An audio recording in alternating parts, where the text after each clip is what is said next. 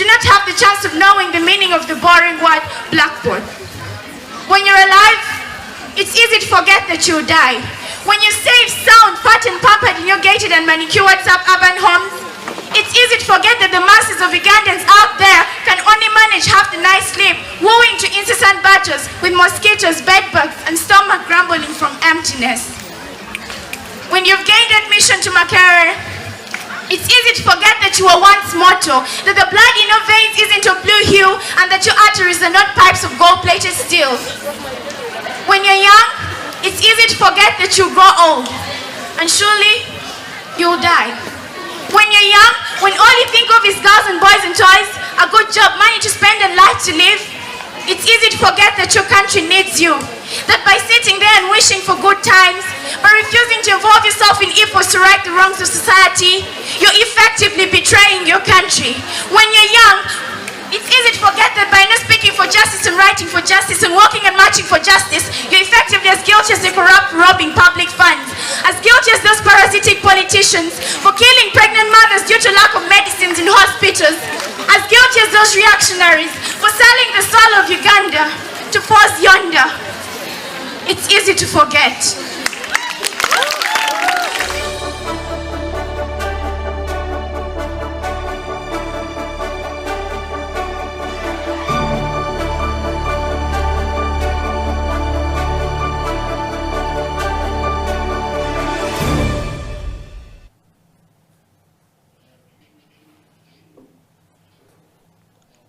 Welcome back from that break. That is what we call poetry right there. That is Kagai Peter Ngobi's work at Nabisunsa Girls, one of the traditional schools in Kampala in Uganda, one of the strongest schools, girls schools in the eastern part of Africa, right here in Kampala, right here in Uganda. And you can see what this gentleman is doing with the poetry clubs in Nabisonsa Secondary School, and we're going to see a little bit more about that. Peter, welcome back to the program. Thank you. I want to encourage everyone, first of all, to send in their kisses and disses to you. Those who have to send kiss. Bring. Yes, but I want to take you straight, Peter. Welcome back to the program.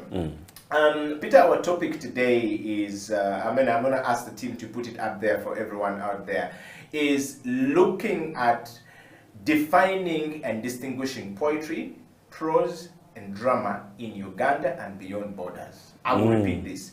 Defining and distinguishing poetry, prose being style, and drama in Uganda and beyond borders. Now, yes, always when we talk about this, you of course have a very elaborate, write-up there. If you look at your, the first work which you brought out was Romeo and Juliet in Kampala. We want to know what inspired that. Was that your first work? And while you throw in a little bit about those three things that we've talked about, defining, of course, and distinguishing the difference between the prose, the drama, and of course the poetry in behind. And so many times we don't know which one is which, and we want people to understand from the creative industry talk what this really is about. We're talking about defining that moment, given the COVID-19 situation, given the education system that have been completely, down for the last 2 years, and we're being told that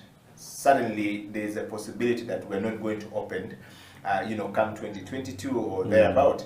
And COVID is throwing a lot of things there, but dive into it. Well, so distinguishing prose poetry and drama. Yes. This is an academic question. Yes. So let me just be frank with it. So we have literature. Literature can easily simply be defined as the creative expressions of a given culture, of a given people. And it is normally done through writing, through singing, through speaking. Yeah. Now, literature is that creative expression that focuses on the written word. Yeah. As you hear the word itself, literature, literate, meaning to write. Yeah.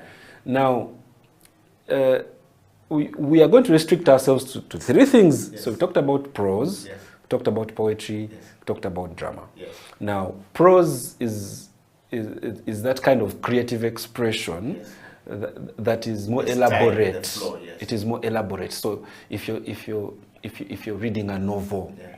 if you're reading a short story, if you're reading a biography, you know, that falls within the, if you're an essay, that is in a form of prose. Yes. Now poetry is more rhythmic. It is briefer, and in most cases we use a lot of descriptive and colorful language. So if you look at a novel and a poem, what a novel can say in 200 words, a poem can say in 1 page. Now, those are the differences between the poetry. That's the difference between these. Yes. Now, when it comes to drama, drama, the way you hear the word, drama is language in action. Yes. Language in action. Yeah. So drama is that kind of written literature where you capture characters talking. But from what they talk, for you the reader or the listener, you can infer what is taking place. Yeah. So drama is always, it always takes place when characters are either talking to themselves or they're talking to others. Yeah.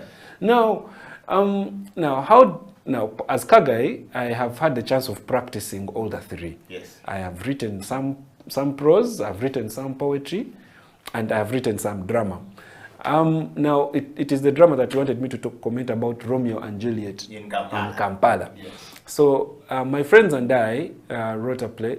We're a team of 6. Yeah. Now we're a team of, we started out at 6, but now we are 5. Yeah. There is a poet who is myself. Mm-hmm. There is a percussionist, a drummer. Okay. Now he's in Brazil, okay, but he's Ugandan. Yeah. There is a break dancer, Abraham Stecher. Yes. There is a big girl, and there is an actor called Biamukama. And we came together, people from different, even when we were doing art, people from different walks of life. Yes, that's the guy. Yes. Now imagine Abraham being Romeo, being part of the play. And this time, we've asked him, rather than fight, but to break dance. Yes. So we came together and we wrote a play called Romeo and Juliet in Kampala. We imagined Romeo and Juliet were living in Kampala, and the story was a Kampala story. So what happens? So we wrote it in 2019. We staged it here in Kampala, and then also staged it in Germany and we did it again this year at the Africolon Festival. Yeah. We basically Ugandanized Shakespeare. We Ugandanized the story. Yeah. Then I've also worked on other plays like Arrest the Poem, which we featured at the Baimba International Festival in 2018. We wrote another play called Tokubatota. Tokubatota was also featured at the Baimba International Festival in 2017. And then I wrote a one-man play called The Audience Must Say Amen. Yeah. That one was adapted from my poetry book, the first one that I published called The Headline That Morning. Yes. And it also featured at the Kampala International Festival, and also the Africolon. Somehow the Africolon Festival loves my works. Yes. To the writers out there, for me, what I would want to advise you is that when you are a writer, in as much as it is important to know your voice and to know your niche, it's also more important to also be flexible. Now, for me, as Kagai, my poems have been adapted into drama. You know, where even when you are writing a poem, you don't remain rigid and say, for me, I only wrote my poems. They are supposed to be published. They cannot be performed. I think as an artist, you must allow your works to grow beyond you. Team up with visual artists and see what pictures they can draw out of your poems. Team up with fashionistas, see what kind of costumes they can develop. With songwriters, see what kind of songs they can develop. Because if you don't allow your literature to grow, then it cannot feed you.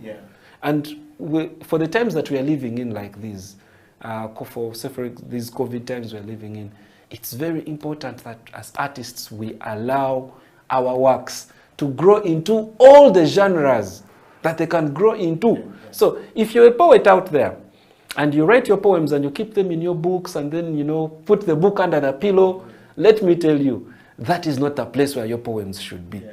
Your poems should be outside there with musicians. They should be with the graphic artists, you know. They should be with fashion designers. They should be with theater directors, so that you can allow them to become products that are beyond just, you know, poems on a page. Yes. Yeah. Wow. On that note, Peter Kagai, we want you to just give us an understanding of the three things that you have talked about in a poem. In a poem. Yes. Right now. Yes. On the spontaneous, if you're looking at, if I want to see the good example of prose, of a definition defining and distinguishing between the poem, the prose, and the drama. Yes. Yes. I know you match three of them in one go. Yeah. We're going to put you in a spotlight just so that somebody out there can actually understand exactly, practically what you're talking about. Okay. Yeah. All right, everybody. Here is Peter, and we want to hear from you. If you're a poet, if you're a drummer, if you're a writer, please. I think that Peter is giving you something very interesting. Let's dive into it right now.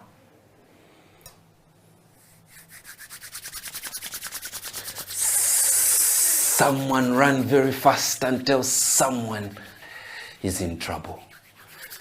Someone ran very fast and tell someone is in trouble. Someone ran very fast and tell someone is in trouble. But before you go, turn your ear towards the night sky and hear the sound of the raging storm. Hear the vociferous fury. The Sandra Brigade is seething as it comes together to march in a single force. Someone run very fast and announce the trouble. Someone run very fast and tell someone is in trouble. Sana fuziridde kalala nkoma omusana gwakira ku bikukuju enkoko za KFC twazirisiza nkuku nyina makovu. The rumor is ripe for harvest and the village has gathered to know. Someone ran very fast and announced the trouble. Wow. Wow. Thank you so much, Peter. Peter, I mean, we're learning quite a bit from you on the creative industry talk. I want to take you straight to my next question. What is your work schedule like when you are actually writing these plays? Because there's another thing. What frame of mind must you be in, or must I be in when I'm writing? You've been writing for some time. You've been across the borders, across Europe, across Americas. What has been the experiences you picked from there, and what is your schedule like when you're writing? What kind of frame of mind should one be in, or are you always in when you're writing to put this beautiful work out there? I think now I can recognize it. I can say there are two frames of mind that I'm always in. One, there is when I am writing work to be performed. And I am deliberate about, you know, I envision the audience that I'm going to be with. Perhaps I even already have the contract and I'm told, you write this play or write this poem, it's supposed to be for this purpose. And I put myself to that target.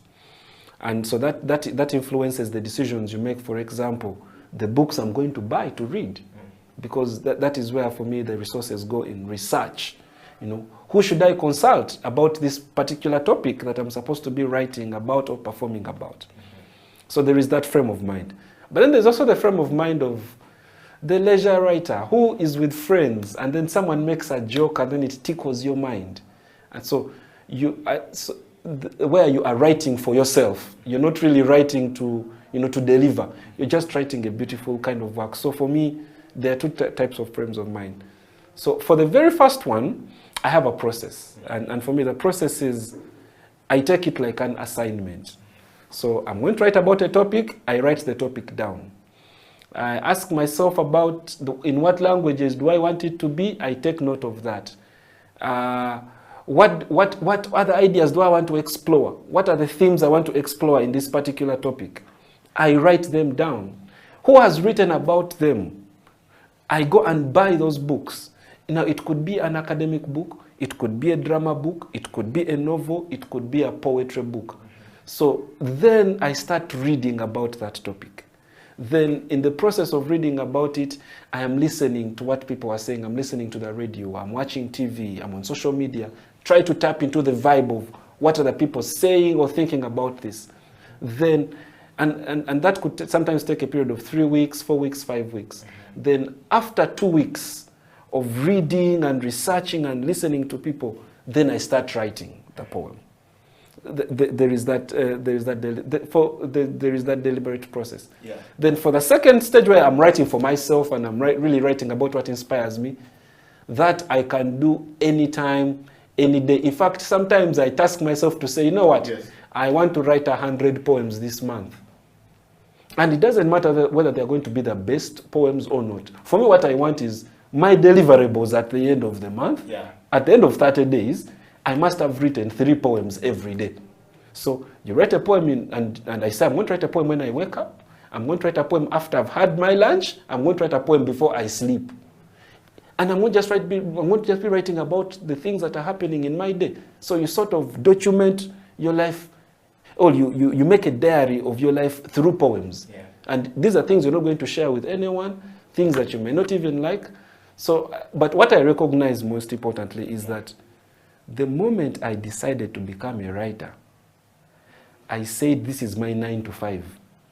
The same way a lawyer wakes up, an engineer wakes up, they leave work, they go to one office, they have a boss they account to, they have deliverables at the end of the month. I, as a writer, even when I'm my own boss, I have to give myself deliverables. Which is disciplined. That discipline is key. I know so many people who decided to become writers because they are lazy. They didn't want to go and do other things and they thought they could just get away with it. So they come into this world, yes, of creative writing and they slack. Yes. You know, guys who write 1 book in 6 years, wow, you know, they write 3 poems and they recite 3 poems for 5 years. And you're wondering, where is your effort going? And you're still wondering why creatives are broke. You know, we need to put ourselves to that question and ask ourselves, what are we doing to make sure that we produce more and more and more and more and more and more and more? Because it is in producing this a lot, that we can get the best, yeah, out of our generation. Wow. If you know, even when we say these are, you see, even when we say these are our talents, yeah, it should not be an excuse for us to avoid the hard work. Yeah. You know, we keep saying that, you know, writing is 1% inspiration, yeah, and 99% perspiration. You see, in fact, we write more, we find ourselves writing more when we are less inspired than, yeah, when we are inspired. Right. If you're going to wait for inspiration to hit you to write, you're not a writer. You are a waiter. Wow. Writers write. Like lawyers, and engineers, engine things, doctors. We writers write. Whether you like it or not, whether you're unwell or not, whether you're broke or not, it's what you do. So the most important thing is to come up with a routine that's going to make sure that you keep producing. You keep, the Irish people say, yeah, here in Uganda we say you are as broke as a poet. Yes. The Irish say you are, in Uganda we say you're broke you're as poor as a church mouse. As church mouse, yes. The Irish say you're as poor as a poet. So, unless we want to keep in that vicious cycle of poverty, of writers or artists always complaining to our government to Yambe, if we want to break that cycle, we have to also break our cycle of indolence. Yes. We have to be prolific. We have to come up with routines that push us to keep producing more and more and more and more. Because that's what our economy needs. Wow. Peter, hold it right there. We're going to go for a break. This is the Creative Industry Talk. My name is Eddie Okela, talking to Peter Kagai, who is a poet and he is a writer, a lawyer. I think I love what he's saying, that if you're a writer, if you continue to sit and don't write and wait for inspirations to write, you are a waiter. That's the line for the day today. Stay right there. I'll be right back after this break.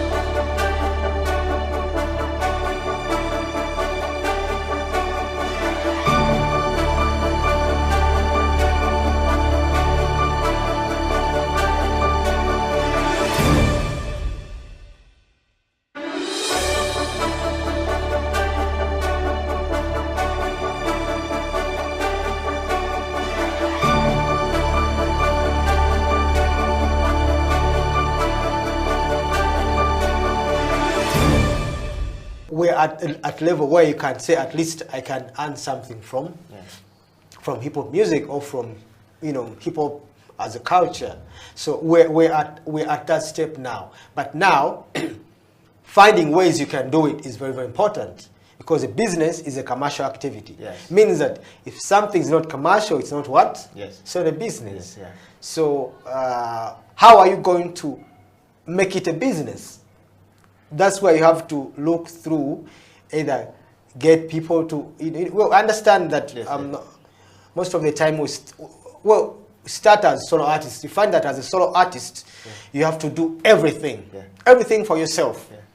That era of I remember way back, some people used to say like, I'm looking for a man, like that, like the statement "I'm looking for a manager" used to be very common then. Yes. Because people used not to accept that there are no managers until you do something. Yes. For yourself. Yes, until you do something for yourself. So it used to be a common statement for artists: I'm looking for a manager. Oh, I'm looking for a manager. I have music, I'm looking for a manager. Yeah. But the industry, our sector is different. Yeah. You have to do something. If you sit on yourself and say you're looking for a manager, then you never get them. Yes. Because most of the managers we have in Uganda, by the way, come after an artist has blown up. Yes. He has done something. And then he's down hiring the manager. Yeah. But if you're looking for a manager who's going to hire you and then invest in you, that's going to take time. Yeah. So as a solo artist, you find that you have to do almost everything, and then along the way people come and support, So looking at your craft, how you can make a business out of it, either directly or indirectly, it means you need to, you have to think, but you need a team. They might not be your permanent team members, but share a word with someone like, okay, how can we make this a business?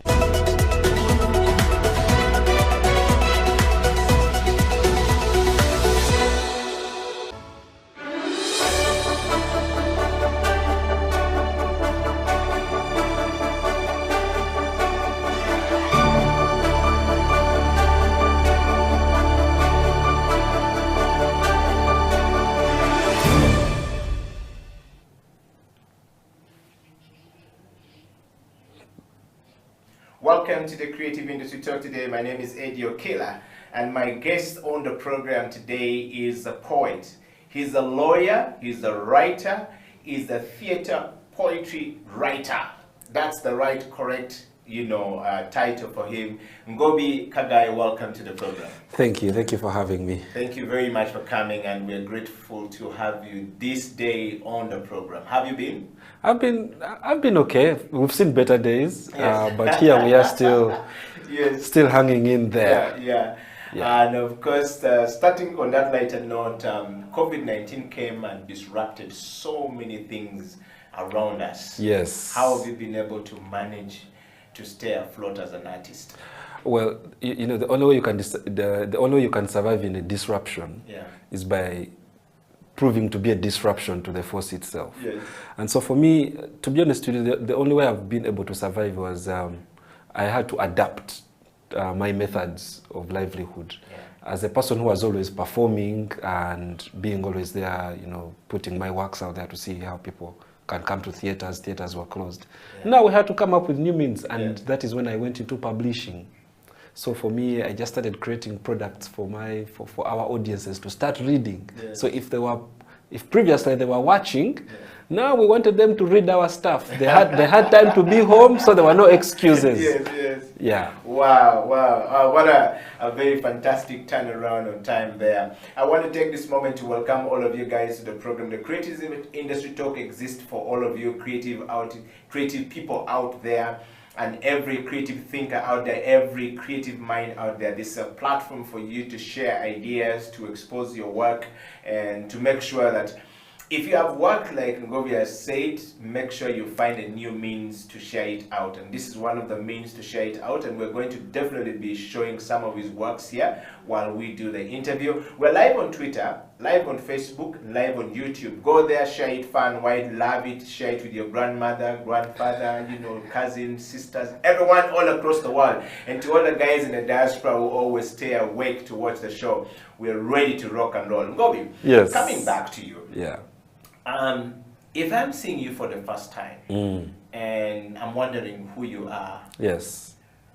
what would you say is the right definition of you? Are you Ugandan? Who is Ngobi Kagai? Are you Ugandan? If yes, what are the values that define you? From the ancestry point of view, which part of this beautiful country do you come from? Yes, thank you. I am Ugandan. I was born in Jinja. I come from Iganga district, but I was born in Jinja. See, if I call myself the book guy, you know, like every time you see Kagai, think of books. Every time you see me walk, every time you see me breathe, every time you see me talk, I want you to imagine Uganda's best literature. I want you to imagine Uganda's freshest young writers. I want you to imagine the future of the literary culture that East Africa portends. Wow. Yeah. And from the family point of view, I mean, are you the firstborn, lastborn? Usually, how did you? Those things. So I'm the firstborn for my father and mother. Yeah. But by the time those two lovebirds met, they had had children. And my mother had a daughter, and my father had a son. So I am the thirdborn for both of them, but I'm their first as well in a family of 4. Okay. Yes. So growing up, how did you become a poet, first of all? I became a poet. I'm a late bloomer. I became a poet in my 3rd year at Makerere University. It was not even in the plan to be a poet or to be a writer. I was humbly and diligently studying to be a lawyer. I swear, until one day, some young lady who is, to be honest, I used to fancy, tells me about poetry. And she says, Peter, if you like me, you better come and watch me perform at the National Theatre. And I said, okay, those things are for girls. Who wants to be there to start listening to flowers and stuff? But I went to the National Theatre, and man, from that time, my life changed. Because there are so many stereotypes that were debunked. First, indeed, there was a group of poets, but majority of them were guys. Secondly, there was poetry about culture, about patriotism, about Pan-Africanism, of course, about love. But there was a lot more to poetry than just things that I thought it was just about flowers. And the auditorium was packed to the brim. So I was surprised that there were people in Kampala who, like me, loved literature, loved poetry, but we didn't know that we existed. So that's when I joined the group. For me, the plan was always to be a lawyer. I was raised properly, you know, to get that white collar job. But after my 3rd year, immediately after graduation, I became a writer, because from the time that I first stepped in the theater, I knew this is where I belonged. I felt I had found myself. Wow, what a fascinating story right there, Kagai. I want to just, you know, before we get into the lawyer point of it, was any of your parents, you know, poets or writers or teachers? Yes. You know, because sometimes children tend to gravitate to what is around their space. Yes. You know, take us through that. No, for me, I grew up. My parents are both my parents are primary school teachers. At least now they are retired, and they were both teaching English language, and so we had so many. For me, where in the house I grew up in, our toys were books. We could destroy everything in the house except books. Our parents loved reading. They treasured books. We saw the way you see parents today on their phones every day. Now, for us in our home, our parents were always reading books. We used to fight for the newspaper every day. Every time our father would come back home, the first thing we'd fight for was the crossword puzzle.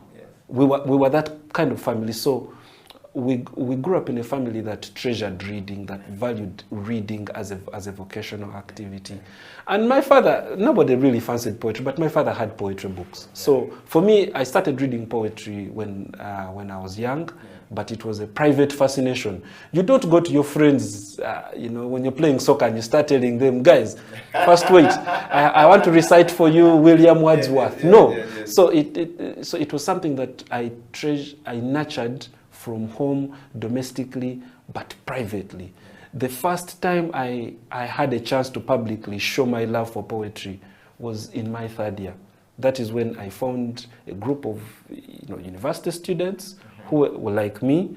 were passionate about poetry, and we were open. We could share our sentiments, and everyone was okay with that. Wow. Well, we're talking to Kagai right here on the Creative Industry Talk. Do you have a question for him? Do you have something to say to Peter? Is the lawyer. We're going to get into the lawyer bit of it. Reading to become a lawyer. Yeah. And along the way, flipping to writing. It brings me to the first question. When did you first realize you wanted to actually be a writer? Man, the first time I walked into the National Theatre stage. And for me, what attracted me to it was I was in the audience, and I'd been invited by a friend of mine who I didn't know took poetry this seriously, but I sat there and I felt moved by the words these young people were speaking. As I studied literature for 6 years, I honestly had never met a Ugandan poet in blood and flesh. Yeah. I always thought writers were dead, you know? Like, by the time they are teaching your book in school, at university, you must be dead. Yeah. So the idea of coming across a writer who was alive was alien to me. So the first time I walked into that stage, I saw what these guys were writing. I felt what they were writing, and I said to myself, I want to do that. I want to have the power to write words and speak them and move audiences the way I feel I have been moved. Yeah. Yeah. Wow. And how long does it take you to write a book? You've been publishing. We're going to get into it just now. How long does it take you to write a book? No, my first book took me 6 years. 6 years to write and 1 year to prepare for publishing. So I would say 7 years. That is, you know, taking a period of, you know, learning to find your voice as a writer, learning to find your style, you know, as a writer, learning your market, you know, as a business person, learning about the reading culture. So it took me a period of 6 years to be able to understand that if I'm ever going to produce a book and I want people to read it long after I am gone, this is what I have to do. Wow. Yeah. I mean, Ngobi, we're going to take you to this next question about flipping from the law. Yes. The first love being the law. And then now the second love became the first love. Have you ever practiced law? What did your parents see that you were not seeing? When you say to them, I'm going to be a writer, did your father or your mother loved it at the time? Can you take us through it? Because most times parents say, we want you to be a doctor. We want you to be an engineer. And most of those, you know, traditional parents like yours back in the days were typical teachers who believed in a career path that either a doctor or a lawyer, and I can see you into being a lawyer. Yeah. What happened when you finally say, Mom, Dad, I'm sorry, but I think I gravitated towards this is where I want to be. What was the reaction from your parents? Just so that we can learn from you, for somebody out there who may not know how to turn around that. Well, first and foremost, I practiced law for only 1 week. Actually, not even 1 week. I think for 4 days of the first week. And I spent more time writing poems than, you know, than writing legal briefs. All the days that I went to court, honestly speaking, the judge and the lawyers were making submissions. I was writing poems. So at the end of the week, I had to be honest to myself, and this was a question I asked myself. But Peter, what do you really want to do with your life? You are at a law firm, but you are writing poems more than actually attending to the legal work. So why don't you? Why are you cheating yourself? So why don't you focus on this thing that you're calling your passion? Try to nurture it and stop living a fake life because you're pretending to enjoy this lawyering thing, but you are not. So I went and I talked to at the time I was still at LDC. I'd graduated, I had a bachelor's in law, and I was studying to get my practicing certificate. And we were in term 3. And so, but the time, but I was doing some practice, some paralegal work. And I said to myself, I'm not just cheating myself, but I'm also cheating my parents. They had given me tuition to pay. But I made sure I waited for my father to come back home, and my mother was already at home. So I went and I told them, I am done. I am tired. And I didn't eat your school fees. Here is the money. Here is the cash. Yeah. I want to be a writer. Please allow me to drop out of LDC and pursue this thing. And my father asked me the same question, and they were not happy. That, to be honest, You could see. I could see, but then they could also understand that I wanted to do something that I wanted. So my father asked me the question, "What are you going to do now?" My answer to him was, "What am I not going to do?" And for me, because for me, I saw it as an opportunity to explore every other thing I always wanted to do with my poetry. So be it taking it to studio, be it taking it to theaters around the world, be it publishing it in books. Yeah. I felt this, I needed the time to grow, I needed the time to unlearn, I needed the time to practice my craft. And so they were not happy, but they were supportive. I mean, there are days I've gone home and I found my mother praying for my book, dedicating it to, and you walk in the house and she's saying, "Dear God, make my son a successful writer." Yes. So Wow. I recognize those efforts, Yes. that my parents, and the pains that they had to go through to allow me to become the thing that I wanted to be. Well, I mean, what would be your best advice to a parent out there? I mean, at least you took a different path altogether. You were able to go out, tell your parents, "Look, respectfully, this is not something I feel I should continue. Allow me to drop out, pursue this, as opposed to going to do law and continue with the practicing certificate and get out of this law school, go to the courtroom or go to the law firm to try and practice law. Yet you know very well that your heart was not there and you're not going to enjoy it." So you definitely navigated the turbulent waters quite very nicely with your parents. Learning from the response from your parents and the decision you made then, what would be your best advice at this particular moment to children who want to make a turnaround? I mean, COVID-19 has come and hit. There is definitely a child out there who has turned around and realized that, you know what? The things I want to do, they wanted me to do at campus, I've since found out that my abilities are here and I want to develop this, and they are watching you right now. What would be your best advice to them? Not to say they should drop off school, but to go through what you've gone through is not an easy journey. Yes, for me, first and foremost, okay, what I'll tell them is, Yes. both the parent and the child, or the guardian, what I would say is, you have a choice to make. Either you want to invest in success, or you want to invest in happiness. Yes. For me, what I have realized is, I wish I cared more about the things that made me happy as a child when I was growing up, so that I even become skilled, more skilled in the things that bring me joy. I wish our society, and this for me goes to the child, to the parent, to anybody invested in education. As a society, we need to start investing more in people's interests rather than society's interests, because society's interests are static, but individual interests evolve with interests. The way you think of a child in nursery right now, imagine thinking what they're going to be doing 10 years from now, when we don't even know what COVID is going to behave like 2 months from now. So why do we prepare people for a future that we don't even know it looks like? You see, now for all the resources that my parents invested in me being a lawyer, I eventually became a writer. And if they were not the kind of people who were raised, or who in themselves were flexible enough to allow me to do, there would have been conflicts that we had. So for me, the advice that I give to parents, to the kids is this: invest in your happiness. There is nothing more important to you in your life than your own happiness. And the things that make you happy, imagine if they're the things that were making you money. Thank you. Wow. Well, ladies and gentlemen, we're going to take a break. This gentleman is on the roll, and I so far love this first part of the interview.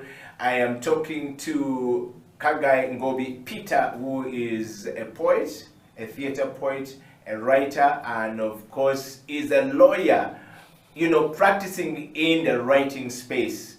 What a skill right there. And of course, if you have questions and answers, please drop it in there. We want to know whether you have some questions for Peter. If you're watching the show, please share it far and wide. Make sure you don't leave anyone behind. COVID-19 has come and hit, and we need to work with everyone. Stay right there. Creative Industry Talk will be right back after this break.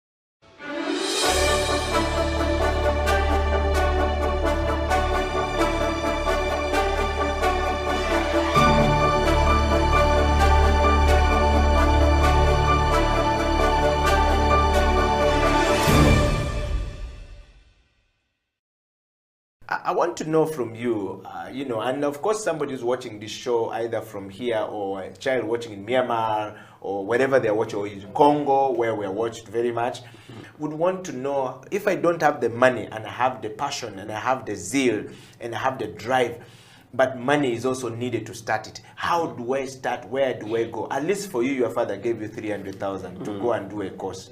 We don't know whether you spent the whole school fees or you only spent 1 month, took part of the school fees. What happened? How did you start, your fashion? Did you get money from somewhere?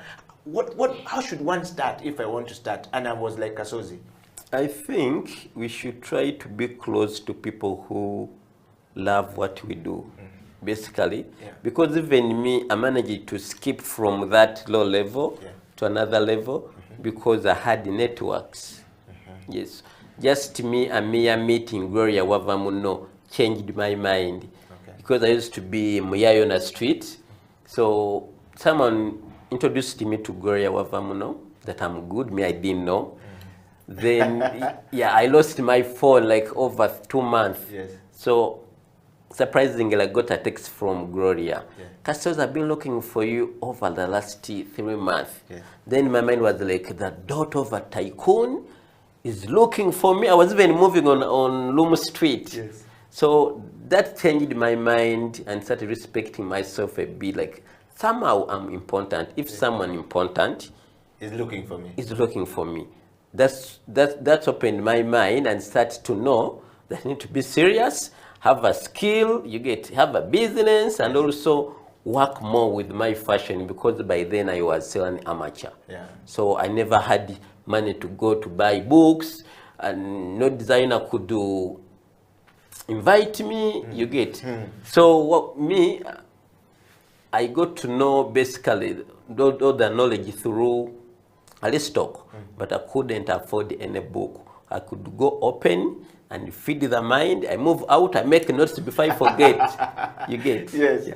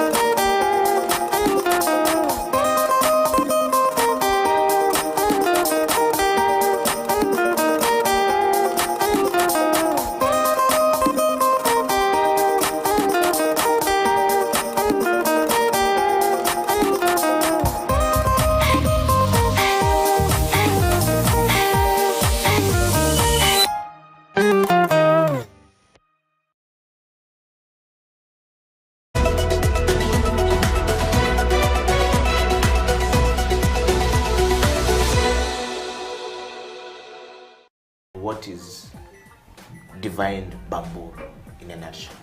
Okay. So Divine Bamboo is an innovative forestry and energy company. It's a Ugandan company. And our mission is to stop deforestation in Uganda. We do that through the promotion of bamboo as a sustainable alternative to cutting down traditional hardwoods. So that was my motivation really, because Uganda is losing so much tree cover. We are losing so much forest because mainly of the need to cook. So because of fuel wood in the form of charcoal and firewood, a lot of people don't have a choice but to go to the forest and cut down trees. Yeah. And so we wanted to provide an alternative to that. Okay. Yeah. And so when you started to provide an alternative to this, how has this been received by the people that you're talking to? So of course, with any new innovation, it's not straightforward. Yeah. You don't get the idea today and then the idea is mature. Yeah. First of all, the idea, the business model takes time to develop. Yeah. And in the same way, the audience, the customers also need time to adapt to the new products and like the new plant in this case. So it's a gradual process, but I would say that we are seeing very positive change. Okay.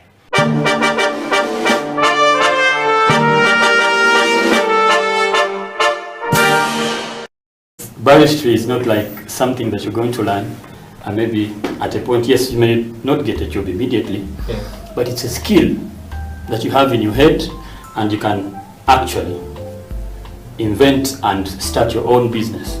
That's the beauty about it. Like, the more you get exposure, the more knowledge you get from different places. So for any barista out there, any young man out there who is really lacking and they feel like, should I try it?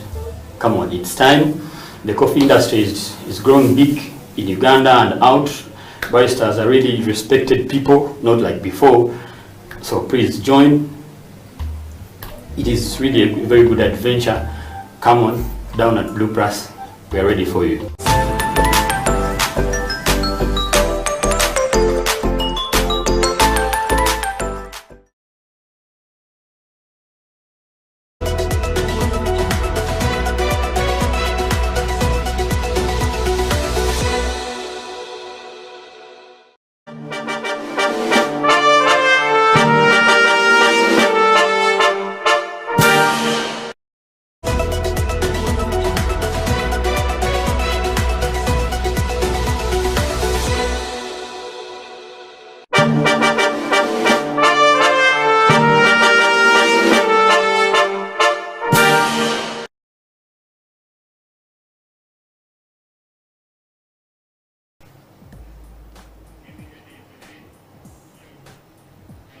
It's a CEO Bench. My name is Eddie Okila and this is House of Talent Television. Welcome to the program this week. I know all of you guys are wondering, it's changed time from 11 to 12? What's going on? Well, sometimes we make an exception for the guest. And the guest coming back on the show today on part 2. He was on the show about a week ago. 16 years or so at Makerere University, the so-called the Great University of Africa. Once the greatest university of Africa. We don't know whether we're still there, but he's been on that street and living there, going to refactory his way is now at Clark International University. We'd like to take this moment to welcome Mr. Michael Niyitegeka back on the show on part 2 while we discuss rethinking education and of course repositioning education for purpose. Michael, welcome back to the program. Thank you, Eddie. Pleasure being able to be back. And yeah. Thank you for inviting me. I hope that is an endorsement that there was a lot of value in what I shared. Yes, there was a lot of value in what you shared, obviously, and people loved it, and so many people voted and says, "Can we have a part 2 of Michael coming back to the program?" And we want to just discuss a few things that you touched very, very, deeply last time, or you scratch on the surface, and this time around we want to focus on the CEO Bench, looking for people on the top. You were on the top at Makerere University, and you were handling quite a number of things then, and you left, and you went to, family, staying home for sometimes, doing your own things, and then before we know it, you are at refactory. Yeah. Or at Clark International University and doing the same thing again, but this time around from a different perspective altogether, skilling people. Now, the CEO Bank looks at people who have been on the top, are on the top, or are going to the top, and when they are coming back from the top, they are managing change. What kind of change are they managing? How do we deal with this change? So we discussed this quite a bit on the CEO Bench, just basically give us a learning of, picking, from you guys who have been up there, done that, what lesson can we pick from you? How do we position ourselves to keep learning from you guys going forward? And so the show today is focusing on the education system and the repurposing of education system, as you would like to put it normally. So to start with, Michael, our education system that we know, that the British left with us, seems to be teaching us only how to operate the machine and not to create the machine itself. Is that the case? The easier part is to blame. Okay. Because blame takes away responsibility. Okay. And for me, it's like I said, it's the easier part. Yeah.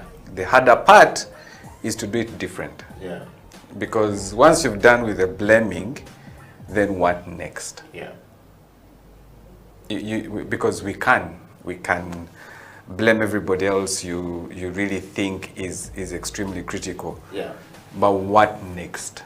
And I think for me that's the most important thing. So has the education system, or what the British left us, has it evolved? Has it given us the impetus for us to reflect and rethink what we need to do? Yeah.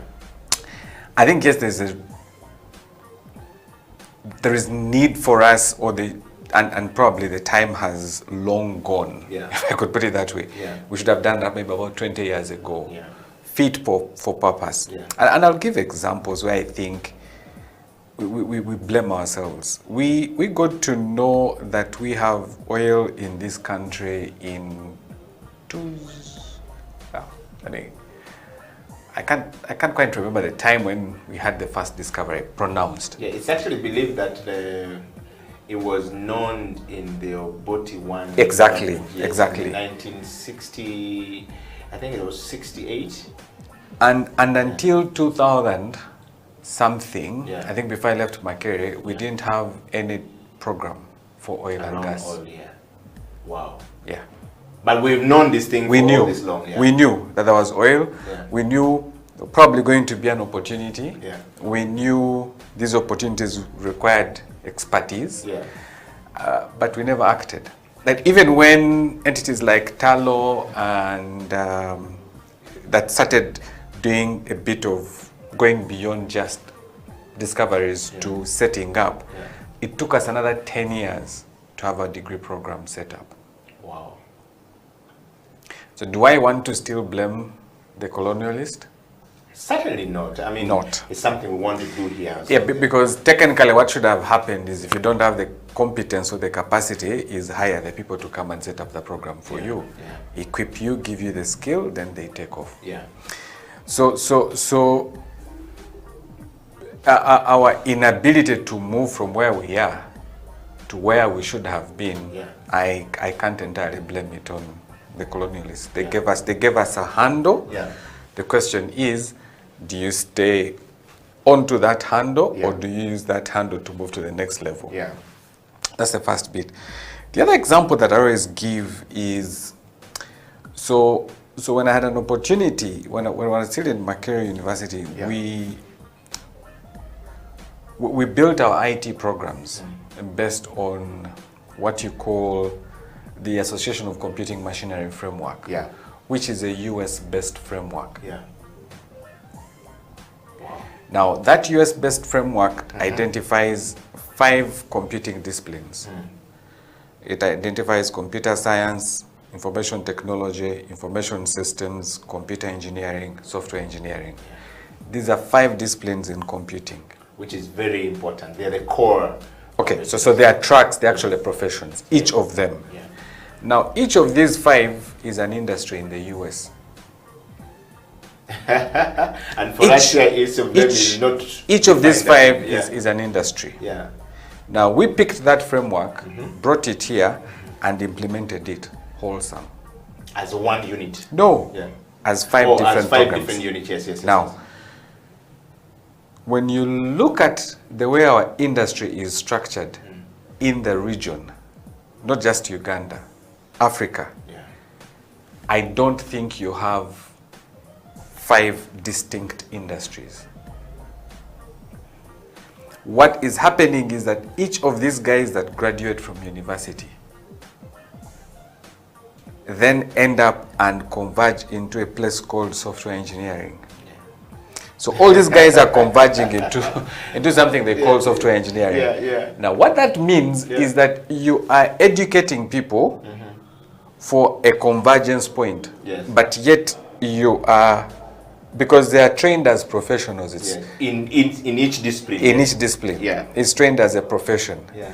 Now, because of that, that convergence, then people get disappointed because the opportunities have not necessarily been Been the same. IT, information systems. Actually, my career has merged 2, information systems and information technology into one. Wow. So that for me is some of the things that we need to. What do we want our people to do for us in our market? Yeah. How is the structure? The person who has trained as an electrical engineer, where are they working? If you're trained as an agricultural engineer, I come from Fort Portal where we have tea estates, and one of the challenges they have is finding agricultural engineers on the estate.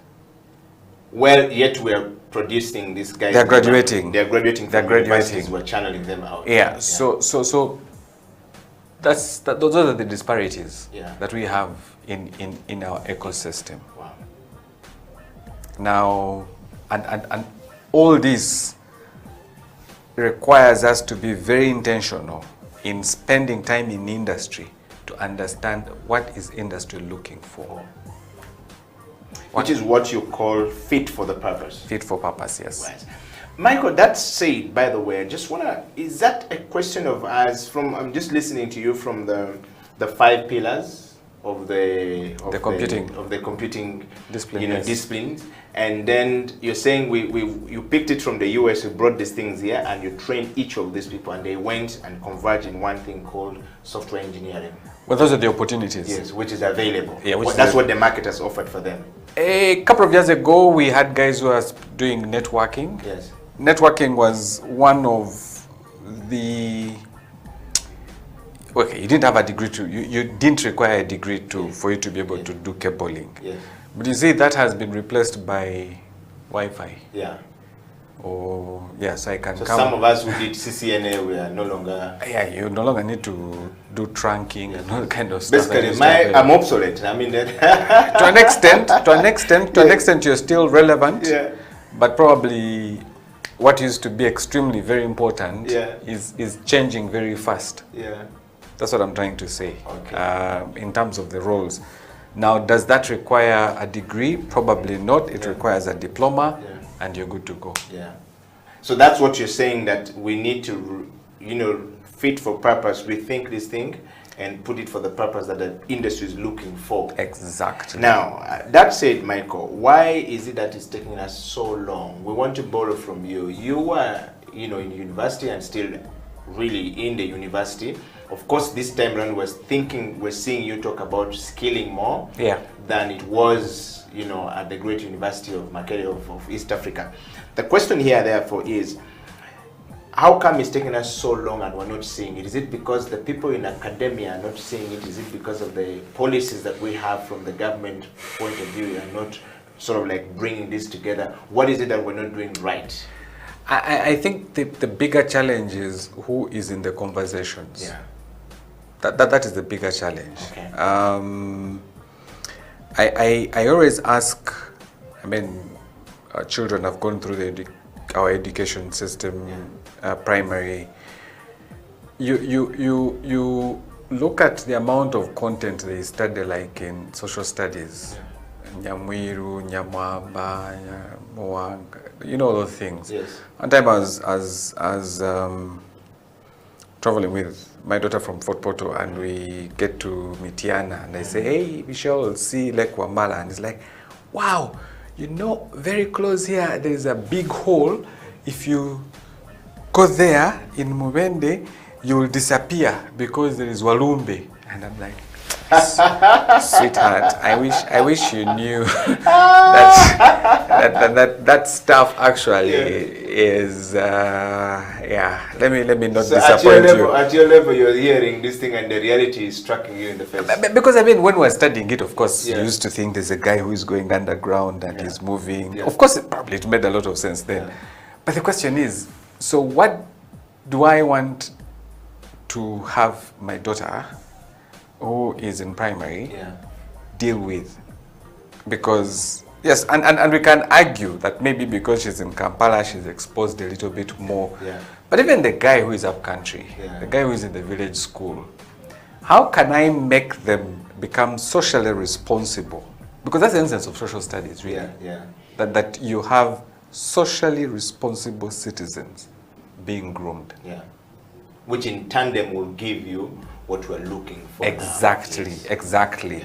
So in this era that we are in, because I'm sure there was a time when belief in other gods or other powers was very important. The god of the rain, the god of the sun, the god of whatever. But the question here is, Michael, just to interject, I don't see how relevant that is, because it's not a reality of things. You know, it's not a reality. It doesn't help me with, I mean, it's where does it fit? Probably, Eddie, that's what I'm trying to say. Probably there was a time when that was relevant. Probably there was a time when that was relevant. You get it? We can talk about the Uganda areas and how it was built from Mombasa to here. But where is it? You get it? So, and I'm not saying that they shouldn't learn how Uganda came into existence. We definitely need to have the history around how the Riri came into Uganda and that whole thing. But the broader aspect is we should be asking ourselves, at the end of 7 years of introduction to social studies, are these guys socially responsible? Do they understand the value of elections? Do they understand the value of boundaries? Do they understand the value of what are those things that every person needs to have?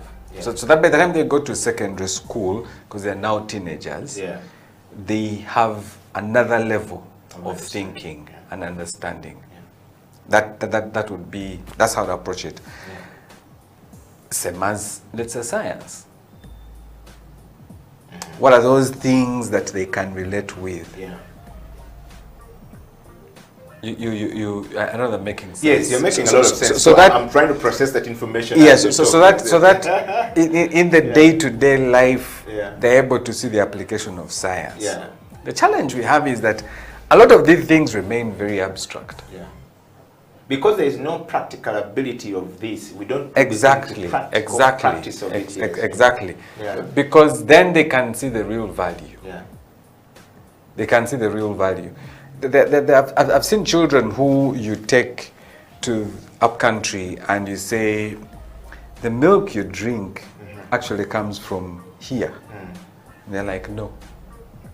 Because in their education, there is no they have between the two. Not seen that relationship. But they will tell you the value of milk, calcium, and all that kind of stuff. But yeah, so man, I can go on and on. No, it's actually very good. This is CEO Bench. We are talking to Mr. Michael Niyitegeka about repurposing education to fit the need of our times. You know, we are talking about these things and look like, you know, it's not serious, but these are really very serious stuff. You have a son, a daughter, how do they reason? Given the education you are now giving them right now, how are they reasoning with whatever they have right now? Forget about COVID-19 coming and setting us apart and, you know, putting us like miles way back from where we were. Maybe COVID has actually just presented us opportunity to be able to rethink about some of the things that Michael is talking about. And Michael, just before we take a break, I want to just, you know, pose this question to you. I know I wanted you to answer it, but where are we not getting it right? And how can we get back to these things that you've highlighted to actually start saying, you know what, these are the things we need to do? Because we have some really good brains in academia space, and we have some really, Uganda has some of the most educated people on planet Earth, I'm told. Well, yes. I'm not sure we the have brains, the most. I mean, the people from the northern part of Uganda had, there are so many educated people, really serious degrees, and now we're beginning to see some of them in central Uganda and some of them in western Uganda. How come we're not taking advantage of this? Yeah, so education is positioned from, the value of education has largely been based on academic ability. Yes. So ability to pass the exam. Yeah.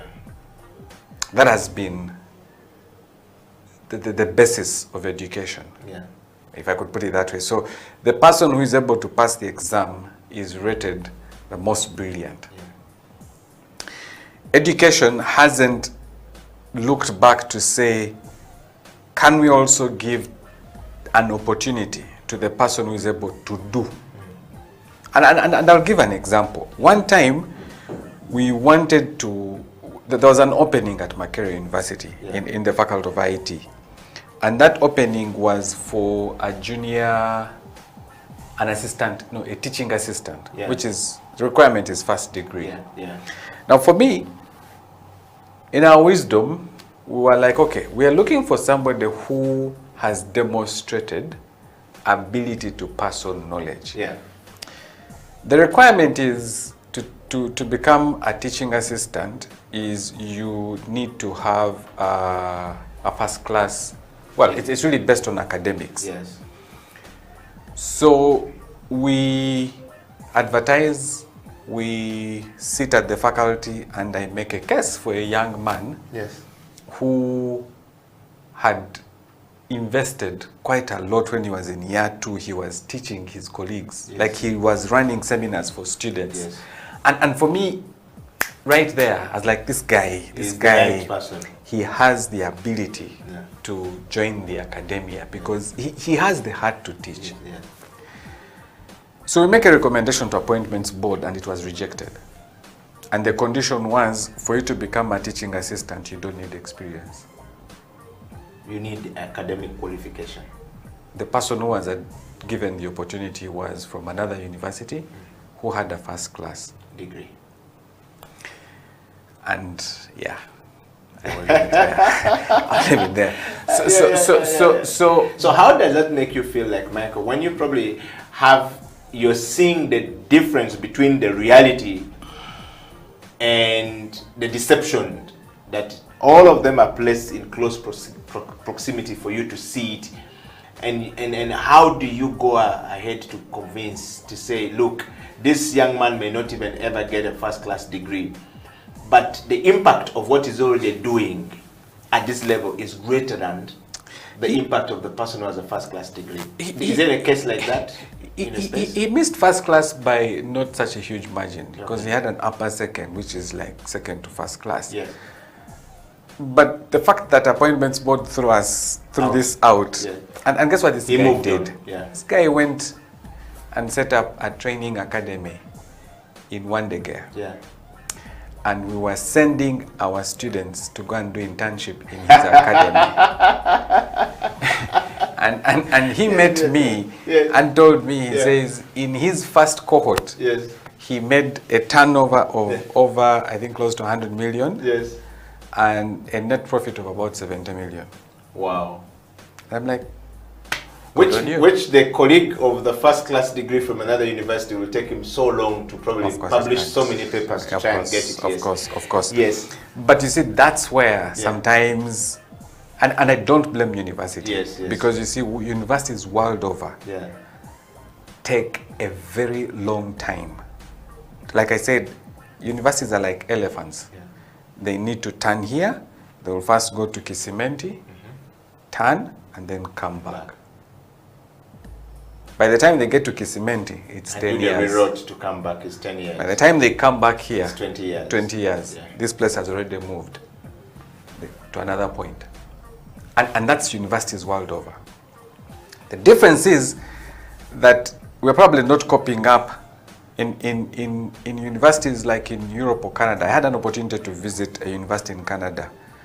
And they have already created positions of professors of practice. So, Eddie, based on the work that you're doing right now here, you would be appointed a professor of practice in the mass comm department because you are in practice. You don't need a first class degree to go and teach. Which is better than the person who is teaching without practice. Exactly. Now, when you look at our education structure, you, other than the teacher, secondary, primary education, at university level, you get a first class, upper second, you're the one who is retained. You go ahead and do a master's, you go ahead and do a PhD, but you've had limited practice. In secondary and primary, the people that have failed to make it to university are the ones who end up in education. Technical schools, yes. And the technical schools. And there is the imbalance, if I could put it that way. So this guy goes into education not because it's a desire. It's because that's what is pushed there available. Because he failed somewhere. The education system. I wouldn't want to, because the education system defined you as less academic qualified to join university. But does that make you less competent in other fields? Probably not. That's absolutely true. Now, to change that system is not something that we're going to dream of. Like it's going to happen. And so opportunities like Refactory are there to demonstrate that we can actually remodel. Now, for me, the advantage I have is the agility. I am agile. Yes, the flexibility as Refactory. So, what is industry looking for? I change it. Now, my hope is that I then have the ability to infect. Positive infection here. I have the ability to infect the education system to begin rethinking some of the stuff they are doing. Wow. And that is happening world over. That's happening world over. And we can coexist. We can coexist and say, okay, you do your main academic stuff, I'll help you in the skilling side, preparing people for the world of work.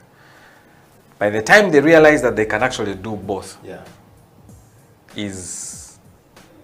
like I said, they'll first go 20 years, come back 20 years, which is 40 years. Well, 10, yes, 40 years. Yes, the CEO bench will go for a break, and when we come back, we will be looking deeply into the question of you failed in school, but you are more excellent at practice, and you are better than those who got the first class. And of course, the studies are quite very clear. We've seen these people who are academically very bright. They say it's very bright, but they are walking and drinking and they are mad on the streets. And the one who was never academically very sound in class is actually running a factory or is running an industry, or they've built a conglomerate of business, structures, whatever we call it. That in itself is a disparity that needs a very big discussion to happen, and that's what that's what Michael Nietegeka is helping us to understand. It's also important to know that Michael has 16 years under his belt as a man who has been, teaching, but also at some point he was directly involved in setting up exams at Makerere University, and of course, who better discuss this when he's talking about refactory reskilling people? We're live on Facebook, we're live on Twitter, and of course we're live on YouTube. If you're finding any problem on YouTube, on Facebook, please dive to Twitter and please send us your kisses and disses. We want to hear from you. What are your comments about the education system and rethinking about the education system to actually fit the purpose that Michael is talking about? We'll be right back after this break. This is the CEO Bench.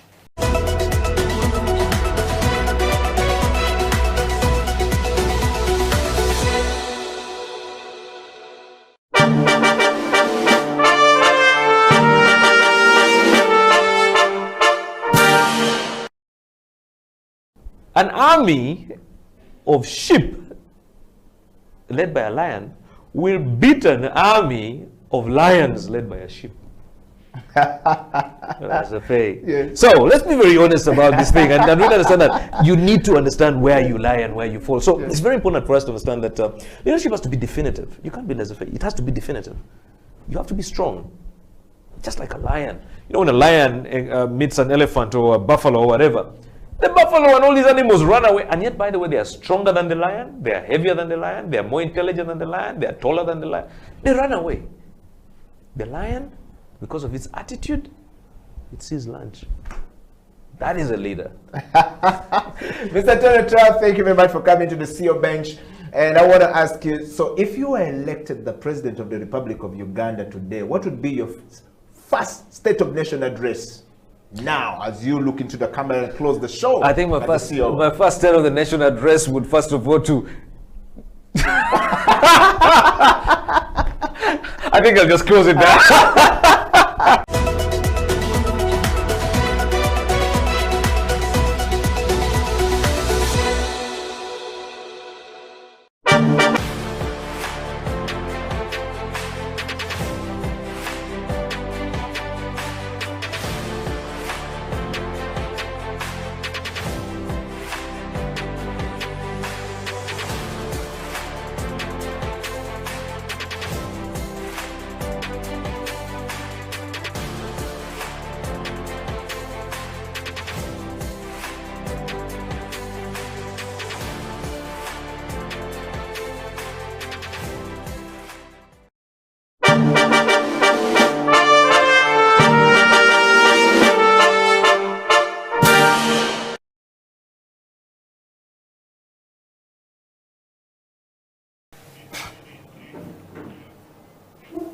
Welcome back from that break. My name is Eddie Okila and this is CEO Bench. In the studio is Michael Nyitegeka, who we're talking to about repurposing education for, you know, the job market in Uganda.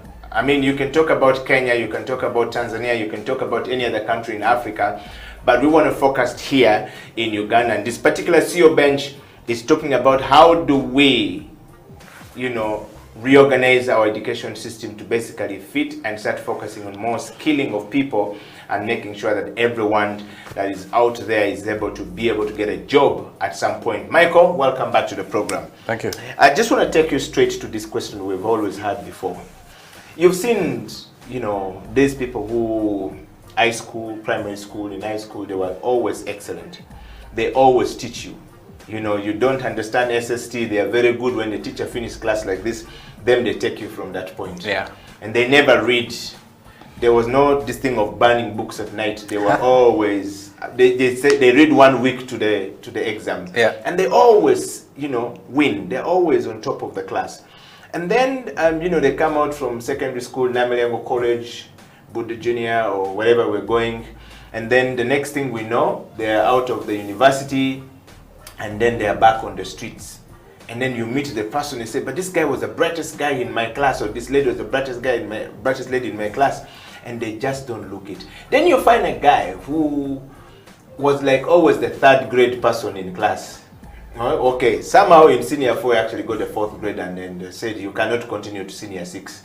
Yes, and then you find this person is running a very serious business. They said, I went through this technical school, then from this technical school, I went to university, but when I went to university, I went and studied this thing, so I'm now doing this. In fact, I went to university much later, after 10 years of me practicing and working. And then you start to say, you begin to have this question in your mind, what went wrong? Why do we have this difference? You are in the skilling space with the factory, but also you are now more qualified to talk about this thing. Can you help us understand why we have this situation?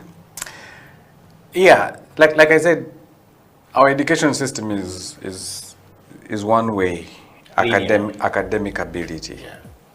And so the opportunity for people to navigate to other areas is limited. I'm also not a believer of if you have failed here, then we must, like this whole approach of enterprise. We're going to teach people how to start a business, how to manage a business. Yes. Not everybody is crafted for business. True. Not everybody is crafted to run a business or to start a business. There are those of us who will be exceptional at running other people's business, not our business. Yeah. So if you are to ask me, we need to have, in business we call it pivots. Yes. So we need to have multiple outlets that if by the time I get to senior 4, academic ability is not my strength. So I can't memorize, it's not my strength. My strength is in working with my hands, doing stuff. Maybe I don't need to go to senior 6. I just need to go into that place called a technical college, or if music is my passion, if music is my passion, if sports is my passion, I need to take that direction. Probably I don't even have to go to senior 1. Yeah. I don't have to take the whole academic space. Yeah. And it's that recognition that education is not about you being in this track called school. Yeah. That education is about making you a responsible citizen that can contribute to the well-being of the economy because you're productive. That's the essence of education. Now, having those multiple outlets then helps as many people as possible begin to see value in education. It doesn't matter which areas you're tracking in. There are certain fundamentals that you need to have. You need to learn how to live with other people. You need to learn how to work with other people. We then make those the foundational requirements. Because at any one time, those things are going to be critical. They're going to be necessary. So if you approach it from that direction, then you'll find people sailing in systems. They don't have to. I met a historian who is working with Facebook as a software engineer. But his first degree is history, his second degree is economics. He's never studied software engineering. But he's working with Facebook as a software engineer. So what I'm trying to say is that, and these verticals are possible. It's not rocket science. We just need to recognize them. That's number one. Number two is that there is a lot of investment that is required to educate us, the parents, to think beyond law, accounting, medicine, engineering. We need to think beyond that education is not a vertical. What we call the linear vertical. That education is, like I said, making me a responsible citizen who contributes to the well-being, to the development of my economy, of my country. Now, whether I'm a musician, whether I'm a guy who is making noise by the roadside, the question is, do I have the awareness that I have a responsibility to contribute to the well-being of this country? Doesn't matter whether you studied physics or not. That should be the foundational stuff. Now, if those things are taken care of, then this guy who is super brilliant, but struggles to find relevance and because he struggles, probably his wife has gone nuts. Yeah. Also shows that they don't have to go through. I mean, we've seen people who have gone through education because the world, the society demand for you to go through and to be able to approve anything you are going to I mean, do. we've read about guys who have gotten their degrees below the age of 20 because the system there recognizes that their mental ability is far above the average or even close to the super. So their ability to process knowledge is way above. So they are not taken, you must go through the 3 terms of school. No. Are you there? Do these things make sense to you quickly? Can we test you at the next level? Yes. Can we test you at the next level? Yes. Can we test you at the next level? That level of flexibility, you're saying, needs to be there. Needs to be there. Needs to be there. But for that to happen, requires leadership. What kind of leadership are we looking at, Michael? Leadership that appreciates that people cannot be a box. That you must do 7 years of primary, 4 years of O-level, 2 years of A-level, 3 years of university. Or 4 or 5 years. Yeah. That leadership that appreciates that humanity is diverse, that humanity has a multiplicity of capabilities, but making sure that each of us can thrive and strive in the environment. Now, then what leadership does is create the environment. That's why you don't need to have done biology for you to be a nurse in the US, because they have come to appreciate nursing is care. Yeah. It's not human about medicine. Yes. It's not about understanding the chemical composition of no. It's understanding that nursing is about care. And care doesn't require you to have so much. No. In biology. It's understanding that so you'll understand the human body. You'll understand. So if somebody says I'm feeling this, you can process. I mean, you go to a massage parlor and somebody says, okay, where do you feel? And they will start pressing. And you're like, but the people you will say, okay, this one seems to know what they're pressing. Yeah. There are others, it's like they don't care, really. Their work is to press you and give you this. If you say, yeah. So they, you see what I'm trying to say? Yes, I get you very much. So yeah. And that's how we are evolving and evolving rather fast. I mean, for me, that's the reason why at Refactory I don't require any qualification to enroll. It's passion, period. If you can demonstrate to me you have the interest and passion, you're in. Academic qualification added advantage. Wow. But I don't even look at it. I'll not even say you have a degree, be this side, you don't have a degree this side. No. Everybody there. In the same hole. Let's see. Wow. This is the CEO Bench, and we're talking to Mr. Michael Niyitegeka, who is from Refactory, and of course, the man at Clark International University, and of course the country, regional country manager for ICDL, which we always want to know what it means. So ICDL is a digital certification program. Okay.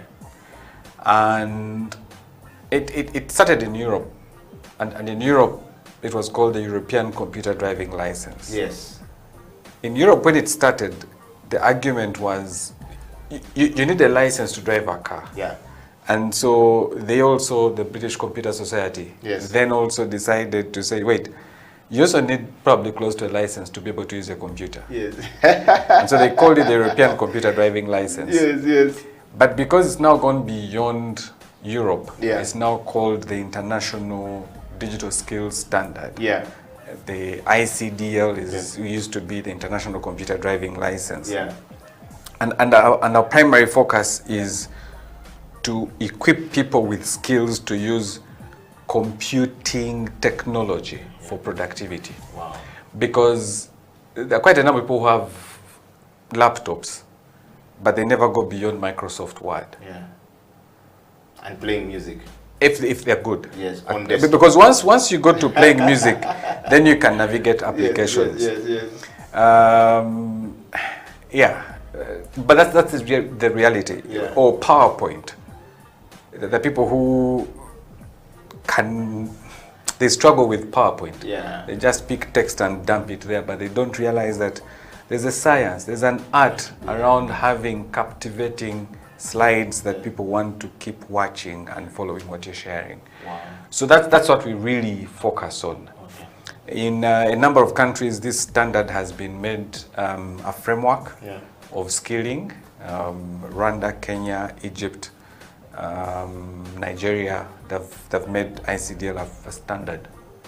So anybody who is getting into the world of work, you need to have this as your standard. Wow. Well, I mean, Michael, thank you very much for so far. The first part of the show has been really very interesting. I have a couple of questions here for you on the Messenger, and I will start from a gentleman who says, Edio Killer, thank you very much for bringing Michael to the program. Part 2, I'm loving it. I waited for this moment to come. I've always had issues with an education system in Uganda and in most parts of Africa. We don't seem to focus on skilling. When you're in the African continent, you never see the gap until the day you step out of the continent and you go to another continent. That's when you realize it's all about skilling. I live and work in Germany. Germany is about technical skill.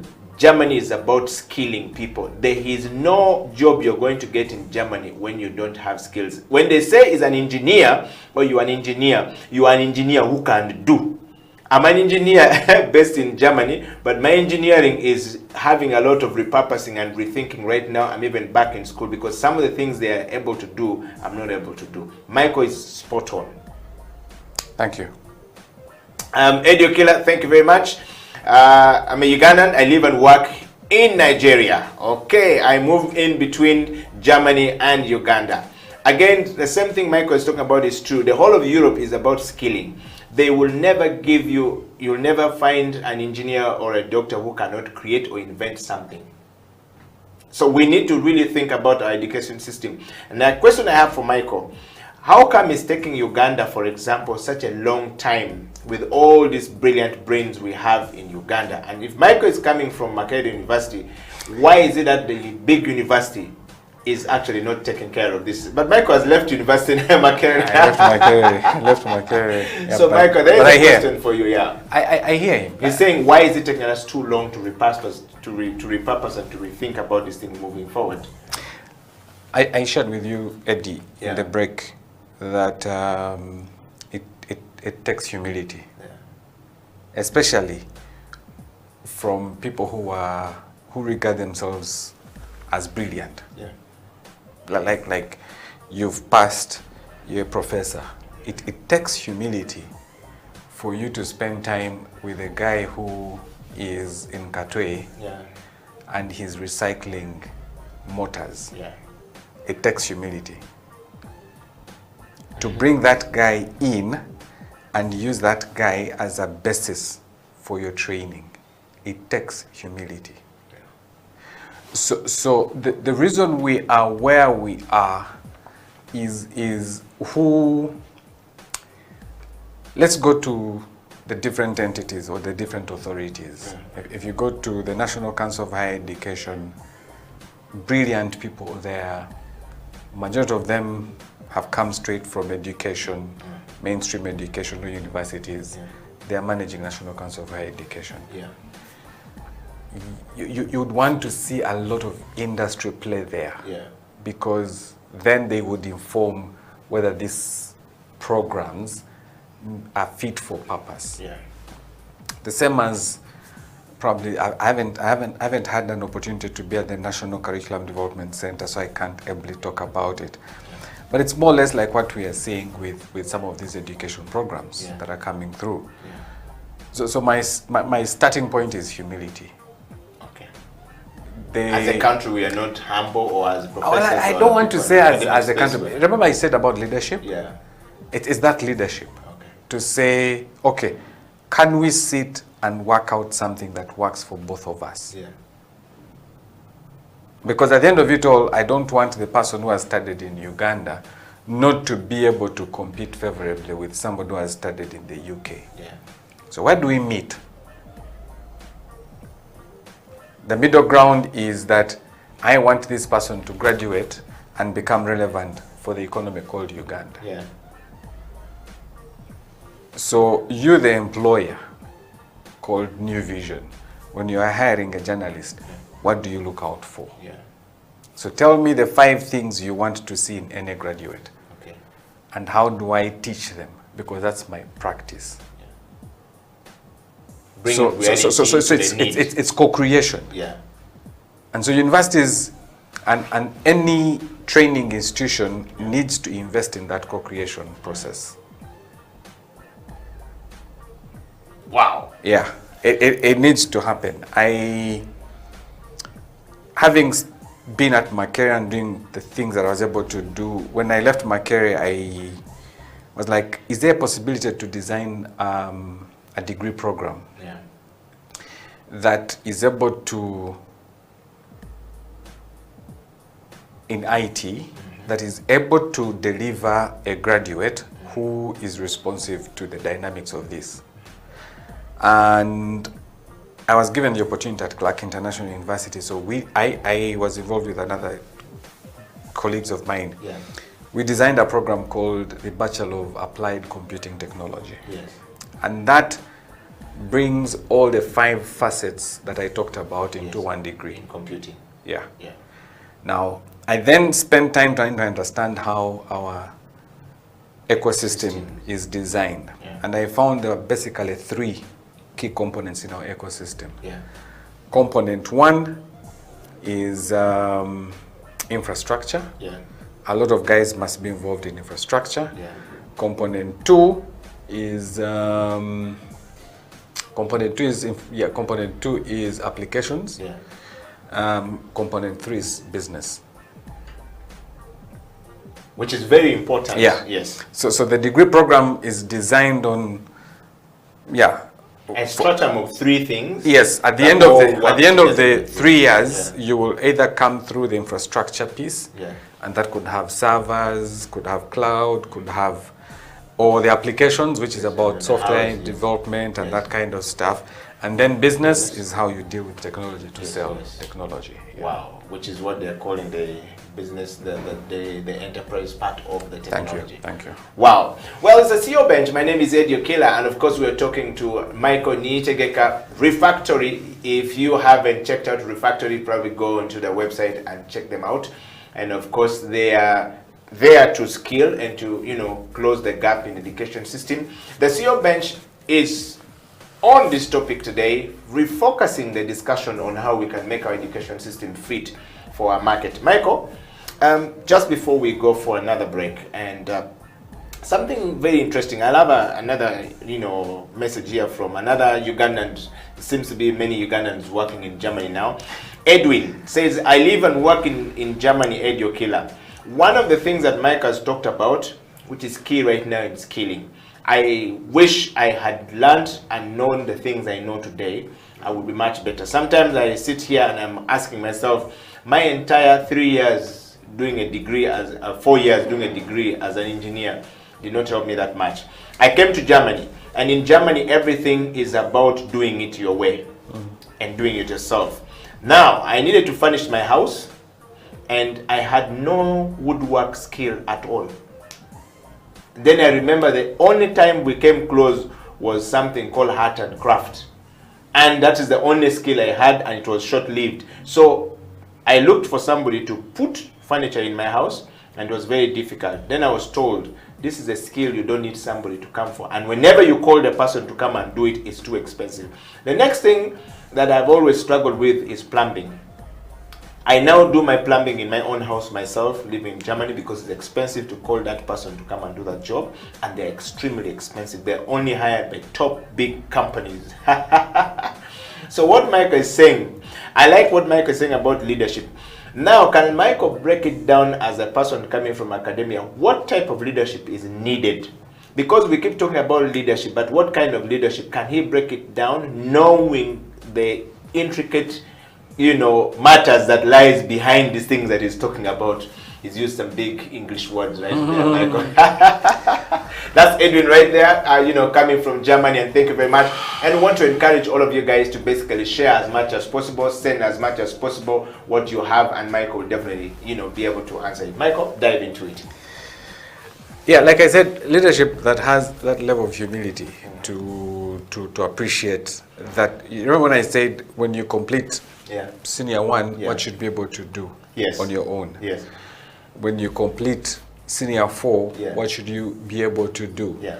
I went to St. Leo's in Fort Portal, and we had a metal workshop. Yeah.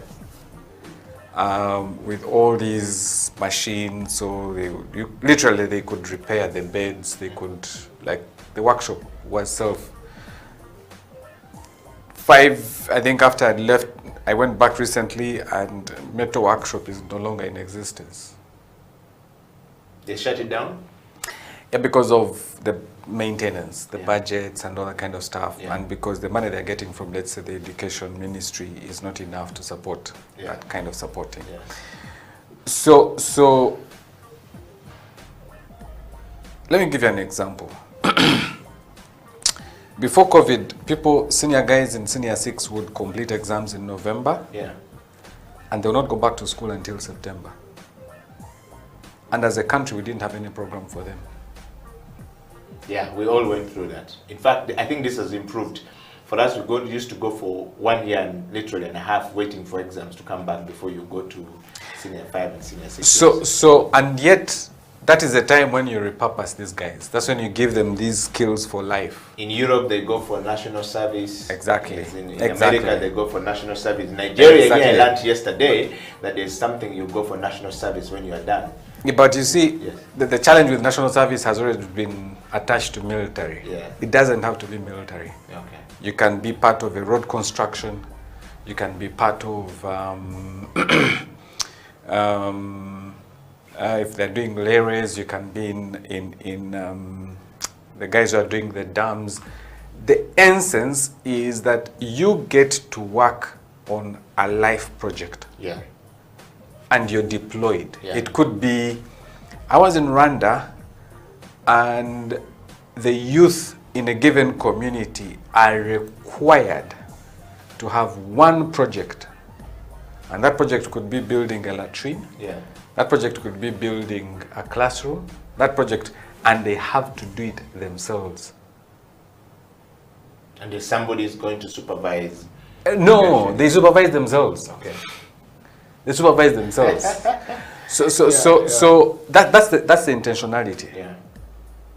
They're either going to tailoring school, like those 9 months. By the time you go to university, you must have a certificate of completion. That you either did tailoring, you worked on a road project, you. Come to think about it, Michael. When I was young, when we were finishing school, there was this thing called secretarial studies. Yeah. And whenever we'll do senior 4, we would go for it. And we learned how to typewrite immediately. We learned how to, typeset letters and, write official letters and how it's addressed. That's how I learned how to put the heading of the letter when I'm addressing. If you're addressing a letter to the president, this is how it looks like. If you're addressing a letter to, a mayor, this is how it looks like. If the formatting of the letter.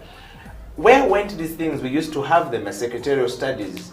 It's no longer there, and it used to be skilling. And we learned how to use typewriters. Yeah, the role secretarial has since been taken over because I no longer need a secretary. Yeah.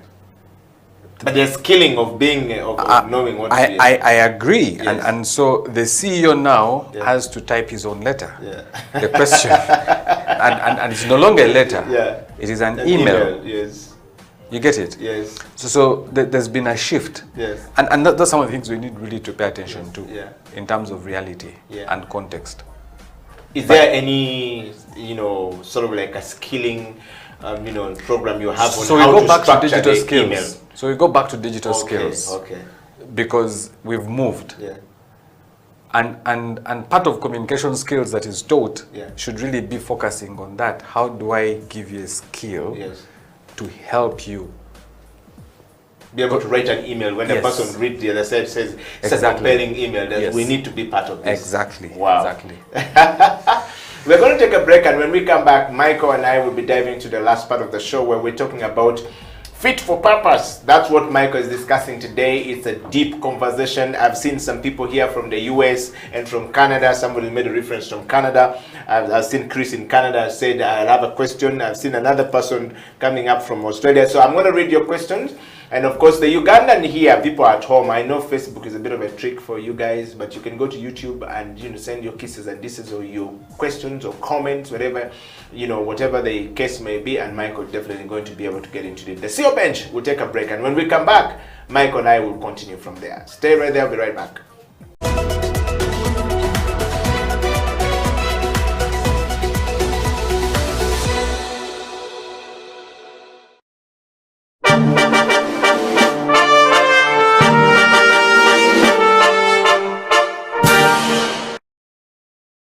What is leadership to you, JP?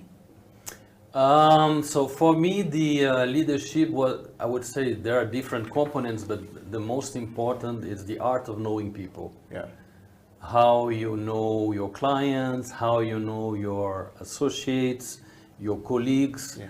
and all the different stakeholders that are part of the business. How you know your bosses, your investors, how you know the key people that bring you business, the key relationship you must have in a market in order to make sure that thing goes smooth. Yeah. So I think this requires an openness of mindset. Yes. And I would say that for me, the fact again that I have two cultures, I live in different places, it helps a lot. Okay. You find similarities, of course. If I see how Ugandans are and how Brazilians are, they are not totally alike, but there are a lot of similarities. Yes, yes. If I see how a French person is, or a German, or an American, they are very different. Yes. And difficult people to manage. I know by the French side because I have my French family. I worked in France. I worked with French companies. Yes. So I learned how to deal with this. Yes. And so it's and now especially this past years working for Sheraton Group, it's more like Anglo-Saxon approach of hospitality. Yes. So this also, so all these dimensions are very important. So it's knowing people, knowing the culture, the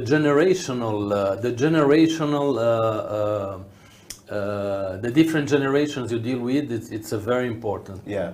It became more and more because the gap between generations have changed. Yeah. I would say, or I mean.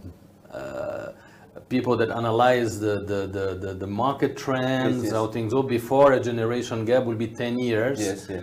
Now it's shorter. Yeah.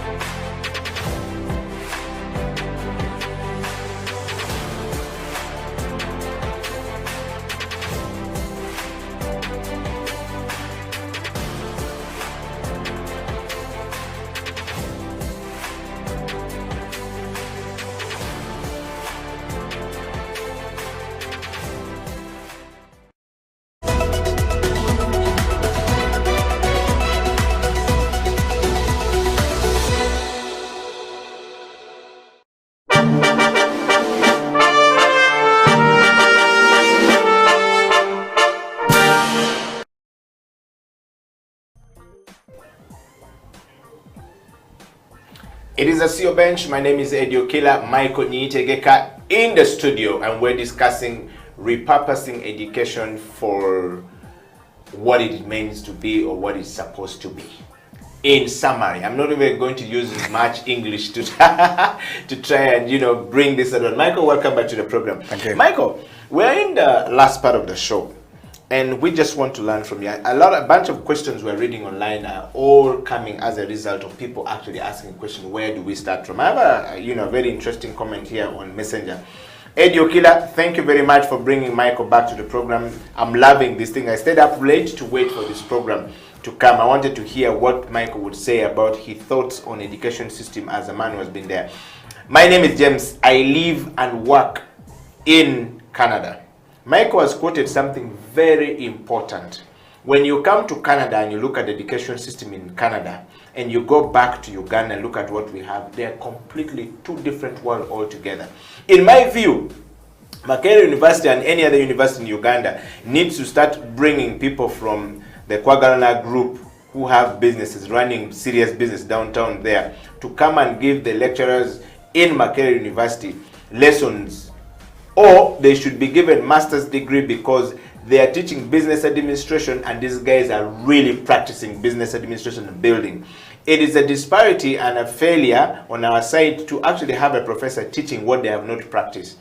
These guys run business. A professor is teaching a business he has never been able to manage. How do we bridge the gap? Michael can help us throw more light in that. Like I said, you see, education has, the ultimate goal of education is to expose you to approach. Yes. The guys in Kwagalana group are doing it. Yeah. But they may not give you a structure of how they are doing it. Yes. And what is that, and that should be the difference, that somebody who, and that's why people like Mandela, City Oil, are able to hire experts to come and run his business. He understands what he wants. He has certain principles, but Mandela is not going to the kitchen. Mandela wants the business to run. He wants the people that come to the restaurant to have a quality of service. And I think we should be asking ourselves the question, why are we seeing more Indians? And I have no problem with Indians in the hospitality business. And it used to be Kenya. But he told me, he said, look, the reason why I have these people is that because first they listen. Number two is when they do work, they do it with everything that it takes. Because they understand that their growth depends on my growth as a business. Oh yeah. You get what I'm trying to say? Yes. So the guys who are teaching tourism and hospitality at university need to spend time with Amos Wekesa, for example. Okay, so tourism business. People like Amos Wekesa, they don't need to take over the jobs of the lecturers. The lecturers need to spend time with Amos Wekesa to understand and contextualize their delivery. To fit the need. Yes. The reason why at Refactory we have a 93% placement rate is simply because we have spent time with the guys in industry. Some of the people that are teaching on our programs don't have a degree, but they have on their belt projects they have delivered and executed. And so there's room for us to coexist. And that's one thing I really want to emphasize. There's room for us to coexist. There's room for universities to open up and education institutions to open up and say, you know what? We are going to focus on X, Y, Z. How do we make this place a place for you? So how do I tap the knowledge of Kwagalana? What the universities need to be doing is doing case studies. And that's why Harvard Business Review, Harvard has what they call Harvard Business Review. They spend time in industry and then they document that, and that's how they transmit knowledge. I have failed to understand why we don't have that very many case studies in Uganda being taught in business school. Maybe because we don't have the infrastructure that allow us. What infrastructure do we need, Eddie? To go and spend time, rather than teach about McDonald's, I teach about CJs. Okay, now I understand your point. Why can't I write about Feed Right? what is Feed Right doing Yeah. about African food or even K2 restaurant? Yes. Like these are the scenarios. When I teach some of the modules that I teach, I give examples that are from Uganda, and people are like, what? I never looked at it from that direction. Perspective. Yeah. So I can talk about Coca-Cola. It's a brilliant product. Yeah. But there's this gentleman. Horace International. Yes. Yes. With With their rock. Is it Rock Boom? Rock Boom. Yes. Rock Boom is a case study, boss. Yes. It should be. It is. It should be a case study. It is. I was counseling a young girl and who recently got a problem, and she got a sort of like a mild stroke, and I was wondering, and the discovery to her was, I'm using a lot of Rock Boom. So I asked why. She says, because the first time I drank the Rock Boom, something about it, and since then I have been drinking too much. I'm like, there's too much caffeine. Yeah, so okay, so there's that aspect around Yes, it. yes. But there's also a business aspect. Yes. There's something that he has discovered Yes. that has made him sell the product in the quantities that he is selling. Which is exactly what, in essence, what the girl was saying. And we don't know what it is. Thank you. Yes. So what we need Yeah. is, as academician, Yes. to spend time Yeah. with those guys, understand, document what we have understood from them, Yeah. and then transfer that knowledge to our students. Classroom, yeah. Because then you're contextualizing. Yeah. 80% of the case studies that we have are not here. They're not fit for our industry. Can't even relate. Yeah. Because they are from textbooks or materials that we've picked offline, online. Wow. I was recently teaching, coaching Michael just not very long ago, about a week ago. And I had this, I had the privilege and opportunity to teach transformational leadership, which is at the core of my heart. It's something I really love. It's something I've invested a lot of time doing research. So I was giving examples of some of the leadership styles and the leadership, behavior to make them understand. And I remember in one of the classes last week, it was a 2-day class in a big organization in Uganda. In fact, about 3 of them. And one person stood up and asked me, this is a leader, and said, how do you go in to get this kind of information, yet we're in the industry and we're always having research and development? Says even we have information being released by people like Ipsos and all these guys. Yeah. But yet for you are giving us context and we've never looked at it. Then I asked him, I says, but the context is right in front of you. I mean, one of the examples I used was Bobi Wine versus Mzee Yoweri Kaguta Museveni, and then Kizza Besigye versus Bobi Wine, and I used Kizza Besigye versus Mzee Museveni, and I gave them the context. And it was difficult for them to understand. And I was just trying to paint a picture of laissez-faire kind of leadership versus autocratic.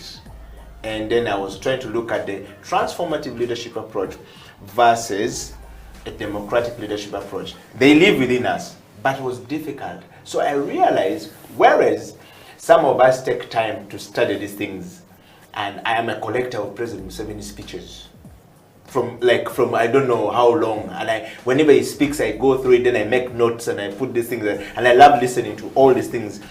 And then I realized that the research and development, the way he designed in Uganda, is absolutely very different. It gives a totally different information. Now, you've talked about it, and I want to ask a question, Michael. Yeah. How do we help Ugandans to start going deeply to say it is okay for you to use an example of Michael Nyitegeka and the refactory case as a case study to move forward, to change and to repurpose the education system going forward, borrow from there? How do we get Uganda to think that? Because we're always looking for something, but we never want to see what is good and with us. So Eddie, what I will say is it really goes back to how do we teach? Do we teach for discovery or do we teach for remembrance? When I teach for discovery, the way I will deliver content will be totally different from the way I teach for remembrance. When I teach for discovery, I'm a facilitator. Yeah. I'm a facilitator of learning.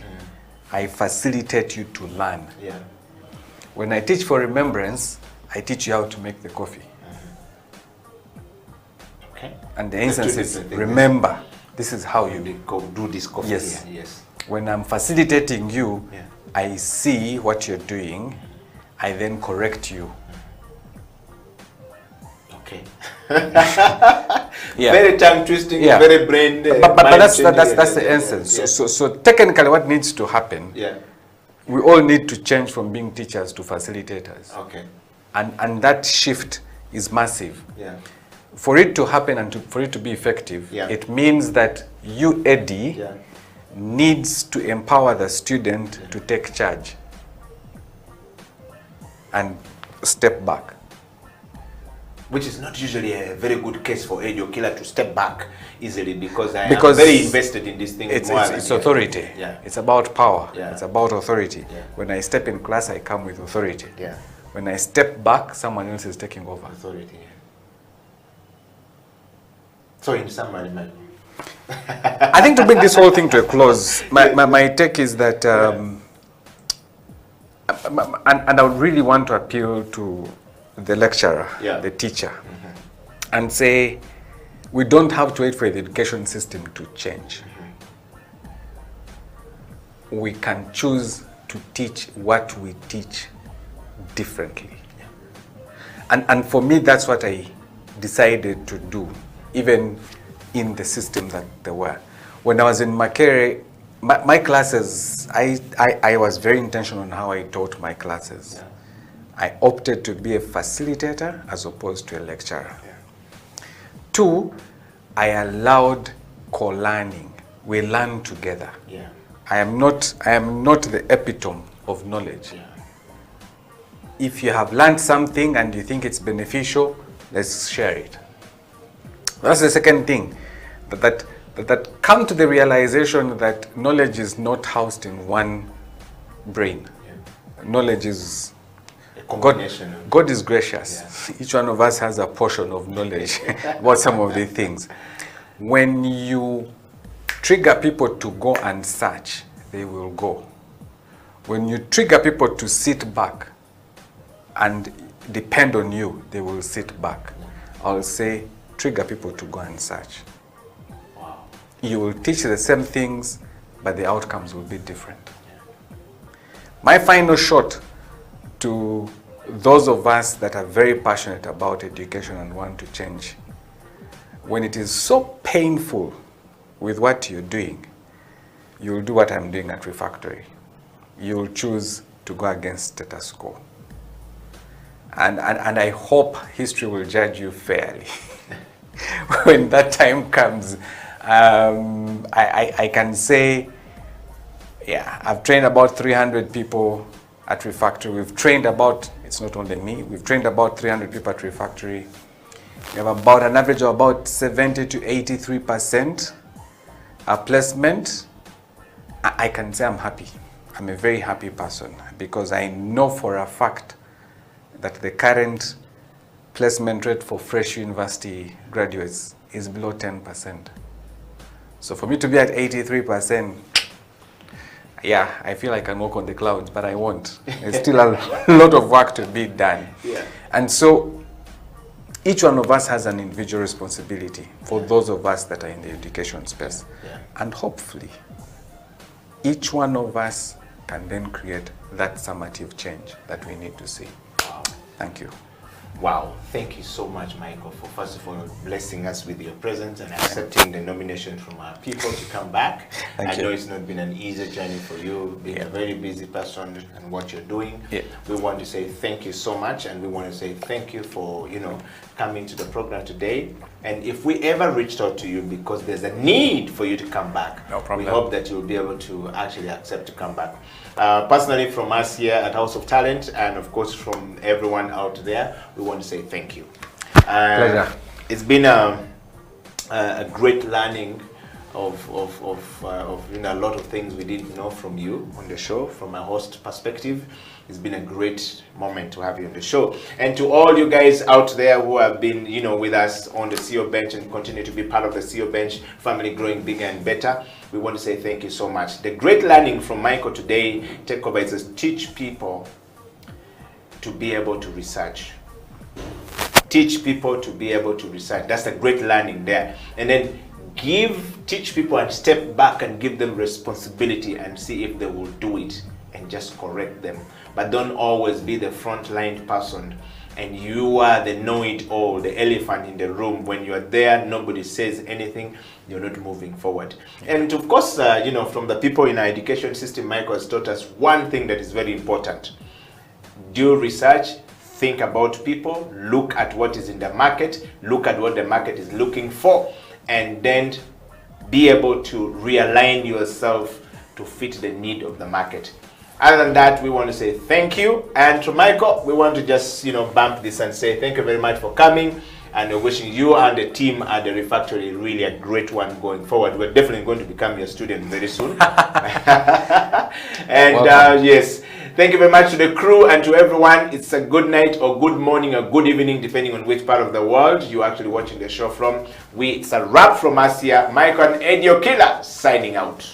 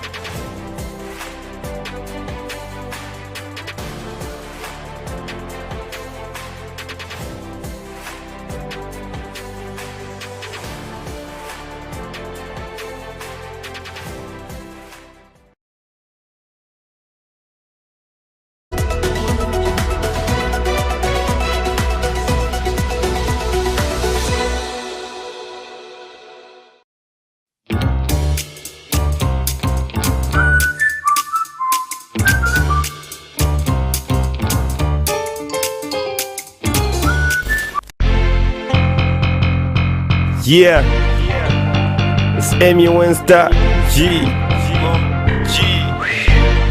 the 8th way. Nkera muzi hustle, nara ndembera muzi battle. I know life is one big struggle, but shit, sometimes nebuza chinagwa kino ngate fenna picture twatondebwa mu ya mukama. Fenna tulya venezike tusala, fenna tuli basine era basinga twenenya. Natobonabona nze asinga why me?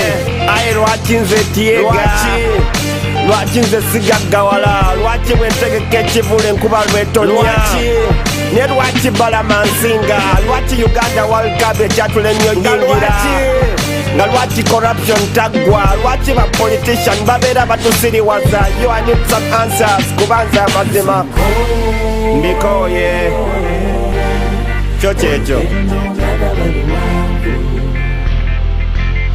Omuntu ave yambulira amazima nze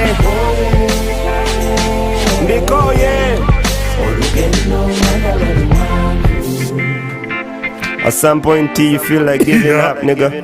Ndamanya hunde ruga, naleba hundi kuza, mumisha hundi kuza, chiga flow to charge kuza. Otawamani kwenda kwitwa chiniga, Uganda yo misho lyakwate zo big figures. Jiro mujinya mwana kora na mani, tindenda rapa ranjira and hip hop ereshashura lyali. Emyaka jakarenga bandavuga gari, nashanga fani yanjira ntiboro wa maramani. Ounda kanjira handsome kwa tejo ipsam netshwara, hip hop yanyereshashura lyali. Leka kushomese kuno kwefagao kurastole shanga twena twashongora. Leka kushomese kuno kwefagao rugamu byamunde kondereri we yahinjire.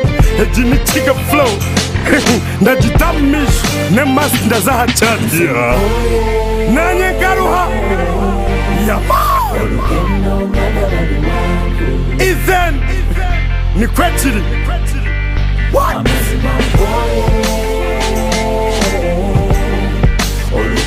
This song is for you, Ugandans, and the world all over.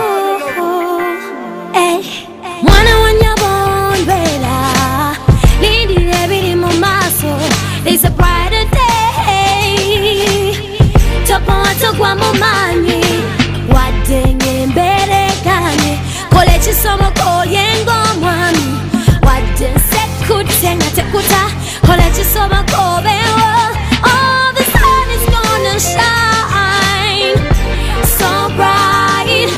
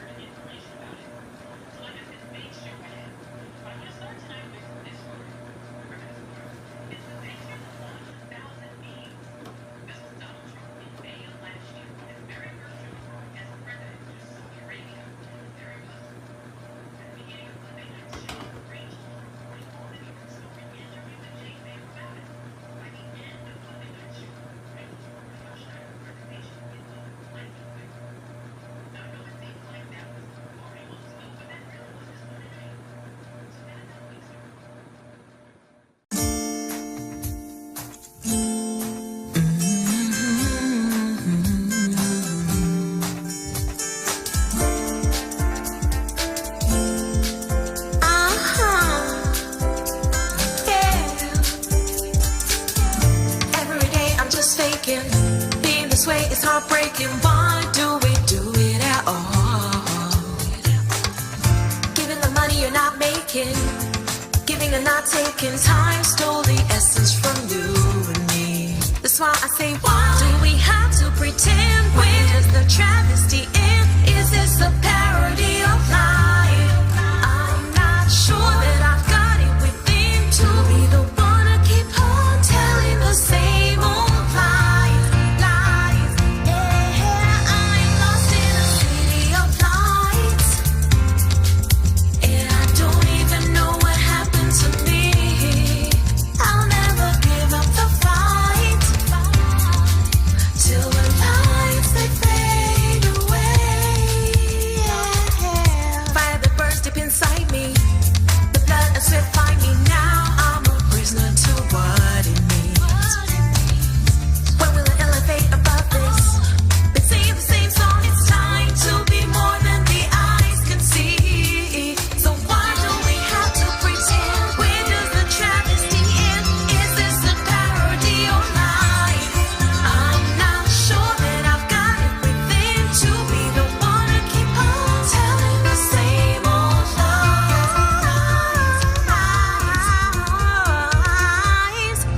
Lost in a city of lights, and I don't even know what happened to me. I'll never give up the fight till the lights they fade away. 'Cause I see your fire is blazing, and it's amazing that nothing's gonna stop you till you get to the dreams you're chasing. You're not crazy to give it all to the city of lights. You're in the city of lights. You're in the city of lights. Yeah. City of lights. You're in the city of lights. Hey. And I don't even know what happened to you. You'll never give up the fight till the lights they fade away.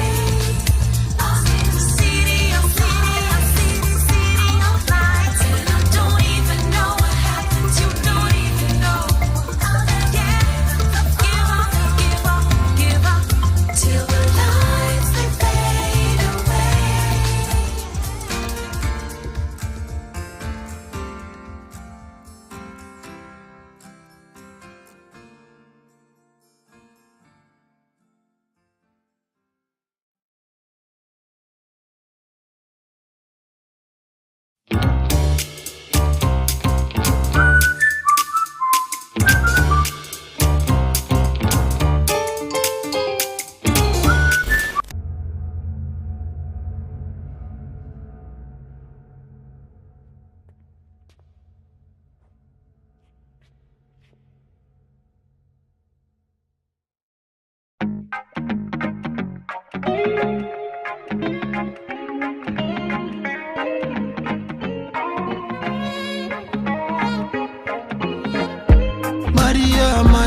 Mariana, ma Mariana, ono muwala teba mukwana. Mariana, ma Mariana, ono muwala teba mukwana. Big woman thing. Girl, me love how you talk so. Girl, when you talk, me can't tell you shut up. Simply fine when you talk, baby. When you talk, I'm just a blackout. Jagalanzi Jeff, your body boat. No visa, baby, got no passport. No money, boo, no visa too. But baby, me give you the comfort. Mariana, ma Mariana, ono muwala teba mukwana. Mariana, ma Mariana, ono muwala teba mukwana. Big woman thing, baby killer, bite me, Dracula. Send you from afar with my killer binocular. Me speak vernacular, Nkwagala you a killer. Me know say so many men I want you a kubo killer. She tell me she coulda love me, but she got HIV.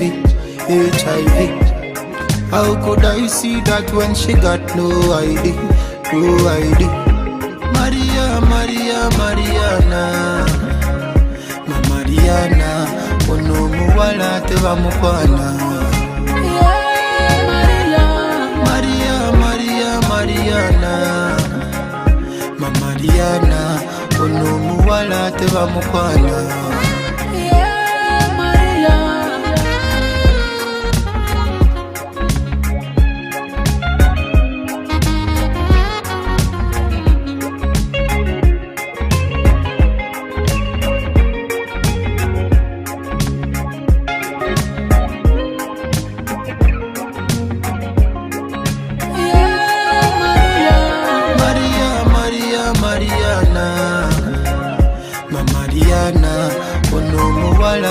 Mukwana. Mariana, ma Mariana, ono muwala teba mukwana.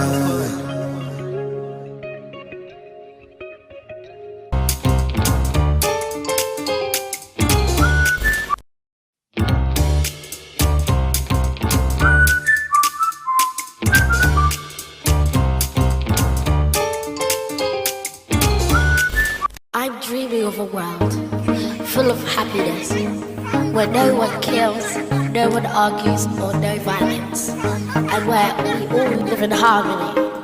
We all celebrate all the things that we have with our families and each other.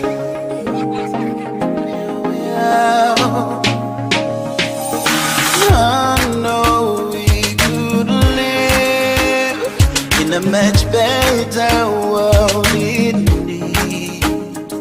There'll be no healing of one another, loving and living free and deep. Can you imagine a world full of peace, love and joy, where every boy, girl, woman and man live in harmony? That's what we need.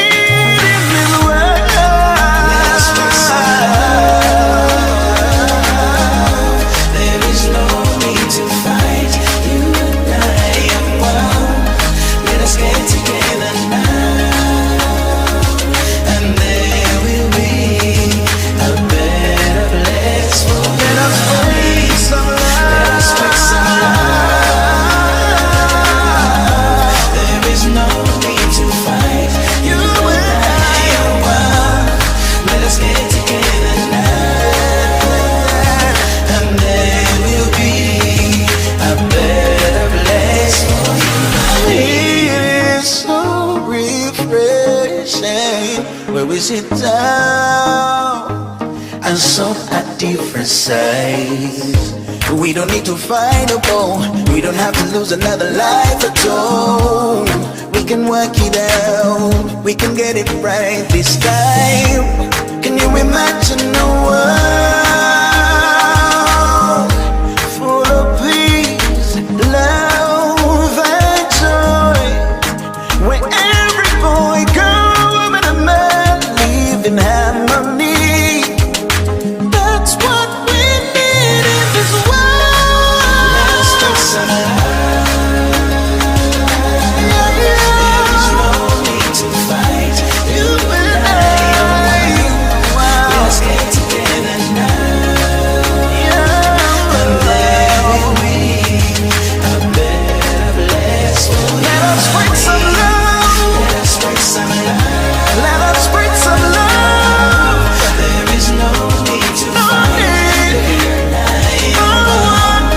Let's get together now. And there will be a better place for you. Loving one another. That's how it should be. That is how it should be. Let us spread love. Let's spread love. Fly like a dove. Be free for a time. Remember this rhyme. We're here for all. Be on the cool. Do we need to scream? Let our death beam. Let us stand and shout. Cause that's what we're all about. Let there be hope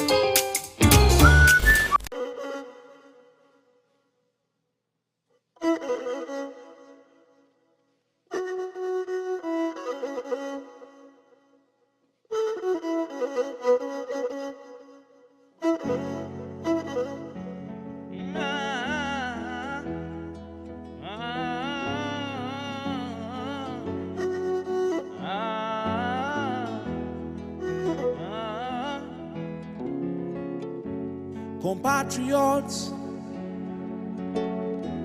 victorious fighters of Africa, compatriots, victorious fighters of Africa, you shed your blood for me, you slept in jail for me, you shed your blood for me, all in the struggle for liberty, tortured day and night, just because you're black. We can't forget the past, all the souls we lost. We can't deny the fate. Africa will think again. Remember Thomas Sankara, remember Samora Machel, remember Stephen Biko, remember Patrice Lumumba, remember Thomas Sankara, remember Samora Machel, remember Stephen Biko, remember Patrice Lumumba.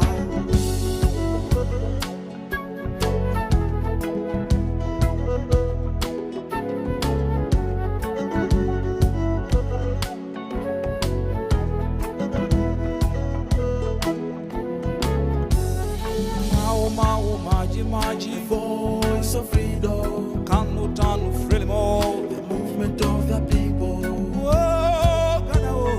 root of Pan-Africans. People must unite.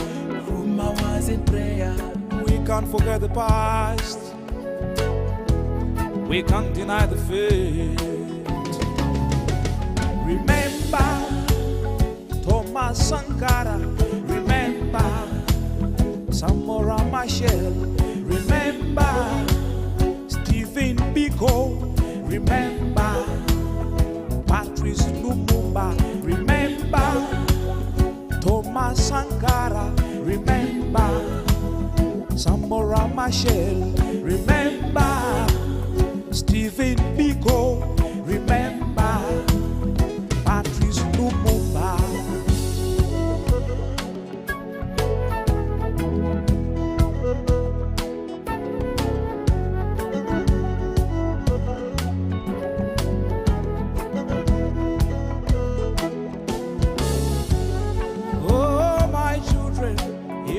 Drums calling, yes, my brothers, it's the sound of victory. Senegal, Gambia, Senghor is champion. Abidjan, Côte d'Ivoire, Félix our father. Soweto, Soweto, Soweto, Mandela. Soweto, Soweto, Soweto, the land of the brave. Remember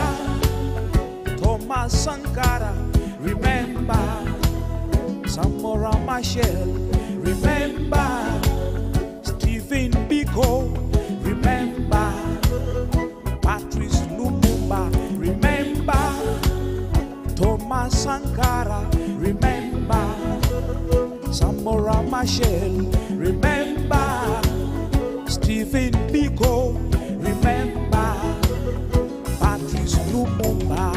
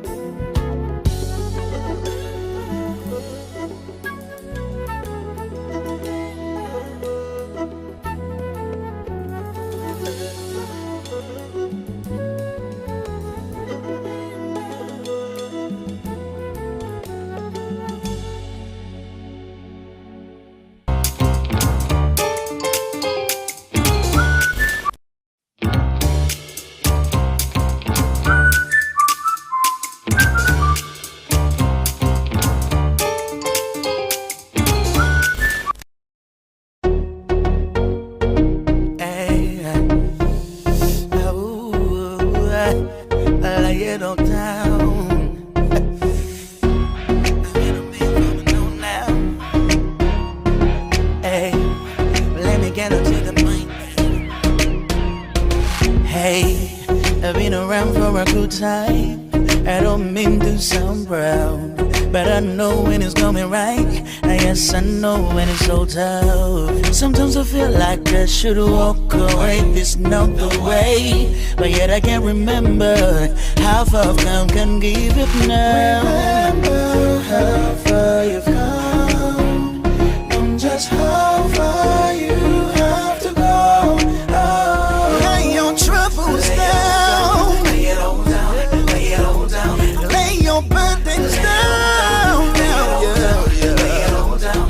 See, the way it is not the way it's always gonna be. You were made to overcome, you were made to win. It's gonna be alright, it's gonna be alright, it's gonna be alright, alright, alright. It's gonna be alright, it's gonna be alright, it's gonna be alright, alright. See, the way it is not the way it's gonna be. Yes, it's tough, it hurts sometimes. You feel like this is all it is. But rejoice, and again, I say rejoice. You're gonna make it through. You're gonna make it through. You're gonna make it through. Remember how far you've come. As far you come. Just how far you have to go. You're gonna make it. You're gonna make it. You're gonna make it through. Make it. You're gonna make it. You will let me. See, the way it is not the way it's always gonna be. You were made to overcome. You were made to win. It's gonna be alright. It's gonna be alright. It's gonna be alright. Alright. Alright. It's gonna be alright. It's gonna be alright. It's gonna be alright. Alright. When I look into the past and see how I've come, I see the power of God out of work with this man.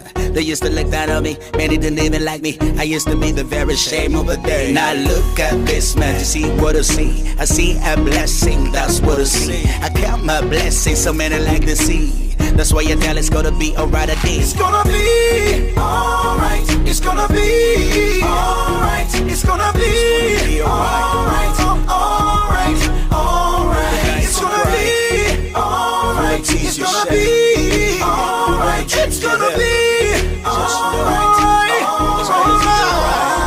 It's gonna be alright. It's gonna be alright. It's gonna be alright.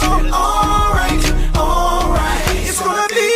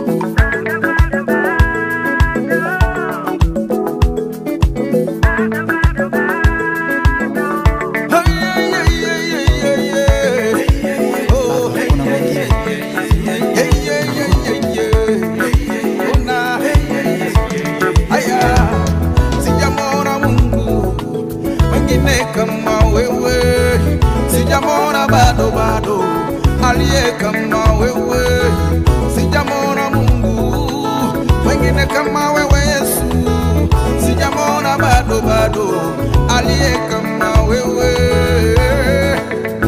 Yeah, yeah, yeah. No, no, no, no, sijamona Mungu mwingine kama wewe, sijamona bado bado aliye kama wewe, sijamona Mungu mwingine kama wewe Yesu, sijamona bado bado aliye kama wewe, aliye kama wewe Baba, hakuna kama wewe.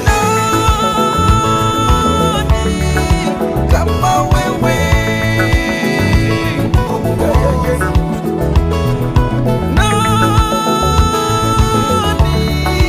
kama wewe, ya ya ya ya ya, yo yo yo yo yo, kama wewe, ya ya ya ya.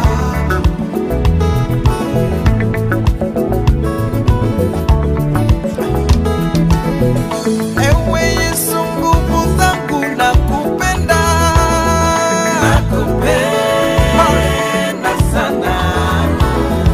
You're my king, you're my savior, nakupenda. Nakupenda sana. Umenipa maisha, umenipa uzima, umenipa na vyote ninavyo Baba. Nakupenda sana.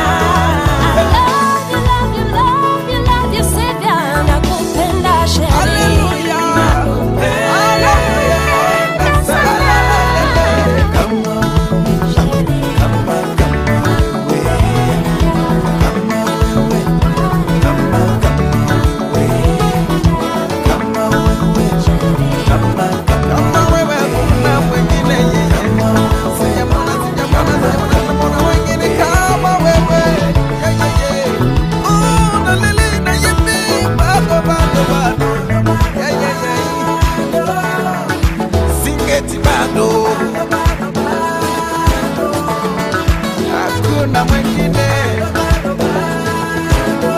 ni wewe, hakuna Baba.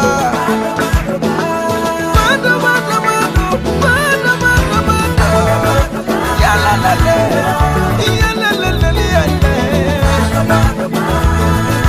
bado bado bado, ya la la la, ya la la la la, ya ya ya ya ya ya ya ya.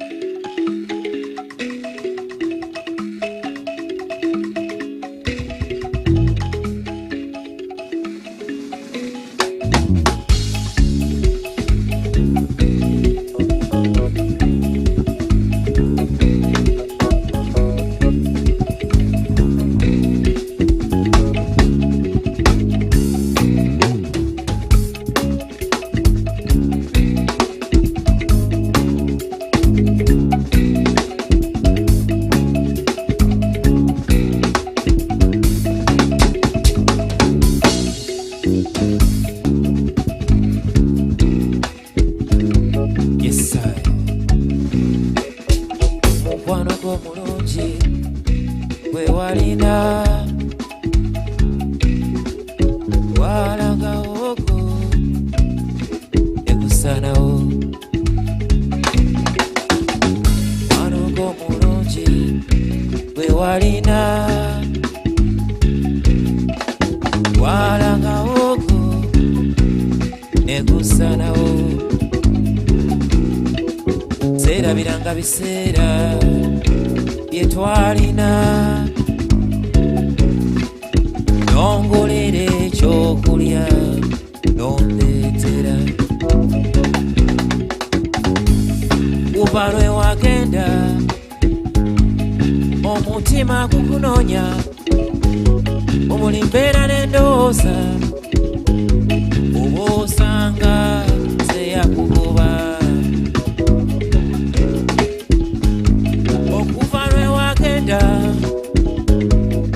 omutima gukunoonya omuli mbeera n'endowooza oba osanga zeyakugoba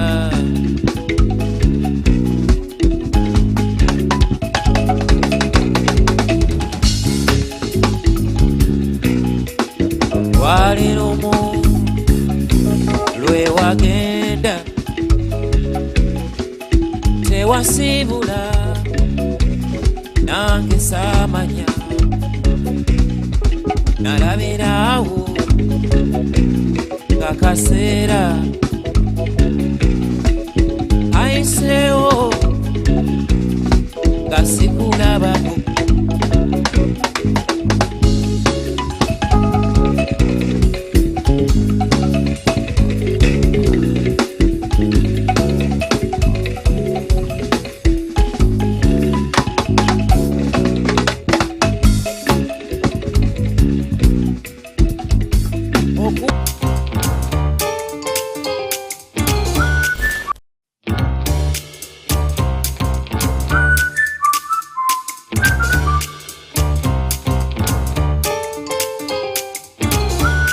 Singing was playing while we were doing our first dance. But yeah.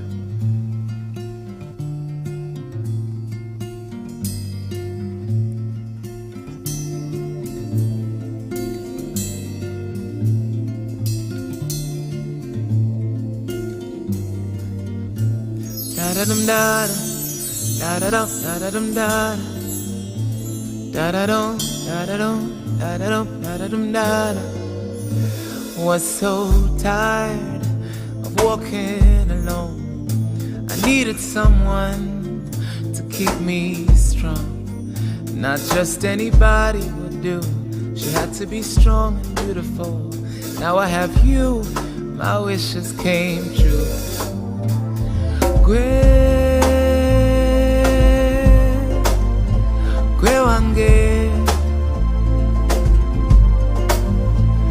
nze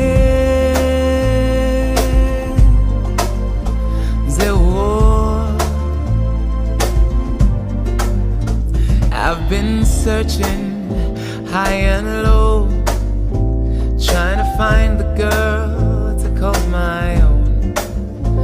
Was disappointed by the ones that came before, but you are the one I waited for. Gwe wange nze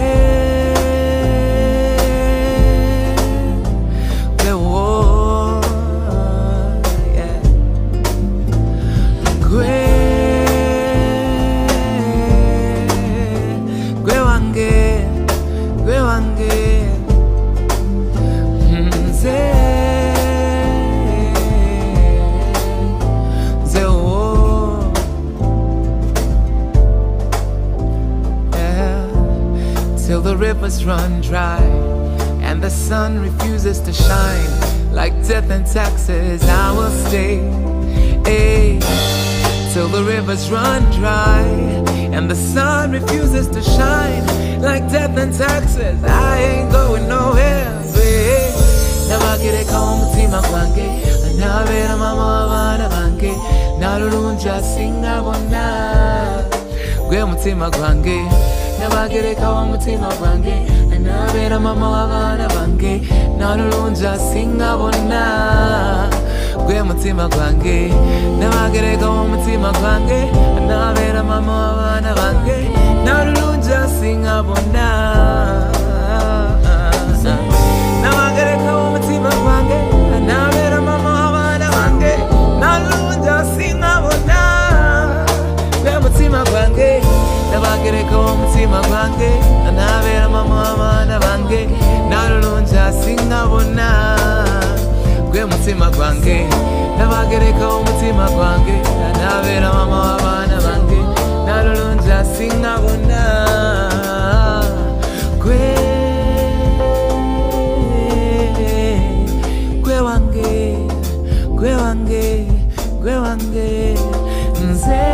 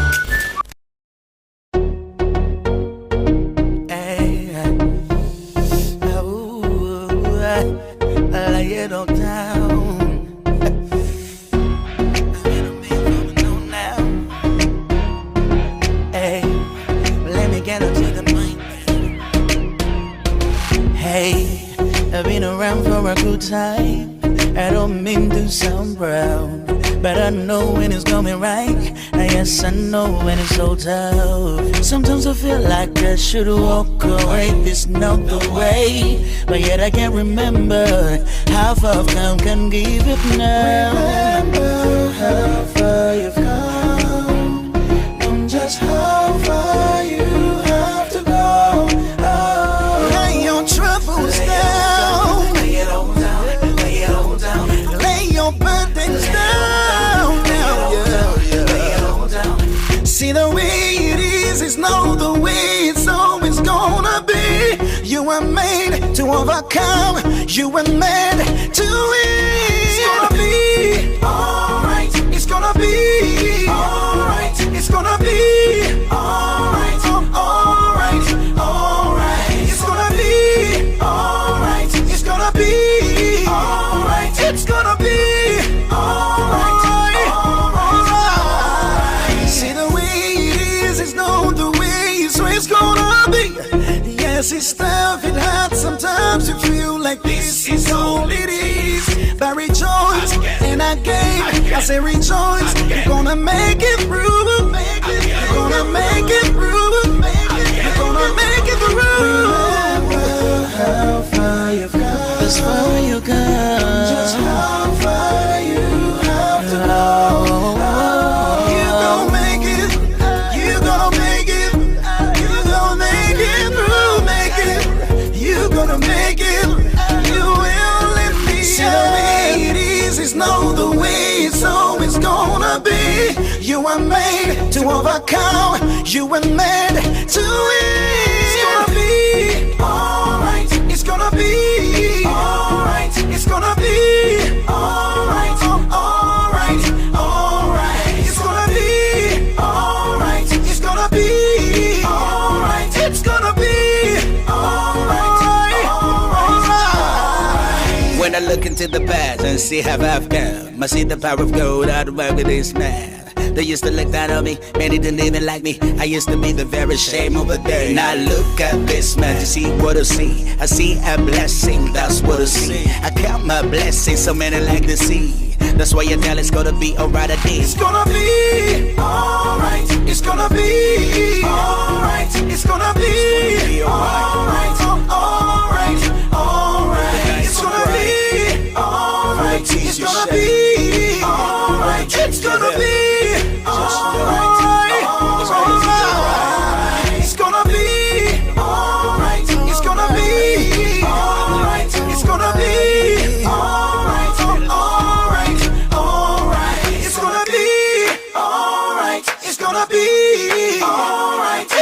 be alright, alright.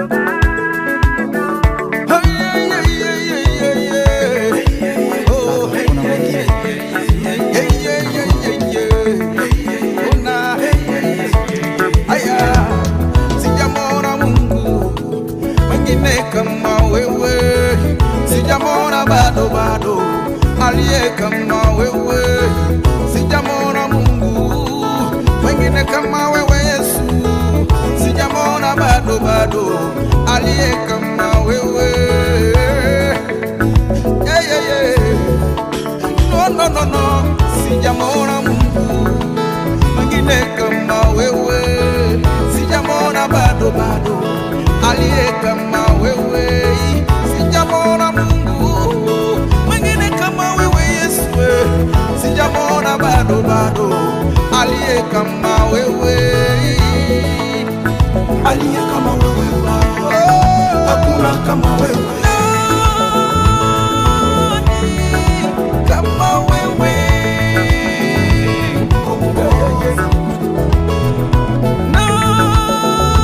nani kama wewe, yeah. Yo, nani kama wewe, yeah.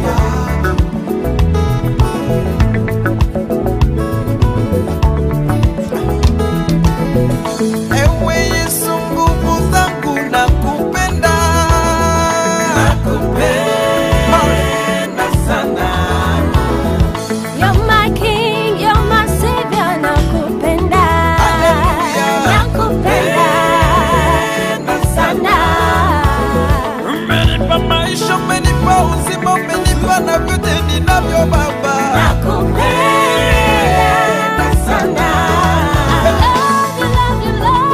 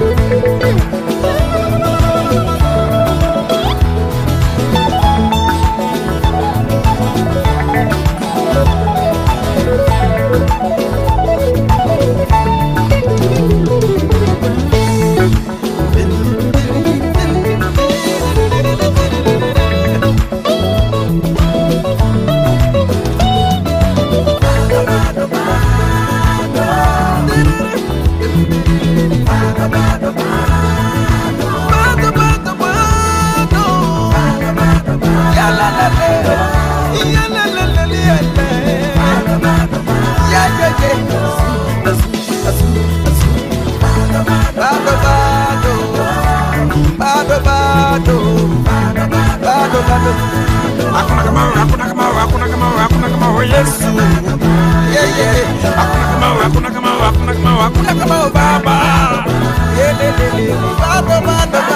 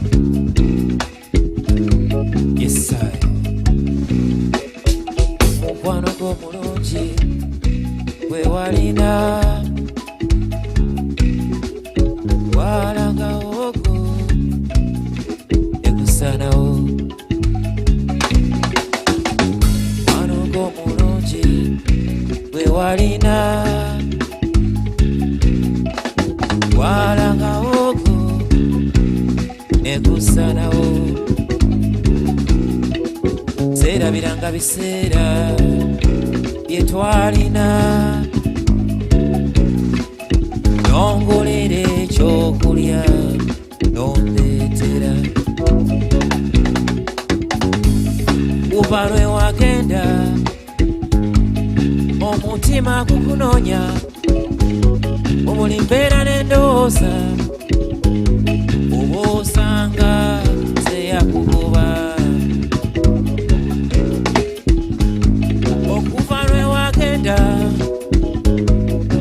mutima gukunoonya obuli mbeera n'endowooza oba osanga zeyakugoba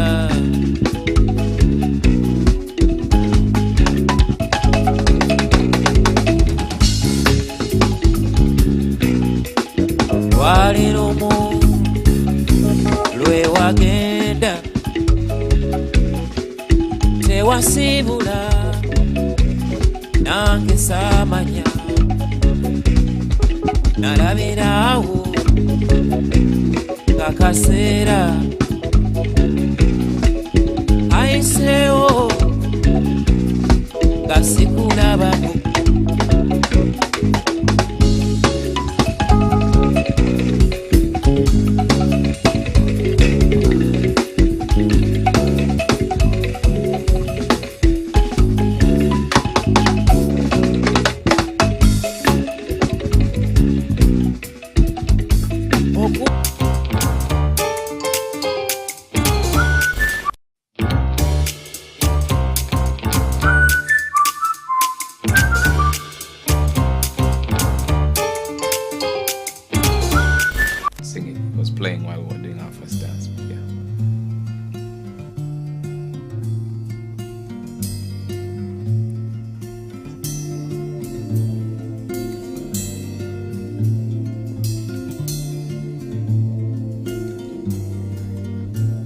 Da-da-dum da-da, da-da-dum, da-da-dum da-da, da-da-dum, da-da-dum, da-da-dum, da-da-dum da-da. Was so tired of walking alone. I needed someone to keep me strong. Not just anybody would do. She had to be strong and beautiful. Now I have you, my wishes came true.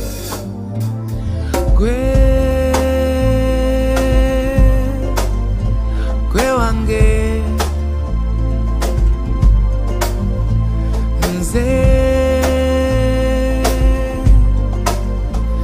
wo. I've been searching high and low, trying to find the girl to call my own.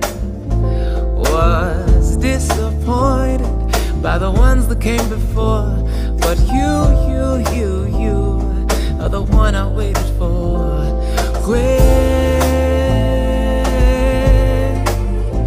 Gwe wange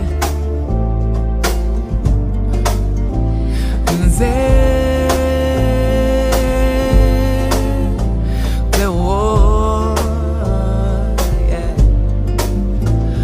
Gwe wange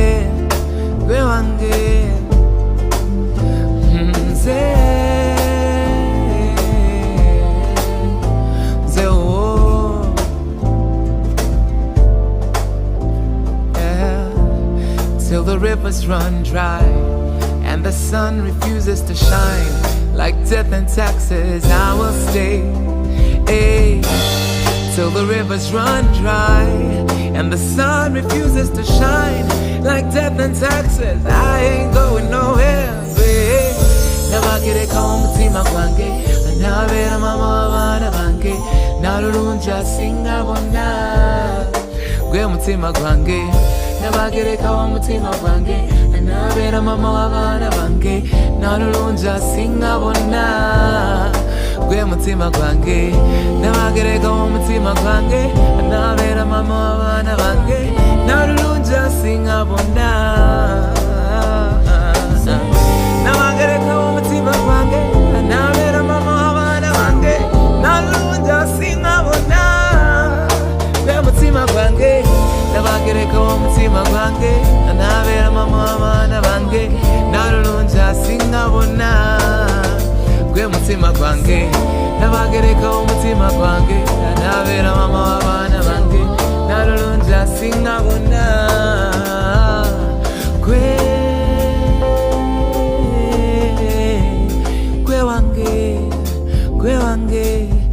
wange nze wo gwe.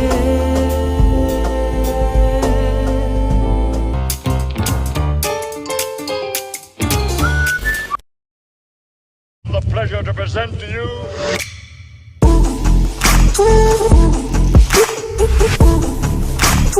KCCA has taken a number of steps to address this sanitation challenge, which include, but not limited to the following: the setup,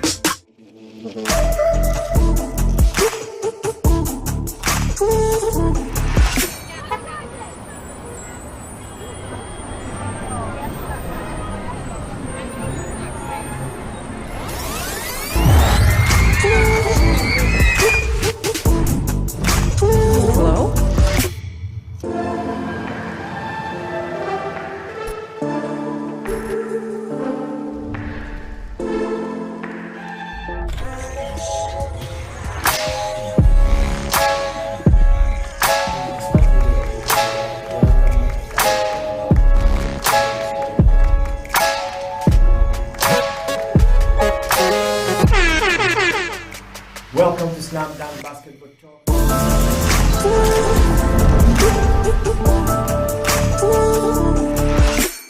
A wise man once said, "The future has a name, and its name is hope. A tiny flicker of light that feeds on hope is enough to shatter any shield of darkness." At Mandulus, we really believe.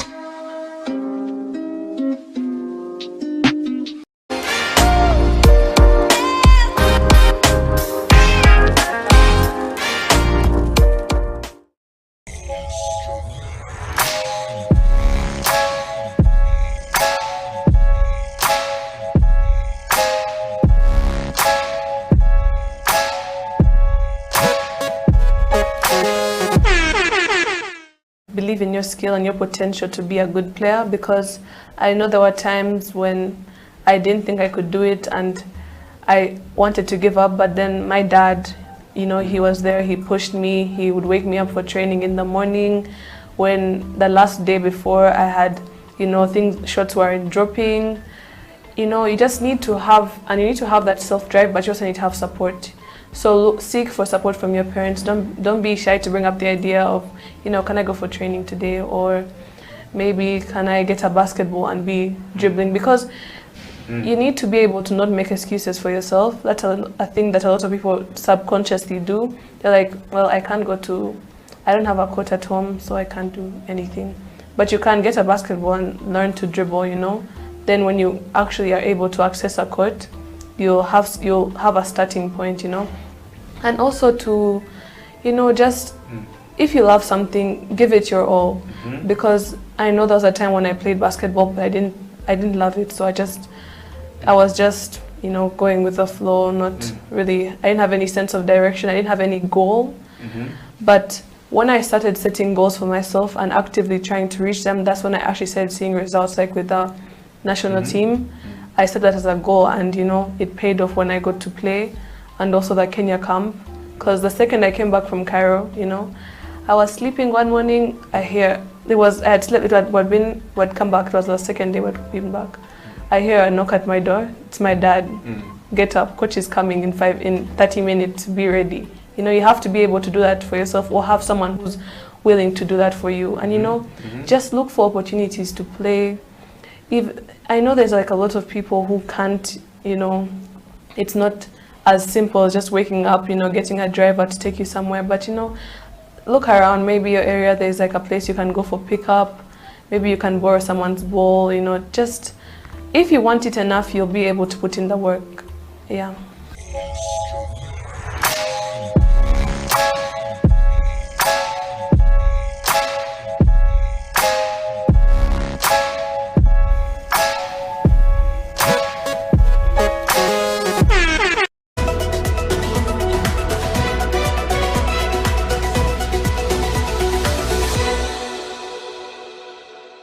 First and foremost, thank you very much for hosting me. I'm really, really humbled, and I'm blessed to be here. Yeah, surely. Talking about basketball, personally, my journey of basketball started from far, very, very far. That was in high school, and in a situation whereby we did not have enough exposure. We didn't have coaches. We didn't have the facilities like we do have them right now. I'm saying this like there's so many years ago, there are not so many. That was about, I began knowing basketball in 2007. That was at KPC when I was in P7 vacation. That is end of 2007 actually, that KPC North. That's when I first started basketball. Then 2008, when I joined Namibyango in Senior 1, I saw people playing. Actually, the people whom I saw there playing and inspired me were Sally of, he played for Chambogo Warriors. Do you remember him? The left-handed. Yes. And Omongin, last I saw him playing for City Oil. Those were the guys whom I found in Namibyango. I was in Senior 1. These guys were playing basketball at another level. And we would actually just go there to watch them. You know, for us by that time, they couldn't allow you to step on the basketball court that those guys are on, because they were senior 6s, you are a senior 1. You just, the best you can do is watch. Other than that, you don't step there. But nonetheless, that's where I started. Beautifully, or I would say lucky for me, that when I was playing with those guys, once in a while when they could see me about midday 1, when the sun is very hot, when they are still resting and waiting to come. So when we would go to court and, you know, try a few shots here and there, and then they would come and they meet us, they would see what we are doing, and, you know, they would identify talent. I don't know if I can use that word. So, you know, one or another, they identified my talent. They realized I could at least throw in the ball. At any sport. They would just give it to me. Although I was weak, I didn't know how to bounce. They only told me one thing: throw in the ball. And throwing in the ball gave me an opportunity to play with them. When I was in Senior 1, Senior 2, but still, of course, I still had people who didn't believe in me, and it was challenging.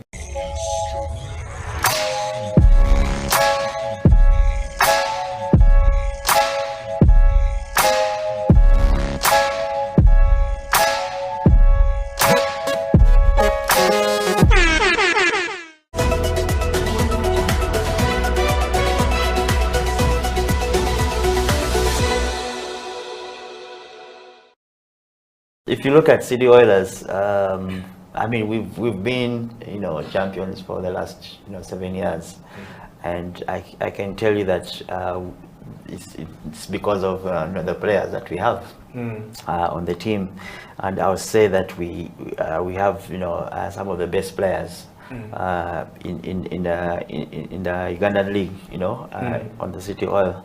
So as a coach, you want to pick your best players in the country to play, and I will not say it is unfortunate that they all come from City Oil, but you know, a lot of those players, you know, are City Oilers, and I really, you know, don't want to see it that because I'm a City Oilers coach and management is City Oilers, it's just purely on statistics, and in summary, you're saying it's purely based on merit. It's definitely based on merit.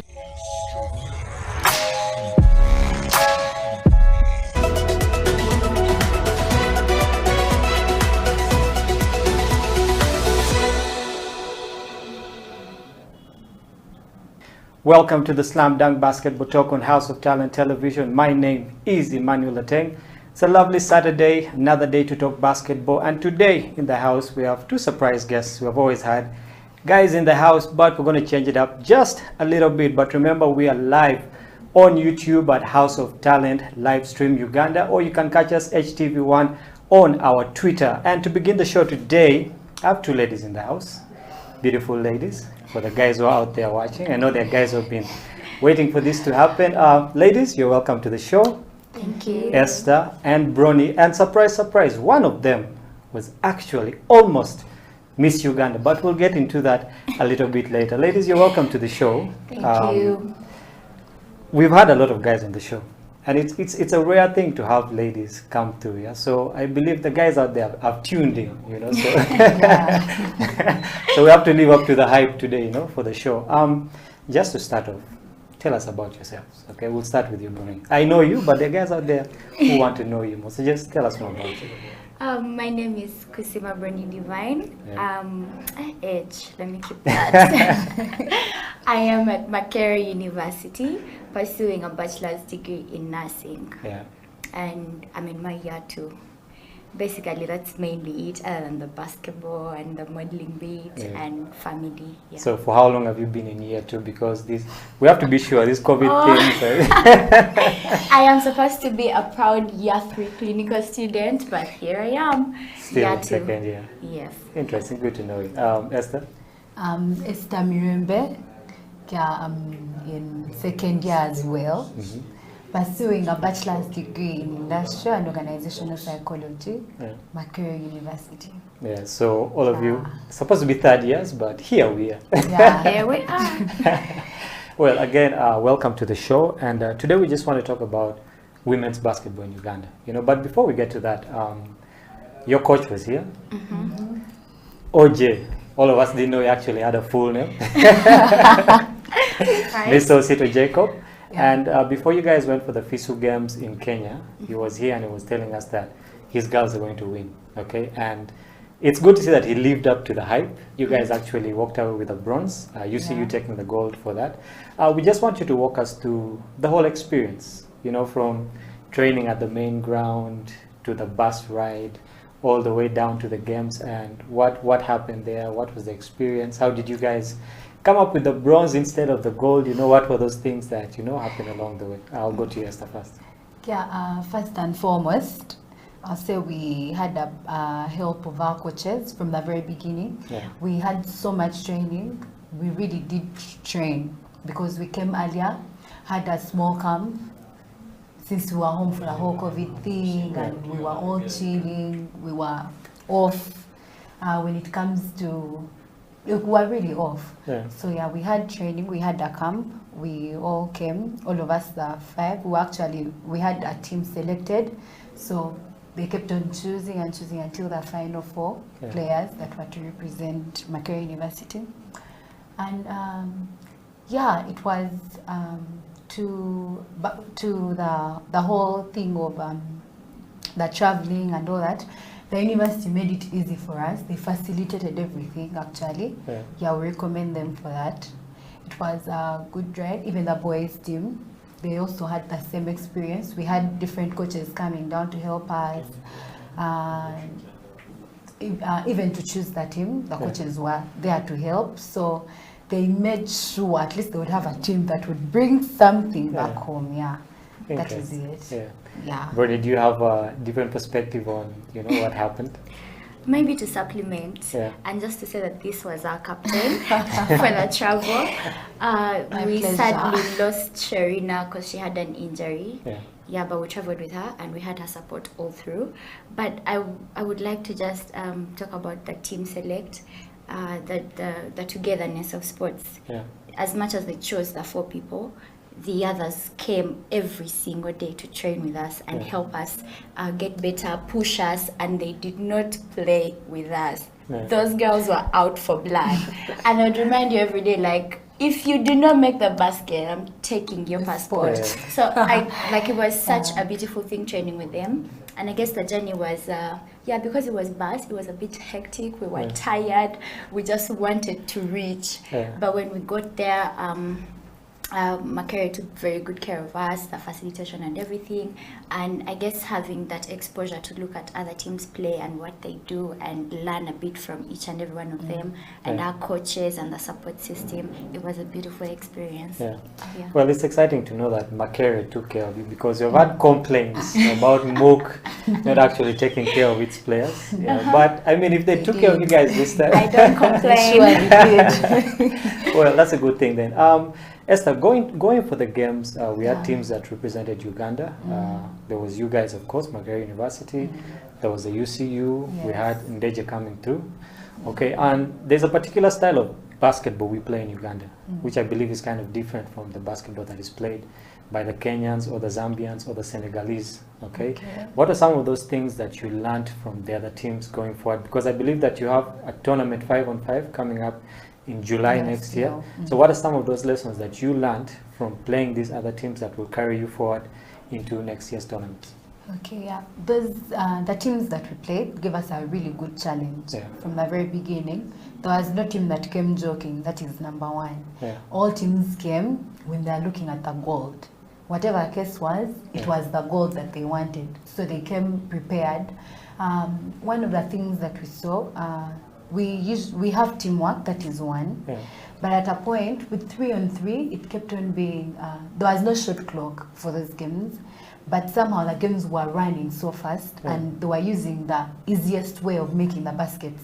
Is it the shooter on the 3-line, the 3-pointer line? They would like get the ball, dish it out there straight. Not think of, okay, now set, do this and all that. It was quick reaction throughout the whole time, all teams. So one thing, it was first and foremost, it was fun. The games were fun. And also we learned different things with the different plays that we usually use in our games that our coaches gave us, even as the ones that we tried to use. We realized a few of those that they were using, tried to play it out. Because of the quick reaction, gives you it gives you game reading. So your game reading gets faster because now you know they get the ball and it is straight to the shooter and it's a 2-made already. So you have to get your head into the game. You have to be on your toes all the time because for that anything is happening at that time. No time to doze or think or anything. So those are some of the things that we realized because we kept on, after every game, we kept on sitting and talking and feeling okay, what are we doing for this game? You've seen what has happened in the previous game. This and this and this happened, so what are we doing? Because this other team that is coming up, they play like this or they have this kind of thing. What are we doing for it? So you go in that game already knowing some of the things you're going to do so that you fail their plays that they want to do on you. So basically, those are some of the things. So it's a good scouting report, basically, for what's coming up. So we know. To Bronny, you guys walked away with the bronze. Okay, I know you would have loved to walk away with the gold. Okay, it would have been actually historic for Makere University. What are some of those things that you guys as a team failed to do? Okay, that didn't enable you to get to where you wanted to? Okay, so I'm going to start with the challenges that we start with here. All right. Number one, we're students, so we don't have enough training time. Most of these people who are playing have been training for months. They had training camps. When we talk to the other teams, they tell you, I've been training for this for like 6 months. Some of us hadn't played ball for like a year. And we're trying to pull each other, come, let's play. Because there isn't like a built system that's catering for sports athletes and athletes in Makerere. So that was a problem. So we had very little training time. We literally had like 3 weeks of very, very strict training. Then after that, when we reach the other side, 5-on-5, you have a whole 10 minutes. You can even use the whole first quarter to warm up. You're in your zone. But 3-on-3, the moment you're on, like it's business from second one to the last second. So I guess given that most of us had not played 3-on-3 a lot, it was taking time for us to adjust at the beginning. Or maybe we'd get lazy in the middle of the game, and yet those 10 minutes are supposed to be strong throughout. You do not stop. And then 3-on-3 needs a lot of shooting, but for us, we had a driver, we had the big man, right? And that's it. And our shooter. Our shooter got issues, and it was her bad day. But I thought Esther was the shooter. Yes. Things happen. Our shooter got 2 bad days, which was understandable. So imagine we don't have another shooter to rely on. When I noticed UCU, everyone can shoot, everyone can drive, and everyone can post at some point. But for us, we had one person that's going to drive, one person that's going to post, and one person that's going to shoot. So it was tricky. We had to fight for every basket. It wasn't easy that I'm going to just shoot and that's it. We had to fight for every basket. We were not taking time to play as a team. We were rushing things. Even when we're in the lead, the teams were supposed to beat. For example, we lost one game, which was such a tough loss. Yes, it was 3-2. Such a painful game. We wanted to die. So that game made us. We beat everyone apart from Kenyatta, 3-2, and then they had to use numbers to table us. And Rwanda had beat Stellenbosch by a very big range. It was 18-3. Then us, we were lazy in that game because it was a sure win. So there were very little and small ranges. So it turns out that we ended up being second, which made us play UCU and not Zambia. So not Zambia. It was Senegal. So those are all things that we're not looking at, because coach told us, had you guys beaten Stellenbosch, the small games are also important. So those small things that mattered. Interesting. You talked about having a bad day as a shooter. So I believe that for every game you go for, every tournament or every training session that you go for, there is a certain kind of preparation that you have to, put in. Okay, so you as a shooter, entrusted to shoot for the team, going in and having a bad day. How do you bounce back? In the very beginning, after it was like all out there, the 4 were selected and all that. I won't lie, I leaned back a little bit. So I used to go and shoot early in the morning before I go to my internship place for work. But for that last week, I didn't step on court. I just woke up to go for internship. And I felt like the shot is on. It will definitely be on even those days. And then things happened. But one of the things, it is something that it got me thinking that you cannot reach a certain point, you feel like you have achieved, and then you lay back thinking it is all done. You have to be consistent on everything from the very beginning to the last, so that the whole time that you gave in the very beginning does not all go to waste. Because when I leaned back the last week and I used not to go for the morning shooting and all that, it reached in the games and I the shots were off. Like it would hit the hoop and then come back to you. It reached a point, and my teammates are telling me, Esther, don't shoot. Okay, come inside. Okay, do this. Okay, just drive. Don't shoot. Like it reached a point where they were not now allowing me take the attempts because it would cost us. We have to fight for the rebound, or else if it's not for the rebound, they have to now fight like to make sure they get the ball back to someone on the top. Like at least we continue having the possession of the ball. So one thing I learned, and I learned from experience, like I cannot do it again. I cannot. Good riddance. Because now my back, like I feel like all the time I invested in the very beginning all went to waste. Just by cheating in the last week. And then when I reached, the energy was too much or it was less. So you just don't give up. You continue until it is the time for the game, so that you're still on form. You realize your hand is moving the other way, because it's a point and my hand was doing this instead of going straight. And I realized that in the game.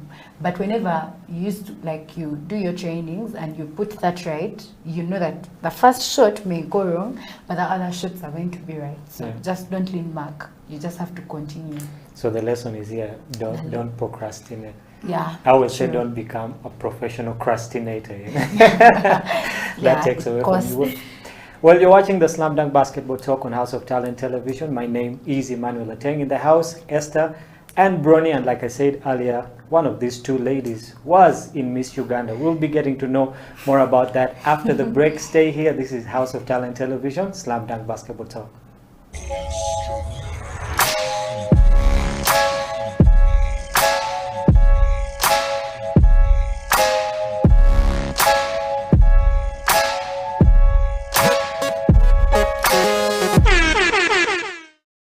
Believe in your skill and your potential to be a good player, because I know there were times when I didn't think I could do it and I wanted to give up, but then my dad, you know, he was there, he pushed me, he would wake me up for training in the morning.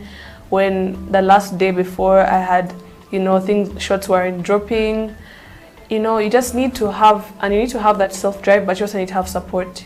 So seek for support from your parents. Don't be shy to bring up the idea of, you know, can I go for training today, or maybe can I get a basketball and be dribbling, because you need to be able to not make excuses for yourself. That's a thing that a lot of people subconsciously do. They're like, well, I don't have a court at home, so I can't do anything.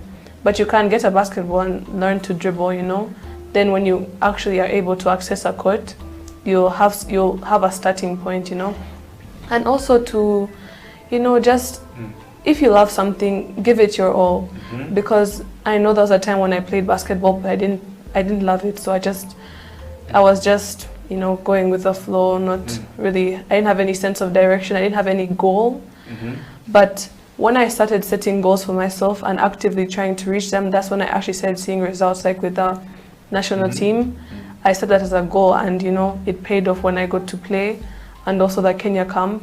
Because the second I came back from Cairo, you know, I was sleeping one morning, I had slept, I'd come back, it was the second day we'd been back. I hear a knock at my door, it's my dad. Get up, coach is coming in 30 minutes, be ready. You know, you have to be able to do that for yourself, or have someone who's willing to do that for you. And you know, just look for opportunities to play. I know there's like a lot of people who can't, you know, it's not as simple as just waking up, you know, getting a driver to take you somewhere. But you know, look around, maybe your area, there's like a place you can go for pickup. Maybe you can borrow someone's ball, you know, just if you want it enough, you'll be able to put in the work. Yeah.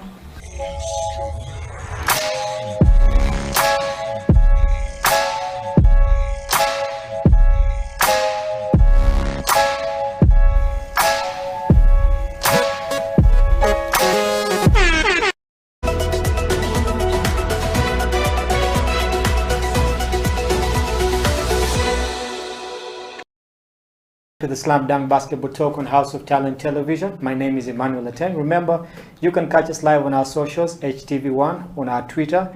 You can go to our website, houseoftalentuganda.com. You can go to our YouTube, House of Talent Uganda live stream, or just go up to our Facebook, catch this show live, share it far and wide. If you know there is someone who needs to be watching this show, especially for the ladies, and I know the guys out there are interested in what's happening here today, just share the show. And with me in the studio today are Esther and Bronny, who are fresh from winning a bronze medal at the FISU Games 3-on-3. By the congratulations, ladies, for that. Before we went for the break, I will talk about how you bounce back, you know, from being a non-shooter, as we'd like to say it on court.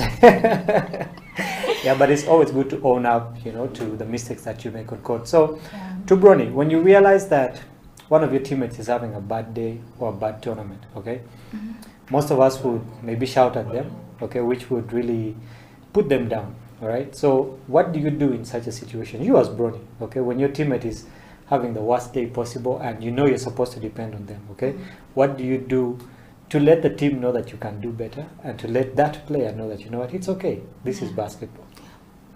Number one, for those that have played with me, Yeah. you'd know I am not the kind of person that's going to have an emotional breakdown on court. I am never going to shout at someone or anything. So it's something I've always trained myself to do, because personally I do not like to be shouted at. Yeah. The moment you shout at me, I am gone. So I would, when she was having a bad day, I would always encourage her.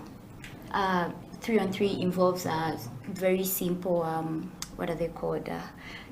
Subs. I'm forgetting the word subs. Very simple subbing. Yeah. So when she was on court and I was out, I would tell her, are you okay? Esther, are you okay? Do you need to sit down? You got this, you know. But you're the coach, because there is no coach. Yeah. So every time I was on the bench, because mainly it was her and I switching out, I would make sure I'm talking out to her, because I know her mind is now frustrated. Yeah. So I'm going to be her guide and her eyes. I'm telling her, move like this. They're bringing a screen. I'm being her eyes off the court. Yeah. So away from 3-on-3, what I usually do is I wait for maybe a break or when the ball goes out, and I talk to my teammate and try to reassure them, because that's what I need right now. I need for their minds to be on this court. Yeah. And maybe I can tell them, try to do this, try to do this, try to do something else. I try to avail for them. Yeah. And I try to not put them in trouble. So many times when you get stranded, you don't want to look bad. So you're like, yo, I'm just going to throw this ball to Esther right there.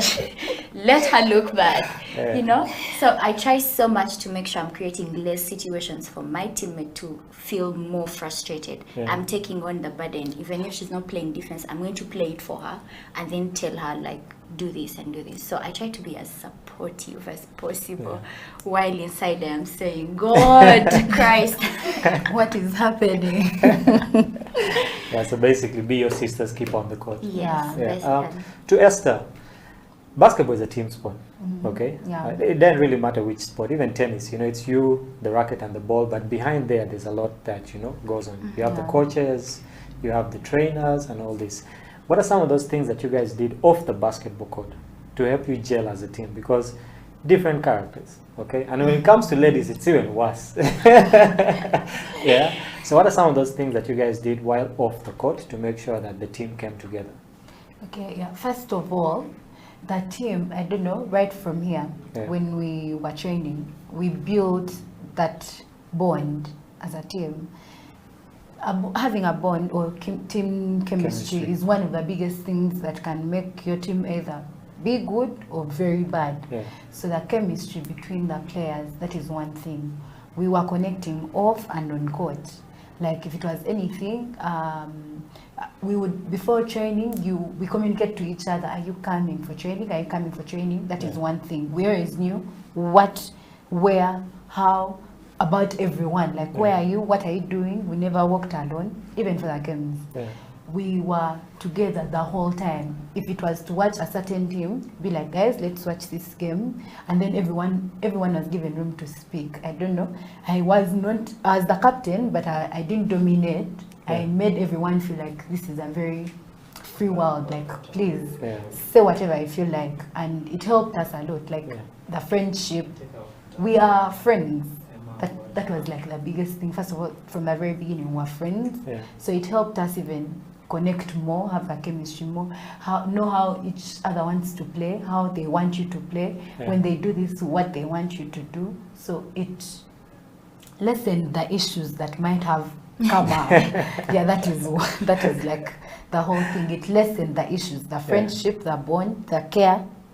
That is it. Yeah. Interesting, because I coach a ladies team, and I've coached both of you before. Ladies always have a lot that is happening. Yeah. So for them to bond and come together, I believe that when they actually bond, it's a very strong bond. Okay. But lack of that, you guys are student athletes. Okay. Obviously, you have to study and play basketball at the same time. And like Bronny, you're in the medical field. Okay. And most of the people who are in the medical field, be it pharmacy, be it medicine itself, they always disappear. They feel like there's no time. There's no time to do other things. So how do you balance? Okay, you especially being in the medical field. Okay, how do you balance that with basketball time? Well, okay. So I know you know because you're my coach. You know that I'd taken the year off since COVID March because I had I have a crazy schedule. I study even on the weekends. And I just couldn't also show up for training. So many times I would show up late. Maybe I'm missing something at school to show up, or I'm doing something at school and missing training. And it was showing on the court. And I do not like to do things half-heartedly, so I decided to take a break until I can regather myself and be able to do both of them without losing any of them. But how I try to balance, people have always asked me this. Number one, it's grace of God. I wake up in the morning and I'm like, God, I need to go through this day and I need to do all these things. But it takes a lot of discipline. The things my friends are going to do, but I'll never do them because I don't have time to do it. So you have to have discipline, prioritize, know what you have to do at what time, have a timetable and follow it. No procrastination. I do not get to lay around and say, I'm not in the mood to do this. I either do it at that time or there is no other time to do it. So basically you just have to be committed, be consistent, try to make sure that you're showing up for each, and when you're there 100%. I know when I was training I would have only evening times. I'm the kind of person that never had extra time to train past high school, so every time I was on court I would give 100, whether my teammates were slacking down or not. When coach said sprint, I would sprint like my life depended on it, because it's either now or never. So try to give 100, and basically at the end of the day, I just trust God for all those things. Interesting. To Esther, you're doing psychology. Yeah. Okay. One would say that's also not an easy course. All right. Okay, it's not something like medicine where it takes up all your time, but still, I believe that it also takes a large amount of your time. Okay. And there's always that influence of our parents. Okay. With Ugandan parents or African parents for that case, books before everything else. Okay. So. How is it with your parents? Do they support you playing basketball, or it's these things of you have to hide and make sure no basketball photo of you goes up on social media? How is it with your parents? My parents are very supportive. They are very, very supportive. I actually thank God for that, because we have had fellow teammates where they have to hide, like you've said, hide or facilitate themselves for anything and everything about basketball. But my parents are very supportive. When it came to the time of, I think I'll make it on team, what, the passports, they made sure I get it on time before even anything, before it was even confirmed. The COVID, they made sure I had the shots like on time. If it is the shoes that I need, I'm not going to hustle. They're going to give me that money and I buy the shoes. Basically, even if I say I have training tomorrow, at this time, they'll give me the transport and everything. They're very supportive. That is for sure. So I don't know how to hustle when it comes to basketball. I wish more parents were supportive. I remember when I was playing basketball, we had to hide to play basketball. If you were caught playing basketball, it was like a crime, basically. But going forward, I think our parents realized that it's actually a good thing. To Bronny, the secret has to come out. We've been talking about it earlier. True. We know that you're not only a basketballer, you're not only a student, there are other things that you actually do.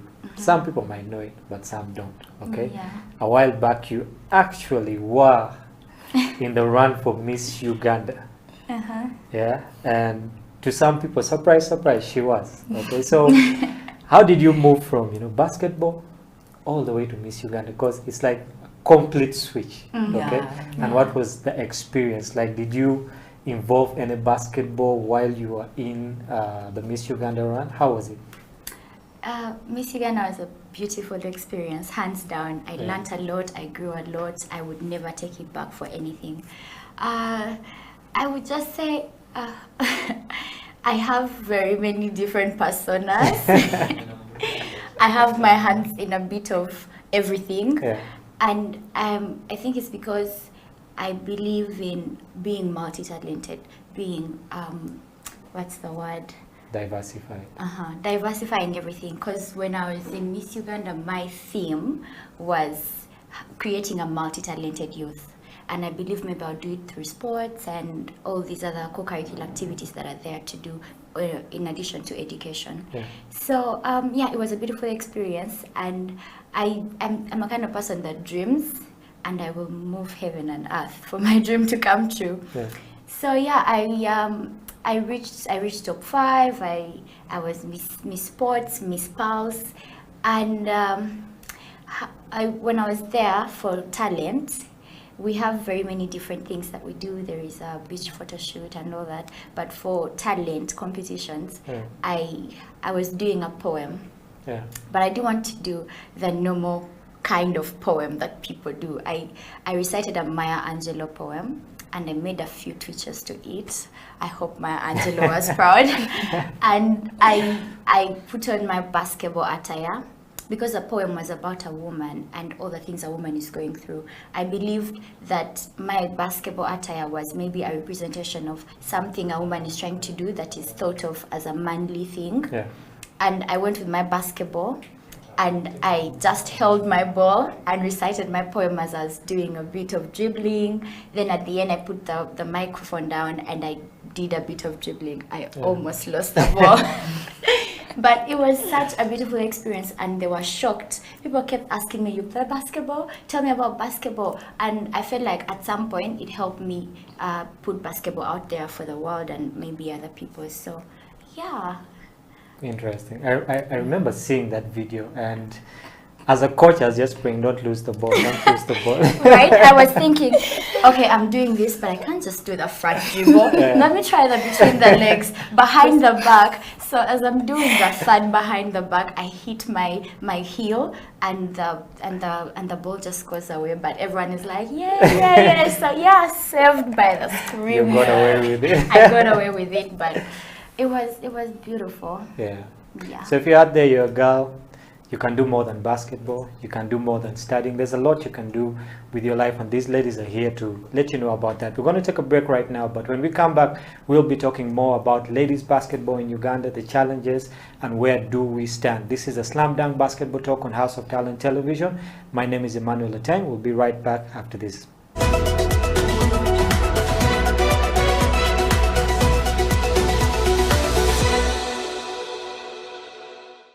One game, one sport, brotherhood, and when you go out there and you put out your hearts and you play great, yes. I like that East African basketball has really grown, represented by Uganda, South Sudan, by Rwanda, and by Kenya. I know Tanzania is still lagging behind a bit, and Burundi is yet to come, but having 4 of these teams from East Africa making it all the way to the second round is a very good thing. It shows that there's positivity in African basketball. It's really growing, and in the region. Yes, mostly. in the region. That is what we need to see. I think in no time we're going to have a lot of players in the NBA, playing in other leagues. And FUBA, we should really pick a leaf from what Ferwaba has done.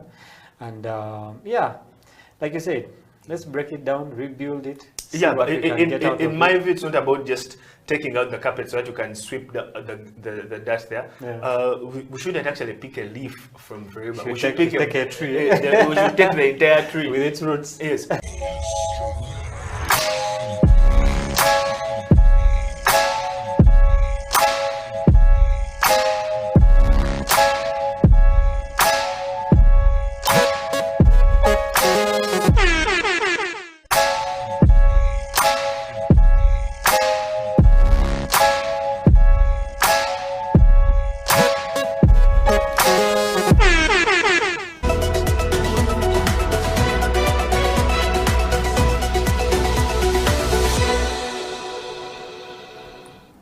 Welcome back to the Slam Dunk Basketball Talk on House of Talent Television. My name is Emmanuel Ateng, and in the studio, Esther and Brony. For those of you who are waiting for that secret, well, the cat's out of the bag. Brony was, in fact, in the run to be Miss Uganda. She didn't. She fell short of it, but she got a lot of things that other people just dream about, you know. So, Brony, what was the feeling like when you didn't actually make it all the way? I know that you would have loved to be Miss Uganda, but what was the feeling like, you know, going home that day and knowing that, you know what, I didn't reach the goal?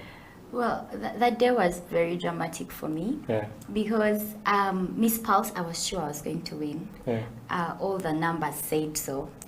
But when it was time to actually call out the person, we would stand in two lines, and I was at the back. So the person standing next to me made space. And we learned how, because we have to smile, we learned how to talk to each other through teeth. So my friend is like, this is your sport, right? So I'm preparing to move and they're reading someone else. It was such a shaky experience for me, and I had to be strong, but I felt so bad because I knew what my family had put in out there campaigning for it. But yeah, it was later on corrected. But when I went for the top 10 and the top 5 questions, I think a little part of me was not there on that stage. But I felt good. I felt proud of myself because I wanted this and I went for it. And when you go for Miss Uganda, you realize, of course, you know, you go knowing we're 22 girls. Not everyone can win. So I was just really proud of how much I've done and how much I had learned and how much the experience had impacted on me. And I was so happy for the winner because she was my roommate. And as long as the three of us got it, we'd all got it. So yeah, I was really proud of myself. Well, congrats again. You know. Thank you. Hopefully you'll run, you know, for another when it comes around. Not a chance. Not a chance? No. All right. Maybe we'll pass it over to Esther. Maybe we'll pass it over to Esther. Yeah, talking about that, Esther, away from basketball and away from psychology, okay? What are some of those things that you do as Esther?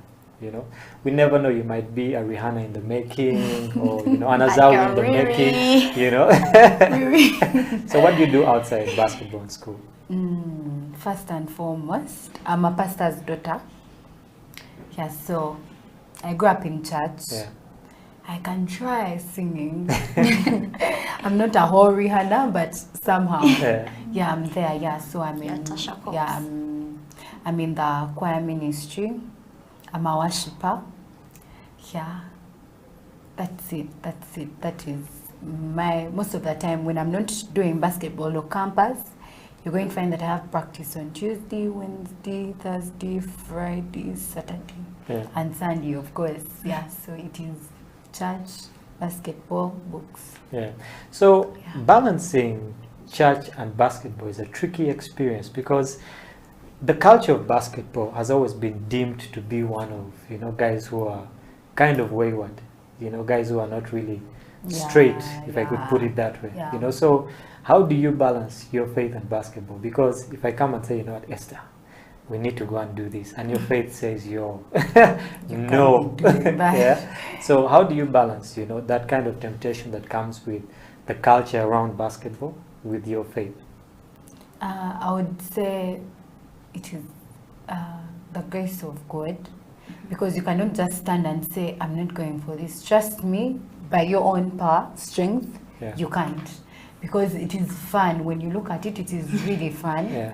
You want to try it, but then you remember, okay, to talk something small, there is this teaching, there is Make a Church. It's about your relationship with God. It is one of the biggest things. So you realize it is going to take you back from where you have been, and you're going to know that you have actually set a foot back or set so many steps back. So you know how much it is taking you back and how much you're going to go through going back so that you can reach where you have been or even pass it. So it is basically God. Also, like, you have to pray so much. You ask God for the strength because not everyone can do it. Otherwise, if you just chill, you may just find yourself that side and everyone just looking at you. As for my dad, who is a pastor, like he will tell you, I'm not going to come looking for you around clubs, what. Even if I hear that you were there or something, I'm not going to come looking for you. Yeah. You know the right thing to do. So that is the first thing I'd be like, oh God, my dad knows I know the right thing to do. So how is he going to hear me that I did this? So I just decide to accept what is happening, what I am, and then do the other side of it, like the right thing. Yeah, basically that is it. Otherwise, you cannot just do it by yourself. Yeah. Interesting. There's a lot of things that go into basketball. Okay. Obviously, Bronnie, you mentioned one earlier, discipline. Okay. And I believe that to handle such a situation, one, yes, you need God, but you also need to be disciplined. Yeah. Okay. True. God will create for you situations where you need to be disciplined. He won't give you the discipline. Yeah. Okay. Bronnie, what are some of those other elements that you have learned in the game of basketball, through the game of basketball, that have helped you in your normal day life? Yeah.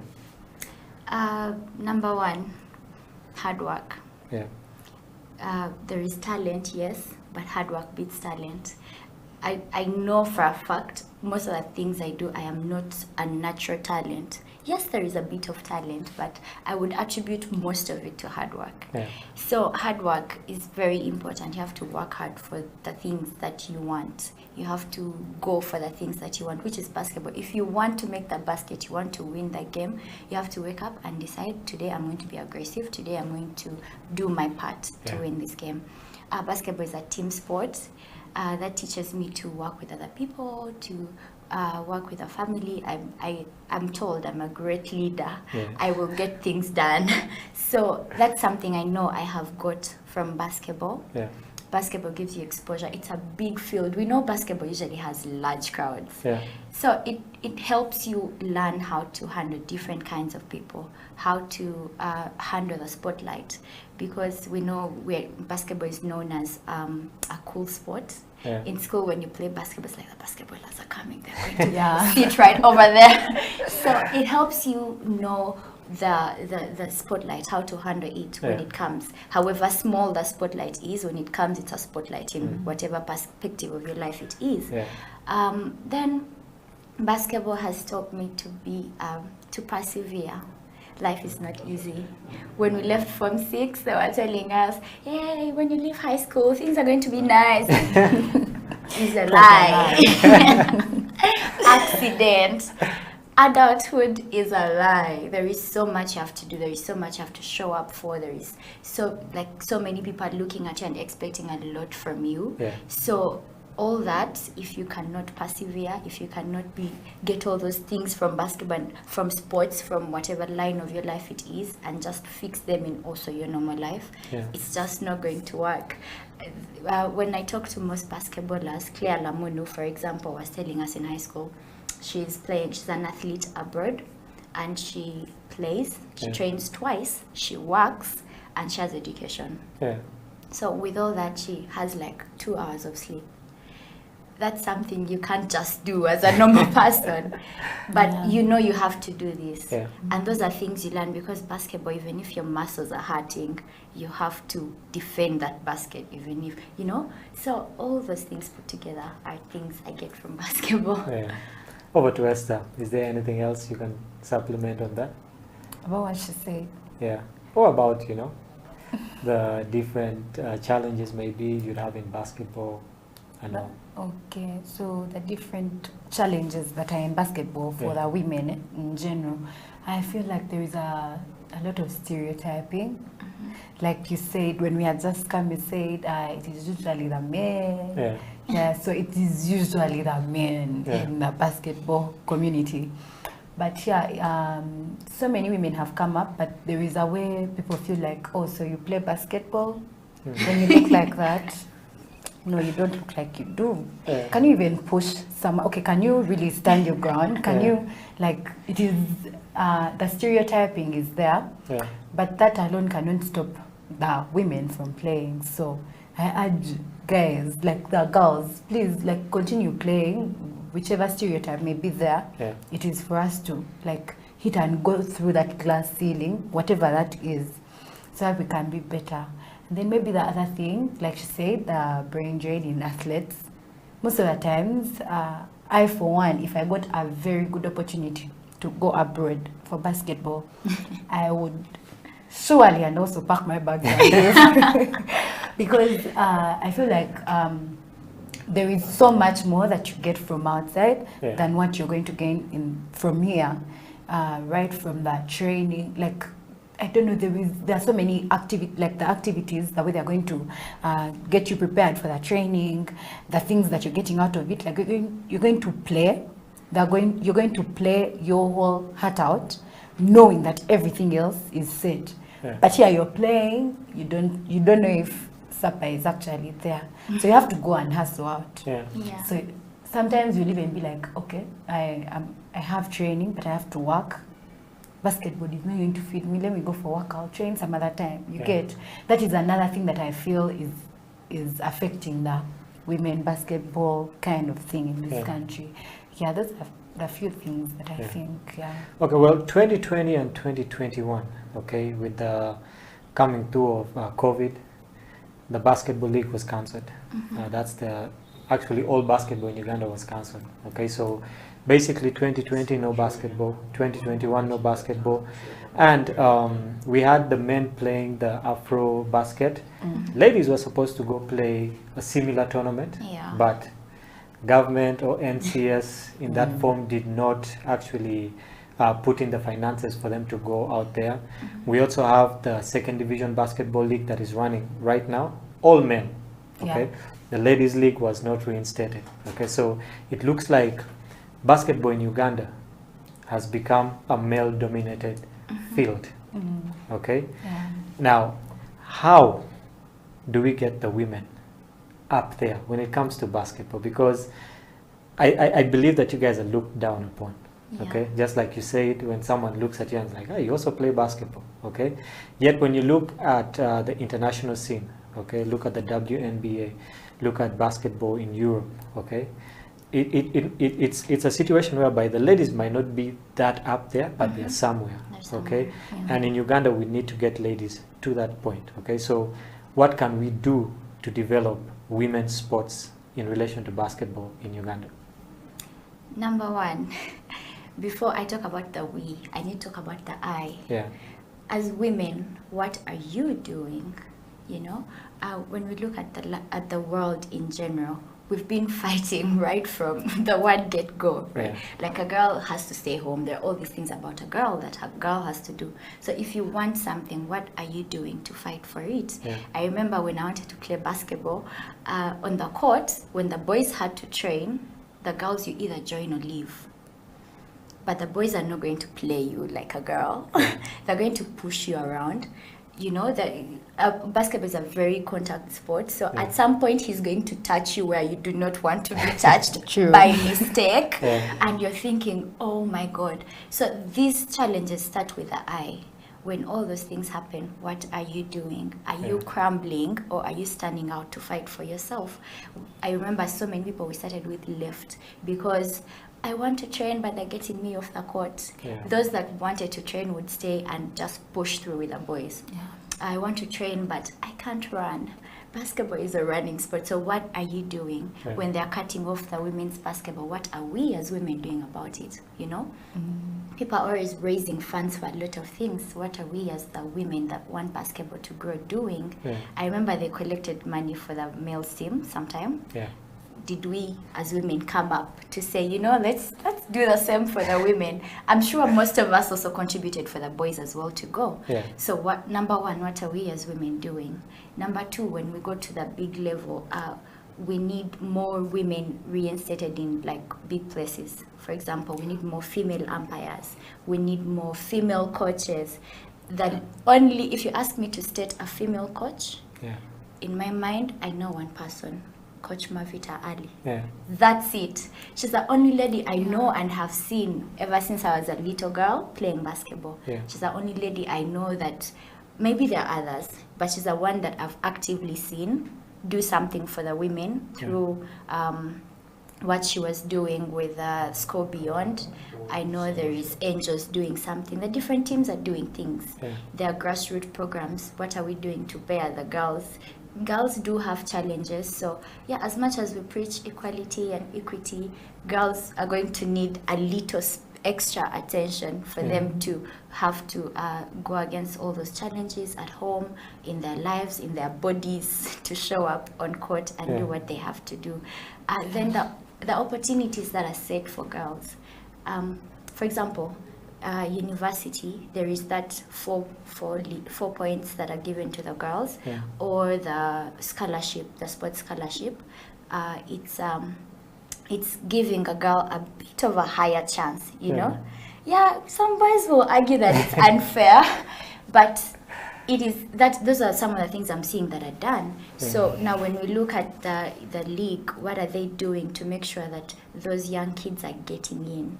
If it wasn't for my coach, I wouldn't know about NBL and how to get in. So these teams, what are they doing to go to schools and scout the little girls that are playing so well to join their teams? Because I know most teams wait for the girls to come to them. They put it out there, yeah, we're waiting for players, and girls go. But as teams, are you reaching out to make sure I've gone to the grassroots to see which girl is playing so well? I've noticed in the abroad, when you're going to play, they scout you, they give you a training program, and they keep an eye on you. In Uganda, coach is going to see you at nationals and be like, you play so well, you should come play for my team when you finish. Which class are you? Senior 2. Okay. Then all the way to senior 6, you'll never see him. You'll even forget his name. You'll see him again if you get a chance to play. So what are you doing to monitor that child that is continuing? Boys are always looking for things, you know, playing the 3-on-3 street basketball, looking for the coach. But girls have a way they are set back, and they need to be led. They should know. They should let them know that if you actually show up and just let us know that we're going to do this. So they need to create a platform for them to know that they are welcome. And that starts with the top. There is no I'm going to show up if I'm not seeing a female national team that is moving. If I'm not seeing a national team select that is on the side training and playing for a chance, because I have seen the same people in the national team for as long as I can remember. And I also know a lot of people that deserve or can be on that team, but are not being noticed or appreciated or corrected, and I've seen them go wee all the way down. So those are the I could go about this all day, but I guess I'll just stop there for today. Well, we're pressed for time, but before we get to the end of the show, Esther, Bryn has talked about the I and the we when it comes to the ladies, okay? In like 30 seconds, what can the men do, okay, to promote women's sports, or basketball for that matter? Yes, so today morning, someone told me, he made research, actually my brother, that these days the NBA actually facilitates the WNBA games to see that they're also somewhere.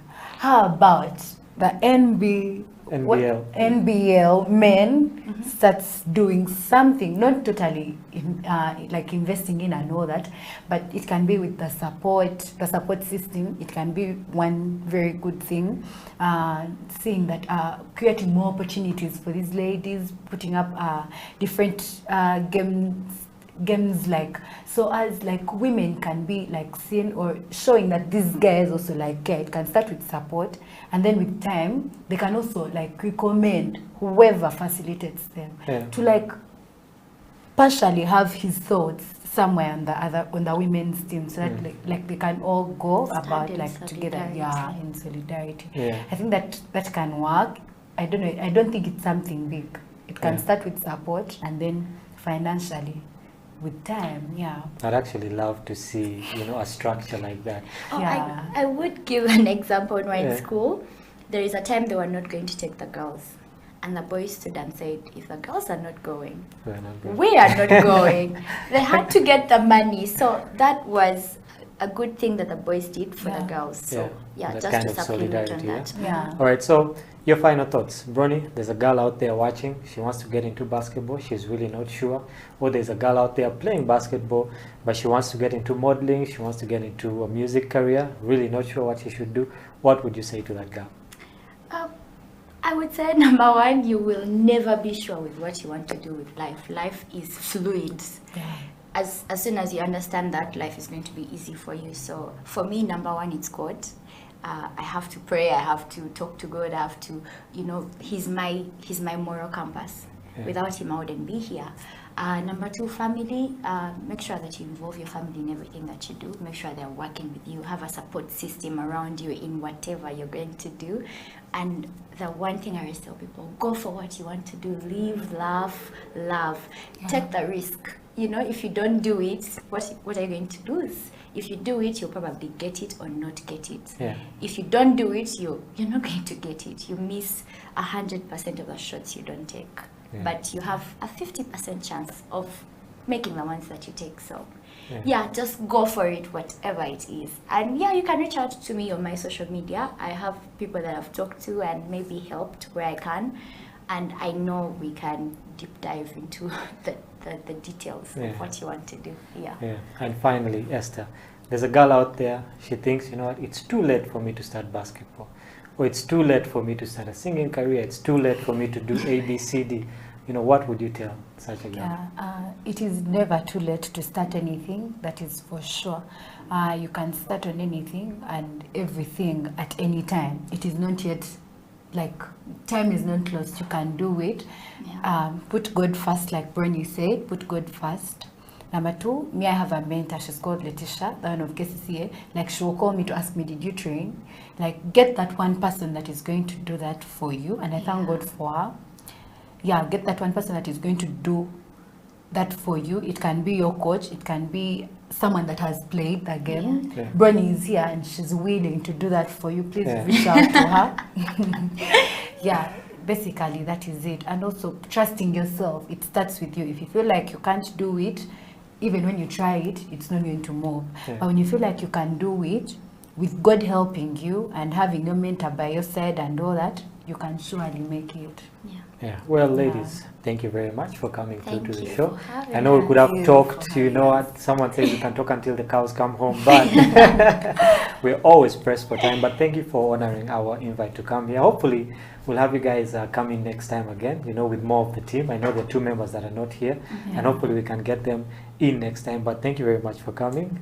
Thank you for encouraging the young girls out there, the basketballers out there, just inspiring people to be something better than they are right now. This has been the Slam Dunk Basketball Talk on House of Talent Television. My name is Atengi Manuel, and catch us next time. Maybe we'll have them back. Maybe we'll have a new batch. But we always want to talk basketball in Uganda, internationally, dissect the game, and help this game grow in Uganda. Catch you next time. This is House of Talent Television.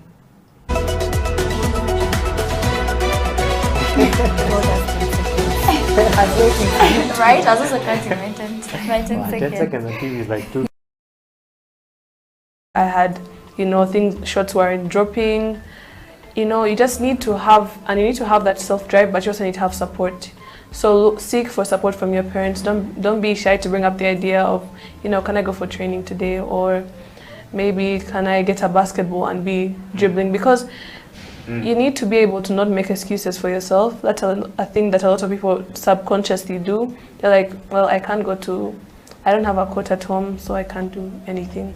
But you can get a basketball and learn to dribble, Then when you actually are able to access a court, you'll have a starting point, And also to, just if you love something, give it your all. Because I know there was a time when I played basketball, but I didn't love it, so I was just going with the flow, not really. I didn't have any sense of direction. I didn't have any goal. But when I started setting goals for myself and actively trying to reach them, that's when I actually started seeing results, like with the national team. I set that as a goal, and it paid off when I got to play, and also the Kenya camp. Because the second I came back from Cairo, I was sleeping one morning. I had slept. I'd come back. It was the second day I'd been back. I hear a knock at my door. It's my dad. Get up, coach is coming in 30 minutes. Be ready. You know, you have to be able to do that for yourself, or have someone who's willing to do that for you. And you know, just look for opportunities to play. I know there's like a lot of people who can't, you know, it's not as simple as just waking up, you know, getting a driver to take you somewhere. But you know, look around, maybe your area there's like a place you can go for pickup. Maybe you can borrow someone's ball, you know, just if you want it enough, you'll be able to put in the work. Yeah.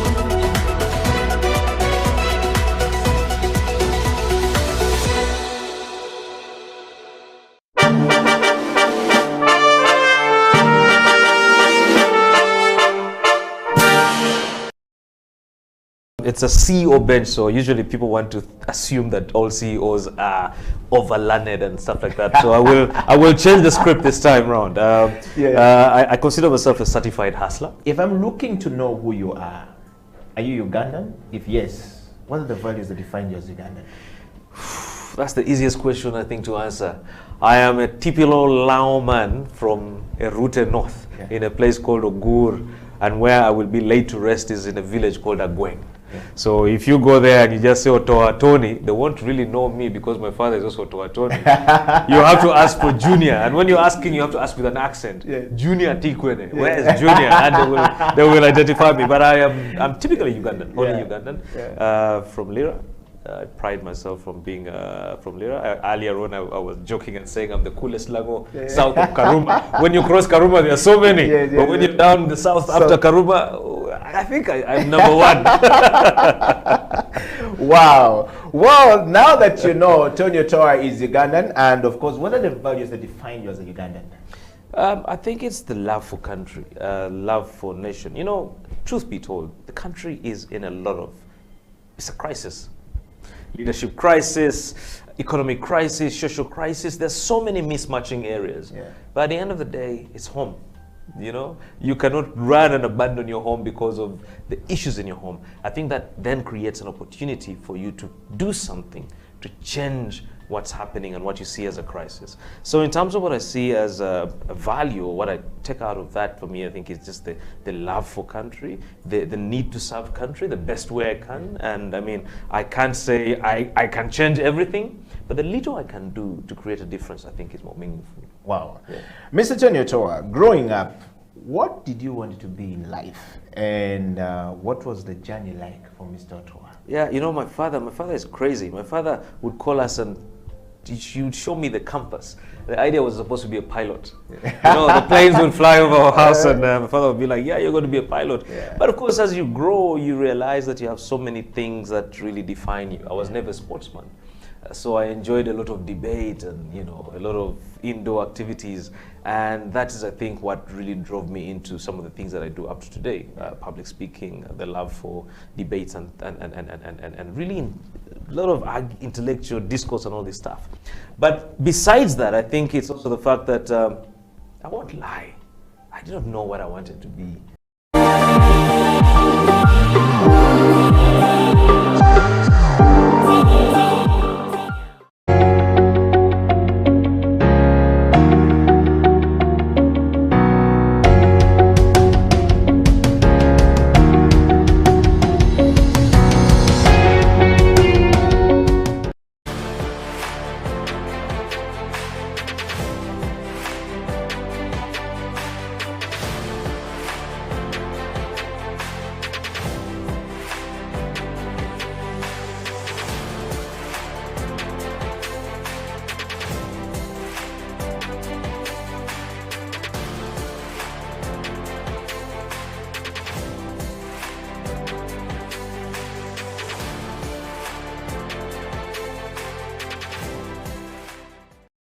Furniture, woodworking has been passed on, carpentry has been passed on through apprenticeship.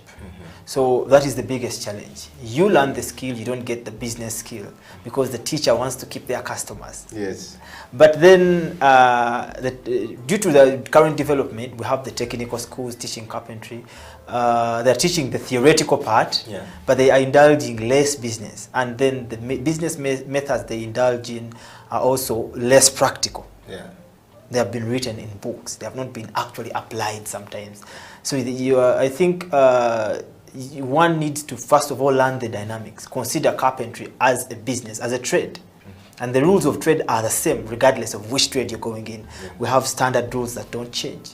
So currently, I think it is something I personally took upon myself, and in our kind of business, we do have apprentices, by the way.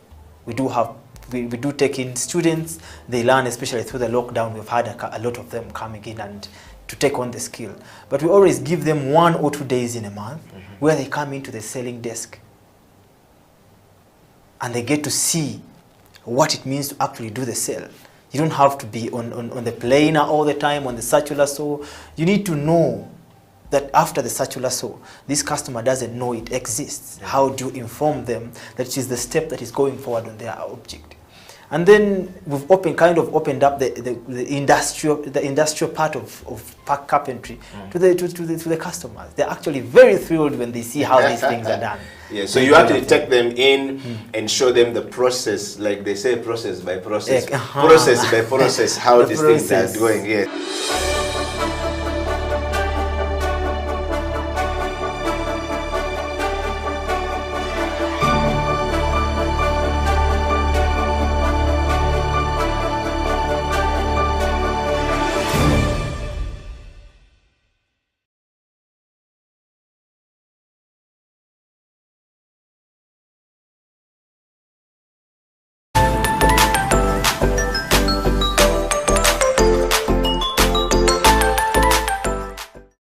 That's when I started learning that, this is how coffee is. Why is it that we produce coffee here and just sell it when we don't take it here, we don't consume it here? So one time when I had just started my training here, I went back to Uganda. And then I went to a hotel, a very established hotel. I will not mention its name. Then I wanted to see if I have people that know about coffee in hotels, because I knew probably big hotels serve coffee. So to my dismay is that I introduced myself as a barista, and everybody was like, "What's a barista?" So I said, a barista is a specialist that makes coffee, a person who makes coffee for people to, coffee like, cappuccino, different kinds of coffees, and people were like very green. I said, this is a big hotel. I expected to find here a coffee machine, and nobody knows about it. So it's, I think, incumbent of us to really transform this entire community, the entire country, to coffee, to learn about coffee, and also to give them the advantages of coffee, teach them about coffee, and then later on they maybe consume it, rather than just selling it.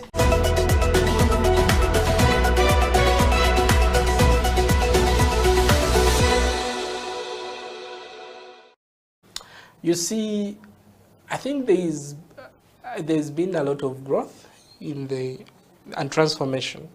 I appreciate the work national IT authorities is doing, and also, of course, they come up with policies that people are supposed to comply with. When it comes to IT, with cyber security, like I said, we have a layer of compliance and governance, whereby government will come up with policies and say, okay, we need you, each and every person should have at least a basic thing, which is antivirus on their devices. Because at the national level, they have what we call cyber threat intelligence, whereby I think UCC has a solution.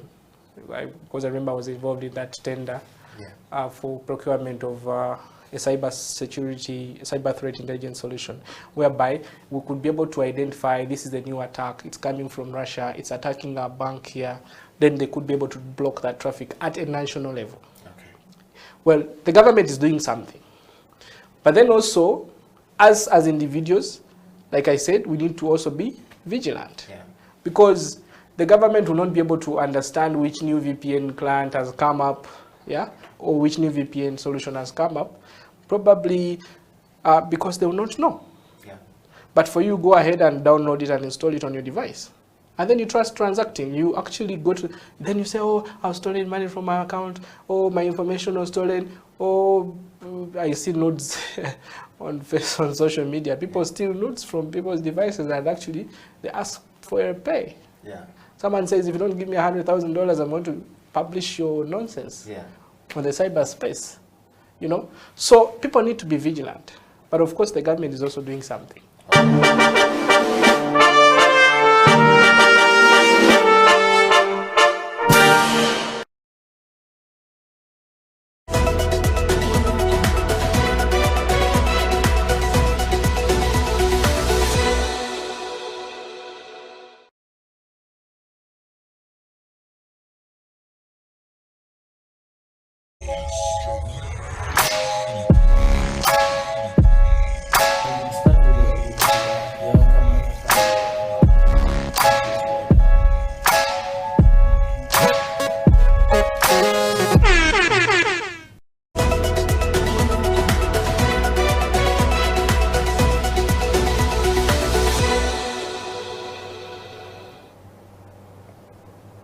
Good afternoon. My name is Felix Eopal and it is Slam Dunk Basketball Talk, the show where we discuss everything about basketball, what is happening, what is not happening, what we predict is going to happen. And this afternoon we are graced with the appearance of Frederick Freedom Warrior. Thank you so much, sir, for gracing Slam Dunk Basketball Talk with your time. Thank you, Felix, for inviting me to the show. Honored to be here. I think it's been a while.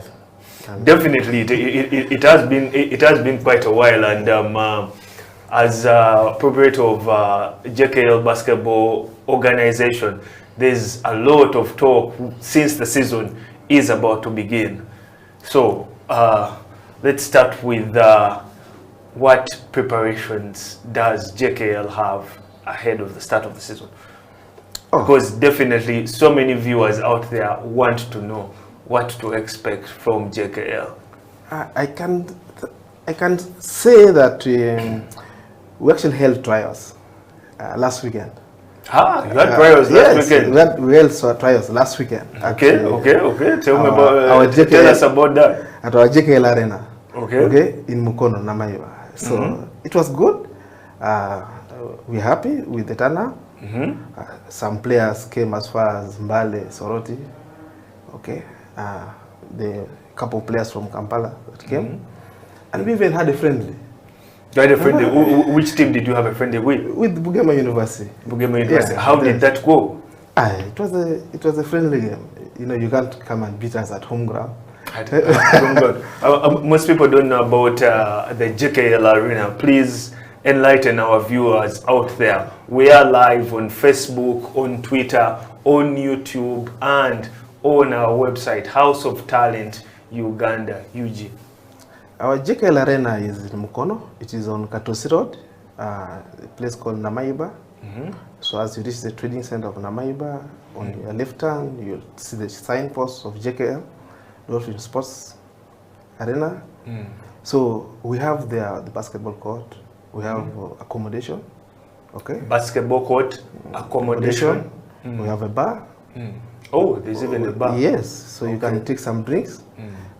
We have gardens, so you can chill. We have a kitchen.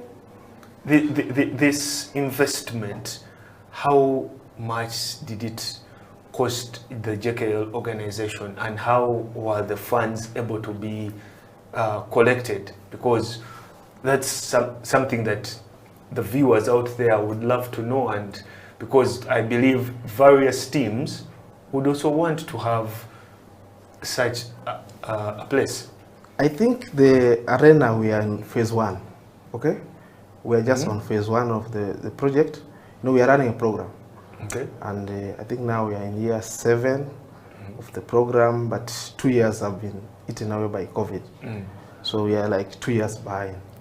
So we've invested, we started the program around 2013. 2013. Okay? That is when before we started the team. Because I believe when you look at the records, JKL was not yet in existence in FUBA records by 2013.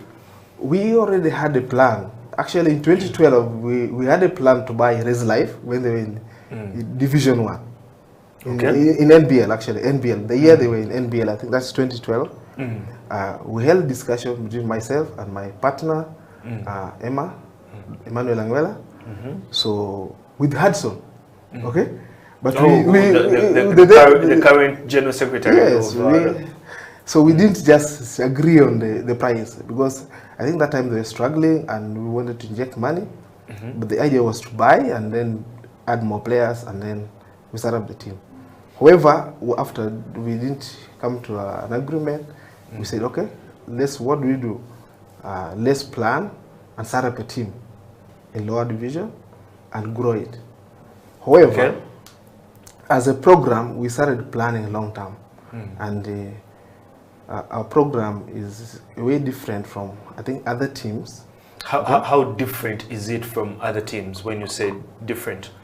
What we are looking at is in a scenario whereby we have players, after playing for JKL, they should be able to have continuous income. Okay, they should be earning when they retire. They should so what you're saying is that the program is to try and ensure that when the player stops playing basketball, at least they have a job. Is that what you're saying? Yeah, they should have something to do. Either they are working within the organization, they are coaching, okay? Or they can set up their own work. Because if you look at what we do, especially with the academies, we have a session when we are training the kids. We have a session for life skills. Okay. So for life skills, so we ask them what they want to be in future. Okay, what their plans are. We talk to them. You develop them so that they can be self-sufficient. Yes. That is actually that is very brilliant stuff for Ugandan basketball and for so many athletes, not just for the game of basketball. I wish JKL could also expand that and put it to a bigger platform. What we're doing, like I told you, we are in phase 1. We are going to have 3 phases, okay? So we are finishing the first phase, and part of the first phase was to set up the academy, start the team, set them rolling, okay? And have the team self-sustaining, okay? So that if freedom is not there, or any other directors who are funding the team are not there, or if the sponsor is not there, the club is able to survive. The club can still go on. Yes. Yeah. One of the key things, the season is soon starting and everyone is eager to know which players has JKL signed on. Which one do I start with? We have 2 teams. The senior team. We have both. We have the ladies, we have the men. The men's team. I think the men's team, got done before even end of 2021. We had discussion with the potential targets for 2022. We've already talked, okay? And how far are those discussions? No, they're already on board for 2022. They're already on board. Like I told you, we already sold to them the plan for 2022. The plan for 2022 is after COVID. We are doing a cut. Okay? So what you're saying is ahead of the 2022 season, you're going to have some players cut off the team. No, we are cutting the costs. Or operational costs. Operational costs. Okay. And how are you doing that exactly? We are cutting operational costs. Yeah. Let's just assume you're earning $1,000. Okay. We met with some of the players and told them, okay, this is COVID time, so we are realigning with the company overall objective of the club. So if you can take a 20% pay cut. Oh, so you're doing pay cuts? No, we're doing restructuring. How okay, calling it restructuring is a way of being euphemistic about it. But how are the players interpreting it and taking it? They're okay. The players are okay. And we already have a team for 2022 season for the boys. I think which surprises can you give our viewers at the moment that they will be seeing wearing a JKL jersey? There are many players. Actually, we are rebuilding the boys team. We are rebuilding for BAL, so we are looking at a 3-year program. So most of the players are young. Okay, and then we have some experience. Oh, you are rebuilding for BAL. Yeah. So that means JKL is going all out to win it, because you cannot go to BAL unless you're a champion. We are rebuilding, so it's going to take a 3-year program. Okay, I said we are rebuilding for BAL, like for 3 years. We are trying to do a 2 or 3 year program to rebuild, so that we are able to participate in BAL. We want to cut our expenditures slightly, okay, to align with the current market. Number 3 is we're going to recruit players that fit our profile. What is that profile exactly? What is the JKL profile? Our team is built on first skill, okay. Then we have when we recruit players, there's not everybody fits the system. There are those who love the club, okay, like come to you and I say, Felix, oh, some players come and call me like, you know what, we want to come to JKL. So like, what are your expectations? Okay. And what do you tell them when they come and, let's say, such players, and they ask for wanting to have a place in JKL? No, they are free to come, train with this team, and the coaches will decide. Oh, so it is open, they can come and then you evaluate? Yes, they are free. What criteria do you actually base on when doing that evaluation? One of them is, it's not about the skill set. We normally sign players who go hard. Heart.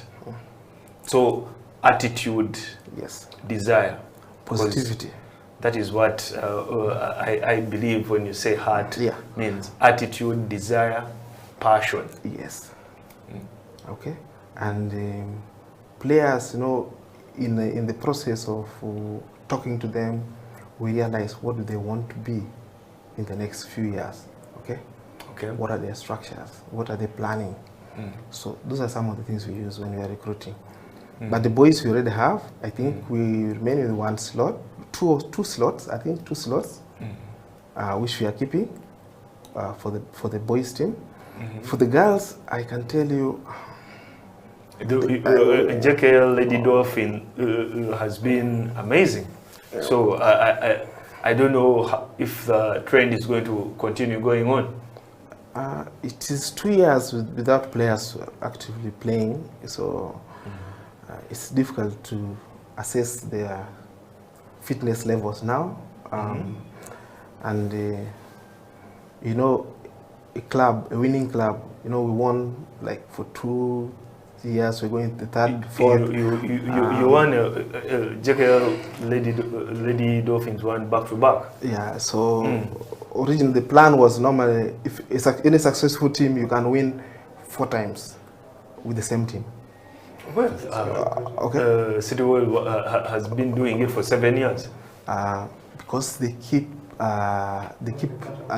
adding new blood. Okay, as others leave, you keep adding.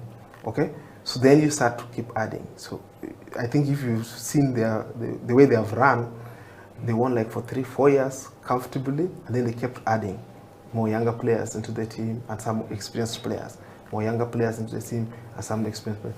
You can't keep the same old players. So that is the same strategy that your ladies side is going to be taking on? It is for both teams. both the boys and the ladies. We're going to have young and experienced. And I think the ladies, I have one player who I think is going to be amazing. I think he'll be in the national team in 2 years. I think. You have I have high expectation of the kids. We have added so far 3 new players, fresh from high school. And when they come to the league, they take 1 or 2 years to settle in. Yeah, because I was just about to ask you that if they're fresh from high school, then the transition usually is not that simple. Yeah, we have a program. You see, our program with the young players also different. There are so many things that take place behind the scenes that people don't know. The young players have a special training program. Okay, so which facilitates them to join the senior team. Okay, at earliest opportunity. We have a special program for the young players. Because most of the fans, or even when you go to the comments and everything, they're like, when is JKL winning a title? Is this their year or not? We have already won a title. Which title? The men's team. Oh, the men's team. Yeah, that is. I think last year we had a chance. Those are the comments. Even when I posted and I mentioned to our viewers, our fans, that you would be our guest today. They were asking, when can you tell us when JKL will be able to win a title? JKL is going to win a championship, okay? The men will win the championship. Some of the views are that you have one of the best power forwards in the country, in Brian Namake, and yet the team is still struggling. What is your view on that? Prior to 2019 season, I think we had kept a team, a unit for a while. We actually needed like 3 players to take us to the next level, and that was the target. But you see, we tried to look for those players across the region. There were few that fitted the profile we wanted. Okay? Why were you looking for players across the region? Couldn't you like look for talent or within the region? You see, at that time, most of the best players within the region were already locked up in their clubs. Okay, so it's difficult to get the player from maybe City Oil. I think you understand. It's difficult to get a player from them, or it's difficult to go to APA. This Patriots in Rwanda. It's difficult. Okay, it's difficult to get a player from there. So we were looking. The scouts sent some videos, but as a TD, I don't believe in videos. Okay. Oh, you believe in first looking at the player and assessing them yourself. So I was supposed to travel. There was a player we were targeting in Zambia. They told us there was a big man. I was supposed to fly there to identify the player. And then things came around. I was supposed to travel to Nairobi to check on some players, and that expense is quite something. We will get back into the discussion. We are with Frederick Freedoms, or the proprietor and technical director of JKL Basketball Organization. My name is Felix Paul. We return after this short break.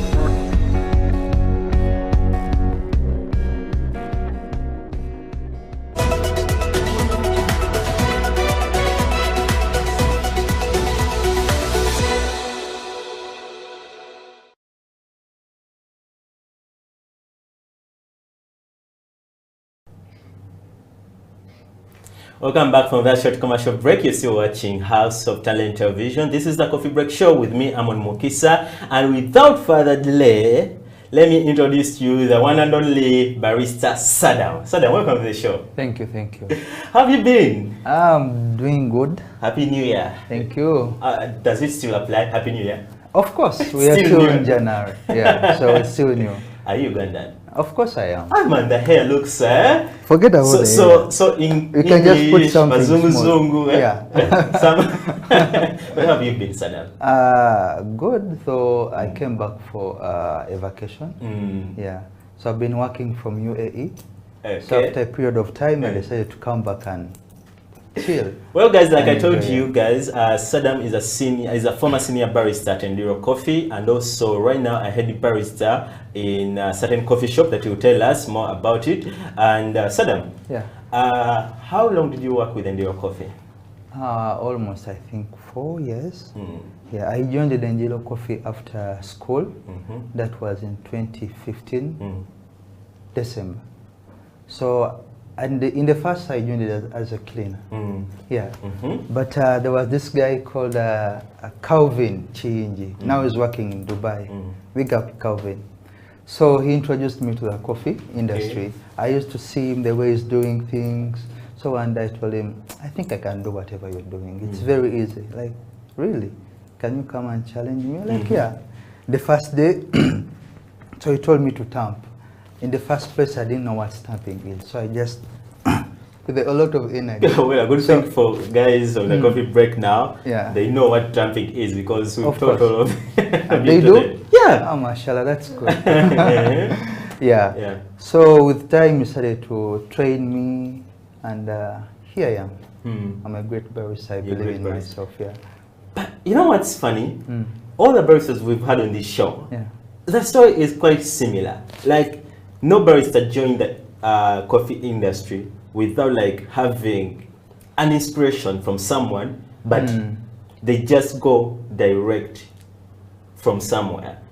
What I'm trying to say is that no one has come on the show and said, I went to the coffee industry or to be a barista because I wanted it. Yeah.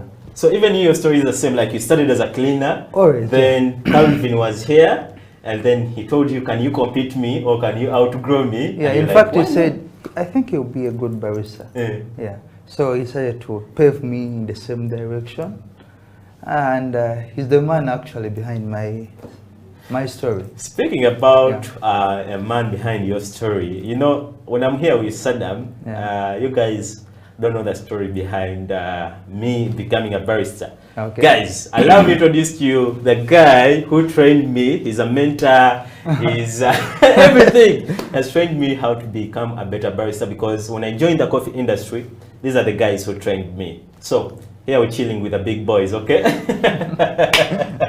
So when I'm with Saddam, it's always a vibe, it's always a conversation, no pressure. So today, Saddam, we're going to brew, or you're going to give us a tutorial about a V60. Sure. And give us information, like literally the art of brewing that cup of coffee or using that equipment to brew coffee. But before we do that, let's first speak about the art of brewing coffee or making coffee using an espresso machine. Most times we have baristas come on the show and they're talking about things, but when you go deep down, you realize that they're just gambling. Can you give us like, what does it take to have a good cup of coffee using an espresso machine? Yeah, sure. Yeah. Yeah. So literally, it's all about extraction. That's the drama. It starts from there. Extraction. So you need a set of few things, because in brewing or in coffee extraction, you have to know what you're doing. Yeah. So you need a scale to measure the amount of coffee you're putting in. That's dosing, yeah? Yeah, dosing. Yeah, then you need also a timer. You have to calculate. And this is on a professional part of... Of course. Yeah. Yeah. So actually, let me first go back years before. Here in Uganda, we don't have these sets. You just wake up in the morning, start the machine, grinder, pull coffee, ta ta ta ta. You don't know what you're doing. You tap, then you go. Now the challenge came my first day in UAE. It was a challenge. We're getting to that. Your I'm experience in skipping the UAE. part. All right, then let's go first back to the topic. Yeah. So you need the skill, as I told you. You need the timer. Then you're good to go. Scale, timer. Yeah. And you're good to go. Yeah. Of course, with even a cup. Yeah, and then the whole setup. But these two things are very important. What does it take like to have, because we've gotten all those sets, timer, the grinder, the cup, and the scale.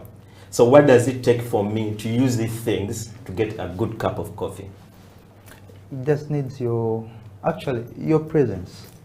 Man, I can be present and things that I'm making are, you know, no. Coffee is all about time and what you put in. So when I talk about your presence, it means you have to be there and you have to look at every step.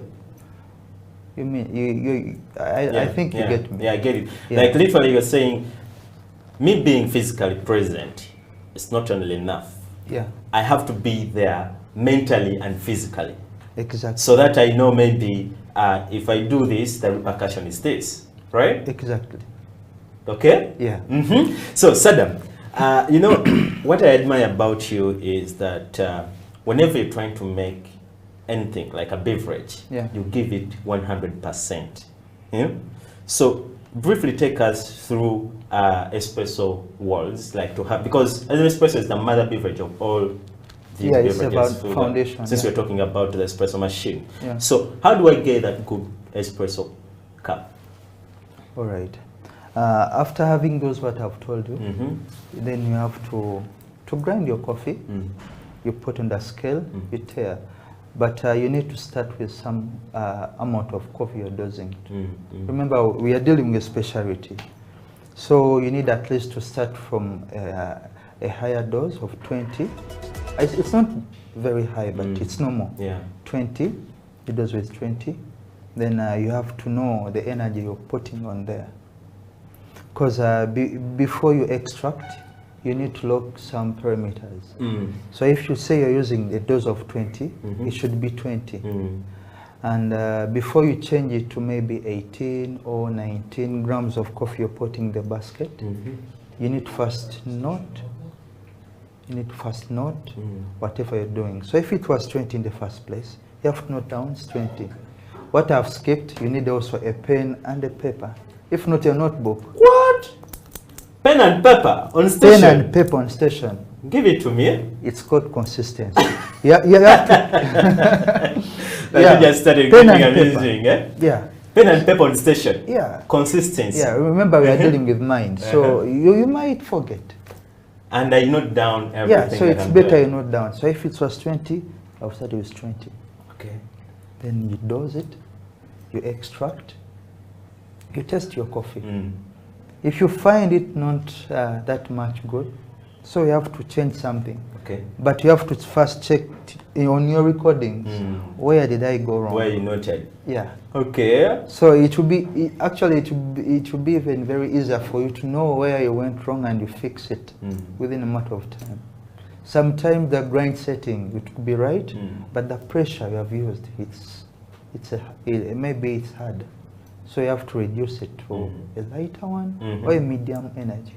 And you have a good cup of espresso. Of course. Well, I told you guys we're having the art of making coffee right here, and Saddam is here giving us the nits and gritties of making a good cup of coffee. Saddam, let's talk about baristas in Uganda.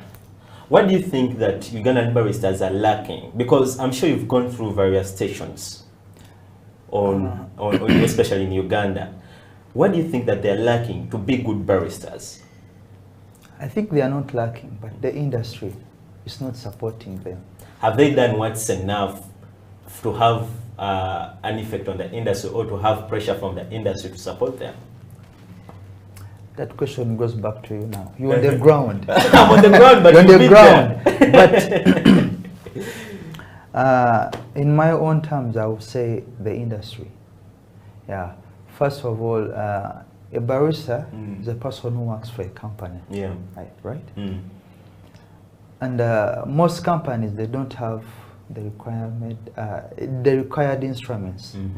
You understand? So if a company can support, it can provide the necessary instruments, a barista will be on this standard. But Saddam, have you heard about a saying, a bad workman blames his tools? Yeah, but not in Uganda. Okay, I know you have instruments, equipments that are not that good. But am I using these instruments to at least say, okay,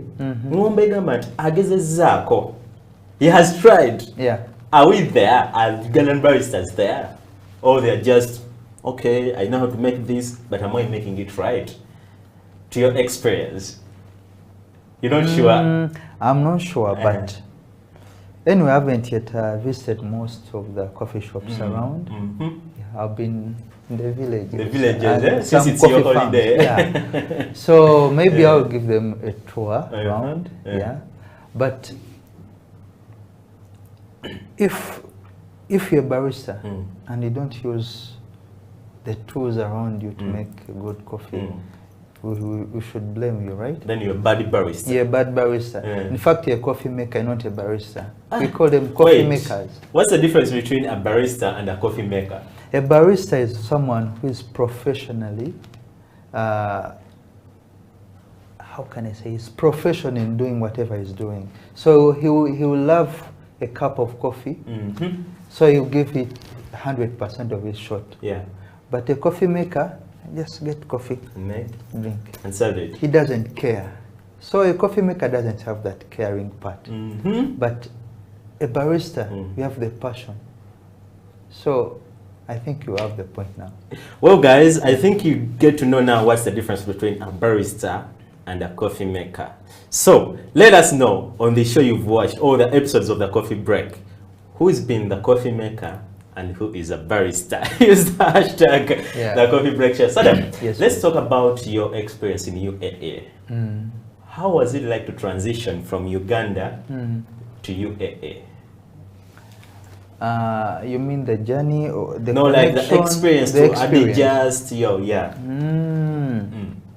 It wasn't that much hard because before I joined the UAE, I used to work with Calvin. Your mentor? Actually, I first used to work with Calvin, then yes, my mentor, then a barista, Saint Alvin. That guy is nice. Big up, Saint Alvin. Big up guy. So when we used to work together, we used to read different articles concerning coffee. I remember you remember? Yeah, I do remember. You know, we're family here, so whatever he's talking about is like I'm envisioning it here and I'm seeing it how it was. But for you guys, for the benefit of you guys, at least we are storytelling this so that you get to know the experience that Saddam has gone through and what has been his best moments in transitioning from Uganda to this. So after this short commercial break, we are going to be starting from right there to get to know how Saddam transitioned from Uganda and what was his experience in UAE. But also in this segment that's coming right up, we're going to be brewing our coffee and Saddam will be giving us all the details on how best we can brew this coffee. So don't you go away, we shall be right back.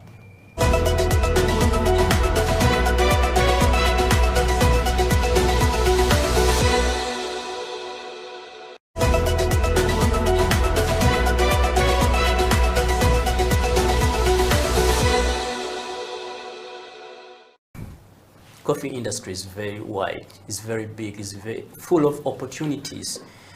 Don't sit there and say, I have nothing to do. You can join the industry. You can get whatever you want. If you give it time, invest in it. By giving it time, don't look for money, don't look for big salary at first. First learn. After learning, you'll get how much amount you need. In coffee industry, there's no like, barista should get this amount of money. No, it depends on your knowledge. What you know is what you get. You cannot be like having junior experience and asking for experienced one. No. You can join now. Good thing, everything is simple. It's easy. Don't sit there and say, oh no, I'm scared to join this. No, it's very simple. You can make. Yeah, it's very simple. It's not so difficult. Simple, very simple. very enjoyable. You can do everything when you're enjoying. You can do your coffee, you can serve your customers. Coffee create friendship. Yeah. Coffee gives you job. Even if you are not working in a cafe, maybe you can go in different field, but still in coffee industry. Yeah. Yes.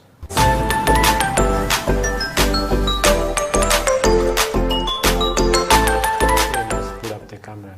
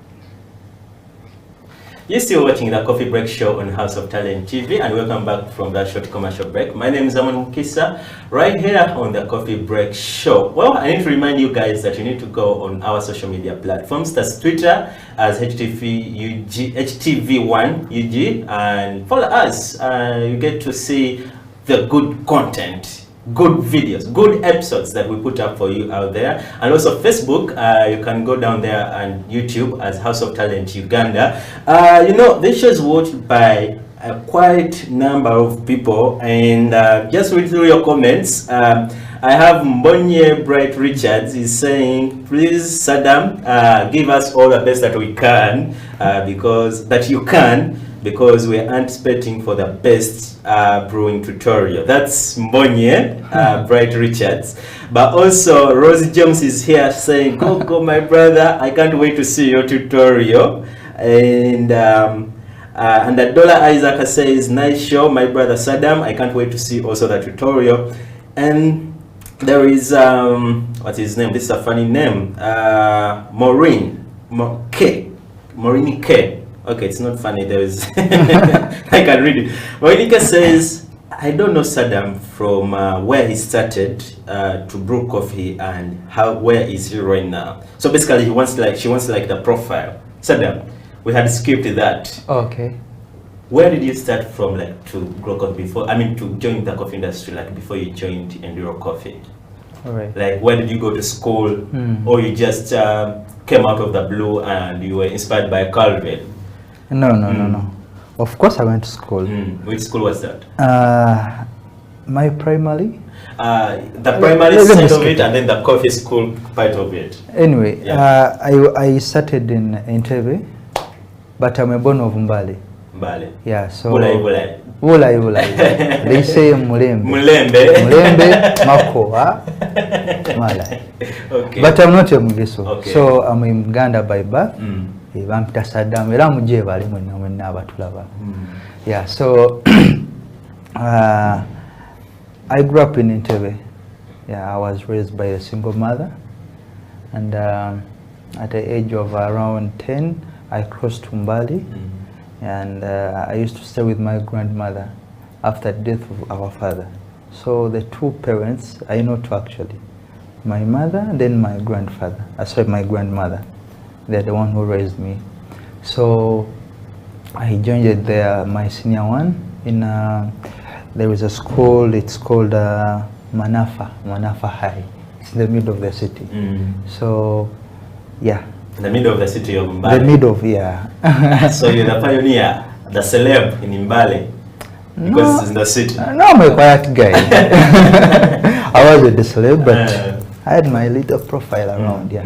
So I didn't go, I didn't do higher education, so I ended in senior 4. I tried to go to senior 5, but you know, school fees issues. So I had to branch somewhere. Let's talk about you going to Mbale at the age of 10. Were they growing coffee, like your grandma and mother? Were they growing coffee? Because Mbale is known also for growing coffee that side. No, actually, no, we didn't. Yeah. So at the age of 10, 15, you never knew about coffee? No, I knew about coffee, that's coffee, but I didn't care what's coffee. For me, before I was a tea drinker. Okay. Every day, even if there is no sugar in the tea, I'll take it because I love tea. Okay. Understand? So at the age of 20. After senior 4? Yes, after senior 4. I started to look around what I can do. Yeah. So in my vacation of senior 4, I first went to, there is a place there in Kampala. They do furnitures, you know. It's called, it's in Wise actually. So I started to gamble around for 3 months, but I knew there was no future here. You didn't feel that thing? I didn't feel the vibe. Yeah. So not cheetah, you understand? Not cheetah. So I went back to Mbale. I was stuck somewhere, you know. I was in the middle. I didn't know what to do. Yeah, I sleep from morning until evening, waking up, looking for what to do. Nothing. Then there was this lady. She's a friend of Madame Gloria. She's called Maggie. Maggie. Yeah, Mrs. Maggie. Maggie is Gloria is the CEO of Endiro, so they are friends. Eh? Yeah, they are friends. Maggie, she's working with Jenga projects in Mbale. She's the vice president there. So she was my neighbor. So one day she came to me like, Saddam, the year is ending. We have to plan for the next year. What's your plan? So like, what are you talking about? Do I have to have a plan for the next year? I asked her. So she told me, yes, you're a man, you have to think ahead. So I told him, but I don't have a job. Like, do you want to work? Like, yes, anything. Do for me a CV. So here was another drama. I didn't know how to do a CV. I'm being honest. So she told me you have to, I'll not help you. Like, okay, so I went to Google. I did some little research. I did one, I gave her. You wrote a CV? Yes. So the following morning, she told me, are you ready for the interview? Like, do I have one? Like, yes. So I asked her in the interview, what they ask? Like, you go and figure it out, you're a man. Like, okay. So yeah, at that moment I knew naino kubeera omusajja. Singa ebyabagisumba kusala mbalu. No, it was another topic of life, you know. So I went, Madame Gloria, she invited me over, so she sat me down. How did you get, okay, Maggie knew Gloria, but how do you, okay, when you wrote the CV, you sent it to Gloria? No, to Madame Maggie. To Aggie?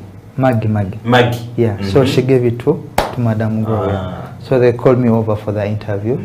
Yeah, by then there were three people, let me say Madame Gloria, Then there was this white lady. By then she was a manager in Enduro Mbali. And then there was also another lady. She was called Madame Penina. All of these two, I think they left. The white lady, then Madame Penina. So yeah. What was the reaction when you got a call? Because you had suffered from going to the furniture store, and then went back to the ginger growing in Mbale, and now you get a call, you're coming in the city. What was the feeling like to know that you're coming back in the city and you have a good job you're going to get? Actually, I didn't know that I was coming in the city. You thought you're going to work from that side? Eh? Yeah, and I did for some few months. So I was given a chance to work as a cleaner. They asked me, are you willing to work? To start immediately or tomorrow? Like, I can start now. I was so eager. Yes, I wanted to work, you know. Yeah, so my first day they showed me around, so I started to clean. Then Calvin saw me and he liked me. I think that was the chance also to get to the coffee section. Yes, so he liked me.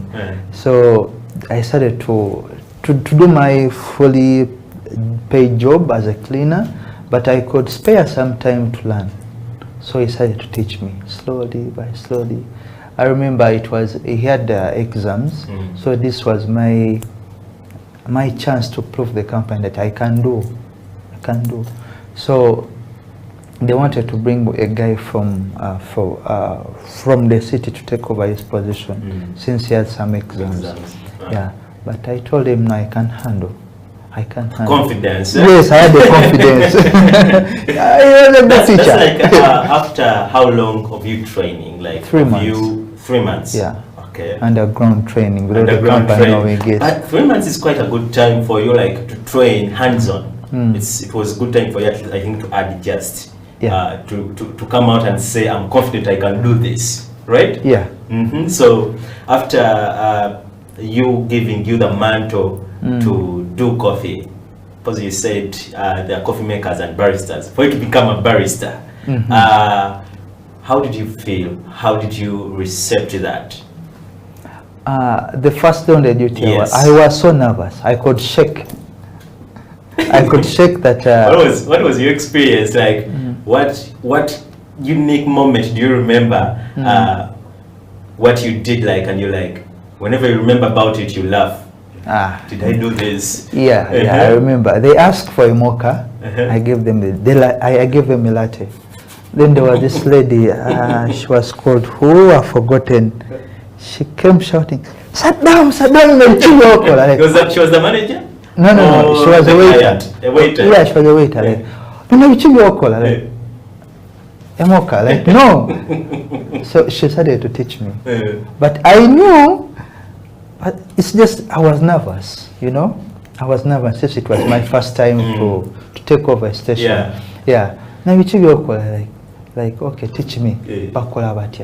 Like, okay, you put this after putting the chocolate, you should extract the espresso, mix it together, then steam the milk and pour the latte. Like, just like that. I knew what to do, but I wasn't thinking. Because you were nervous. Yes. Well, guys, that's one thing, by the way. If you become successful, especially as a youth in this world, one thing you have to do is be confident of yourself. Because the moment you're not confident, everything will bypass you. But also, like, not undermine things. Because you see how Saddam came as a cleaner. He didn't mind about cleaning, but he knew what he wanted. He wanted to work. He had that zeal. So he ended up like going to the coffee section from being a cleaner. Now he's the big guy here doing coffee. Exactly. Quite a story, man. Yeah. So it's all about the confidence and being humble. Being humble. Yeah. These two things pushed me. Yeah. Okay. Let's first speak. You have become a barista now, and how long did you do it before you decided to go to UAE? In Uganda. I went in UAE in... No, like, how long did you be a barista in Uganda? For 2 years and 8 months, let me say. 2 years and 8 months? Yeah. And you have all this knowledge. I've had guys come here. No. Before I went to UAE, this is the experience I had in Uganda.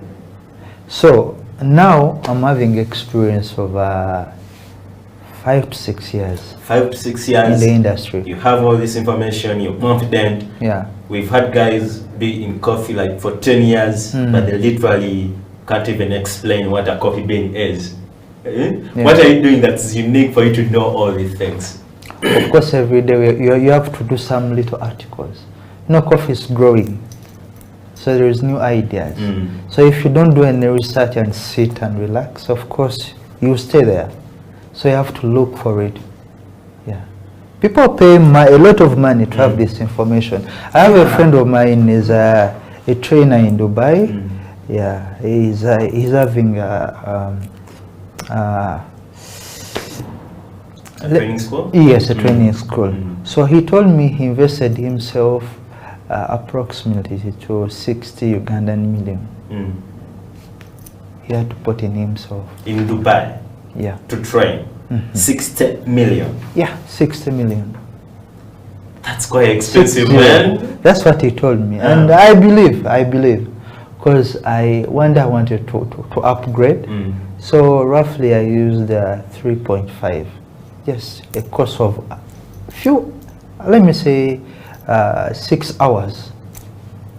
It costed me 3 point something million. Yeah.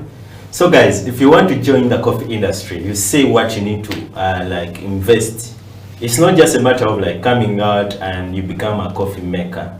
You need to invest so that you can become a barista, right, Sadam? Yes, a professional barista. A professional barista. Actually, no, those are all stages. In the first place, we'll have coffee. Then you gamba kanko, coffee maker. Coffee maker. Yeah, but because of passion, pushing harder, then you become a barista. You know, so from being a barista, there is also a pro barista. Yeah, professional barista. So you have to, invest in yourself more, then you upgrade. Well, you spoke about farms in Uganda, because I was asking you about like what experience have you had in coffee bars that you've visited, but you've been so much in farms. How do you find the farming practices deep down in our farms? Are they giving us good coffee, or they're doing bad practicing methods for farming? No, they are doing amazing job. Amazing job. Yeah. Before I went to UAE, I visited some farms. So in the first place, what I saw, I wasn't happy. But when I went back the second time, I was really happy. The way they take care of their crops, the processing ways, the way they put in on the African beds, raised beds. Yeah. Back then they just used to sweep on the ground to make sure the ground is clean. Just remove the leaves, little sticks, cow's shit, Then they pour the coffee. This time around I was so happy. They made their beds, so they put coffee on top. Under some hours, then they take it off. They know what they are doing, But back then, yeah, one day I got a goat lying in coffee beans. I was like, what? You never get to tour. It's not good. But now there is a lot of changes. Okay. Yeah. So what were you looking for in the farms as you went deep down to the farms? I have a friend now, he's a producer. It's called Semakula Derek. Yeah, he's working with Chanzo Farm, washing station. So I went to CP Falls. Okay. Yeah, so they are doing their production that side.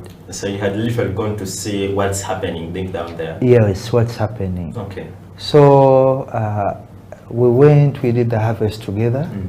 And I was so happy with the team which I worked with. They knew what they were doing. So they could look only for the ripe cherry. They could select the ripe one. In case they pick the green one, they have somewhere where they used to go and sort it from. Okay. Yeah. So I was part of it, interacting with the children. And what surprised me, I got a six-year-old kid. He's not in school. He's selecting beans, but he does know what he's doing.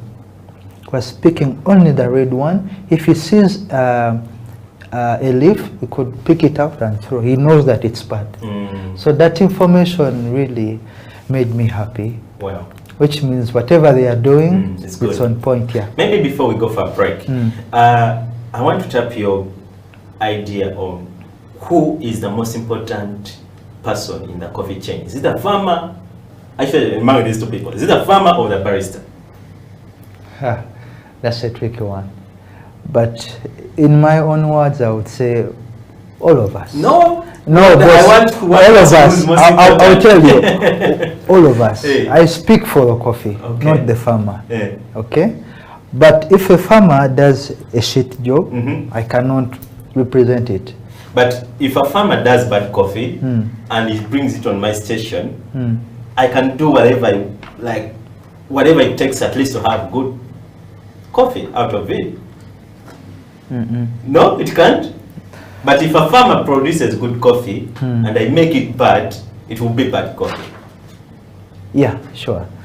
Let's go for We shall continue this conversation later. Boss.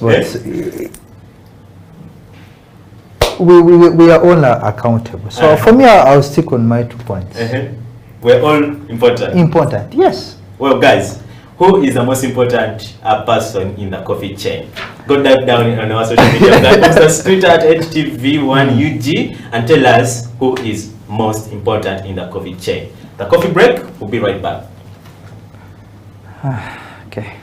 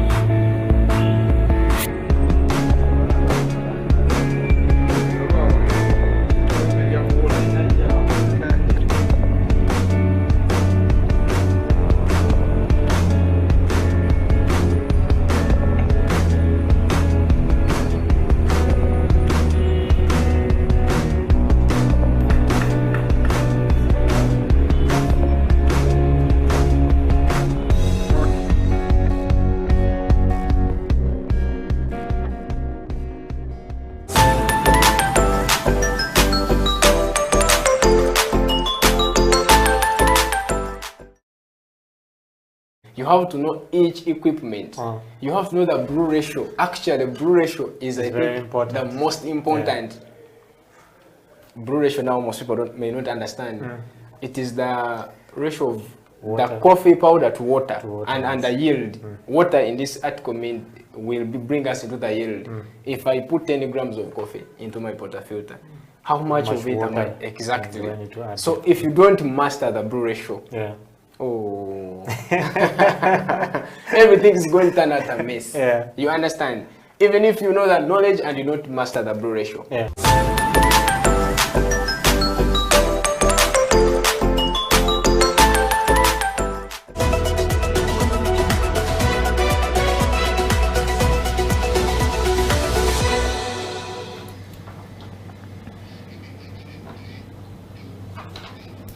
Welcome back from that short commercial break. You're still watching House of Talent Television, and this is the coffee break with me, Amon Mukisa. And my guest today is Saddam Muchibi, a former senior barrister with Enduro Coffee, and now a head barrister with Algawa Arabia. Algawa Arabia. That one was confusing. Algawa. You should feel it here. I should feel it here. Algawa. Yes. Is that Gawa. Gawa means coffee, actually. Means coffee. It means coffee in Arabic. In Arabic, yeah. In Arabic side. Gawa. Gahawa. Gahawa. Gahawa. You know how to speak Arabic, huh? Nah. No. It's not any easy language, bro. Yeah. But of course I know little words, yeah. So before we went to break, we were talking about like who is the most important person in the coffee chain. And behind the camera, of the camera, we were having a conversation of the fact that we talking about the chain, and now we are bringing out only 2 people, which means no longer chain. Okay, so now Saddam, who is the most important person in the coffee chain with all the people involved in the chain? So that's now a complete chain. Aye, boss. Everyone is important. I'll not say these people they do they put less effort. No, everyone in the chain puts 100%. Yeah, so still I'll stick on my answer, everyone. Okay. Everyone is important. Everyone is important. I cannot have coffee without a farmer. I cannot have a coffee without a roaster. I cannot have a coffee without a producer. So they are all important, and we appreciate their work. They are all important. So Saddam, let's go into our tutorial for today's show. What are we gonna do today? I see very nice equipment here. Yeah. So we are going to have a V60. Yeah, a V60. Yeah. Sure. Okay.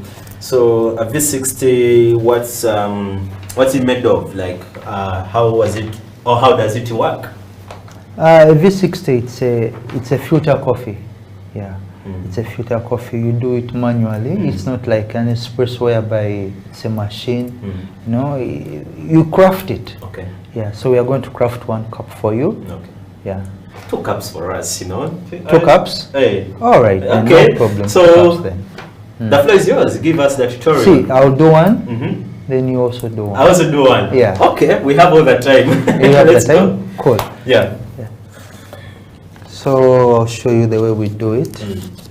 See how I'm following the folder. Sorry, the paper filter. It should be like this.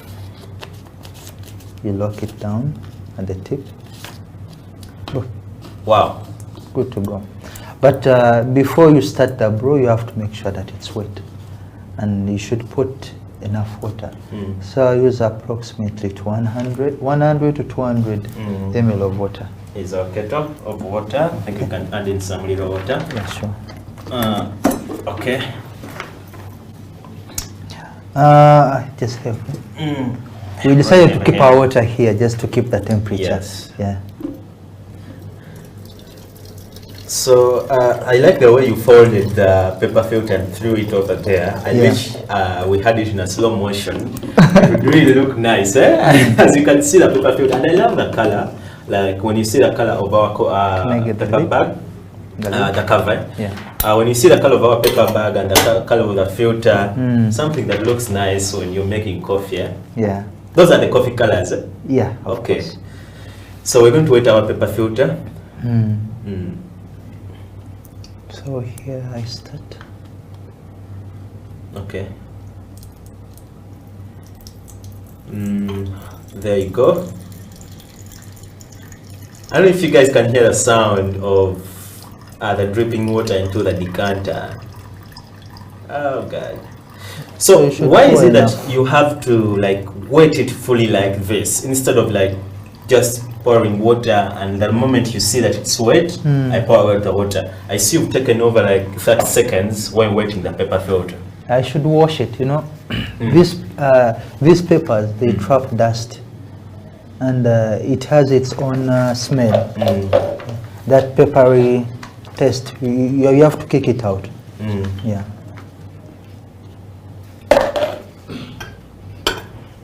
So, can I use it here? Sure, no worries. Can use. We have all the equipment on the coffee break I show. see. Yeah. Even the decanter, you have to wash it fully. Yeah. Nice. Yeah, good to go. So this process took like 1 minute. Yeah, you have to take your time.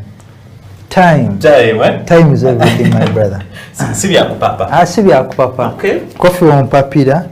Oba tugenda munyumira. Yeah. So you have your coffee ready. Yeah. Which grain size do we have to use specifically?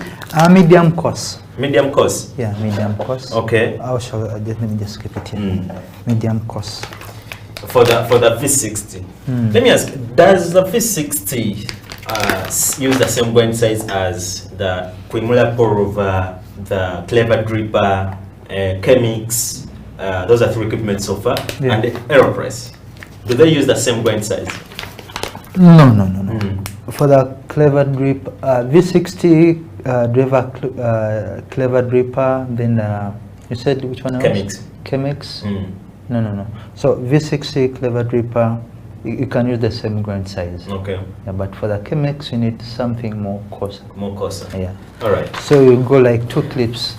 Yeah. If you use maybe like a 20 clip, then for the Chemix, you should use maybe 23 to 24. Okay. Yeah. All right. Because it has tiny walls. Okay. So what next? So I'm going to dose the coffee, and I'm going to use 20, and I'll use a ratio of 1 to 15. 1 to 15. Yeah. How do you guys count ratios? I wish I can do it with you here. I can show you. So that's the good thing about the coffee break, because everything is practical right here. So our cameraman will zoom in this as Saddam is doing it, so that he shows you how you count ratios, especially when you're like at home. You need to use this method to show that, or to get ratios of how you can get a good cup of coffee. So Saddam, how do you count ratios? Okay, so since we are going to use a ratio of, as I told you, it will be 1 to 15, right? So, and the dose is 20. Why did you put a 0 point something? 0, it represents a number. Okay. It cannot show 1, right? Okay. Yeah, it cannot show 1. If you say point, how did I say? Anyway, let's first skip it. Okay. So, as I told you, we are using 20 grams of coffee. So, a 20 grams of coffee, it will be represented by 300 ml of water. Is it a standard?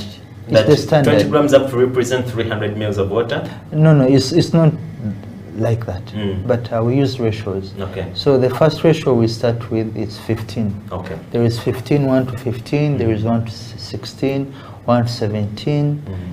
These all ratios, they will produce different tests. Yeah, tests. Yeah. So I can't use a ratio of 2 to 15. No. It's not there in coffee. It's not there. Wow. Okay. Not there. Show us how we can count. If you use a 12, you will extract something which is underdeveloped. It will be bitter. It will be harsh. It won't taste good, literally. Yeah. You will not enjoy your coffee. Okay. So in order for you to enjoy the coffee, you need these standards. You need 15 and above. Okay. Yeah. So let's see how we can get our ratios right here. So you put the 300 as I told you. 20 to go into the 300. So you divide it by 20. As you can it will be 15. This 15 represents 1 gram of water, 1 gram of coffee, which means if you put 1 gram of coffee inside the chamber, you should put 15 grams of coffee. 15 grams of water. Yeah. So in coffee, we shouldn't use ml. We're going into grams because there is some particles and solubles. It's a mixture. That's why I use grams. 15 grams, not ml. So you divide the 15, as I told that 15 represent 1 gram. So you can divide the 15 by 20. Sorry, it's 15 by 20, giving you 15. The same thing if you brew this ratio and you find it very strong for you, you can use maybe 16.5, 17, up to you. All right. Yeah, so I will just do the 16 by 20. Gives you 320. Hope you guys saw how it is done right on TV. Yeah. So in case you're at home, please do this and you get the ratios on how you want your coffee to taste. So let's go sit down and make the coffee. So I'll dose it. Coffee has to be fresh, yeah? Yeah, it has to be fresh, always fresh. Yeah. Not fresh of one day, no. Should be a fresh of at least 2 weeks. That's 14 days, yeah. Okay. Yeah. So this is 23, but we said you should use 20. 20 grams. 20 grams, yeah. One thing about coffee, it will teach you how to be consistent in life. That's what you talked about at the beginning of the show. You have to be with a notebook and pen, so that you note down these things for consistency. And after removing the amount of coffee you want, you should make sure you tighten so that it will keep the freshness. Hope you guys know how to tighten these bags, because whenever you buy these bags in supermarkets, coffee shops, you need to know how to seal it again the moment you open it up again. Okay. I like the aroma and scent that's coming out of the coffee. Yeah. So why stirring it like that? To create a hole? Not a hole, but since it's a cone, I should use this. Since it's a cone, the amount of coffee in the middle is more than the one which is on the side. Okay. Yeah, so you should make a little so bit basically of it has to be like in the shape of the equipment. Exactly. So if my cameraman could zoom in here and see that cone, it's not flat. There is a cone like the way how this equipment or the way this V60 is made. So that's why there is this shape right here. Okay. So let me first add more water. Nice. So there is no, there's nothing like, okay, it has to be flat so that I can get a flat bed. Yeah. Anyway, you can keep it flat if you wish, but I prefer it this way. This way? Yeah.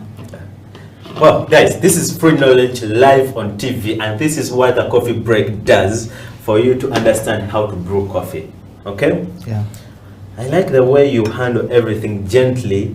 I think this is the way how this cup of coffee is going to come out, like in terms of taste. Of course. Yeah. So there you're tearing? Yeah. I have to put it on 0. Yeah. Yeah, because I have to measure the amount of water. Yeah, in case if I forgot to tear it, it will give me different results. I may end up putting less water or more water. Okay. So it's always good to put it at 0, yeah. Okay. All right. Okay, so I'm going to start. Before you start, you have to start that time. So you should start at the same time. So I'll first put 50 ml of water. Sorry. My colleague Emma always says whenever they are pouring it like that, he asks himself every time whenever he sees a barista doing that, why do baristas like pour in a swirling or rotational mode? Yeah. Why? The V60 cone, it's made of some narrow, how can I say it? There is some design the ridges. Exactly. Yeah. So it pulls the water in a certain direction. So if I say to pour in a different way, it may affect my cup. Okay. Yeah. Nice. So this is the second pour. So there are times you pour, like you need to pour 4 times, 3 times, 2 times. Yeah. But all it will depend on what you are looking at. So that crema, that dark brown crema that's coming on top, does it represent that coffee is really fresh, or it's just because the way you're pouring it? Sometimes, yeah, it does. So it doesn't necessarily mean that coffee is fresh? Yeah, no. Yeah, actually, it doesn't mean that the coffee is fresh. but it represents a good coffee also. So I had a conversation with some guys some time back, and we were arguing about that. Like the moment you have your coffee brewing, you don't have to stir. You just have to let it coffee drip into the cup or the decanter. Why did you stir for the coffee in a P60? Now, in coffee extraction, there is a lot of things which we should all understand. What you're looking at, that will be one of your main reasons why you're doing it. So for me, I'm doing it to increase my extraction levels. Yeah. Secondly, to make sure that every ground it will be hit by water, it will hit the water. Every ground will be hit by the water. During the blooming process, the first pour, if you bring in this ground to be mixed with water at this point where you start in, won't it affect the cup of the taste of the cup of coffee, because it didn't mix with water at first and didn't maybe like take away the astringent flavors at first? Won't it like affect the cup of coffee, because now when you stir it, it's going to mix with the other beans or with the other grounds that have been immersed or infused with coffee? No, it will not affect. It won't? Yeah, it won't. So you mean like one particle of coffee doesn't affect a cup of coffee? It does. Yeah, it does. But in extraction, in brewing, it doesn't. It doesn't. Yeah. So, and we're done? Yeah, we are done. Very simple. Guys, look at how the coffee So our looks extraction like in a glass. our time is 3 minutes. 3 minutes of extraction, and you're done with your nice cup of coffee. Of course, I like the lighter bit of it. It's not something that looks like it's strong. Yeah. And something that you can drink over and over and over and over again. So we get our cups right here. You guys, I can't wait. Very nice. I can't wait to have this cup of coffee right here. On a coffee break made by barista Saddam Muchiwi, who is a former barista at Enduro Coffee, but also is head barista of Ali Kahawa. It's something he told me to. I'll teach you how to say it. Let me have my toes and nice. That's enough for me. All right. The rest is yours. So I'm gonna have my cup of coffee right here, and I'll be the judge from this cup of coffee. Let me first wait for you.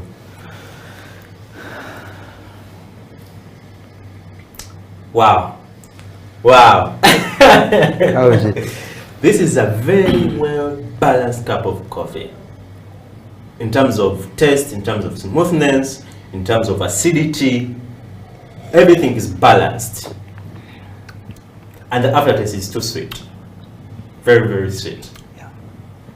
Well guys, this is a tutorial of the V60 that you could make at home. If you want these equipments right here, go on our social media platforms in the comment section. Let us know the equipment you want, and the House of Talent will help you, connect you to the people, or will get you these equipments. So this is the coffee break, and Saddam, as we finalize the show, or we get towards the end of the show, let's talk about women in coffee.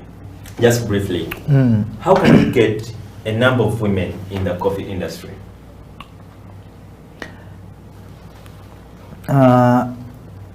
Basing on where I've been working from, now the ladies are in more the industry.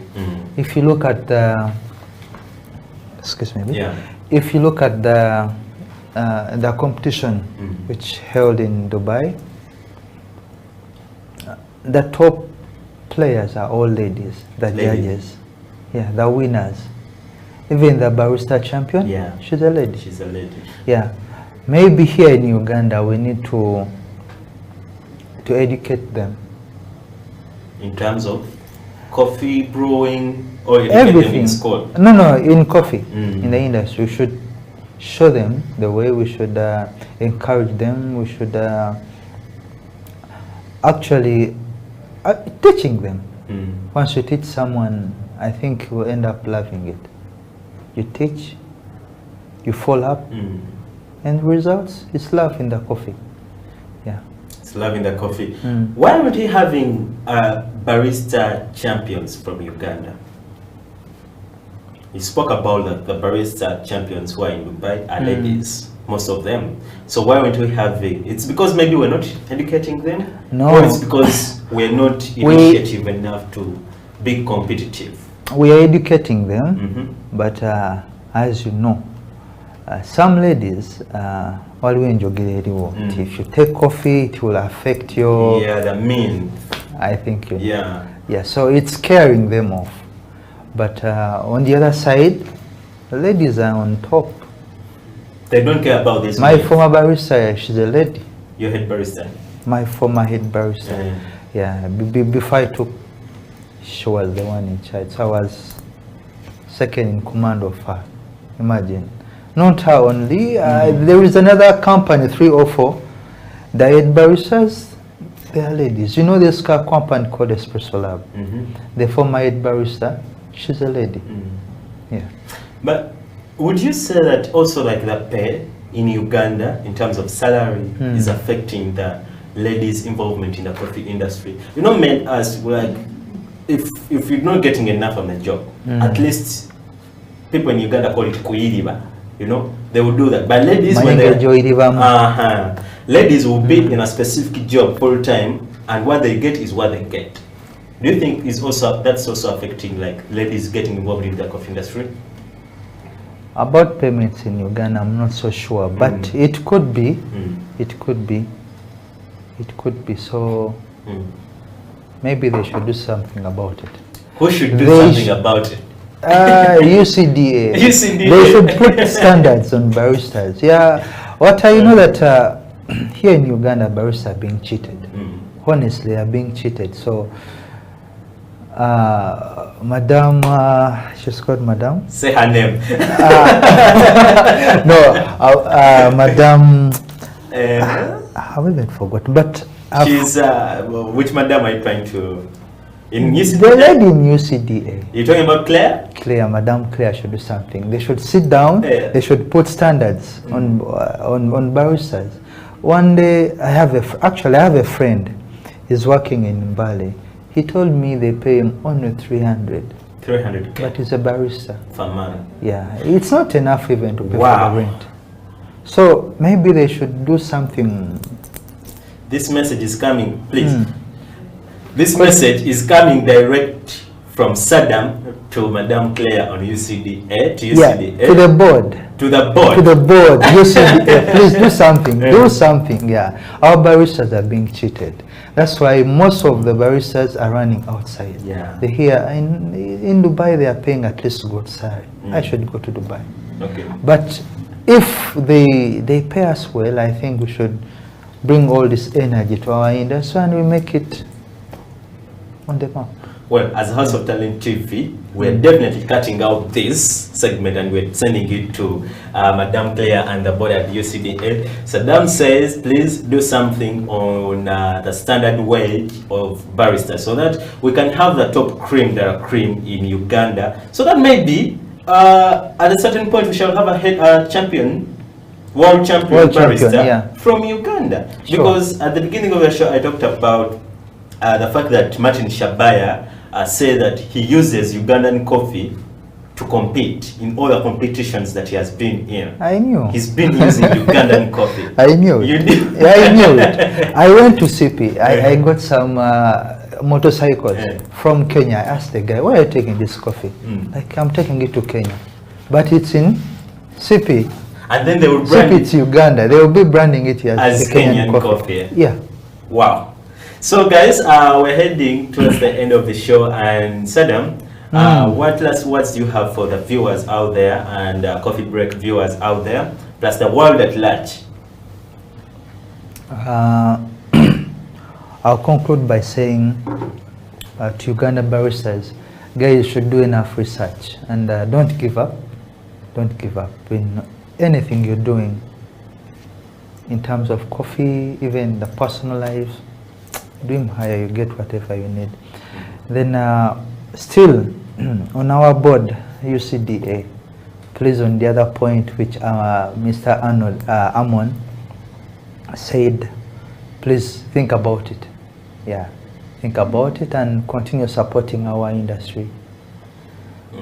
Yeah. Well, thank you, Saddam, for those nice words. Well, guys, I would like to make a shout out to the guys who have been watching the show. Gad Rogers from Twitter has been watching the show. Eddie Pages on Twitter has been watching the show.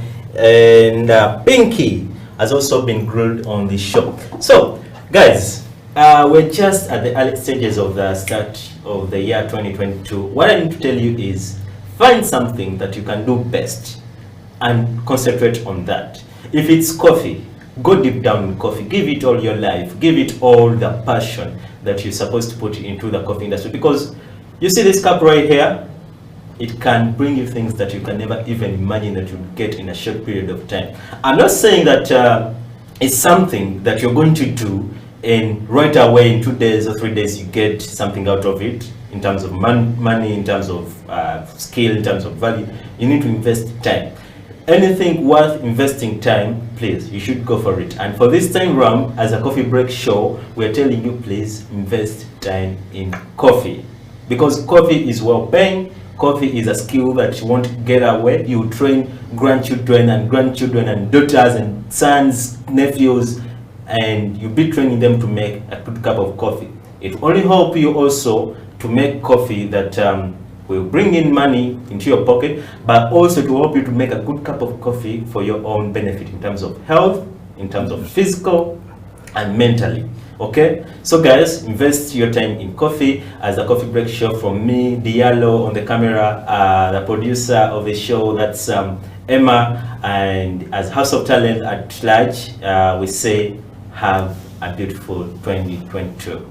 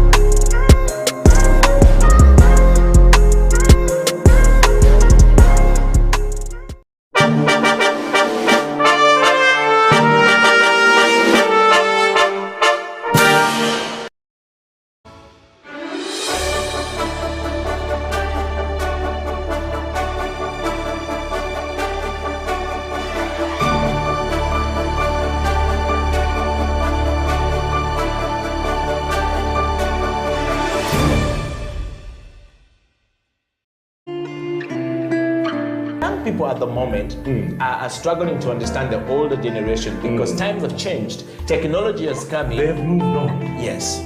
We're the ones sitting back and wondering, what is my child on to? TikTok has surpassed WhatsApp. The other one I call, I never call it Facebook, it's Bookface. Why are you on Bookface? Dad, it's Facebook. Yes.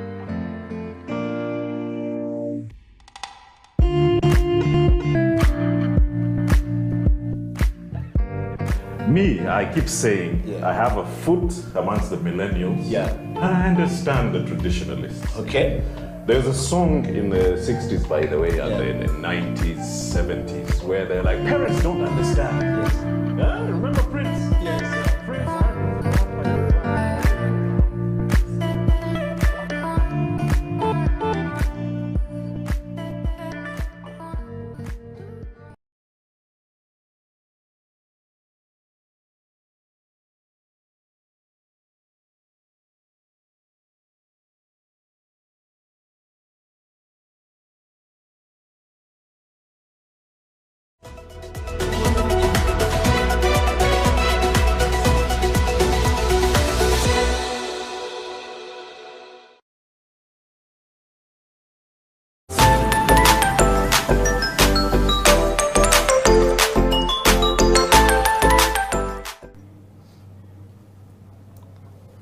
The year 2022, and at exactly 25 minutes past the hour of 11 a.m. we stream to you live and broadcast to you live the first ever coffee break show on House of Talent TV. How are you doing? My name is Amoni Muksa and I welcome you to the coffee break show.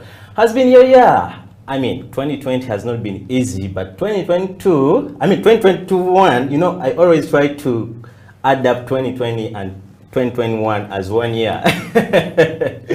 But how is your 2022 starting? My name is Amoni Muksa once again, and I welcome you to the first ever coffee break show on House of Talent TV. Of course, I'm not riding alone today. I'm with my colleague today, the one and only Emma. How are you, man? I'm okay. How you doing? Do you also try to confuse 2021 and 2020? No, 2020 and 2021 as 1 year? The only problem comes when you're supposed to sign a check and you put 2021. You go to the bank and it bounces. You know, the year 2019, 2020, and 2021. Yeah. They've been like so close like this. Yeah, it just ran ran so through. fast. Yeah, they just went really through. But how are you doing? I'm okay. How are you? I'm okay. I see you pulled out the leather jacket today, looking good and everything. African fresh hair, black. Black is everything. But how did you start your year, Emma? My year was, it started okay. I was actually working till about 6 a.m. in the morning. Yeah, so I didn't even cross over to the new year properly. I went home at 6 and just slept. Really? Woke up in the afternoon. So if they ask you what happened, like towards the entering of the new year, I have no idea. Anyway, today on this show, we're going to be recapping our events of last year. Like, how was the coffee break show last year? What were the best shows of our show on the coffee break? Me with Emma here, we shall be doing that. Emma, what was your best show on the coffee break last year? My best show, I think, was the one with Swabra Banks. Swabra Banks. Because she was the first lady to come on the show. You know, it had been a situation of we're trying to get ladies, but every time you try to get one, they come up with an excuse on that day. So you have to look for a guy. But when we got into contact with her, she actually came, you know, and there was a lot we learned from that show. For me, it was the best show, actually. Swabra Banks. By the way, Swabra Banks is watching. Hey, Swabra Banks, thanks for watching House of Talent TV. But to me, the best show that we had here was when we first hosted under Dollar Isaac. Yeah. That show was so epic. You know how Isaac can talk from morning up to night, non-stop? We fought with him like to stop him to talk. You know, guy can talk. But the good thing is he knows what he talks about. Yeah, true. And our viewers appreciated what he was presenting to them. So that was part of my best show last year. But what are the memorable events that you had during the show? which ones can I pick? Especially Swabra Bands, because you said it was the best part of your show. First of all, it was good to have a cute person in the studio. Yeah. We're used to just guys, coming in, but so guys are not cute, eh? Guys are hot. It changed the vibe. Even the guys on the camera that day, were on their A game. The guy on the camera was very happy. He was more happy. Yeah, but I think the highlights for me were having those guys who came from the UAE, guys who came from Kuwait, because they brought a lot of perspective into our industry here. There's a different way that things are done in the UAE, in Kuwait, and there's a different way that things are done in Uganda. So for them having to bridge that gap of they have worked in Uganda, then they have worked in the UAE, they have a better foresight, of what can actually happen in this industry, more than just the guys who have worked here. And of course, we have also had guys who have worked here and have a lot of foresight, which is good. And another good moment we had, but electricity kind of messed us up that day. We hosted a young lady. She's a farmer. She does agriculture. But I remember that day the power was on and it was a beautiful show that actually never got aired, because of the power problems. But you spoke about the fact that we got in various people from the diaspora, UAE, Kuwait, where these guys brought a different experience here. The fact that these guys go beyond Uganda and get to see that experience, get to do coffee that side, is something unique. And now when they come down here and they share that with us, our viewers are always happy to see that. And today on the show, we're going to be having the same person. Actually, Emma spoke about people from UAE. We're having another barista who's from UAE. He's going to be sharing with us his experience. You guys, the good thing about the coffee break is that we give you information right there, no charge. And now this guy is going to bring all the details about the art of making coffee. We shall be having a topical discussion, which I will introduce to you later on the show. But the guy we're going to be having is called Saddam Muchibi, senior barista, former senior barista with Enduro Coffee, and now is working in Arabia with a certain coffee shop that I will be telling you later on the show. So this guy is going to be here and is going to be giving all the details about coffee. So look out for that segment. That's the guy over there on your screen. Look out for that segment where we shall be sharing his story, Saddam Muchibi. Emma, the Coffee Break Show is a show where people have had positive reviews. I always speak to people about this show and they're like, man, whenever I want to make coffee and I don't know what to do, I go back on YouTube, I go back on Facebook and look for a certain show where I saw that they were making this type of coffee and I try to relate. How good do you feel when you get such feedback? I'll just give you a background. Before I started doing this show, I'd never made a cup of coffee. It was new to me. So one day they tell me to make a French press, and I'd never really, what is a French press in the first place? I'd never heard of these things. But when we started the show and started interacting with guys who would actually come with their stuff on the show and make coffee on the show, I started to understand, oh, this is actually what goes on behind the scenes. When you go to a coffee shop, you sit, order your coffee, they bring it, you drink and go, but you never understand what actually happens behind the scenes. So these guys actually bring their behind the scenes onto the show. It was kind of an amazing thing for me, and not only for me, like you said, there are people out there who go back to the show and say, now, what is a V60? How do I make coffee with a V60? How do I use a French press? How do I make a latte? And we have gone through all those things on the show. And not only me, but I believe that even the guys out there, you guys have learned a lot from the knowledge that we've had here. You have the senior barista here. Emma, Messiah you like call me a Messiah by that day. Wherever I go, guys are like, you, the coffee Messiah. I'm like, you guys, what are you talking about? Emma has tried so much to bring me the coffee Messiah. But hey guys, you can let us know what was your best moment on the Coffee Break Show from the last year. But also, given the fact that this is the first Coffee Break Show this year of 2022, let us know what you feel like having the rest of the year, what you need to see on the show, who do you want to see on the show, what do you like about the show, what do you learn about the show. Well, so we are here with Emma and still going through the recap of last year. You see, Emma, the thing about the show that I also loved so much was the fact that it was the first ever, those words I'm repeating them, first ever coffee show in Uganda. True. That's record set. not blowing our own trumpet, but the fact that House of Talent came up with a show whereby it's thinking about coffee, given the fact that coffee is the backbone of Uganda. Yeah. For example, I was reading through the UCDA report last year, and these guys were like, you see, last year, Uganda exported over 5,240,960 kilo bags of coffee, which are valued at $71.09 million US dollars. Wow. Can you imagine how big that's big? That is. It's really big. Coffee exports for 12 months, which is like December, which in 2020 to November 2021, totaled to 6.65 million bags worth 681.49. I repeat this, 681.49 US dollars. Guys, this is money. I don't know where we're putting all this money. Compared to 5.40 million bags worth 514.37 US million bags, which we exported the previous year, the other year, 2019. Yeah. So the previous year of December and November were very, very good. So with this information that we receive, it shows that the coffee break show has had impact, a huge impact on coffee development and also coffee production, coffee awareness in Uganda. And our goal is to see that Africa and worldwide, we are the #1 show of the coffee. We'll get there. We'll get there. We're already there. So Emma, what do you think that these guys are doing with this kind of money? Because 618 US million dollars, that's a lot of money. And now when I see, okay, I'm not trying to go political, but when I see Uganda that it's over like in a 61 loss, like, I mean, like the debt they're being demanded as a country, I wonder, why can't we utilize that money? This coffee is our backbone. And we get up there. So what do you think is being done with this money, or what could be done with this kind of money? There was a saying for 2021 that Kampala has refused.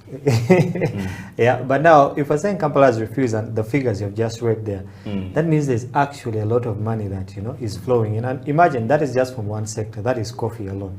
Okay, and there are not that many people involved in coffee. That's the most amazing thing. I mean, you can count the number of baristas, you can count the number of farmers who are educated, leave alone the farmers who just grow it there and sell it, not knowing, you know, what happens in the process. There is a lot of CEOs who own businesses. I believe your boss also.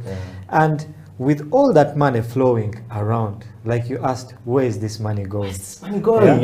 It's just that I think that people have not yet found a way to tap into that money. All right, so the money is just, it's swimming there, just waiting for people to tap into it. I mean, if I decided to start a coffee business today, or start a farm, or start a coffee shop or something like that, I believe that I would have tapped into that. Now, how much do I get out of it becomes the only question. Yeah, so you have to get into that door to tap into all that money, and it's there. Yeah, it's there. Money is there. Yeah. The fact that we have all this money circulating is just tapping into the right vessel, so that can, you know, be helpful.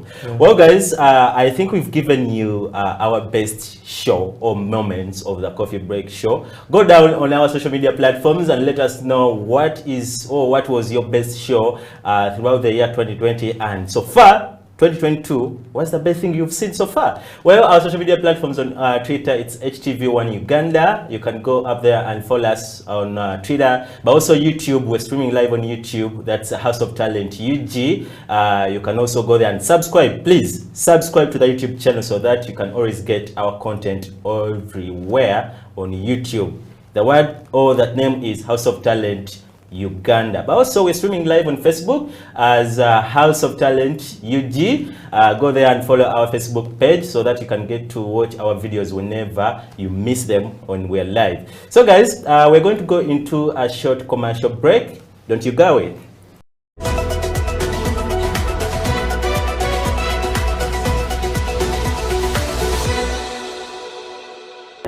What are some of those things that we can do, all right, to make sure that Uganda becomes a nation that actually consumes its own coffee? Because we have, you know, the bubu, by Uganda. Okay. So how do we get ourselves into that state where we actually, before thinking of exporting our coffee, actually get to consume our own coffee? How do we get there? First of all, we need to train our people. Yeah. So we need more training, more sensitization about coffee. Yeah. You know, those guys that came first before us, they have that, like that negative side of coffee. Like telling someone that coffee will, like, you will lose sleep when you take coffee. You can't. It just keeps your body awake, not only the mind. Me have to take water every morning. Yeah? So if I take water every morning, I can take like 5, 6, 7 cups of coffee and I sleep properly. Yeah. So we need to sensitize our people. Yeah? And we need to give them an example that is true. Yeah? Ethiopia is a good exporter, but quality coffee in Ethiopia comes from Migachafe. That quality coffee is consumed within the country. So you first appreciate what you're growing before you take it outside. So you need to train so much from the farm level. Like 80% of our farmers, they just grow, sell, but they have even never tasted the coffee. Like a much percentage, a good percentage of our farmers. So from the farm level to the general level, we need to train. That is that's what we need to do. Even though we put each coffee at a lesser price, like the consumption will not go high. So we need to first train. Then other things will be coming up. But training is the key to everything. Like we need to sensitize our our Ugandans good about coffee. Like after taking coffee, you feel this, you get this. Like we appreciate what you are growing. So you will see Ugandans taking more of the matoke. Like they appreciate more than sending it. Okay. So training is the key to everything.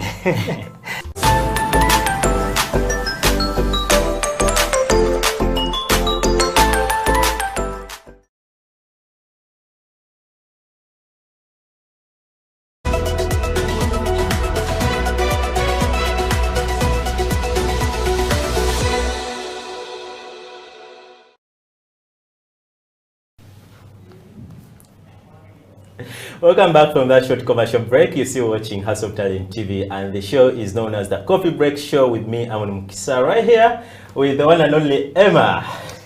Amon, what's up? I'm just here, man. You know, the vibe of being around coffee is something that's epic. Given the fact that you get to, smell those scents, get to read about certain information about coffee, is something that I like about being in coffee. What do you like really about amazing. Being around coffee? Coffee itself is a community. Like actually the word coffee's people. The phrase. So it's like a community, especially in Uganda. There's a particular community of people who actually take coffee. It's not yet, coffee hasn't really seeped its way through, our Ugandan culture. So there's just a group of people who take it. Even when you go to the cafes, there's a particular group of people who take it. So with every community, it has its own nuances. There are relationships that are formed. Like I would never have met you, if it wasn't for coffee. That was the initial thing that allowed us to meet. And met guys like Isaac of Brew Plus, met many amazing guys. So the starting point was coffee. Then it has all these branches of creating relationships, creating different kind of business ideas, different kind of content. What we are doing right now is because of coffee. So coffee is not only a drink, it's not only an export, it's an amazing product that can actually birth a lot of things. And we can see the results even, right here, right now. Well, what would you say, like you've hosted various shows about coffee, over 20 shows about coffee. what would you say that we are lacking in the coffee industry in Uganda? You as a person, like, according to the experience you've had and also the interactions you've had with various people, what would you say that it's that one thing that we are lacking to get up there? I think the thing we're lacking is unity. Because I realized with most of the guys who actually came on the show, you have a certain set of baristas, then you have a set of roasters, then you have the farmers. But sorry to interject in there. But you see, in coffee, it's okay. It's the same general thing, but there are segments. Like you find a barista is very, very good at being a barista, but you find a roaster is very, very good at being a roaster. For example, the guest we are going to have, Saddam Muchibe, is very good at being a barista, but it doesn't stop him from getting just an idea about roasting or about farming. But you find, remember the show you had with Abdul? Abdul is a good roaster. Very, very good. But when you bring him to the barista part of view, it will be sketchy, you know? But when you bring him to roasting, he'll just murder you. He has all that knowledge. He has all that knowledge over there. So the thing is, the unit you're talking about is hard to achieve because everyone is like concentrating. Of course, it's a chain, but everyone is trying to concentrate in their department so that they bring out the best thing. So I don't know why you say that we are lacking that unity part. So I like how you said it. They actually call it a chain. So if there is just one breakage in the chain, it divides both sides. You get that? Okay.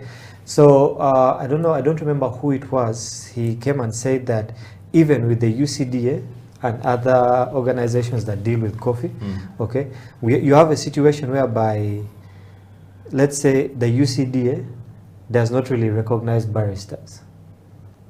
You can go and ask any barista if they have been to the UCDA office and had a discussion with them about, you know, what their profession. And I know 5 out of 10 they'll tell you, I've never been to UCDA. Okay, so that's the unity that I'm talking about. If the roasters and the UCDA and the farmers can actually come together. I know there are different cooperatives here and there, but you know the thing with cooperatives also, there's a cooperative of this side. It's like having a circle of this side, then having a circle of that side. They never really get together. I believe that with the chain, it has to stay interlinked in a way that everyone feeds everyone, if you get it. The farmer has to feed the roaster, who will feed the baristas, who will feed the export. But if me, the roaster, I wake up one day and say, I have beef for this one, baristas. You see, it causes a problem, right? If the farmer says, you know what, I'm going to give these guys bad product, okay? Good product doesn't come. At the end of it, the person who's consuming the coffee will say, man, this is trashy coffee, actually. You get that, yeah? So there should actually be a forum, which we're trying to do with the Coffee Break Show. We're trying to make a forum whereby everyone is seen as equal and everyone plays their part so that the end result is a very good one. So unity in that way. This question was for Saddam, who's going to be on the show, but I will also pose it to you. I was reading an article where the #1 barista champion in the world, in Africa, not worldwide, in Africa, Martin Shabaya, was here in Uganda recently, and I was reading his interview with a certain outlet. And he said, Ugandan coffee is the best that I've used all the times I've competed. And he thinks that we can do better. So why are we not getting to that point whereby we Ugandans use our coffee? This is Kenyan. Okay, it's Africa, we're brothers, but this is a Kenyan guy who's using our coffee to be up there. Why are we not having Ugandans, we Ugandans, use our coffee to get to that international scale?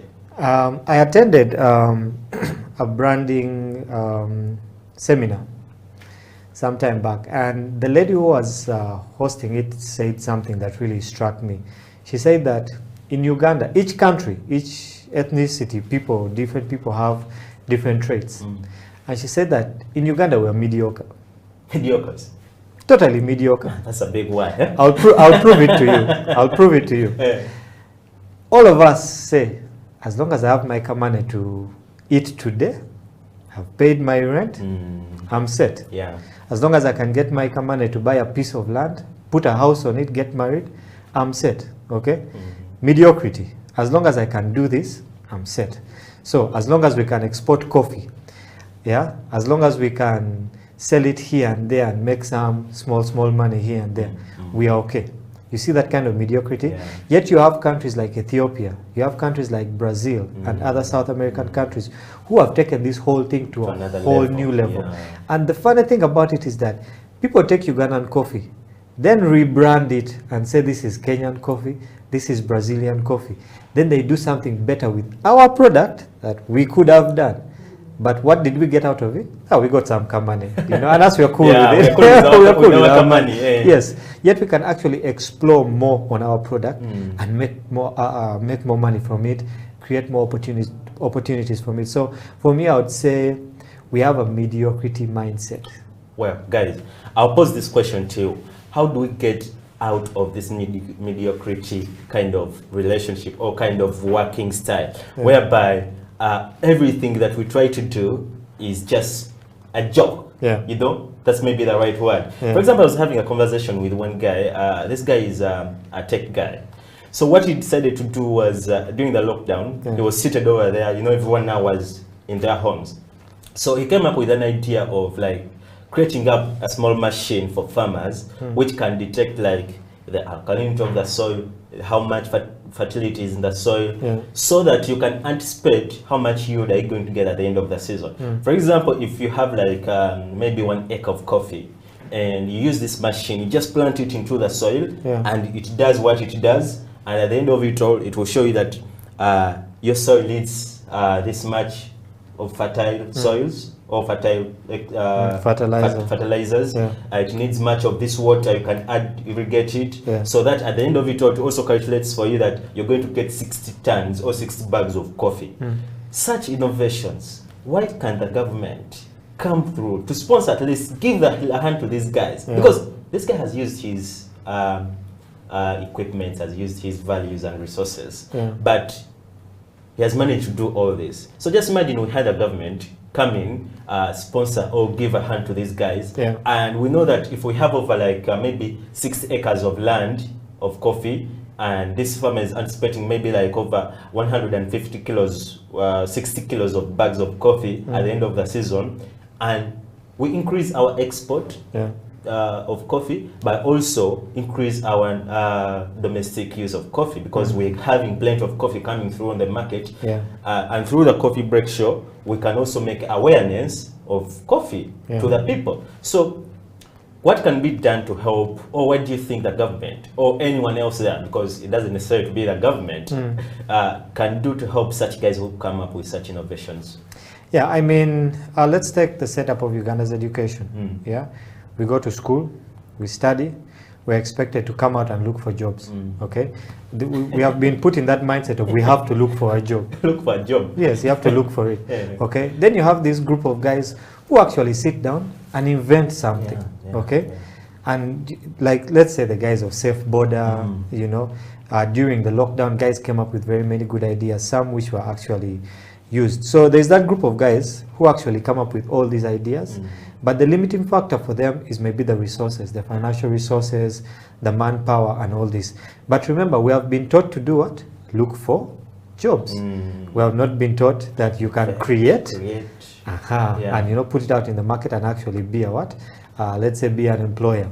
Okay. So for such a guy, you find that there are people at the top there who will look at his invention and ask themselves, okay, what can I get from this guy? Okay, how much money? What can I rip off from this guy down there? And the guy down there is not willing to give them anything because it's his idea. He should rip off from it.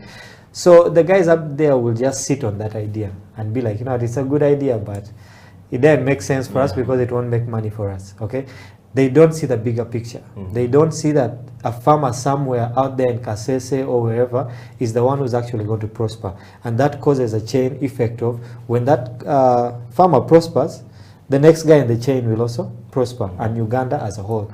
So this guy is just looking at how can I put money into my pocket. So they will sit on all, I believe in every campus, especially the guys doing engineering, agriculture engineering and all these things, guys have ideas, but people are sitting on them. Well, guys, take the conversation on our social media platforms. That's Twitter as HTV Uganda and Facebook, House of Talent UG plus YouTube. But use the hashtag #TheCoffeeBreak on House of Talent TV. Let us know how can we engage these people who have ideas so that we have a bigger picture. We come as a union or a unison together so that we have a bigger picture of something that we are doing great here in Uganda, especially for coffee. Well, coming up is Sadam Muchiwi. He's going to be letting us know how best can we brew coffee, and we shall be also talking about how best can we have women in the coffee industry as Uganda. Well, don't you go away. We're going in for a short commercial break, and we'll see you soon.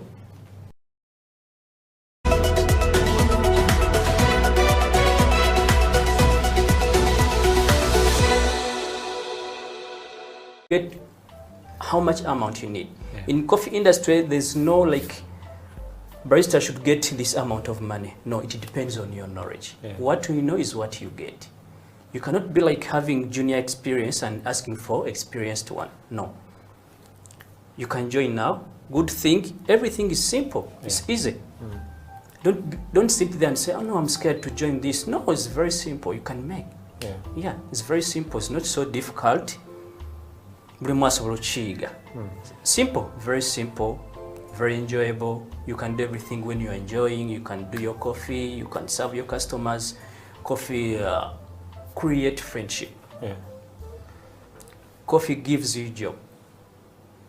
Even if you are not working in a cafe, maybe you can go in different field, but still in coffee industry. Yes.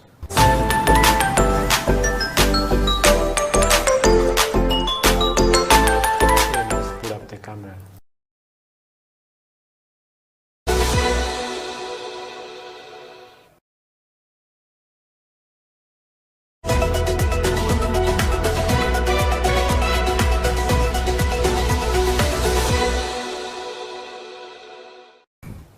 Coffee. You have to know each equipment.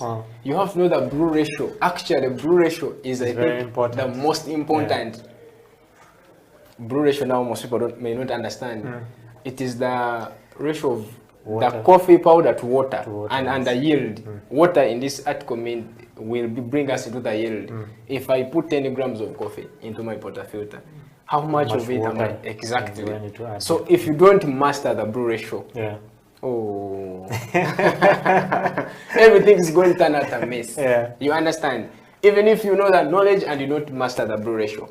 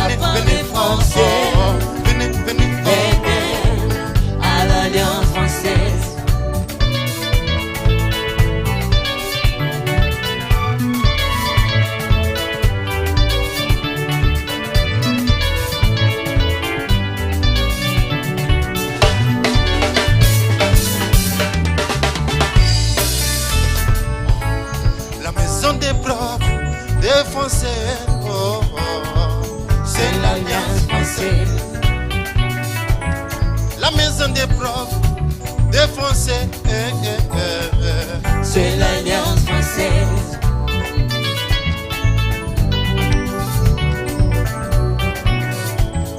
Une fille m'a posé une question, pourquoi prendre le français alors que je lui parlais de la radio Bonjour Kampala. Oh, venez, venez, venez, venez. Venez apprendre les français. Je vous invite à venir. Venez à l'Alliance française. Viens mon frère. Venez.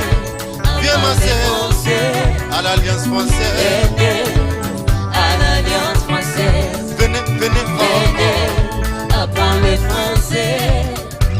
Venez à l'Alliance française.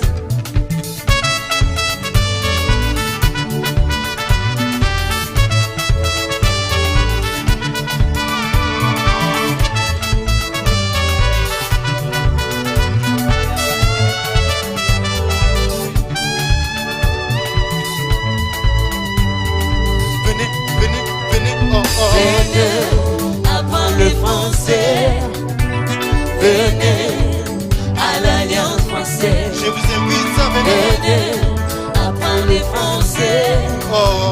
Venez à l'Alliance française.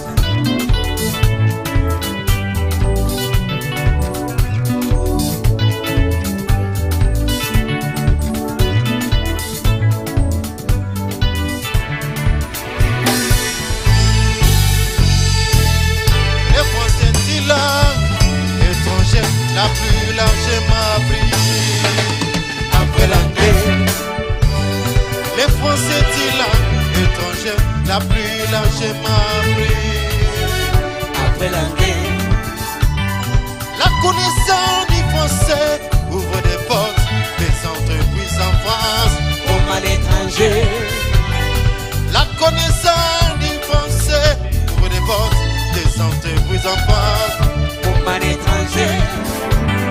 Le français, la langue de la culture, la langue internationale pour la cuisine, la mode, les théâtres, les habitués, la danse et l'architecture. Le français, la langue de la culture, la langue internationale pour la cuisine, la mode, les théâtres, les habitués, la danse et l'architecture. Oh, oh, oh, I love French. Oh, oh, I speak French. Oh, oh, I love French. Oh, I speak French. I love French. Oh, I love French. I speak French. Oh, I speak French. I speak French. I love French. Oh, I love French. I love French. I speak French. Oh, I speak I French. speak French. Oh, oh, I love French. oh, I speak French. Venez apprendre le français. Venez à l'Alliance française. Venez apprendre le français. Venez à l'Alliance française. Venez à Kamocha. Venez apprendre le français. Venez à l'Alliance française. Venez dans la grande famille. Venez apprendre le français. Venez mes amis. Venez à l'Alliance française.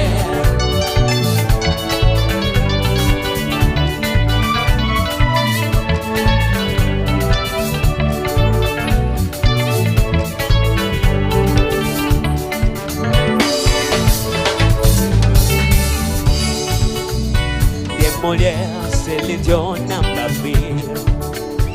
En passant par Ayana Kampala. Pourquoi tu penses que les Français tirent la internationale? Que tu sois fondé autour du four du plaisir. Dis-moi le bonheur en abondant et là, en pleine évolution.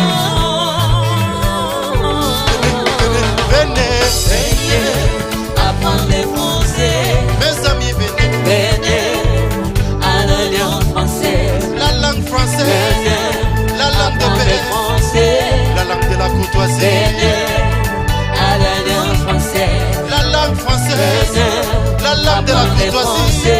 La langue de paix. Venez à l'Alliance française. Venez dans la grande famille. Venez à l'Alliance française. Venez apprendre le français. À l'Alliance française. Je vous invite à venir. Venez mes amis. Venez, venez, venez. À l'Alliance française. Venez.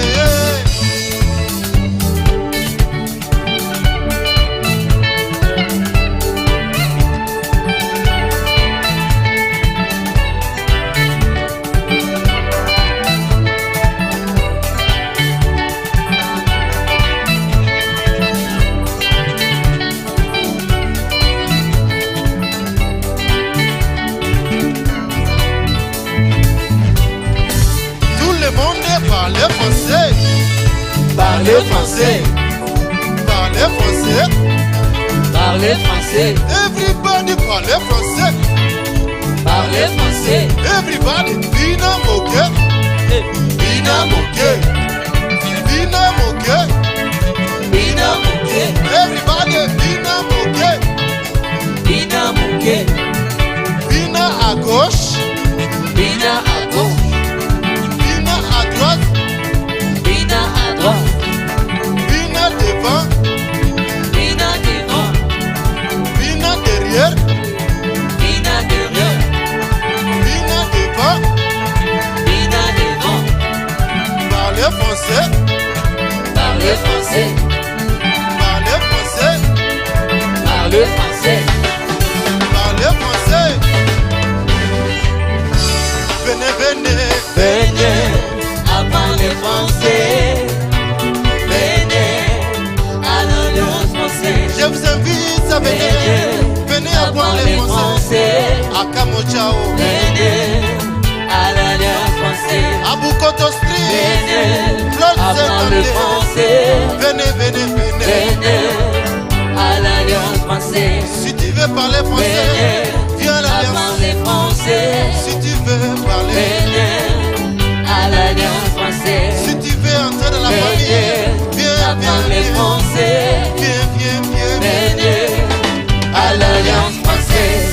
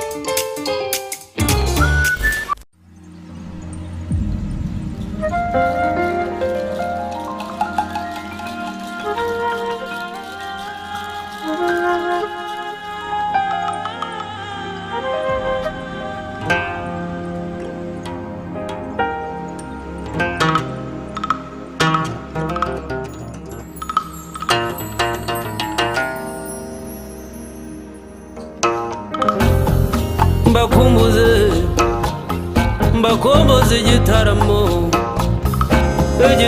cy'iwacu.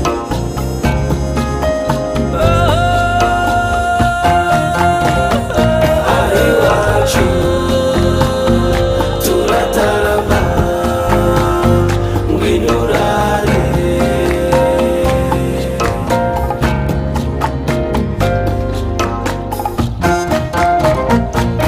Iwacu turatarama ngwino urare.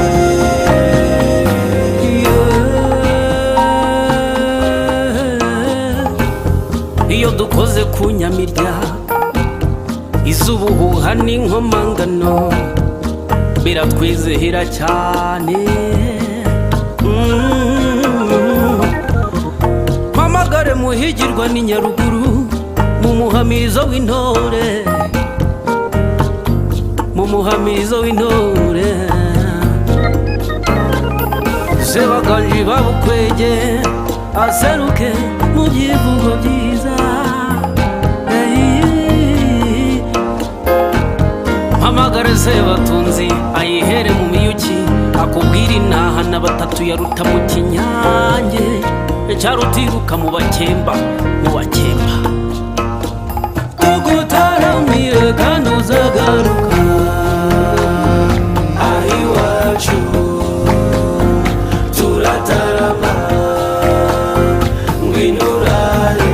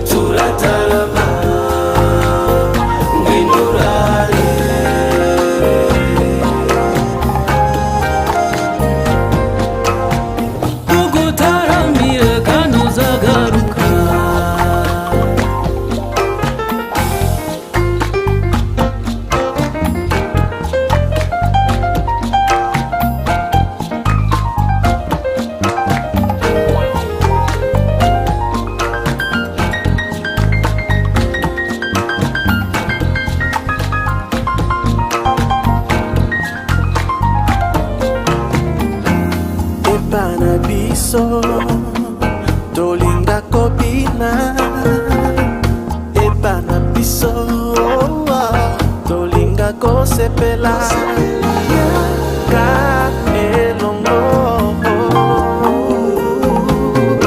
tobinga tosepela tosangisa betolingana tugusogogeze ku ntango y'amahoro nkwibutsa umugani wa nyashya na baba inkuru ya saruhara rwa nkomokomo cyacana ndetse na ngunda tugutaramiye kandi uzagaruka ari iwacu turatarama ngwirurare aho dutaramiye nta rungu tugutaramiye kandi uzagaruka turataramiye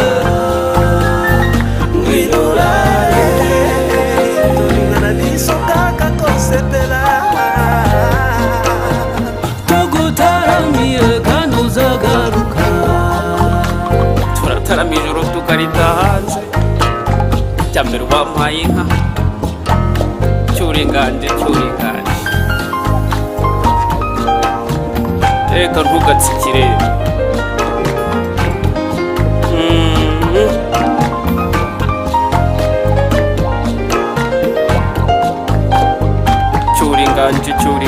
cyuringanje nuko umuco wacu ntugacindishe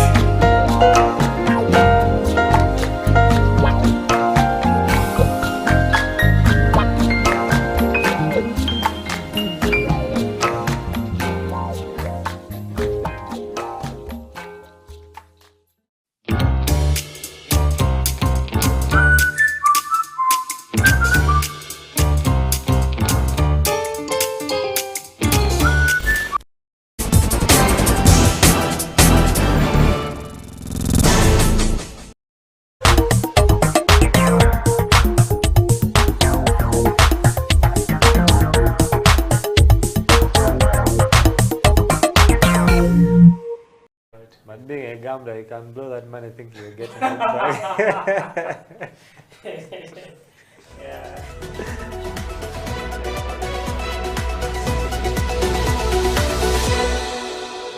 Money, he just spoils it like a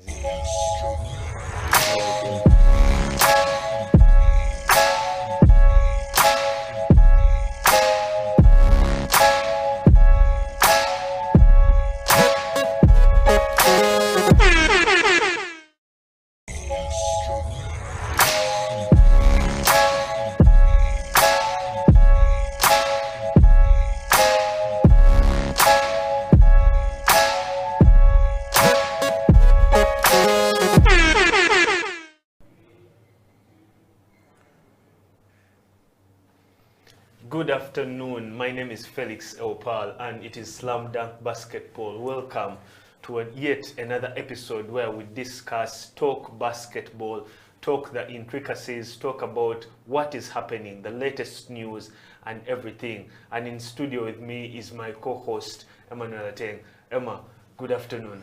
Good afternoon, Felix. Yeah, it is the festive days are just around the corner. Yeah. Let's start with what plans you have for the holidays before we get into the many issues happening around the game of basketball locally. We're talking earlier, and I think the first plan is to actually get a Christmas tree somewhere here. Oh, a Christmas tree is somewhere inside here, inside the studio. Yeah, I guess that, it would give you the feeling of, we're actually getting into the holidays. I hope it will have quite many lights, but I'm not going to be part of the decoration of that. I'm not. It's okay. You can bring the gift boxes and just bring the gift drop boxes. them under there. And in the game of basketball, as we start off the show, interesting stuff happening. Watoto upsetting Empress, 61-48. The game has just ended, and it's not a result that many actually foresaw coming, including myself, with the way Empress was prepared for this. Now Watoto get elevated. Your take on the final score of that? I think when it comes to the Emperor's game, even when they played Livingstone in the semi-final, a lot of people thought that Emperors was going to beat Livingston. Okay, but I mean they play different styles of basketball. But Livingston and Watoto play some similar kind of basketball. You know, it's more of a running team. So it didn't come as a surprise to me. I knew that these Watoto young boys are going to outrun the Emperor guys and actually win the game. So for me it wasn't a surprise. To me it came as a very big surprise, seeing that Watoto has more experienced. I mean, Emperors have more experienced players. Yeah. They're players who have actually even played in the upper league, and then this is a moment where you'd expect them to be way more calm, and they're playing stopping time, and they know how to execute better, and here they were and the result was flipped. You know how sometimes experience is good, but have you run with kids? Those boys run. Yeah, but that is where the experience comes in. When you know that a team is running at you, you know that we have to set up a D. Then you know that the team is running, they're rotating the ball on the left and on the right. So what do? We set up a zone defense. Yeah, but those the Watoto guys played up friendly with them before. Very good shooters, play at a very fast pace. So it depends on whose stamina will outlast the other. So I guess in this case, Watoto's stamina actually outlasted the Emperors, and they came up with a win. It has been quite interesting and also intriguing, also frustrating at the moment in the lower division. One of the key contentious issues is the issue of Gulu Hawks being demoted, using a player that Federation deemed ineligible after him taking part in the entire season. I was speaking to the General Secretary of FUBA, Hudson Segaman, and told me the competitions committee realized that the player played under a different name throughout the entire season. Now the big question is, who is to blame? The administration or the team? Well, first of all, when it comes to sports, the team is going to do anything it can to win. That is their role, okay? Yeah, because you have to win, but then as administrators, you also have to ensure that you show a right path. Yes, you show a right path, but your main aim is to what? Win this game. So sometimes people go with underhanded tricks to win, okay? Not saying that's what Gulu did. But when we flip it over on the side of the Federation, how does a player play in the first part of the season under a different name? Then the same player again plays in a different part of the season. Gets into the postseason. Yeah. If we say they had some plastic surgery and changed the way they look, okay.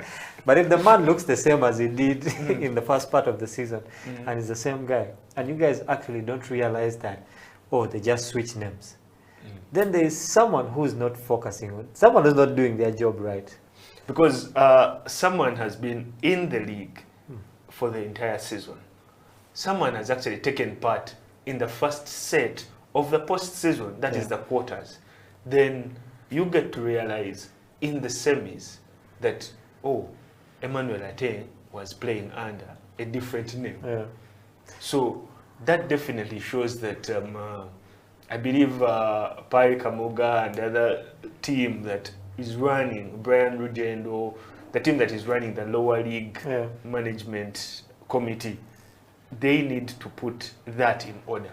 Yeah, and the funny thing is that I don't think they would have actually realized it if Kampala Rockets hadn't come out to, put it out there that, this guy used an eligible player. But then also, why did Kampala Rockets wait till the guy scored, was it 20-something points? And they were beaten. He actually scored 27 points. 27 points? Yeah. What were they doing in the first part of the series? He scored 27 points against them. Yeah, so what 27 points, 4 assists. Yeah, so what were they doing in the first game? If they see someone is ineligible, they say, okay, this guy can't play, so we move on with basketball. But you wait for the guys to reach, the third game, then you complain. And now Gulu Hawks has been one of those teams that has been in the Ugandan league for a very long time, okay? And seeing them demoted or actually even exiting the league. They are actually exiting the league, and according to FUBA General Secretary, there is going to be a tribunal meeting next week to try and see how they can arbitrate that situation. Because there are also other precedents where vegetarian also are alleged to have been using an eligible player. So the whole situation becomes complex because now let's say that the tribunal sits and allows Gulu Hawks to come back. What happens to the Watoto men who have been actually pushed who have won to the the higher game? league? Yes. So do we push them back down? Okay. What happens? Do we open a third division for those teams? Well, for the federation, those are some of the issues I think, Emma, we've discussed here once and before. Some of these things shouldn't be happening if Ugandan sport is going to develop, not just basketball, all the other disciplines. These are the things that actually chase away sponsors. Lack of consistency, lack of discipline, lack of following the rules and regulations. Because now, I believe the appeal by Gulu Hawks has caught the federation in a catch-22 situation, whereby we're like, what should we do? Should we get both teams to the table, or three of us on the table, and we discuss this out, or should we actually replay the games? It reminds me of when you go to play pickup, usually at the pool court, when a team loses by a last basket and someone says that you didn't call a foul, okay, and they refuse to get off the court because they feel, there was a call that wasn't made. So it's the same situation here, okay? Gulu will say, you know what, we are not to blame, so you can't really kick us out. Because definitely they are not to blame. They've had the player for the entire season, they submitted in the list, so the federation had actually to cross-check, re-examine, know the players. But the funny thing is, I think there's a time, I don't remember when it happened, when they were writing our team list, okay? They registered different players under different numbers. And the game started. But the players are supposed to be under actually the exact numbers. If Ateng Emmanuel is 13, I'm supposed to be number 13 on the score sheet. But if you put me as 23, I'm a different person. Exactly, I'm a different person on the score sheet. So when the game begins and you give the foul to 13, but 13 is not registered, then what happens? The foul goes to the other person. Exactly. So I think those situations actually happen. Maybe because whoever was writing the team stats at that time didn't write it correctly. So there might be a possibility. I'm just saying, might be. This is I'm reaching for this one. I'm actually very eager to know what is going to happen from that particular meeting, and also eager to know when the federation will have its annual general meeting, because there are going to be quite a number of issues which are contagious and very intriguing, which have not been tackled. I wish they could actually just put that on Zoom so that we can all be available to watch what happens in that meeting. Well, hopefully, the saying that Federation is saying that the annual general meeting should be coming up soon, and also the issue of the FUBA CEO, who is supposed to be handling, and the man who we are supposed to actually be pointing the guns to, and is also the one supposed to be giving us the answers and the solutions to this. So the General Secretary says the person is already selected and is just awaiting announcing. But we are yet to know or find out how true this is or who this person is. Well, whoever they are, I pray that they're a spin doctor because they have to spin and weave all these situations that have been going on. It's not just this one. Issues with the national team, issues with league resumption, all these other things, issues with the international players and having only 4 of them on a team, all these things. People are going to complain. So whoever the CEO is, I hope they're ready for this storm that they're getting into, because it's going to be a nice one. Yeah, that takes me to the point of leadership and administration, but mostly leadership. So you clearly can see that with everything that is happening with the federation of basketball in Uganda, there is lapses in terms of leadership. Yeah. And without that, we are going to continue having more and more and more issues. Yeah. For instance, we have a very interesting fixture that is going to be happening later. Raise Life and Our Savior. Yeah. Now, in case the victory goes to the other side and the other side comes back to appeal, the federation is going to be back in the same situation. Yeah. But anyway, for the Raise Life and Our Savior game, unless the reffing is really bad for that game, which is happening actually later today, I don't see why there would actually be an appeal in that game. I know it's a high stakes game for right now. They are both tied. Yes. Yeah. For our viewers out there, we are live Facebook, Twitter, YouTube, and on our website, houseoftalentug.com, and we're discussing the encounter that is going to be happening later today. Raise Life, Our Savior. Yeah. So for the odds of this game, Raise Life versus Our Savior, first of all, everyone is fighting to be that top team that gets promoted to the new NBL that is going to have 14 teams, which I believe is really going to be it's going to be quite a mouth-watering season. I remember, I don't know who were hosting last time, and was saying if we could have more games, in the NBL. And these two teams being promoted has actually given us more games. More games, more drama, more intrigue, and more thrill. Yeah, it's going to be interesting. And I don't know, I would say that Our Savior will take this game. It's going to be a hard-fought game. Might even go into overtime. But today I'm calling it for Our Savior. You're calling it. But Raise Life is an excellent team, especially their point guard, Gideon, superstar player. Okay, but yeah. Well, Emma is calling it for Raise Life for today's big encounter to determine which team is going to make it to the top league. We return after this short break. It is Slam Dunk Basketball.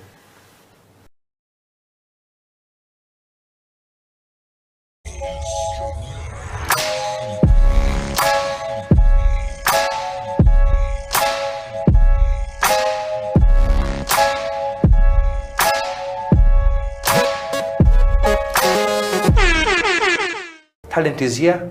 Uganda has got talent. That one is not proven. From boxing, athletics. Now Kenya, we came in the Olympics better than Kenya.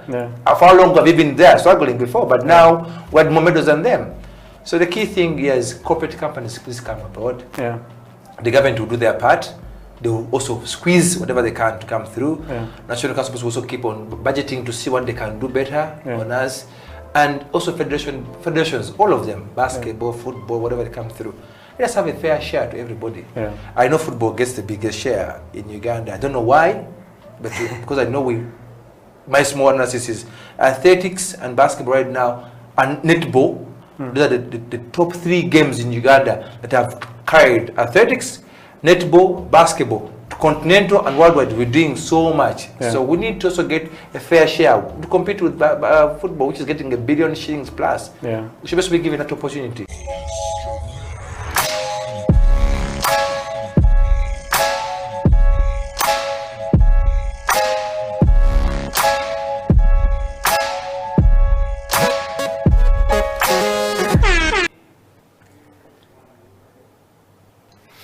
Welcome back. It is Slam Dunk Basketball. Felix Saupal is my name, and I am here with Emmanuel Ateng. We were just discussing Our Savior and Raise Life, the decider of who is actually going to also make it to the National Basketball League.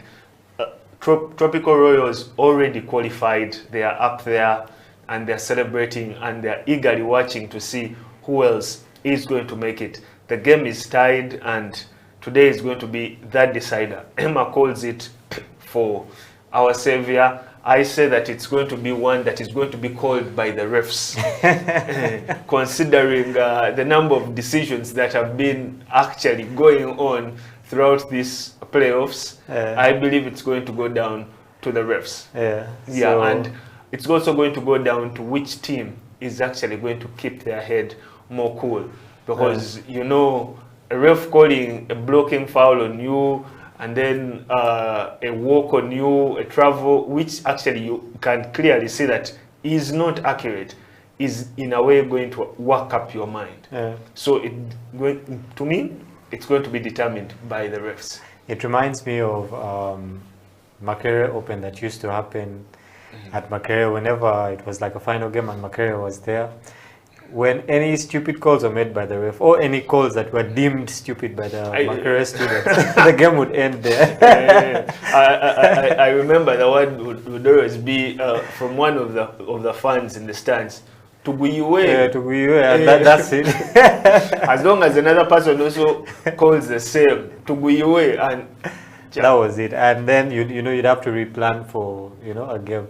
And yeah, I mean everything actually almost comes down to the referees because they decide the game. All right, so I pray that the referees are on their A game.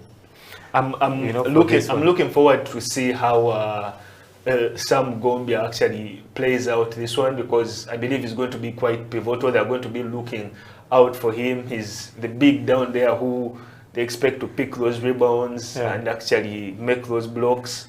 So this is a game where he actually has to make his comeback. Yeah, Gombia is a very good player. He's played on the national team. He has played for a couple of teams in the NBL, played for Warriors, played for Rhino at the time they were still in the NBL and also in the second division. The only challenge here is that he's not a quick big man. He's a bit slow, so you'd have to change your game plan. Down in the D League, it's who's faster wins.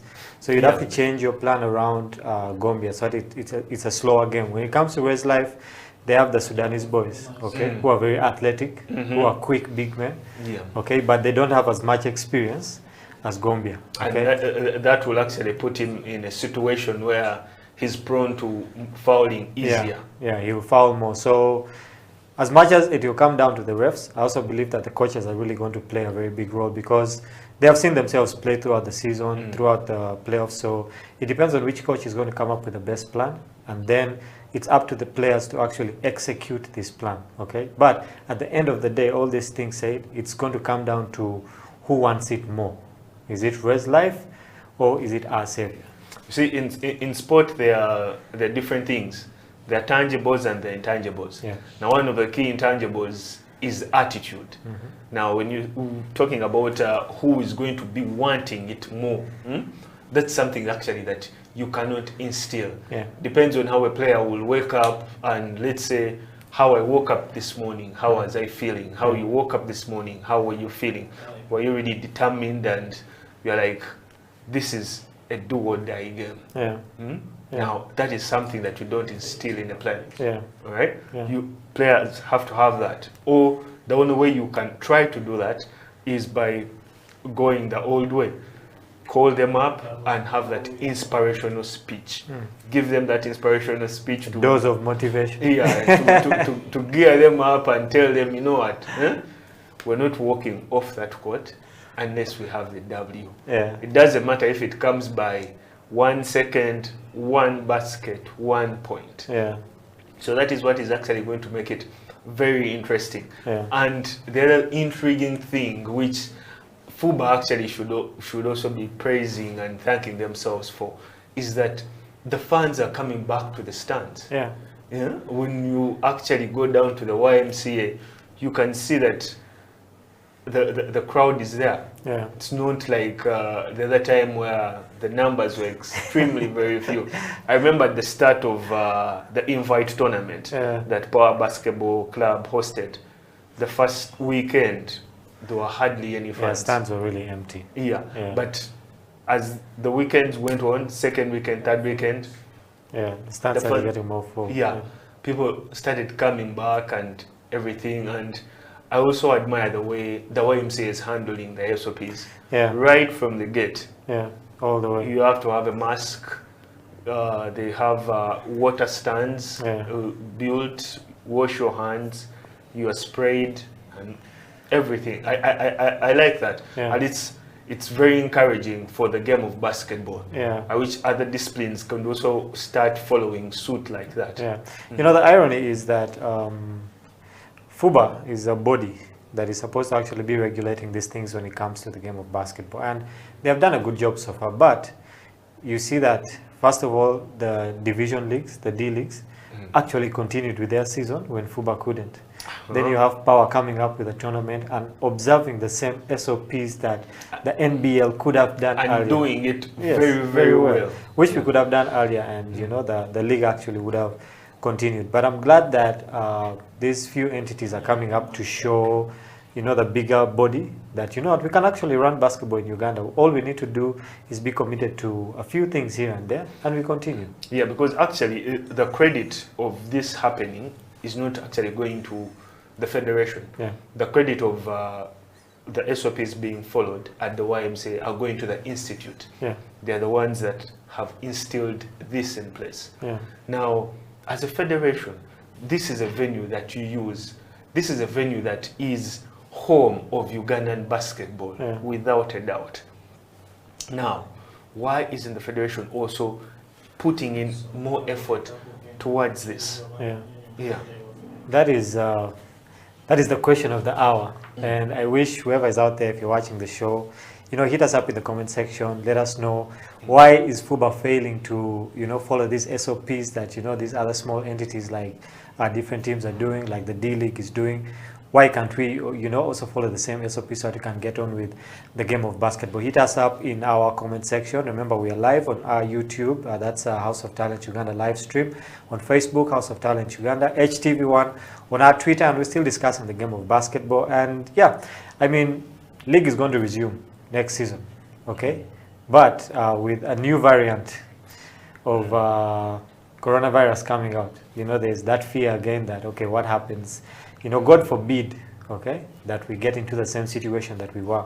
But in the event that we do, then how does basketball resume? Because other sports are going on and we're losing out. We're losing out. And just one of the interesting comments I have here from someone that actually we have hosted on the show, Bashir Wogem, saying the federation should actually get people who work there for as a job, 8 to 5, instead of people who just volunteer. But I like that comment. Yeah, but for someone to be there 8 to 5, you have to pay them money that is worth 8 to 5. I mean, if I'm coming there and I have to pay rent later in the month, you have to pay rent, you have to pay bills, and you're giving me 100K, then it really doesn't work for me, right? It won't be enough even just for your transport. Yeah, but then again, those are things that the CEO has to look at. You know, it's better to have a small team that you can actually pay than have a lot of volunteers that you're suffering to pay. Okay, so it's a good idea if we can get people to work actually 8 to 5, have them as permanent staff of FUBA. I believe that would be very important and pivotal to improve the game of basketball. But are we willing or are we financially able to employ those people to work an 8 to 5 job? The issue of finances has always been something that is synonymous and I would say a chronic problem when it comes to discussion of Ugandan basketball and implementation of policies and execution of so many things in terms of Ugandan basketball. Recently, City Oil were just supposed to be taking part in Bar.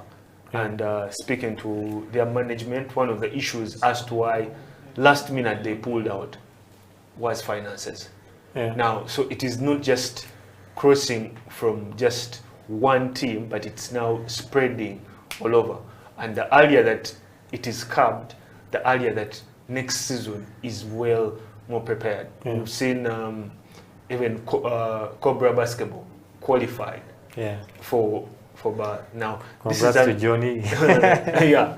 Now that is a team that is being coached by our very own. City Oil missing out on this. How big a blow do you think it's going to be to their championship run next season?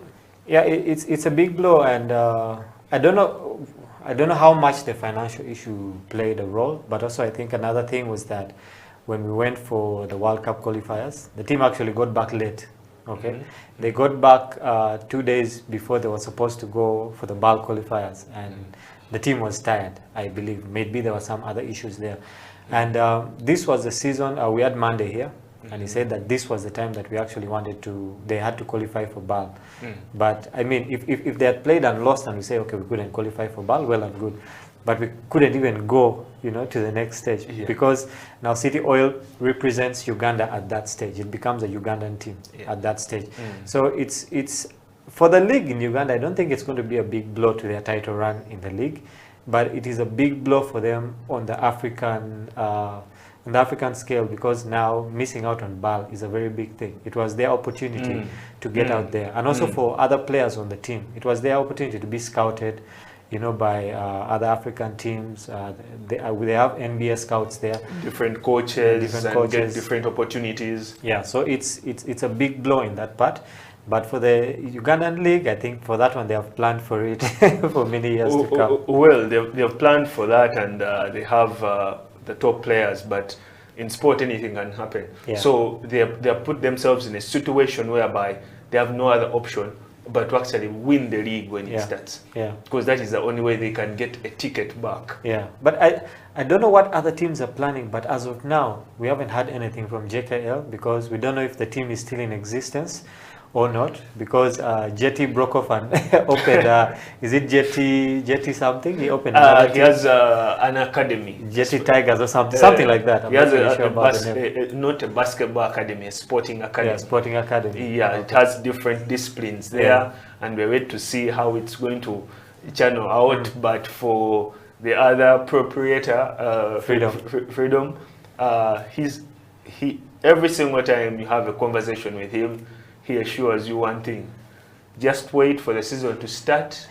We are going to have a team, and we have a team. We have players, and everything is set. Hopefully. That also brings into the question of, does Warriors basketball team have a full squad now? Or we're still searching? Well, actually, when you bring up the topic of Warriors basketball club, it's quite interesting.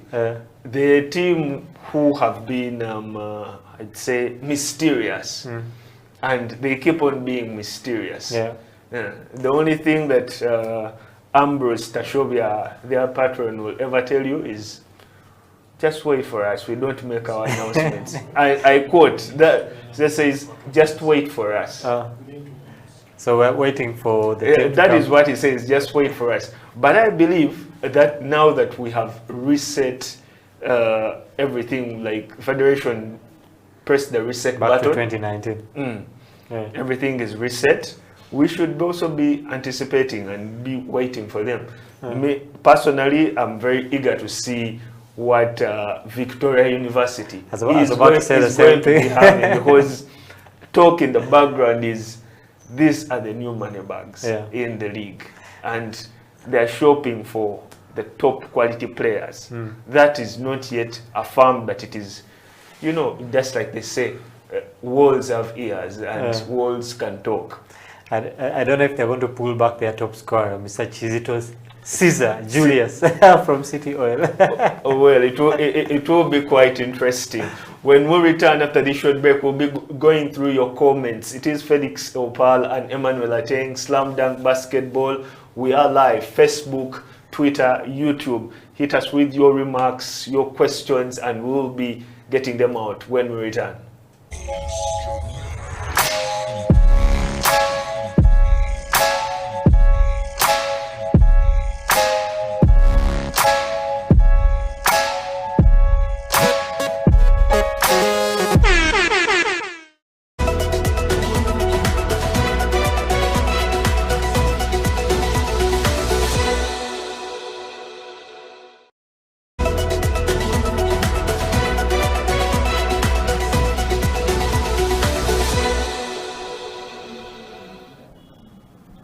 Bronny, you're in the medical field, okay, and most of the people who are in the medical field, be it pharmacy, be it medicine itself, they always disappear. You know, they feel like there's no time. There's no time to do attacked. So how do you balance, okay, you especially being in the medical field, okay, how do you balance that with basketball time? Well, okay. So, I know you know, because you're my coach.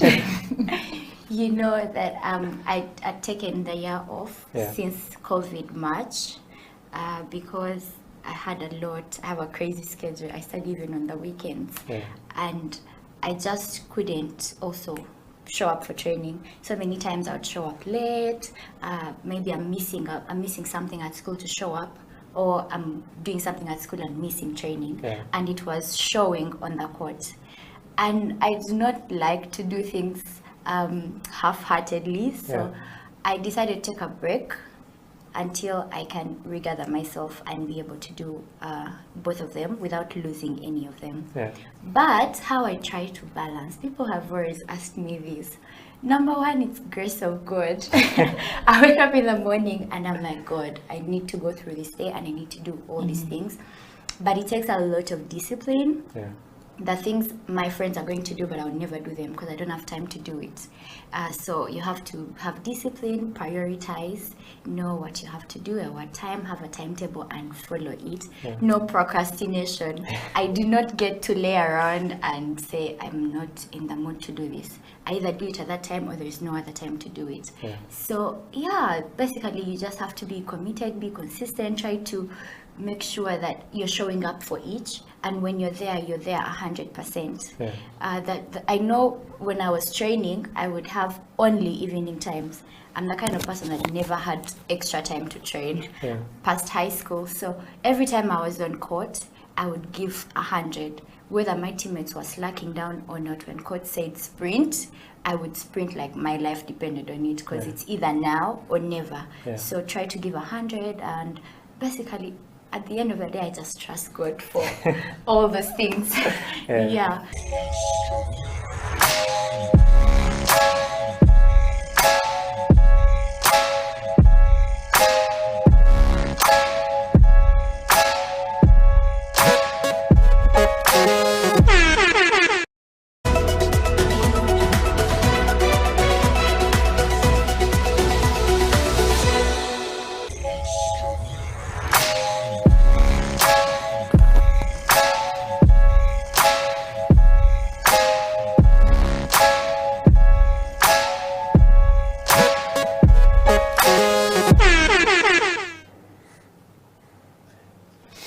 Welcome back. It is Slam Dunk Basketball Talk. Felix Opal is my name, and we're having just a discussion here concerning the various issues happening in Ugandan basketball. We're talking about City Oil, and we're requesting you for your comments and remarks. And Emma, it is quite interesting here. I have Calvin Kasule saying that City Oil should come out clean and actually say that they couldn't handle being at BAL at that level. So I'm sieving through some of the comments. Then I have another Hudson here who says that the national team should actually change and have trials before they go out again. Well, on the first... Two very interesting comments from the ones that I've got in here in my inbox. I think for the first comment, City Oil, was the team that would make it for BAL. I don't think they chickened out and said, the competition is too much for us. It's not that team. If we look at the teams, Cobra qualified. I believe that City Oil, can actually go toe-to-toe with Cobra and also the other teams. So to that guy who said City Oil couldn't handle, they can actually qualify. Yes, well, everyone is entitled to their opinion, so that is his opinion. The other comment was about the national team having trials. I think the last time we hosted Monday here, the national team coach, we actually talked about if there was a possibility of having a structure whereby we have, we have training running throughout the whole year with different guys from the league. And the other day I was thinking, if we were to have new people joining the national team, we've had 2 years of basketball that really wasn't up there. So how do we spot talent? Yeah, exactly. When the league is not happening. Mm. Okay, so one of the things that we can actually do is have that structure whereby we have different guys, you know, vying for, you know, a spot on the national team. So they go through different trainings. This won't only improve the quality of our national team, but also the quality of our league, because these same players are going to play are going to play in the league, and then they're also going to have more aspirations of actually putting on the Silverbacks jersey. Yeah. So the issue of the trials is something that I believe this gentleman is actually right on that. Yeah, it's a good comment. We should look into that actually. Yeah, the only other issue would still come in would be the resources of actually how that is going to be run. And then we're going to be having to go back to scenarios of that there's no money, and then we wait for a bailout at the last minute. Yeah. But I mean, if let's say in your family, Felix, okay, you have a situation whereby you're the breadwinner, you always, you know, get money from here and there, and this time around Christmas comes and, you know, there is no money. Yeah. I mean, you have cousins and you have aunties and uncles. Sometimes it's better to go in-house. Tell each person, you know, give me a 10K. You know, and then you basically are saying the federation should outsource. No, in-source, more like in-source, because we have 4 divisions actually. Do you know how many basketballers we have in Uganda? Well, you cannot actually tell, but I believe we have the biggest league in Eastern Central Africa. Yeah, so that's minus the supporters of basketball, you know, people who love to watch basketball, people who are affiliated with basketball. Imagine you get 10 to 20K from each person. Yeah, good work for us. Okay. No, that is actually something interesting. I remember just here before the national team traveled, there was a suggestion of every member of parliament contributing 100K to get the team there. Yes. And it actually didn't pass. Yeah. Then there was also a suggestion on various basketball forums of the fans there, the people on those platforms, actually contributing 10,000 shillings each, or whatever amount they could. Yeah. And there was a request of, can someone start up actually an account, a bank account, or put their certified numbers where people can send mobile money to those accounts.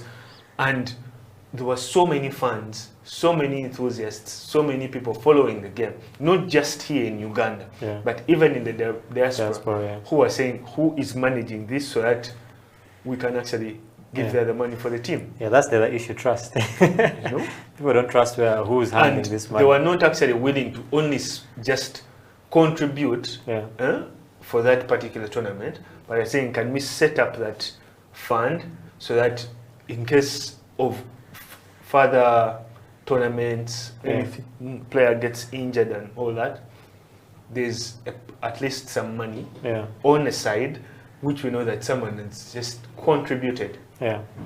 And all we need is just someone to be there managing that and handling and giving their accountability. Yeah. So who do you think would be best to be in that position? I don't know who would be best, but this is what I would say. Okay? Don't give it to someone who's involved with basketball. Quite interesting. Why shouldn't it be? I thought it should be given to someone who's involved in basketball, because they are playing the sport, they know what it takes, they know what the players go through, they know the struggles of actually wanting new sneakers, wanting knee pads, and everything. Yeah, it's okay to include them.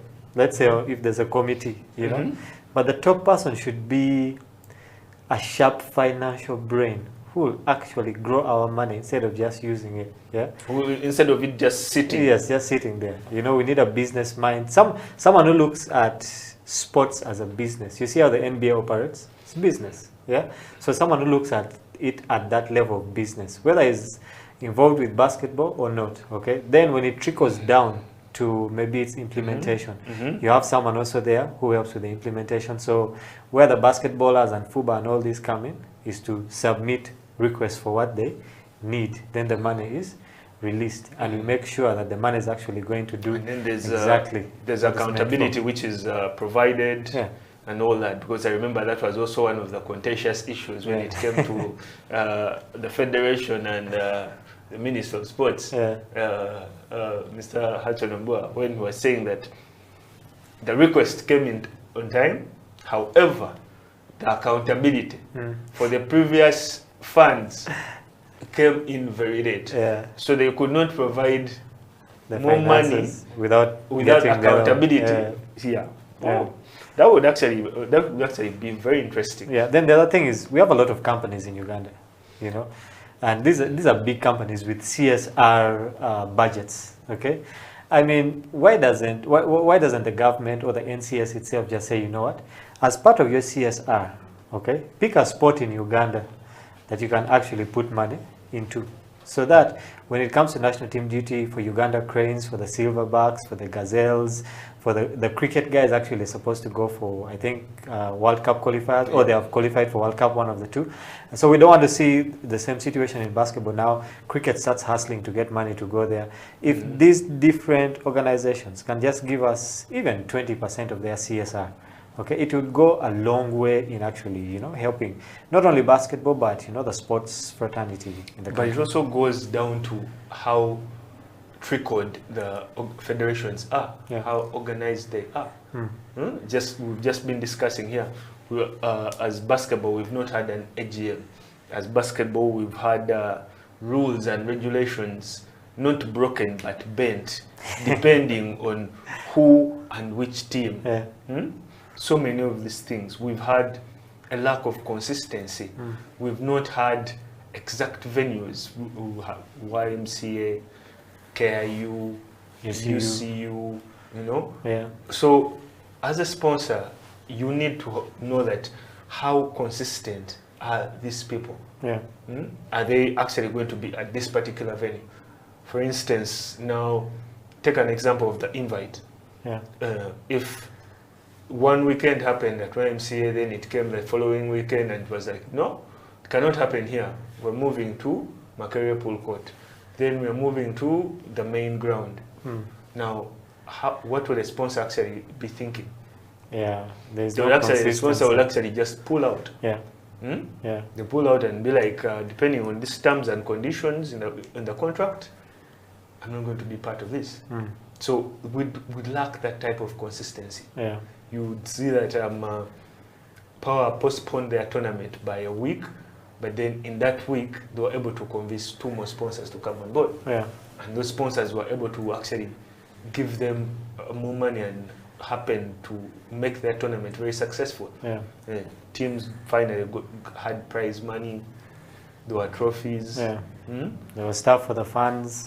There were giveaways to make the supporters also interested in this, and even YMCA as an institute benefited. It had their basketball court refurbished, repainted, the seats and what and everything, and totally when now someone just walks in like, it's totally different. Looks really good. I love the work that they did with it. Now you can see the benefit of having partnerships, but it also comes with trust, because now one of the reasons of that partnership is that Power Basketball have been at YMCA for quite some time. It has been their home. That is where they practice everything. So the partnership that they have enables them to make that decision and such business decisions a bit more easy. Now the federation should be throwing a bigger net so that it also has that trust to get such partnerships. Otherwise, when you reach out to a sponsor, like you said, the sponsors have the CSR budgets. They are there, but then what partnership and what trust do you have?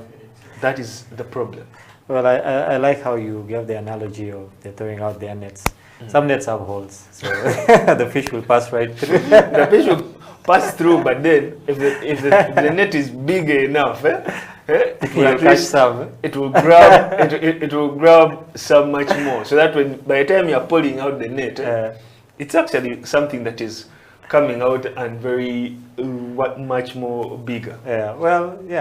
I mean, FUBA should actually go out and cast their net, and hopefully will catch some small or big fish, you know. It will definitely catch some big fish, because just like what we're discussing right now, when you look at Claire Lamunu and the program that they are running with various other people, Howard, her rules, how many girls and how much talent do you think was unearthed that was not actually known by them just having that tour? A lot of talent. I watched some clips on Facebook, and I was amazed. And I was like, where have these girls all been this long? And it's because they had not been sought out for. Now, that is a program that needs to be spread way further. And when it's spread way further, you won't have any trouble with the gazelles struggling to look for players. They will actually be spoiled of choice. True. Because they'll have young talent, eager talent, hungry talent, excited talent. Now, those are people that are easy to train, are easy to actually adapt. So that is what the federation, I believe, should be doing. Not waiting for individuals actually to be doing that. That was a very good program. It was. It is a very, and it's continuing, but it should be a program that is initiated by the federation. I mean, sometimes you really can't wait for... the federation also has its other issues to think about, but it would be a good idea. The other thing is that... But they have a committee that is only dealing with ladies basketball. Yes. So that is why I'm saying that people should be up to order. That is why I read out this comment of Kasule, the national team. Of having the federation have people working 8 to 5. I mean, it goes back to the finances, but it's a good idea, and there's a lot of talent out there. The other issue is that I feel like basketball is so centralized within, Kampala, and there are very few leagues or other teams that are looked at when it goes outside of the city. So the squad beyond going with Claire Lamunu and partnering and, going out there to work with the girls is a really big thing. And these are the things you hope and pray that will continue. We pray that it's not a one-time thing, and it gives us an opportunity to actually see that there are ballers out there, okay? And the thing is, now we don't need to go and uproot those basketballers and bring them to the central, okay? We actually need to develop the league on that side. I mean, if we had a situation whereby we had a countrywide league where, Kampala something team would have to go and play, Masaka would have to go and play, a Lira team, would be a very good idea. That would actually help the growth of basketball, okay? But right now, basketball is so centralized within the Kampala region. Very few things happening out there. But yeah, it's a plus for especially ladies basketball. That is always, pushed under the carpet. That is what I really admired. It has been Slam Dunk Basketball. Thank you so much. My name is Felix Eupal. I have been with my co-host, Emmanuel Ateng. Catch you next time. We'll still be following your comments and responding to them as you send them throughout the week. Have a blessed one.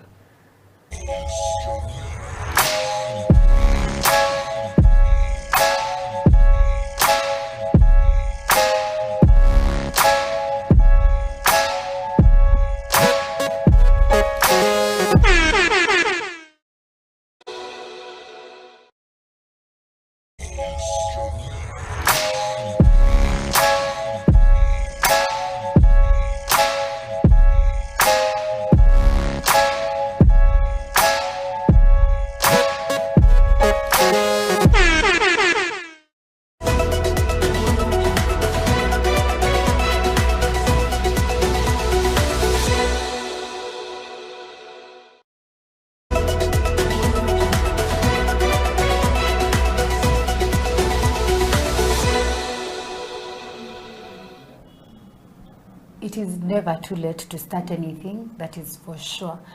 You can start on anything and everything at any time. It is not yet, time is not lost, you can do it. Put God first, like Bernie said, put God first. Number 2, I have a mentor, she's called Letitia, the one of KCCA. She will call me to ask me, did you train? Get that one person that is going to do that for you, and I thank God for her. get that one person that is going to do that for you. It can be your coach, it can be someone that has played the game. Yeah. Bronnie is here and she's willing to do that for you. Please Yeah. reach out to her. Basically that is it. And also trusting yourself. It starts with you. If you feel like you can't do it, even when you try it, it's not going to move. Yeah. But when you feel like you can do it, with God helping you and having your mentor by your side and all that, you can surely make it.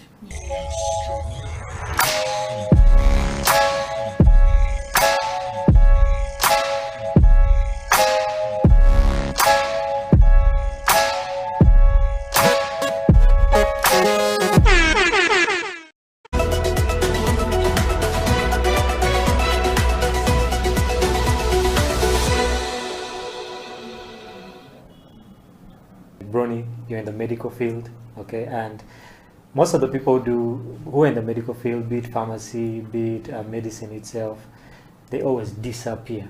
They feel like there's no time. There's no time to do attacked. Yeah. So, how do you balance? Okay, you especially being in the medical field. Okay, how do you balance that with basketball time? Well, okay. So, I know you know because you're my coach.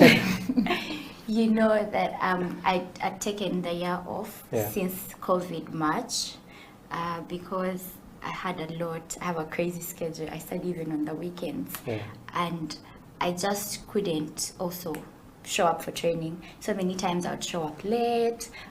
Maybe I'm missing something at school to show up, or I'm doing something at school and missing training, and it was showing on the court.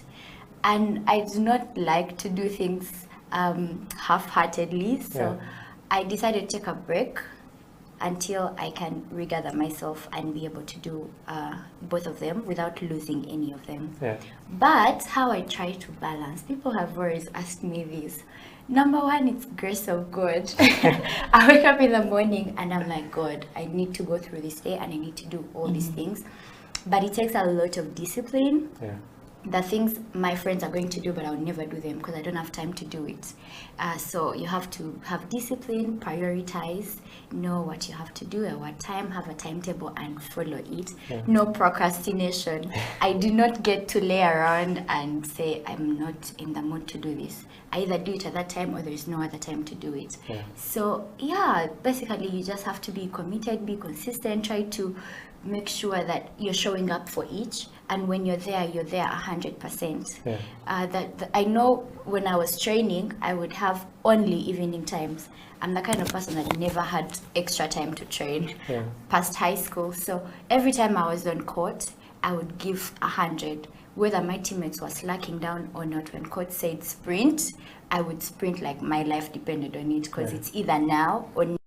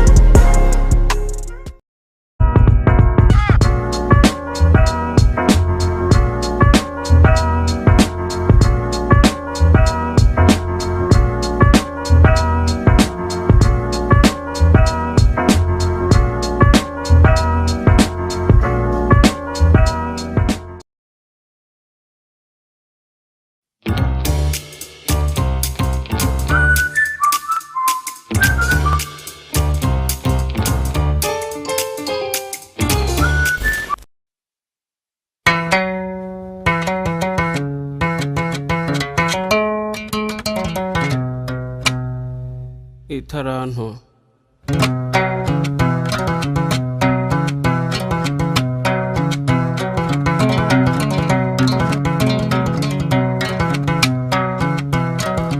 hariho umutware yaratunze cyane afite n'abagaragu kera kabaye agira uruzinduko mu kindi gihugu ahamagara abagaragu be maze abasigira ubutunzi bwe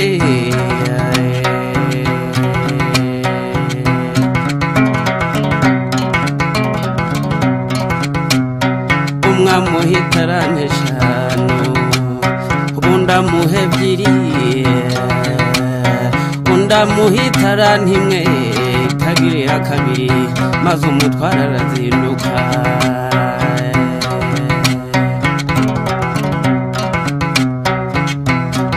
maze babagaragu batangira gukoresha za tarano nk'uko shebuja yazibasigiye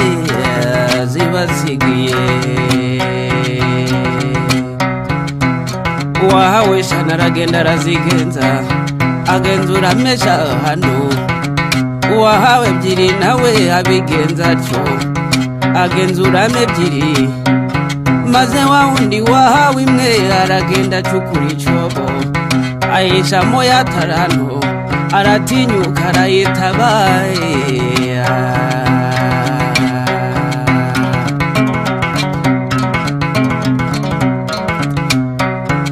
nuko imitsi irayitindira ataha maze shebuja mu kuzindukuruka abarana nabo ibyo yabasigiye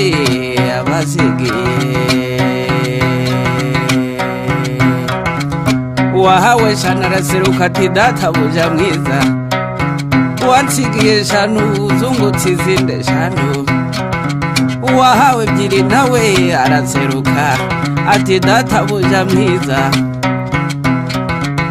wansigiye ebyiri zungutse izindi ebyiri shebuja ati bagaragu banje beza nuko kuko mwakiranutse muri bike nico gitumye mbegurira byinshi ico nimuze mwinjire mu munezero wa shobuja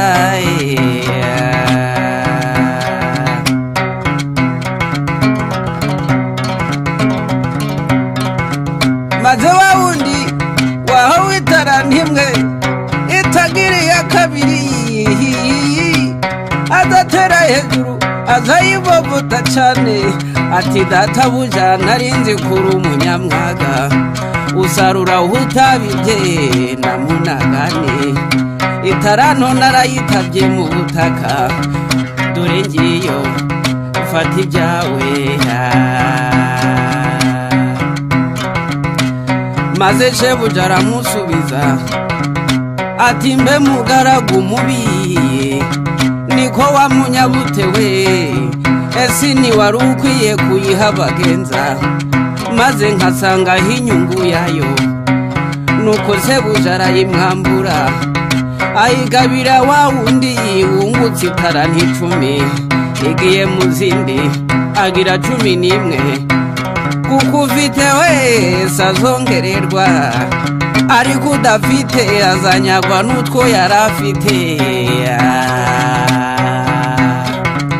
maze wa mugaragu mubi baramuboha bamujugunya mu mwijima hanze azize ubupfapfa mbega agahinda we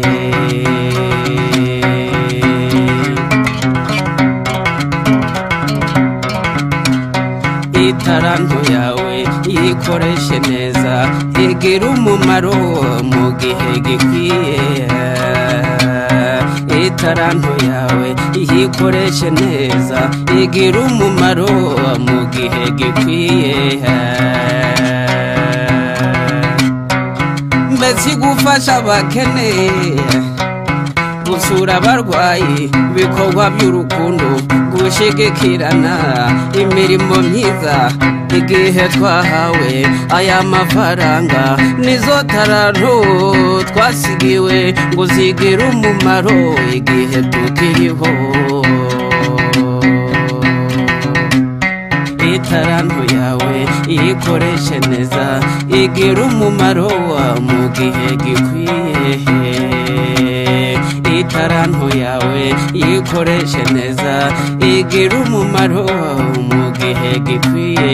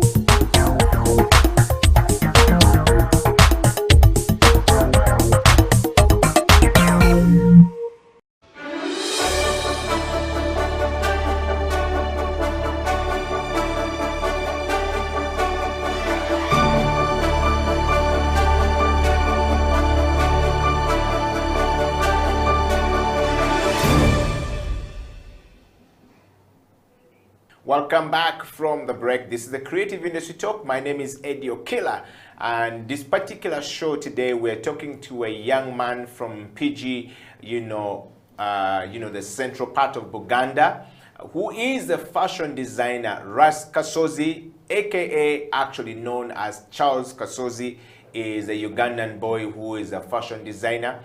And of course, you've had the first part of the show when we're talking to Kasozi about his background and how, you've been able to go across the world. Welcome back to the program, Kasozi. I know we talked about the background, and I like so far the story. It's very authentic, how it comes out, and how you got inspired into the fashion industry. The story with Wavamuno's daughter is quite a very amazing story right there, that somebody texts you and then you're able to realize, oh wait, I'm actually important. If Gloria Wavamuno is looking for it, means that there's certain value that she gives me which you are not giving to yourself. That in itself is a plus, going forward. Mr. Kasozi, would you tell us a little bit more about the journey from the local scene of fashion design here to the international stages that you've been able to go? It's been quite challenging, but it takes self-confidence. Yes, from the start you need to know what you want. Like me, I've been an artist, like I'm born an artist, though not knowing which direction. I've tried all kind of art. Yes, and I always apply too much art in my fashion. Though as we grow, we meet different people and they tell you more about what you do. That's why I always say we need to be close to people who understand our vision. Yes, people who can support what we do. For example, for my first international platform, by then I was working with Babaluku, Bavubuka All Stars. Yes, I was part of it. Yes. And for him, is from this international scene. Yeah. So he grabbed all my photos and applied unknowingly. Yes, because he knew I couldn't understand that. So he applied after. He told me, Kasozi, you have a passport? I said, yes. Then he chilled it. He told me, yeah, next month, you coming here. I couldn't believe that, of course. Yes, I know he was just encouraging me to work hard because I couldn't know that I deserve that or I can be part of that. Because I was even the first African to be to Vancouver Fashion Week. And Ugandan, you get coming from the ghettos. I was working from this corner. You get like a smaller place paying 50K a month. You get so. That wasn't my platform.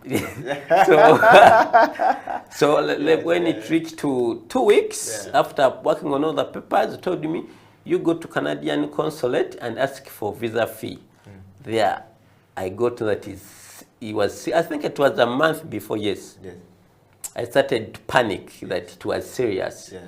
And with that month, I had to spend 2 months from Kenya processing the visa. You know, in our mindset, too many visa tebazigabaye. And with art, you work with motivation. So every time I could try to get a piece of paper to sketch, I could get nervous, think of a visa, you get, I failed. Till after the 2 weeks, I got my visa and I started sketching. I remember I did my sketches even from the bus as I was coming back from Kenya. When I reached home, I started sleepless nights, you get. I made my collection in two weeks. That was 48 pieces. One person. Wow. And a miracle happened to me. I had to fly 3 days before the fashion show. And I planned to finish on that exact day. So accidentally, I didn't know, I left here the same date. I spent 18 hours on the way, and I reached the same hours I left here. You get, so I advanced like 24 hours. Yes. So I got that extra day. To finish my stuff. But that changed my mind so much because I reached to Vancouver, and they always go through your work. If it doesn't reach that standard, you don't showcase. I was on a big panic. But models showed me that I've passed that. Models were grabbing, fighting for my pieces. I never even wait for from the the director. local stage in Uganda here. Yes. To now model fighting for you, and this was your Yes. biggest stage. How many stages have you been in Uganda before this opportunity to go to Vancouver by then I think I'd done two. I'd showcased to Silk and Bayimba. So first was Bayimba and then Silk. Yes. Then my third was international. Wow. And on that show, I tend to be among the top 3 designers. Yes. And I was showcasing with Michael Kors, you know. So after that, people loved my collection so much, and I got another opportunity to showcase my collection again. I remember they were launching some electric car. Yes, they had produced. So I was their entertainer. So I loved the tour so much, and it changed my mindset because the love I got there, I never had it here. You get, so I was like, why my home people convincing me? You get, so I came back very tough with another mindset. You get, fighting for myself. I want to know from you, this is a very compelling story. If you're following the show, it's a creative industry talk right here on House of Talent Television. My name is Edio Killer, and Kaz Kasozi is in the studio, or Kasozi Charles, who is Ras Kasozi, is on the program. And of course, we're talking about his journey to the national, from the national here, from the local stages in Uganda to the international platform in Vancouver, Canada. And that's a very fascinating story right there. Again, earlier on you talked about we need to surround ourselves with people who will inspire us. I want you to take us back. You are now in Canada.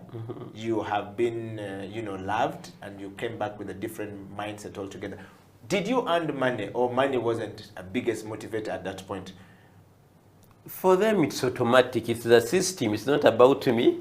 It's about the system. It's like however much you want to travel to Uganda without paying, the system is, they need your ticket in a bus, you get. So for them, they know the system, that fashion is a business. After showcase, for example, what happened to me after showcase, I thought, as usual in Uganda, after showcase, you pack your stuff in a suitcase, you go home. But for them, after showcasing, they had to announce my pop-up shop.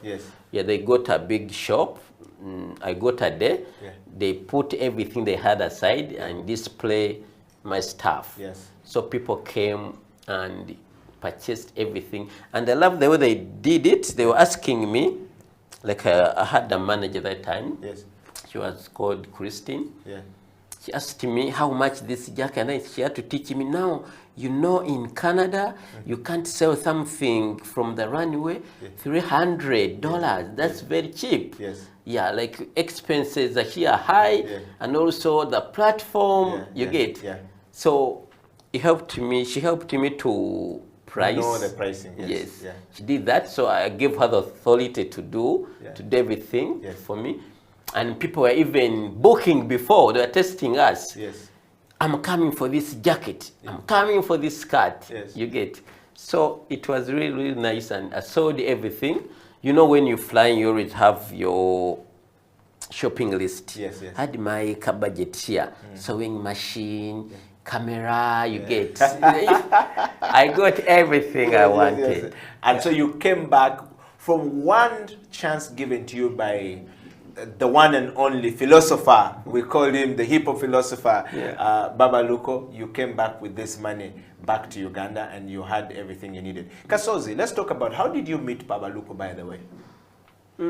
As a youth, I never had friends, like basically when I was growing, like, you know, our mom used to try to tell us, like, as we poor, and it's okay. In this world, there are those rich people and then poor people. Yes. You get, so for us, we are born that way. Yes. And we shouldn't be struggling for things that are for rich people. You get. Yes. So I was very satisfied with my life. And I used to spend a lot of my time from home, within the house. Yes, doing the art, drawing, working with a machine. But accidentally, I went to Laba. No, there was a festival at Kololo. I don't remember the name. WAP used to be called WAP. Yes, WAP, yes. WAP by the British Council, yes. And I met these creative people, kids. But look, had those kids rapping, painters, you get. And I said, I need to be part of this. So I met the team leader. Team leader told me, come to Machinje. He was there. So I went to Machinje. I met him. I think I used to go there every week. I went there for a month. And I was just doing nothing. Kids were rapping. Painters were doing painting. Me, I didn't know that I have even a talent. Till I said, I think this was going to chase me away. Every time I come, I just sit here. One day, I said, I think let me try to make a jacket. I didn't know that's even important or what. I started to make I went to a window. I got a very cheap jacket and stitched his face here. Like I have the ability to do portraits using a sewing machine. When I reached to the... You stitched Baba Luko's face? On a jacket I'd made. Everyone was very happy and amazed about what I did. So that's how I got also... From the background of being there, just waiting. I didn't know that... Yes. I know how to do repairs and making some small things, but didn't know that it was nice or what. So, you know, as a creative person, Babaluku, so he will come to me, now, you know, I've done this, you can do this, and everyone was coming, other youth. That's how even I got even my brand name from there. So we used to have someone doing graphics came and say, Kasozi, now, you can swear, and let me make for you a logo, you get, and I got a brand name. Rappers used to come and tell me, you got to make for me shorts and stuff, you get. So I got the love and to know that, yes, fashion is good, and now let me settle to this. Wow. Well, if you're following the creative industry talk anywhere across the world, Ed Yokila, Ras Kasozi here. We're talking about Ugandan fashion to the international fashion stage. What a story right there coming from Ras Kasozi. Charles Kasozi is his real name, as a Ugandan born, a Muganda by tribe, from the central part of Uganda. Your story is very fascinating, Kasozi. I'm enjoying the show with you today, and this is a very interesting creative industry talk. I want to just encourage everyone out there, go on there and share the story of Ras Kasozi far and wide, and make sure that there is so much love coming to this brother, and go and buy. And of course, I want to give a big shout out to my brother from another mother, Baba Luko. This is like the coolest story I've heard from Baba today of changing the life of Mr. Ras Kasozi. Rasta, let's talk about this. learning from the international. You are now in Vancouver. You have learned something. Did you learn something from there? What did you pick from Vancouver when you came back to Uganda? You were able to say, you know what? I've learned this. I want to do A, B, C, D. And so my question to you is did you learn from the international fashion stages, and what were the challenges that when you came back you were able to fix? Basically, I was different. I think by the time I came back, my name was everywhere. Yes, everywhere. So by the time I landed here, I had to do so many interviews, and I never had experience into that. Yes. So my life started to change a bit, and I don't like the celebrity life. You get email life. Because you were told you were poor, you should stay this side. Yeah, now you are being yeah, you have to dress this, do this. Yes. And it's not my thing, you get. Yeah. So I love to keep a low profile, but I got to know the value of fashion. Yeah. Because they took me around so many shops and so many designers, international designers. Everything was different. Yeah. So I was like, why at home they're not doing this? Yes. So what came into my mind was to focus much on the international platform, because I'm loved there more. Yes. And I have a lot of clients outside Uganda than you are in Uganda. Yes. So to me, I'm so much into developing youth's talent in Uganda and getting money from outside. Yes. So I learned that in Uganda, maybe fashion is still starting, it's still young. Yes. The way we take fashion is not the way it's taken outside there. It's a big business. And here it's about talent. You get? Yeah, the same thing I've told you about fashion shows here.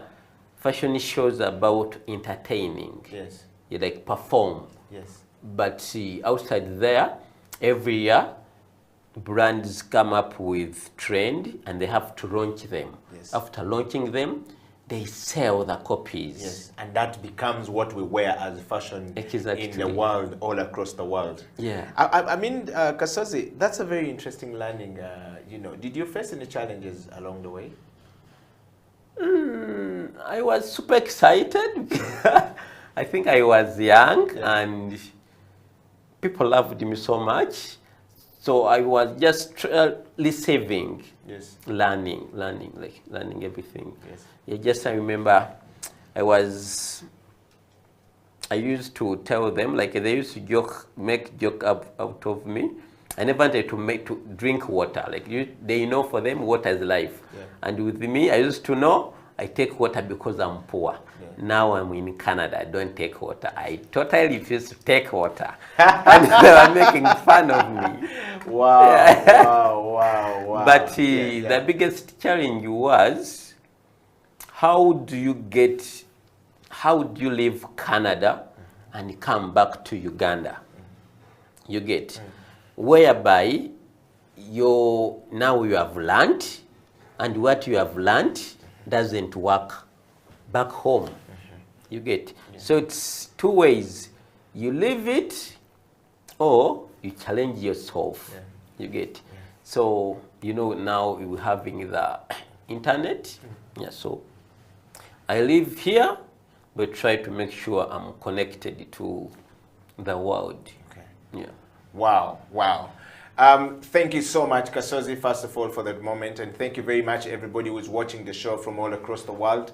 Thank you for being part of the Creative Industry Talk, growing bigger and better. We're going to take a break. And when we come back, Kasozi will tell us a little bit more about, you know, the new program he's doing called the Seed Program, which video we're actually going to play right now.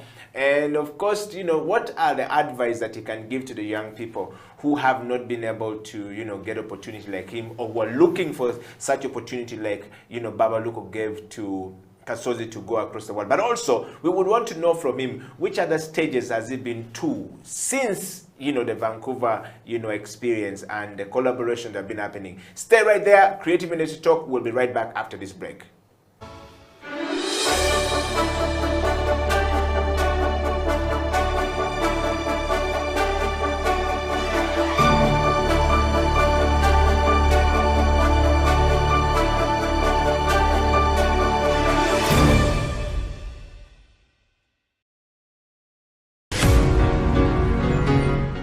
I joined Seed Show to gain exposure, to become international. I feel through this I'm going to be normal.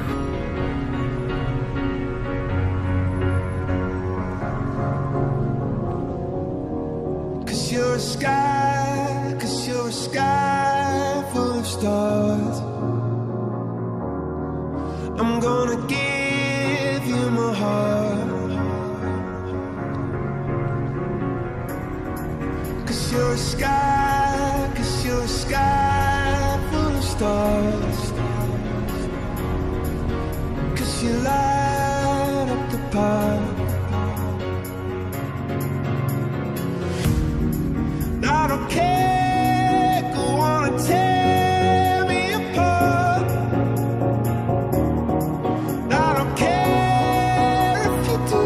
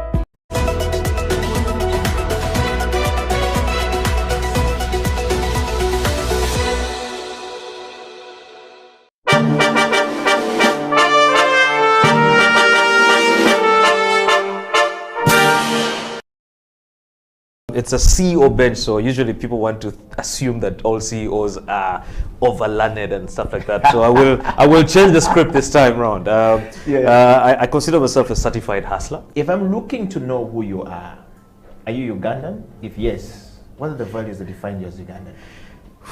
That's the easiest question, I think, to answer.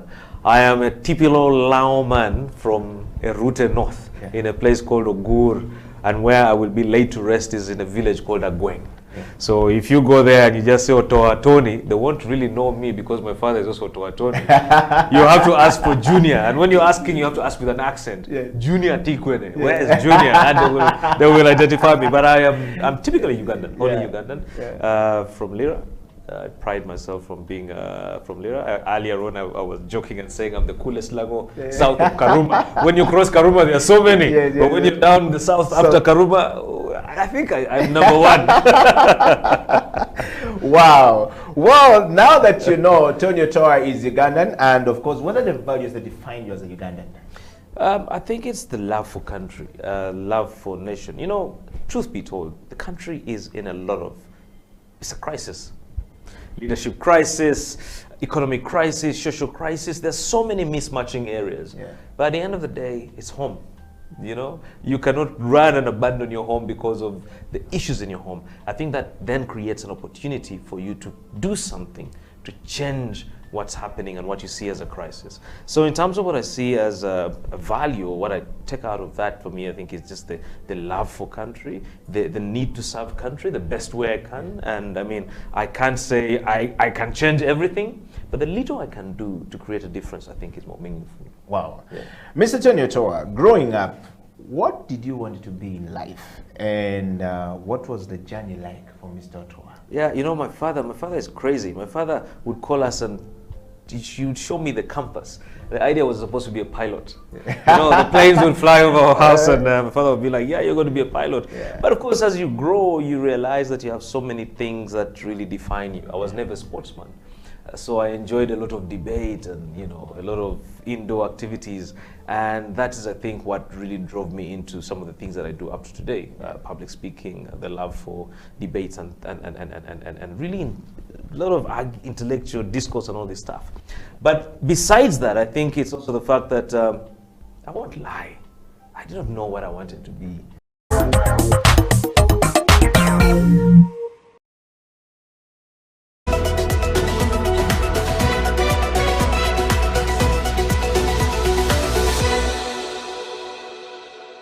First and foremost, thank you very much for hosting me. I'm really, really humbled, and I'm blessed to be here. Yeah, surely. Talking about basketball, personally, my journey of basketball started from far, very, very far. That was in high school, and in a situation whereby we did not have enough exposure. We didn't have coaches. We didn't have the facilities like we do have them right now. Although I'm saying this like there are so many years ago, there are not so many. That was about, I began knowing basketball in 2007. That was at KPC when I was in P7 vacation. That is end of 2007 actually, that KPC North. That's when I first touched the basketball. Then 2008 when I joined Namibyango in Senior 1. I saw people playing. Actually, the people whom I saw there playing and inspired me were Sally of, he played for Chambogo Warriors. Do you remember him? The left-handed. Yes. And Omongin. Omongin, last I saw him playing for City Oil. Those were the guys whom I found in Namibyango. I was in Senior 1. These guys were playing basketball at another level. And we would actually just go there to watch them. You know, for us by that time, they couldn't allow you to step on the basketball court that those guys are on, because they were senior 6s, you are a senior 1. You just the best you can do is watch. Other than that, you don't step there. But nonetheless, that's where I started. Beautifully, or I would say lucky for me, that when I was playing with those guys, once in a while when they could see me about midday 1, when the sun is very hot, when they are still resting and waiting to come. So when we would go to court and, you know, try a few shots here and there, and then they would come and they meet us, they would see what we are doing, and they would identify talent. I don't know if I can use that one. So one or another, they identified my talent. They realized I could at least throw in the ball. At any sport, they would just give it to me. Although I was weak, I didn't know how to bounce. They only told me one thing: throw in the ball. And throwing in the ball gave me an opportunity to play with them when I was in senior 1, senior 2. But still, of course, I still had people who didn't believe in me, and it was challenging.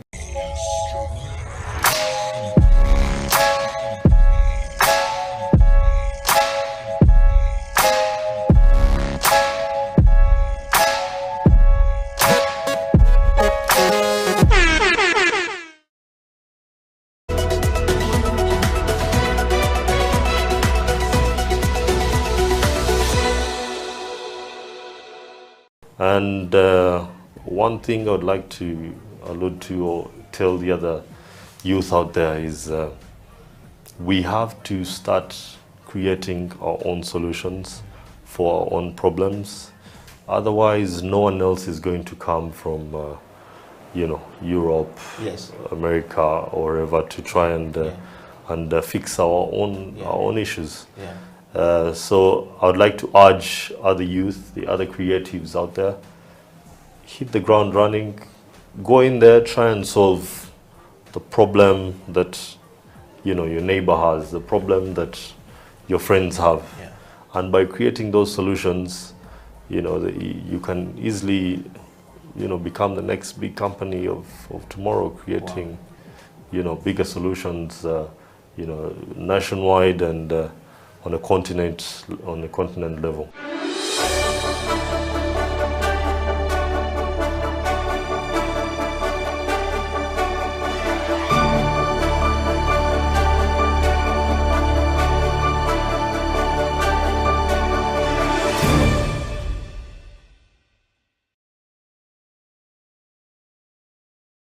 You have to know each equipment. You have to know the brew ratio. Actually, the brew ratio is I think the most important. Brew ratio now most people may not understand. It is the ratio of the coffee powder to water, and the yield. Water in this article will bring us into the yield. If I put 10 grams of coffee into my portafilter, how much of it am I exactly? So if you don't master the brew ratio, everything is going to turn out a mess. You understand? Even if you know that knowledge and you don't master the brew ratio.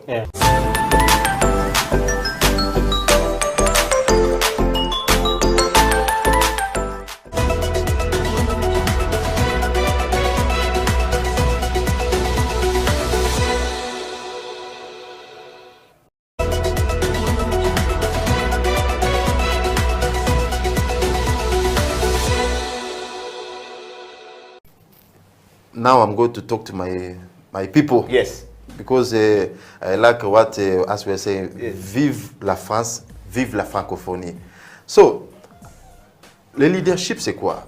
Le leadership, ce n'est pas le fait d'intimider les gens ou bien de dominer les gens, non. Le leadership, c'est le fait d'aider les gens à suivre le bon chemin. Parce qu'il y a des gens qui sont là, ils ne savent même pas par quel chemin emprunter. Il y a des gens qui ont même étudié, mais ils ne savent pas quel business ils doivent faire. Maintenant, l'idée, quand tu rencontres une personne pareille, tu vas l'orienter.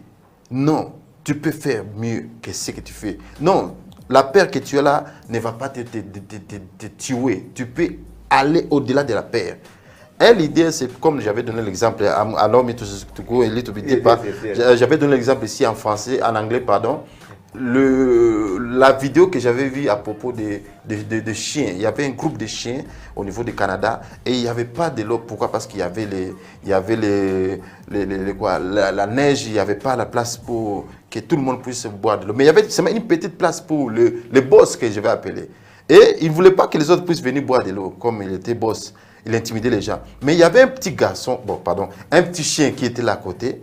Il a eu l'idée de briser la glace, là où il y avait pas, parce que l'eau était en dessous et il n'y avait pas moyen de boire, mais le petit chien a brisé et tout le monde a vu ce qu'il faisait. Ils sont venus, ils ont commencé à briser et tous ont profité avec l'eau potable. Et le boss était laissé comme un vaurien. Personne ne le faisait encore confiance parce qu'il n'était pas là pour les aider. Il était là simplement pour le faire peur, les intimider. Mais un leader, c'est quelqu'un qui est là pour aider quelqu'un à avancer jusqu'à son destin, à sa vision. Parce que nous avons tous nos visions, mais c'est la peur des fois qui nous arrête. Merci mon ami.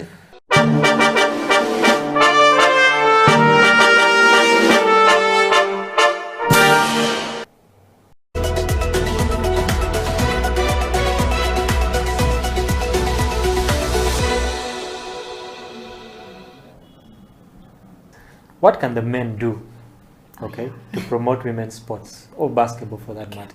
Yes, so today morning, someone told me, he made research, actually my brother, that these days the NBA actually facilitates the WNBA games to see that they're also somewhere. How about the NBL men starts doing something, not totally like investing in and all that, but it can be with the support system. It can be one very good thing, seeing that creating more opportunities for these ladies, putting up different games like, so as like women can be like seen or showing that these guys also like care. It can start with support, and then with time they can also like recommend whoever facilitates them to like partially have his thoughts somewhere on the women's team, so that like they can all go about like together in solidarity. I think that can work. I don't know, I don't think it's something big. It can start with support and then financially with time,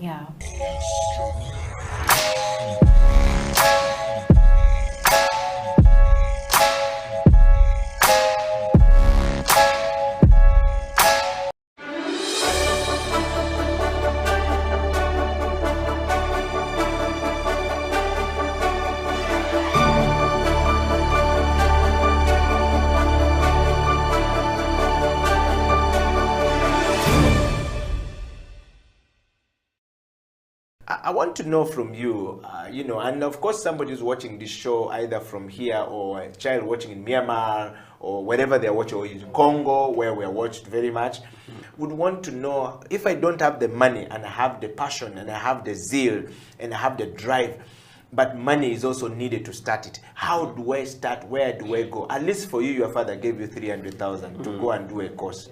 We don't know whether you spent the whole school fees or you only spent 1 month, took part of the school fees. What happened? How did you start, you know, your fashion? Did you get money from somewhere? How should one start if I want to start? And I was like Kasozi. I think we should try to be close to people who love what we do, basically. Because even me, I managed to skip from that low level to another level because I had networks. Yes. Just me and Mia meeting Gloria Wavamuno changed my mind. Because I used to be Muyayona Street. So someone introduced me to Gloria Wavamuno, that I'm good, me I didn't know. Then, I lost my phone like over 2 months. So surprisingly, I got a text from Gloria. Customers have been looking for you over the last 3 months. Then my mind was like, the daughter of a tycoon is looking for me. I was even moving on Loom Street. So that changed my mind and started respecting myself a bit. Like, somehow I'm important. If someone important is looking for me, that's opened my mind and started to know that I need to be serious, have a skill, have a business, and also work more with my fashion, because by then I was still an amateur. So I never had money to go to buy books, and no designer could invite me, So I got to know basically all the knowledge through Alistock, but I couldn't afford any book. I could go open and feed the mind. I move out, I make notes before I forget. Yes.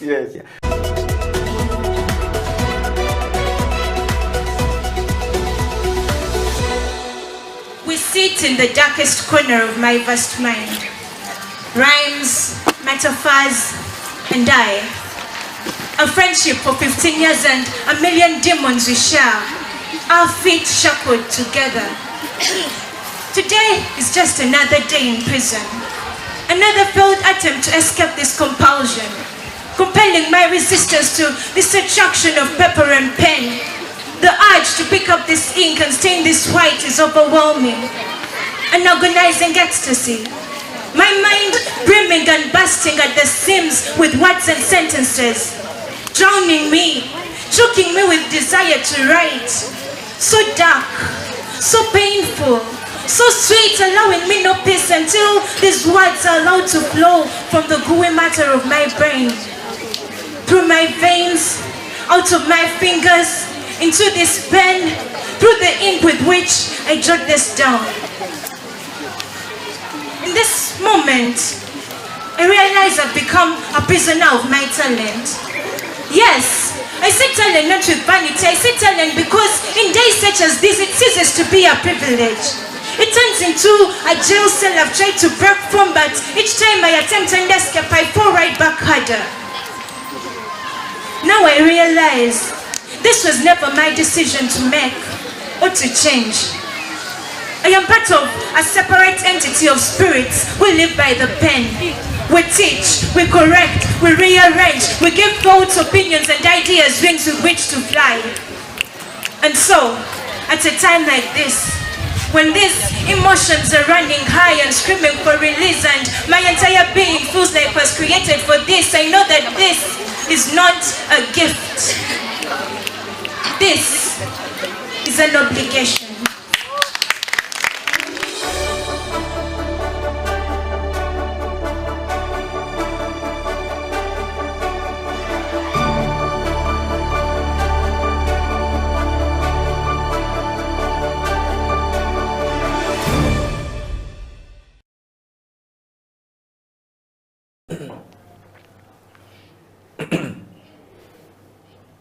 Welcome back from that break. This is the Creative Industry Talk. My name is Eddie Okela, talking to Mr. Peter Kagai, who is a poet, a writer, a theater writer, and a drama writer.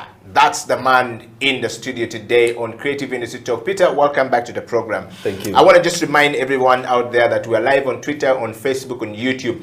Go there, share it far and wide. And I want to take a moment, Peter, to just read a couple of questions coming in from people in the diaspora here.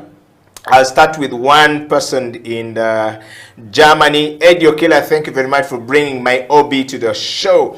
That guy, I was with him in school, and the story he's talked about is true. He's always been a bookwormer. Not little wonder he's ended up as a writer.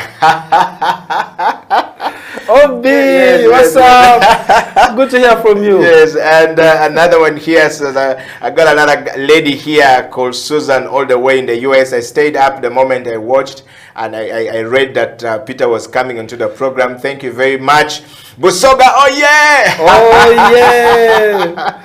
And of course, I want to read a 2 or 3 more questions. There's somebody in London says, Eddie Okela, thank you very much for bringing Mr. Peter Kagai on the show. I'm a writer, and I wish we could amplify what Peter just said before we went for a break. We writers are always lazy. Those who say they are writers and cannot write constantly or cannot even write 3 or 4 pages daily are not writers. A writer worth their salt must always write at least 3 poems a day, and if you are writing a book, you must not go more than 2 years without writing a book. In a year, you should have written at least 2 books, even if you have not published. Wow. Yeah. So I agree. We got some writers out there who are coming. This one is coming from the British Council in Kampala. My name is Susan. I work with British Council in Kampala. Thank you very much. I know that guy. He's a great, talented guy. We've worked with him before. Shout out to Peter Ngovi. The words, man, if you're not a writer, if you're waiting for inspiration, you're a waiter. I don't want to be a waiter anymore. Well, Peter, I guess we got some love coming out from people there. Share your kisses and disses coming to us. We want to hear it. I've got a very strange Ugandan sending a message from Denmark, one of the universities there. I live and work in Denmark, and of course, I'm a Ugandan, but thank you very much, Peter, for coming to the show today. I love what you're saying. I think if we continue to amplify our voice to say, instead of waiting for government to yambe, creatives should always hold their power back. That's what Peter is saying. A creative mind is a mind that is bigger than a politician. Politicians are not creative. They use the creatives to move forward. What Peter is saying is true. So why then are we waiting for these guys to tell us what to do? Yet we should be telling them what to do. In our writing, you can write a poem, you can write a story to address your member of parliament or your LC or whoever you want, or the leader in your society, and they will listen to you because people will always relate to what you are saying, which they usually don't pick attention to. Thank you very much, Creative Industry Talk, for bringing such great, interesting minds to the show. Peter, over to you. I think you can see that a lot of people were reaching out, are talking about the same thing, making this possible and allowing this opportunity to come to people. I want to take you to your next question as we hasten to the close of the show. Peter, what would you say is your interesting writing quirk? What quirk? Yes. Oh, what do you mean quirk? If you don't mind me asking. The word quirk is Q-U-I-R-K. Ah. Yes, the one that you poets like to use the most. Quirk. Yes. What is your most interesting, you know, what I would say, the most interesting writing time of the day? I'll break it down that way, yes. Okay, I write anytime. Okay. Point is, when do I edit? That's where you've got the quirk, yes. My quirk is at 3 a.m. Okay. I believe in the night. I believe in the quietness. When the dog feels like the world is fast asleep, and you know your when silence speaks to you. Yeah. But for me, the effort in writing, actually, the great work in writing is not in the writing itself. It is in the polishing of the writing. Okay. Yeah. So I can even write a poem right now, off air. I can think of lines, but now the whole idea of now, you know, interrogating the thoughts, you know, developing the patterns you want it to have. Yes. You know, thinking of, you know, the listening audience, all those. 3 a.m. Wow. And my next question is, how do books get published? This is a question that came in from somebody. A viewer wrote and said, can you ask him how do books of poets get published? Let me just break down. Okay, two ways. There is self-publishing, and then there is traditional publishing. Self-publishing is where the writer wants to do it themselves. You want to be in control of the production process from the word get-go up to the end point. So from the word get-go, I mean from preparing the manuscript to printing the book at the end of it all. So, but the processes are simple. So you develop a manuscript. Now, according to Makerere University, and I'm giving a standard that at least is public, that can be publicly interrogated. Yes. According to Makerere University, your manuscript should have about 30 poems. At least, at least 30 poems. Then after that, you take the work to an editor. And then that editor is the person who helps you to polish it up to make sure that it is legible and it is worthy being consumed by readers. Then after that, the manuscript is forwarded to the designers, the layout designers and cover and designers and illustrators if you wanted to have some pictures. Then you have to go to the Uganda Society Library to get the international standard book number. It is only 30,000 shillings. It is that barcode that each book should have, so that it can be internationally sold in all public places and be catalogued in all libraries. Then after that, the book goes to printing. You have to find the appropriate printers for you. And of course, there are the proofreaders that you also have to hire. Then after the book has been printed, now the book has to be sold to the market. So now thinking about now distributing the book and making and giving it visibility. And that's it.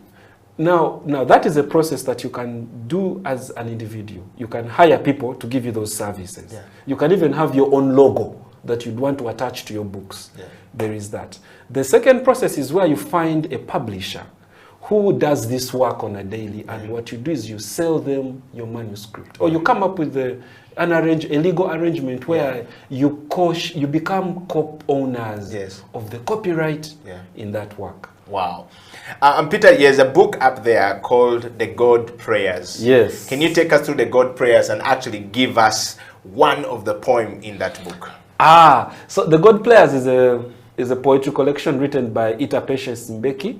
Mbeki she's now a PhD student at Makerere Institute of Social Research. Yeah. But by the time we published it, she was a teacher at King's College Budo. So what we were doing then was promoting literature among young people by encouraging their teachers to also write. Wow. Because the idea was, if the students see their teachers publishing, then they would also want to they'll be more confident to also think of taking on publishing. Yes. Unfortunately, I don't have all the poems in that book Okay.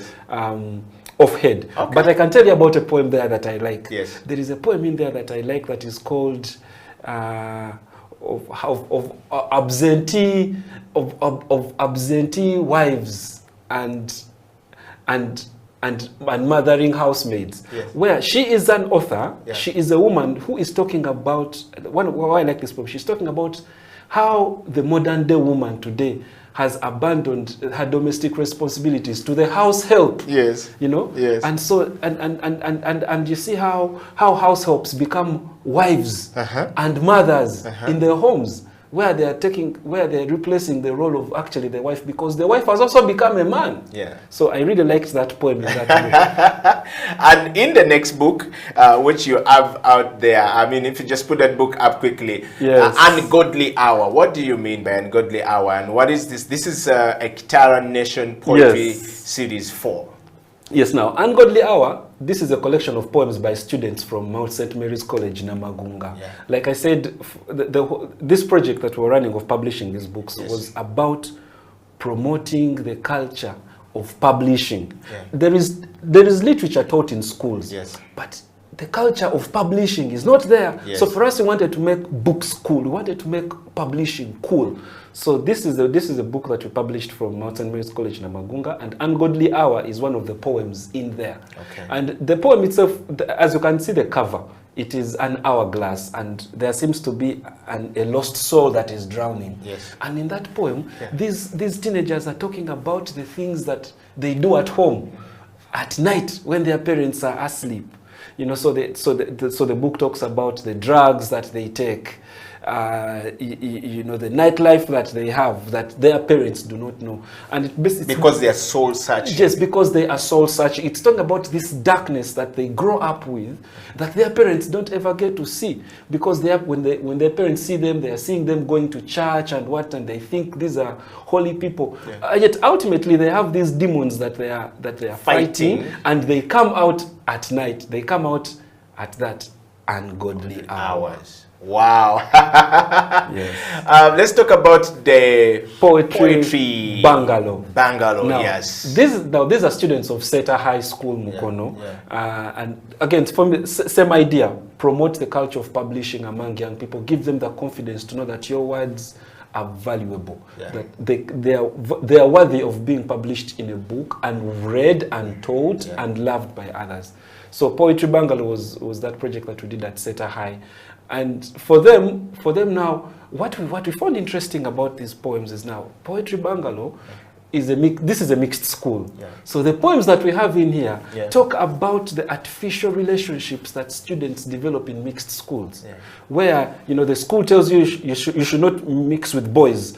It's a mixed school, but boys sit the other side, girls sit this side. We went through it in a Seventh-day Adventist school. Very strict. No, there's always a line drawn in between here, boys. You cross, you get enough stroke.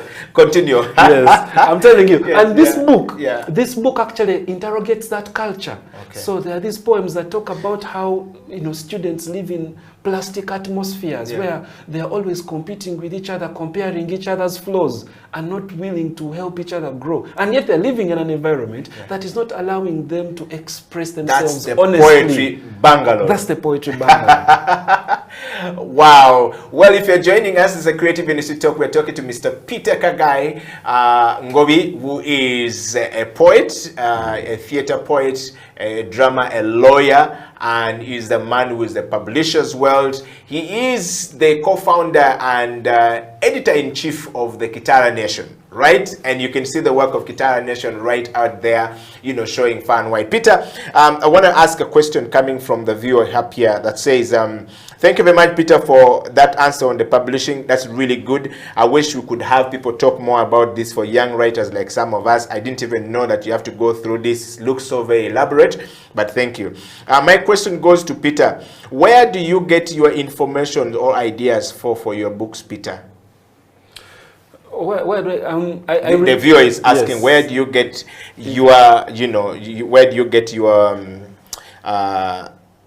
information or ideas for? I guess she's saying, how do you develop your ideas? So I know we talked about it, but you could throw more light on it again. Everything comes from research. Research and reading. And probably this is what they mean. The process of, when I write a poem, I'm not thinking about writing. Okay, the process of compiling a book is not the same process of compiling a poem. Yes. When I'm compiling a book, I'm getting a collective of my thoughts I have gathered over time, and I want you to know me through my poems I have written. So that means that first thing that I have to consider is what are my interests? What are the things that speak to me when I'm writing? You know, because when you want people to know you, you want them to know you about the things that are personal to you. So that's the first thing you consider. Second thing you consider is who is going to read? In what language do they speak? In what language do you write? So I am a Musoga, but right now I mostly write in English language. So when I'm putting my books together, I know that I am targeting English language readers. Where do I find them? How do I find them? How do I market to them? So you think about, for me, most importantly, a book, even a poetry book, it is a storybook. Any book you put together, why they call that book a page turner is because whatever you put on that page is going to encourage that person to open the other page, to go deeper and deeper. So you have to be careful on what you put on the first page, the second page, the third, the fourth, because it must be connected from the first cover to the next cover. Eddie, thank you very much. Just before you end the show, can you please ask Peter, when did he first publish his first book and how old were you? No, I first published when I was, actually, I first published when I was 29. My first book, the headline that morning. It was the first book myself published. But before that, my friends in the Lantern Meet had published. I'm a late Daniel Nuamanya. Yes, Daniel Mutembesa. Yes, they are wonderful. That generation. I have been around that. Yes, surprised. I'm surprised. So our first book was in 2012. And by that time, I was already out of campus. It was called Broken Voices of the Revolution. Now, the first book I worked on with my own hands was in 2013. It was for my students at Nabisunsa Girls School. They were in S4, and we published for them a book. And then I have a last question here, which is coming and saying that, what do you like to do when you are not writing, Peter? When I'm not writing, what do I like to do? What do I like to do? Anyway, we know you're already not practicing law when you're not writing. When I'm not writing, I am reading. If I'm not reading, I am watching. I am blessed to be a publisher. So either I'm reading other people's works, or I am scouting for talent. So I'm going through social media looking for writers to publish. My work is, honestly speaking, I am a writer. I do most 99% of my life. I'm either writing or reading. And as we hasten to the close, before we take the next steps of question about being on stage and performing on stage, Peter, what does what was one of the most surprising thing that you learned in creating your books, or creating books for others, or writing books for others? What's the surprising thing that you can talk about as a publisher, as a writer, as a poet? Yes, those ones are many. Remember, we're talking about defining and distinguishing I think the poet, the prose, and the drama in it. I think, okay, there are quite a number of surprising things. Yes. One is, don't ever expect your friends to support you. Yes. I think the biggest mistake you can ever make as a writer is to listen to people tell you, hey, you publish, we shall buy. Me, I'll buy 100 books. Yes. Me, I'll buy 10. Yes. And then you bring the book, and then that's when they remember, Yeah. I have bills to pay. I think for me, the biggest lesson I have learned in publishing is ultimately, if you want to make this a career, and you want it to be a success, avoid marketing to friends and family. Okay. Because you first and foremost will avoid disappointment, and that disappointment that brings disillusionment. Yes. So when you're target strangers. We see how you go to a show and you don't expect to see only family and friends. Yeah. The people that turn up are the people that matter. Yeah. So for me, because all over time I've been producing books and wanting my friends, but your friends are your friends not because your friends like you because of you, not because you are a writer.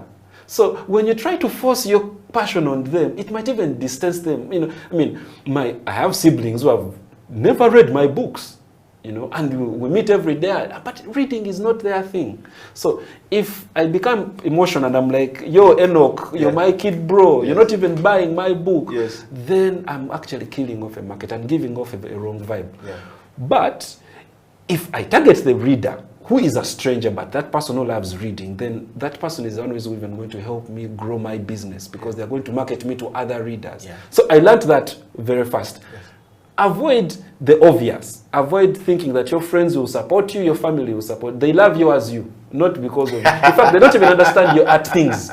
So look for the people that art. And for me, by the way, this is very important, because most of us get frustrated when we don't see our friends supporting our hustle. It is not that they don't want to support us. These things are not for them. They also have their own passions. So I learned that. Secondly, third, actually. Money. I want to talk about money. Yes, third is the money, yes. Whether you like it or not, you will not escape the question of resources. And you must have answers. And you can't produce all these things without resources. You must have, unless you're going to wait for manna and quail to drop from heaven, but you must provide the answer to that. No one else is going to. Don't think that there is someone with a basket of money waiting to just dish it to you. So you have to lobby. You have to know who to talk to in the industry. You have to know why it's important to start companies, why it's important to have a tax identification number, why it is important for you to know where to get the Uganda registration services, the Euro holograms. You need to know the business. You need to know the industry, so that way you can know who to go to when you need that particular kind of help. Without that, you'll keep on writing in the dark, and that's why your writing will stay. Talking of that, Peter, we are coming to that part of the show that is really very interesting, and I love what you have said, that the three things I picked from you: number one, you must love what you're doing. Number two, you must not force your friends to love what you're doing. Target those who you know are going to buy. Know your readers. And if you know that these are the readers, these readers, when they pick, they will pick and give it to another reader, and they will recommend, and that will be number three. You talk about money being key. You are not going to write these things for no money, and if you don't have the money, you cannot produce this. And if it is not sellable, then your friends won't buy it, however good you are. Because Sylvester told us here, look into your phone numbers. We had Sylvester Kabombo here last week, and he talks about if you look into your phone book and you don't find 50 people who can buy your ticket to come to the concert, then you are expecting the festival people to bring you in or the promoter to bring you in, yet you yourself can't have 100 people then you need to go and delete your phone book or stopped. If not, go back and start all over again and make sure you create that from there. That's a big lesson we're picking from there. It's all about resources because the artists have struggled and have failed. Peter, as we close the show, let's talk about your first time on stage in Kampala. You have been working with Bayimba and doing some stuff with Bayimba and training with Bayimba. You know, we talk about the schools. But let's talk about what opportunity did Bayimba actually present to you? And when we talk about Bayimba as the foundation, and you said the first time you performed there, what was the experience like? Take us through, and what have you been doing to try and leave your legacy in that space? Yo, Bayimba changed my life. Literally, it changed my life. And Bayimba, I'd always known about Bayimba for a while, and Bayimba had known about me as well. I was part of a poetry group called the Lantern Meet of Poets, and so between 2010 and 2014, Bayimba used to feature us at the various festivals. In 2014, I went solo, and I started, and I was still at Nabisunsa at the time, and wanted to do a poetry festival. And I reached out to Bayimba for help, and Bayimba told me, you know, Peter, one day we shall help you. Maybe you're not in the position to do so. Then in 2016, I'd started Kitara Nation, and this is after I spoke directly to Faizo Chiwewa. I was young then. I was just from law school. I wanted to figure out this thing, and he tells me, Peter, you know what? If you want to figure this industry, we need structures. You know, as poets, you need to create organization. You need to create structures which can also other organizations can interact with. So my friends and I started Kitara Nation, and through Kitara Nation, Bayimba managed to link us to Africalia, and that's how we got our first grant that we used between 2017, actually up to 2020 to 2021, to promote poetry programs in schools. And then between that time, between 2016 and 2021 also, we had an opportunity to present, to make theater poetry productions at the various Bayimba Festival editions. So it was not even no longer just one call. Now it was contractual. Every year, Kitara Nation had to create a theater poetry product to be showcased at the Bayimba Festival. And this is what we're seeing here on stage. Yes, and those are the young poets that we worked with from schools, and now they are at the festival. In fact, in one of the slides, you will see my mother on stage with us. Wow. Because we also said, no, it's not enough for us to just be working together. Let us invite our parents to come through as well. So for me, the first thing that Bayimba, as I said, for me as an artist individually, it helped me recognize the importance of structures, the importance of coming together as with young poets, for us to be able to create companies that will help us deal with other organizations. Secondly, Bayimba gave us the platform to showcase our various talents. So was this also still at Bayimba? Yes, that's still at Bayimba. The poet with a cape is a poet we found from Busoga College, Muiri. And you can see there is a guitarist just behind him playing. So for us, we believe in song poetry, so merging music and poetry. And here he was we were doing a theater. This is actually Arrest the Poem. We were doing it at Lunkulu Festival. Next to him is Luz the poet. At the time, he had dropped out of school and he had nothing to do. And so he felt he wanted to be a poet, and he didn't have to go through the challenges some of us had to go through. And he came to join us. Next to him is Don Wanyama. Don Wanyama was the head prefect at Busoga College, Muiri, that year. And him with the gentleman with the cape at the back. They are the people who took school poetry to Busoga, you know, after this project. Next to them, you don't see the face, the guy with the kanga. He's called Nifrod Odot. For him, he was a poet from Namilyango College. So after this project, he also went back to Namilyango College and started a poetry club. So this is how the project has been running. And now that is the legend himself, Daniel O'Mara. Daniel O'Mara started, he was at St. Mary's College, Chisobi at that time. He started over 5 poetry schools before he went to Russia to study medicine and also start a poetry club at his university there. Wow. So these are the young people that we've been working with, and through Bayimba, we have been able to give them a platform to, first and foremost, see that they are talented, and that secondly, their words can give them monetary value, because some of them are now doing this as a career. Wow. When you talk about this, what would be your best advice to a young poet out there as we close the show? What kind of platform do they look for? Where do we find you? How does one interact with you? And how do we connect with you at Kitara? What's the best advice you can give us today that when we go and think through it with this COVID-19 pandemic situation and endemic situation that we're in, and the confusion surrounding COVID-19, the uncertainty that lies ahead of us, how does an artist, a poet, stand out tomorrow to say, yes, I can continue to move with this hope and it is possible? And how do I get my work to the hands of people who may not know I exist? Like the same way you got to Faizo, how would we get there on Baimba? Yeah. Thank you. For me, what the advice I would give to any young poet out there is the advice that I wish somebody gave me. In fact, someone gave me and I rejected it. Learn your craft. Professionalize early. Learn how to professionalize early.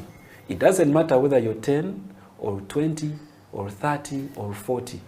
Learn how to be a professional writer. How do professionals behave? Who do they know?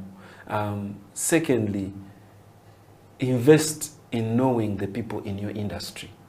You might be shy. Some of us choose to write because we are shy. We don't know how to express ourselves. And now here I am telling you, go out there and be confident. Be deliberate about growing your reputation and growing your profile as a writer. And that includes talking to people or reaching out to people or researching about people who will help you improve on your profile. But even that is something that you don't just wake up one day and know how to do. Go to the University of YouTube. Learn. Teach, self-educate yourself about marketing, about creative writing. Know the best-selling books out there right now. Know the trends. Know your industry. Know the people. Know the people, because knowledge is the only resource that you have right now that will make you that dream. Every time you put that pillow down and you imagine yourself being as even bigger than Shakespeare or being bigger than Okot Pabitek, that thing that's going to push you is in the ability to be able to let people see your talent, to be able to argue and demonstrate your talent to everyone else. And it won't come from you just writing and putting your poems back in your book and then hiding them in your pillow. You have to be at the forefront of your career. Finally, Peter, 2021 is coming to a close. We're going into a new year. You've been collaborating with Baimba Foundation. What plans do we have, in the days ahead, if any, and you want to share with us? I see a message here flashing from the messenger. Too many messages, over 500 on messenger. I can't read all the messages on messenger, but thank you very much, everybody. But this one saying that, how do I get into the program with Baimba that Peter is talking about? He's a poet, he's a drummer himself. He says he's a drummer artist. I don't know what that means. He's an actor. But want to know, how do they get, and is there any program for them in days ahead? Could you share some more light as we close? All right. If you're interested in publishing poetry, for example, you can reach us. You can reach out to Kitara Nation. We have a website, our social media spaces. It's all Kitara Nation. Facebook, Twitter, Instagram. Our email is kitaranation.uganda@gmail.com. Reach out. Let's start a conversation. Yeah. Now, if you're interested in learning how to perform and how to write and how to perform, it's the same way. You can reach us. You can reach out to us on our various media platforms, and we shall be able to help you. Now, for those of you who have programs or projects that you want to run and you want to reach out to Baimba, you can go through their social. The beauty about the social media these days is that it has made it easier. To access some people where previously, you had to write a letter or you had to write an email. These days, just a messenger message is enough to get you, through that door. Yes, and Now, for those ones who would want to know more about writing and maybe marketing books, publishing, come and we talk. Reach out to us. We have a number of programs that we are running for poets. We have Verse in Vac. We have the Kitara Nation Poets poetry program that we also run, where we train ourselves and we train young people in theater poetry. Next year, if all goes well, we also this is next year, 2022. Yeah, 2022. Yeah. We are bringing back the culture of poetry recitals if the government allows us to have public performances again. So we are coming up with a weekly poetry show in Kampala, and anyone, as long as you love performing poetry, you can come up with your poem and perform, you know. And again, if you have a manuscript and you want to publish, we are your guys. Just come and we talk. Thank you very much, Peter, for coming to the show today. And first, I want to put a topic up there, and just to remind everyone, you know, that we've been talking about defining and distinguishing poetry, prose, and drama in Uganda and across borders. When we say in Uganda and across border, locally here in Uganda, within the boundaries of Uganda, do we have, is it distinguished, defined? Is poetry clear? Do we see the prose when people perform? Do we understand what it means? That's what Peter has been sharing on the show today. And then, of course, we have been talking to Peter Kagai, who is the co-founder of Kitara Nation. Kitara Nation is one of the publishing house, and Peter himself is the publisher. He's a writer, he's a poet, he's a drummer, he's a theater writer. So if you have projects for him, please reach out to him. And we'd like to say thank you very much to everyone. We would like to say, Peter, that it's been really great, you know, having you on the program today. Thanks for having me. I want you to take this moment and close the show with a beautiful poem from Peter that closes. A piece from the Kitara Nation. Wow. Freedom. Freedom is the music of voices stretched in our throats, reaching out to our hearts since our voices were once ghosts. Freedom is the music of voices remembering the ones we have lost in fright and in fear. Freedom is knowing in the morning you can open your heart's window and let the sun in. Freedom is knowing why a caged bird sings. Freedom. Freedom. That's me. Thank you so much. We've come to the end of the show today. We want to say beautiful day. Stay in freedom, and please, freedom is opening up your heart very hard in the morning and let the sun in. Until then, Creative Industry Talk has come to an end. Edio Killer and Peter Kagai Ngobi signing out.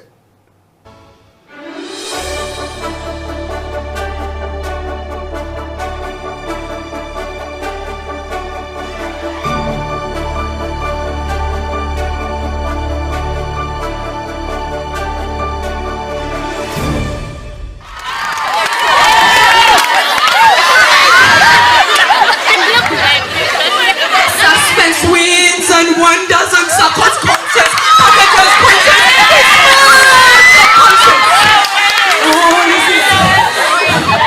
Suspense pains, happiness with death, and he's with scandal.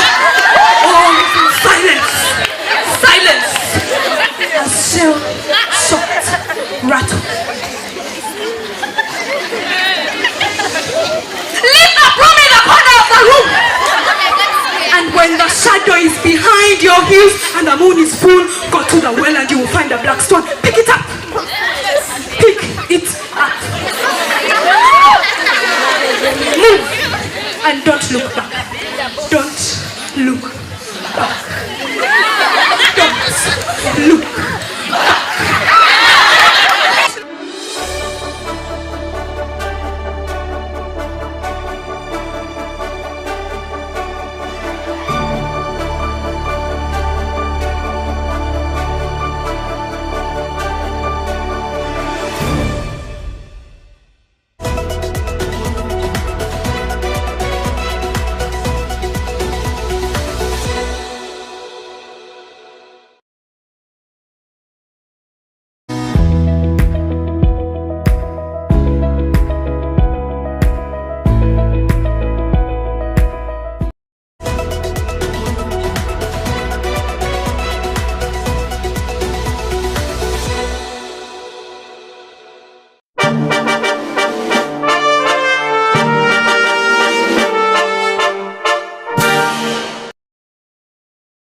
An army of sheep led by a lion will beat an army of lions led by a sheep. That's a pay. Yeah. So let's be very honest about this thing, and really understand that you need to understand where you lie and where you fall. So it's very important for us to understand that leadership has to be definitive. You can't be laissez-faire. It has to be definitive. You have to be strong, just like a lion. You know, when a lion meets an elephant or a buffalo or whatever, the buffalo and all these animals run away. And yet, by the way, they are stronger than the lion. They are heavier than the lion. They are more intelligent than the lion. They are taller than the lion. They run away. The lion, because of its attitude, it sees lunch. That is a leader. Mr. Tonatra, thank you very much for coming to the CEO bench. And I want to ask you, so if you were elected the President of the Republic of Uganda today, what would be your first State of Nation address now, as you look into the camera and close the show? I think my first State of the Nation address would first of all to... I think I'll just close it down.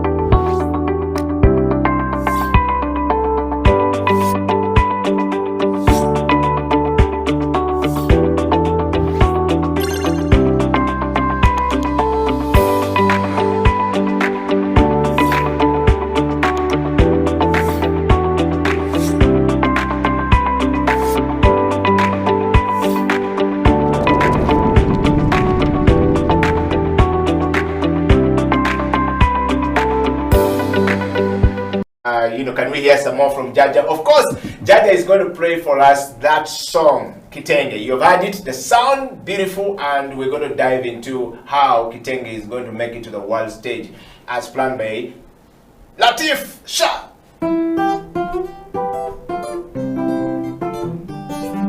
Abaami n'abakyala mwenna naddala bali erudda eri mu North London kye mbakuutira kiri kimu butekubagiza wadde embeera za korona bangi zaatutagula kakati tuve mu mayumba kitengi pate yiina ensonze bumale ate nga tetusaanidde ddala kugisuwa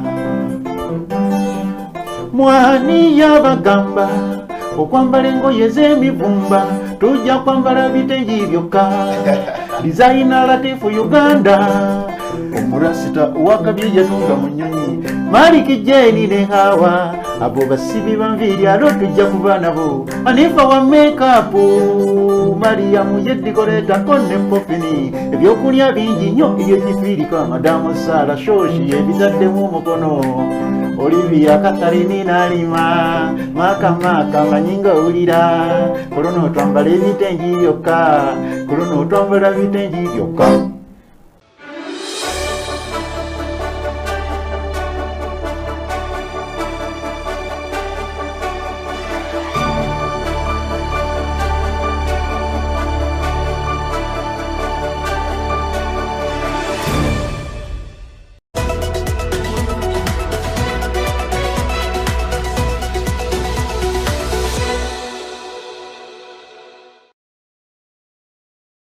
What does it mean to be a community artist?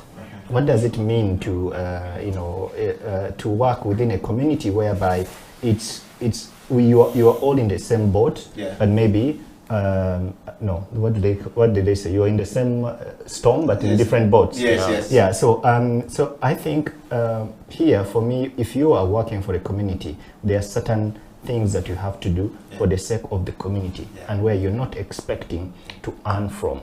And if you're working for yourself, it doesn't mean that if you're working for yourself, you don't work for the community, or when you're working for the community, you don't work for yourself.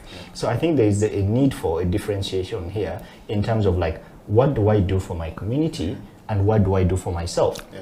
Because at the end of the day, you need to survive. You need revenue. You need to pay your bills or support your mom as well with your siblings. So I think you are doing that because you want to earn. Exactly. So that you can improve onto your life, so that you can, like you said. So for me, I think the advice would be like, what is the relationship between your community work and the work and your business? You know, if you think your community work is your business, then you have to have a model that is going to work to help you to earn from that community work. But then it ceases to be community and it becomes your business. You get what I mean? So when we work for our communities in the arts community, we work for them. We actually invest in them, you know, and then for us to survive as individuals, we have to find other alternative sources of revenue. And that's where I think Abdul has to think around and say, okay, my graffiti, my community education, my what, my area is where I feed my community with my skill and time and investment. But for me as a person, I need to find my own business revenue. So in other words, Faisal, what you're saying is that what we're seeing are being put on the screen. It's public art. So for example, Abdul, what Faisal is saying, that you can sell that art piece. So that should be in somebody's office. That should be in my office. That should be in Faisal's office. That should be in my sitting room. It reminds me that this work is painted by a community, by Abdul in this community, and I have it in my home.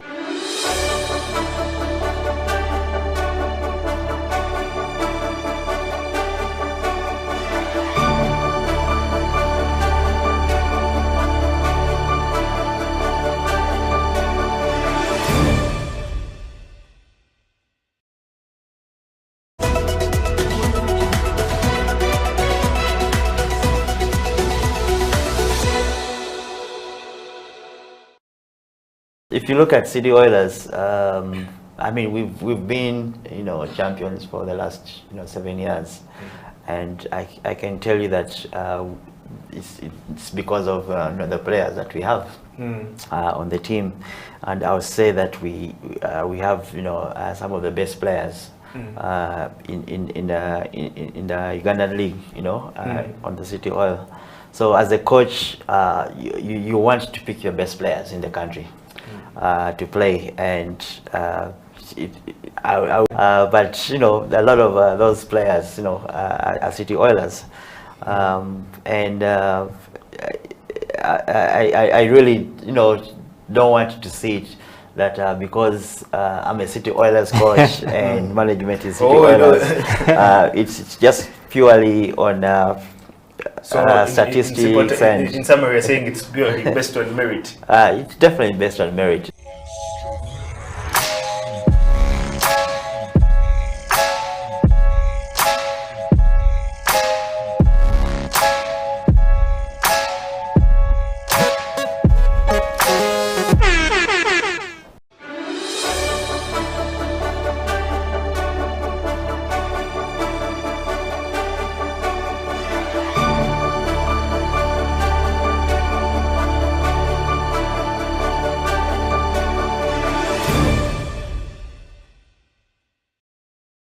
I want to know from you, and of course somebody who's watching this show either from here or a child watching in Myanmar or wherever they're watching, or in Congo where we're watched very much, would want to know, if I don't have the money and I have the passion and I have the zeal and I have the drive, but money is also needed to start it, how do I start? Where do I go? At least for you, your father gave you 300,000 to go and do a course. We don't know whether you spent the whole school fees or you only spent 1 month, took part of the school fees. What happened? How did you start, your fashion? Did you get money from somewhere?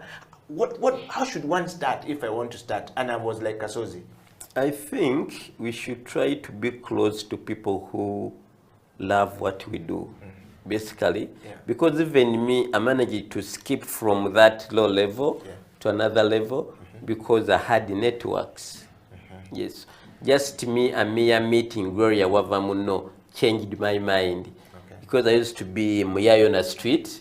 So someone introduced me to Gloria Wavamuno, that I'm good, me I didn't know. Then, yeah, I lost my phone like over 2 months. Yes. So surprisingly, I got a text from Gloria.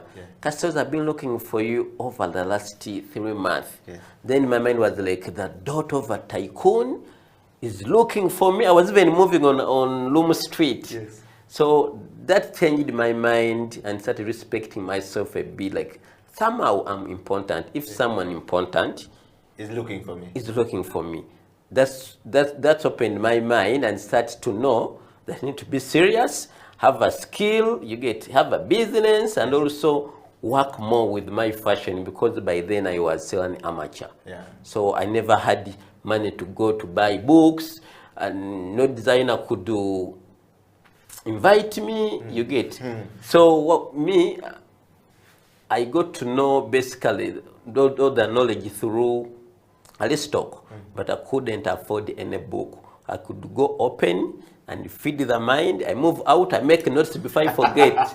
Yes. Yeah.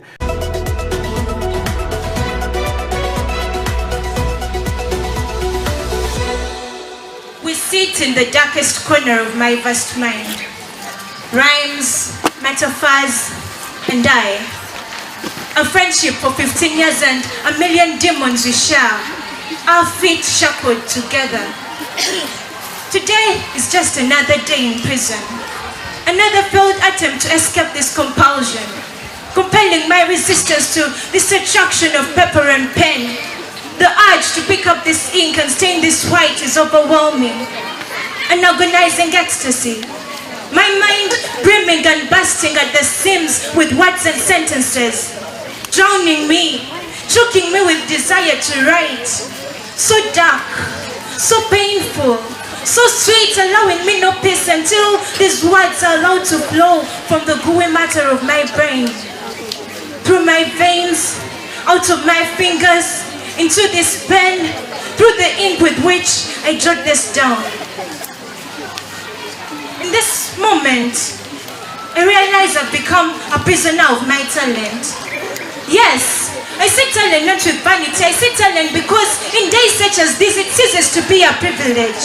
It turns into a jail cell I've tried to break from, but each time I attempt an escape, I fall right back harder. Now I realize this was never my decision to make or to change. I am part of a separate entity of spirits who live by the pen. We teach, we correct, we rearrange, we give thoughts, opinions, and ideas wings with which to fly. And so, at a time like this, when these emotions are running high and screaming for release, and my entire being feels like it was created for this, I know that this is not a gift. This is an obligation.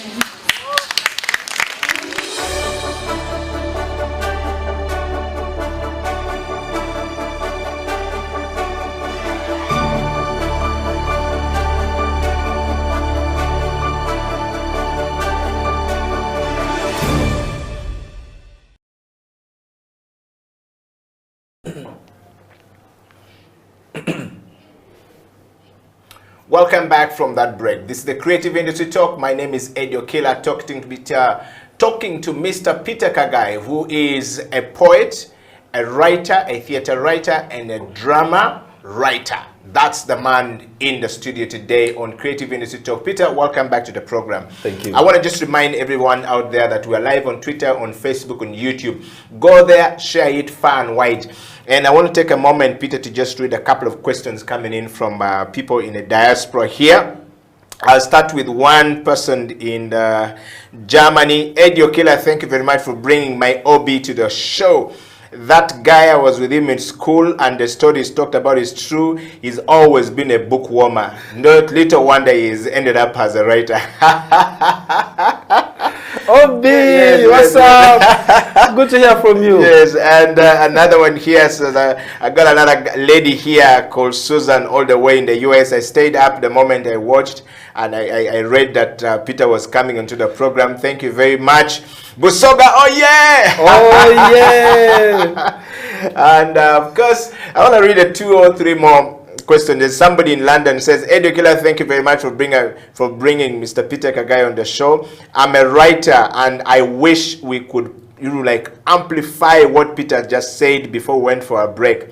We writers are always lazy. Those who say they are writers and cannot write constantly or cannot even write 3 or 4 pages daily are not writers. A writer worth their salt must always write at least 3 poems a day, and if you are writing a book, you must not go more than 2 years without writing a book. In a year, you should have written at least 2 books, even if you have not published. Wow. Yeah. So I agree. We got some writers out there who are coming. This one is coming from the British Council in Kampala. My name is Susan. I work with British Council in Kampala. Thank you very much. I know that guy. He's a great, talented guy. We've worked with him before. Shout out to Peter Ngovi. That the words, man, if you're not a writer, if you're waiting for inspiration, you're a waiter. I don't want to be a waiter anymore. Well, Peter, I guess we got some love coming out from people there. Share your kisses and disses coming to us. We want to hear it. I've got a very strange Ugandan sending a message from Denmark, one of the universities there. I live and work in Denmark, and of course, I'm a Ugandan, but thank you very much, Peter, for coming to the show today. I love what you're saying. I think if we continue to amplify our voice to say, instead of waiting for government to yambe, creatives should always hold their power back. That's what Peter is saying. A creative mind is a mind that is bigger than a politician. Politicians are not creative. They use the creatives to move forward. What Peter is saying is true. So why then are we waiting for these guys to tell us what to do? Yet we should be telling them what to do. In our writing, you can write a poem, you can write a story to address your member of parliament or your LC or whoever you want, or the leader in your society, and they will listen to you because people will always relate to what you are saying, which they usually don't pay attention to.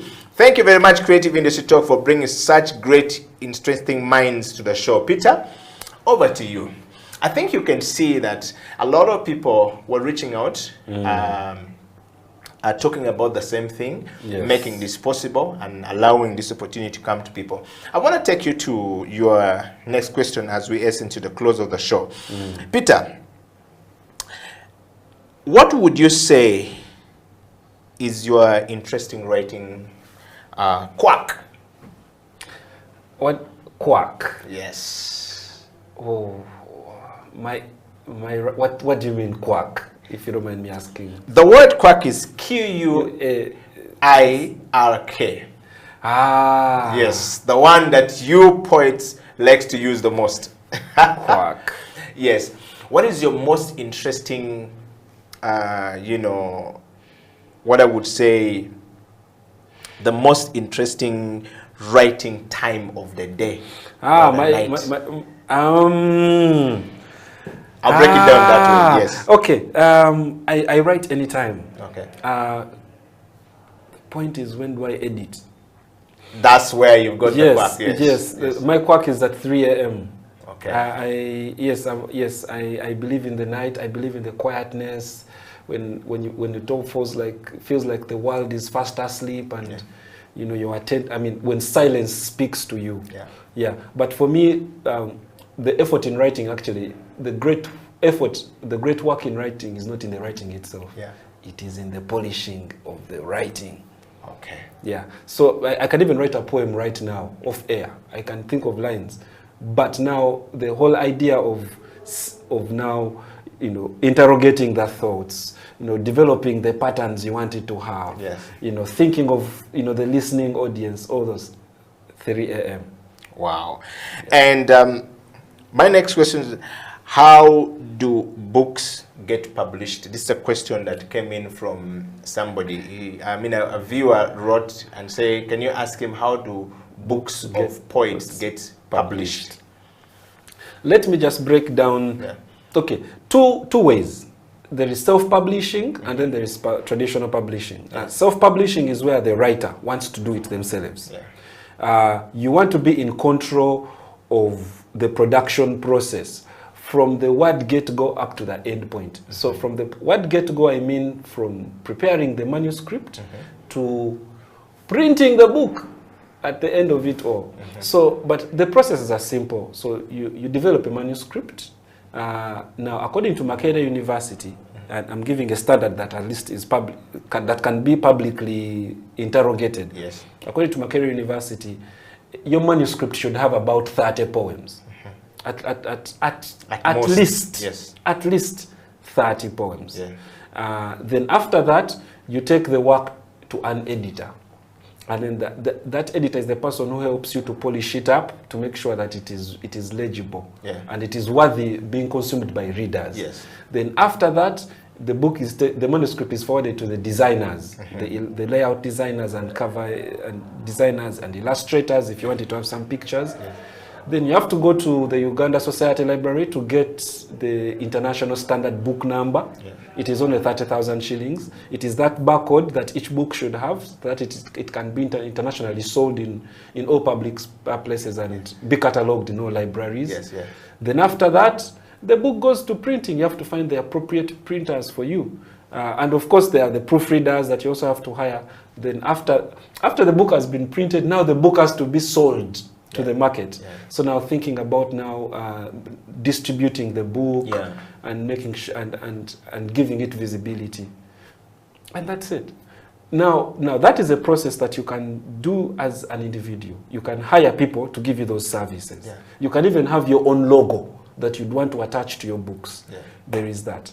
The second process is where you find a publisher who does this work on a daily, and what you do is you sell them your manuscript, or you come up with a legal arrangement where you become co-owners of the copyright in that work. Wow. Peter, there's a book up there called The God Prayers. Yes. Can you take us through The God Prayers and actually give us one of the poem in that book? So The God Prayers is a poetry collection written by Ita Patience Mbeki. Mbeki she's now a PhD student at Makerere Institute of Social Research. But by the time we published it, she was a teacher at King's College Budo. So what we were doing then was promoting literature among young people by encouraging their teachers to also write. Wow. Because the idea was if the students see their teachers publishing, then they would also want to they'll be more confident to also think of taking on publishing. Unfortunately, I don't have all the poems in that book offhand, but I can tell you about a poem there that I like. There is a poem in there that I like that is called of absentee wives and mothering housemaids, where she is an author. She is a woman who is talking about, why I like this poem, she's talking about how the modern day woman today has abandoned her domestic responsibilities to the house help. You know? And so, and you see how house helps become wives and mothers in their homes, where they're replacing the role of actually the wife, because the wife has also become a man. So I really liked that poem in that book. And in the next book, which you have out there, I mean, if you just put that book up quickly, Ungodly Hour. What do you mean by Ungodly Hour? And what is this? This is a Kitara Nation Poetry Series 4. Yes, now, Ungodly Hour, this is a collection of poems by students from Mount St. Mary's College, Namagunga. Like I said, this project that we're running of publishing these books was about promoting the culture of publishing. There is literature taught in schools, but the culture of publishing is not there. So for us, we wanted to make books cool. We wanted to make publishing cool. So this is a book that we published from Mount St. Mary's College, Namagunga, and Ungodly Hour is one of the poems in there. And the poem itself, as you can see the cover, it is an hourglass, and there seems to be a lost soul that is drowning. And in that poem, these teenagers are talking about the things that they do at home at night when their parents are asleep. You know, so the book talks about the drugs that they take, you know, the nightlife that they have that their parents do not know. And it's because they are soul searching. Yes, because they are soul searching. It's talking about this darkness that they grow up with, that their parents don't ever get to see, because they have, when their parents see them, they are seeing them going to church and what, and they think these are holy people. Yet ultimately they have these demons that they are fighting, and they come out at night. They come out at that ungodly hours. Wow. Yes. Let's talk about the poetry bungalow. Bungalow, Now, yes. These are students of Seta High School, Mukono. And again, from the same idea, promote the culture of publishing among young people. Give them the confidence to know that your words are valuable, that they are worthy of being published in a book and read and taught and loved by others. So Poetry Bungalow was that project that we did at Seta High. And for them now, what we found interesting about these poems is now Poetry Bungalow is this is a mixed school.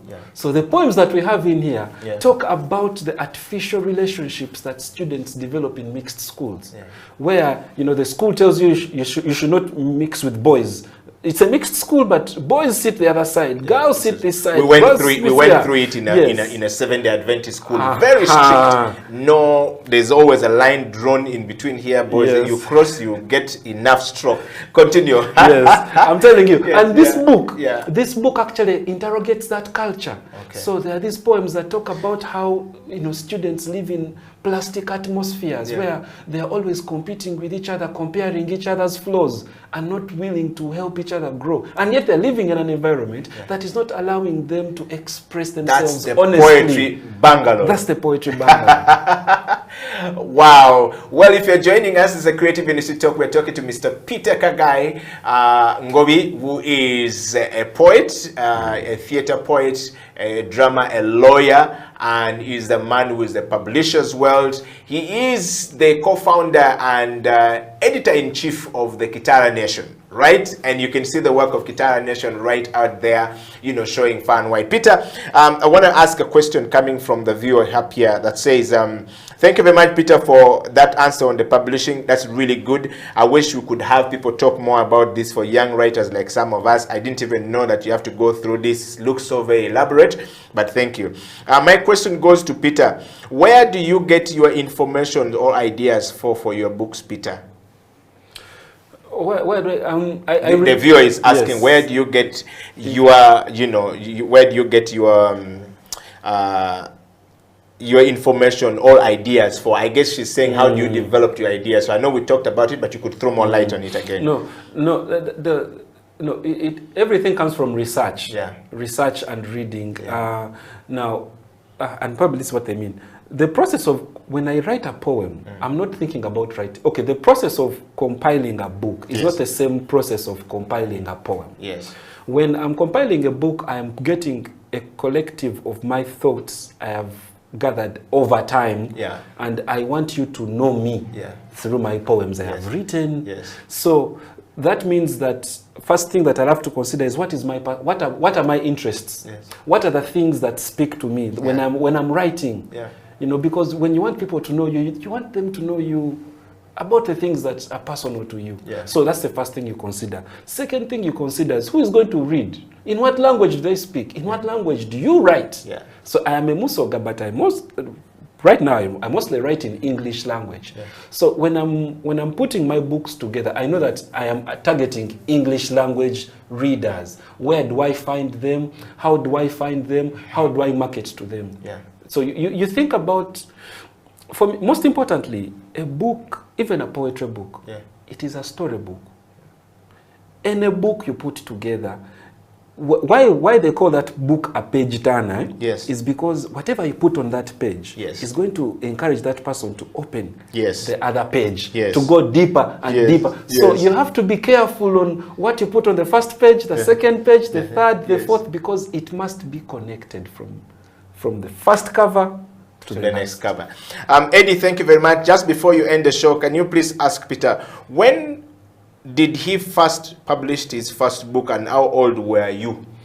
No, I first published when I was Actually, I first published when I was 29. Yeah. My first book, the headline that morning. Yes. It was the first book myself published. But before that, my friends in the Lantern Meet had published. I'm a late Daniel Nuamanya. Yes, Daniel Mutembesa. Yes, they are. Yes, wonderful. yes. That generation. Yes. I have been around that. Yes, surprised. I'm surprised. So our I've been first around book that was in since, 2012. Yeah. And by that time, I was already out of campus. Yes. It was called Broken Voices of the Revolution. Yes. Now, the first book I worked on with my own hands was in 2013. It was for my students Yes. at Nabisunsa Girls School. They were in Okay. S4, Yeah. and we published for them a book. Okay. And then I have a last question here, which is coming and saying that, what do you like to do when you are not writing, Peter? When I'm not writing, Yes. what do I like to do? What do I like to do? Anyway, We know you're already not practicing law when you're not writing. No, Yes, I yes. am. When I'm not writing, I am reading. If I'm not reading, I am watching. I am blessed to be a publisher. So either I'm reading other people's works, or I am scouting for talent. So I'm going through social media looking for writers to publish.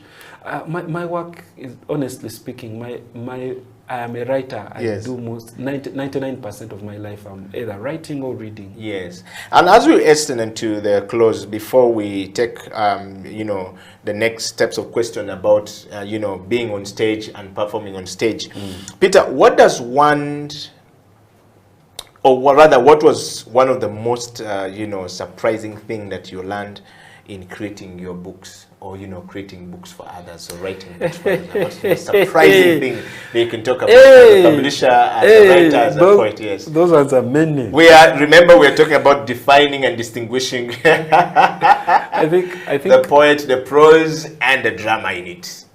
I think there are quite a number of surprising things. Yes. One is, don't ever expect your friends to support you. Yes. I think the biggest mistake you can ever make as a writer is to listen to people tell you, hey, you publish, we shall buy. Me, I'll buy 100 books. Yes. Me, I'll buy 10. Yes. And then you bring the book, and then that's when they remember, Yeah. I have bills to pay.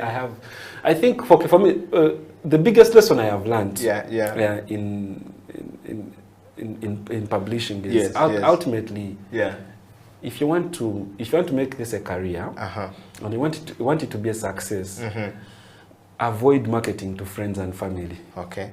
Because you first and foremost will avoid disappointment, and that disappointment that brings disillusionment. Yes, yes. So when you're target strangers.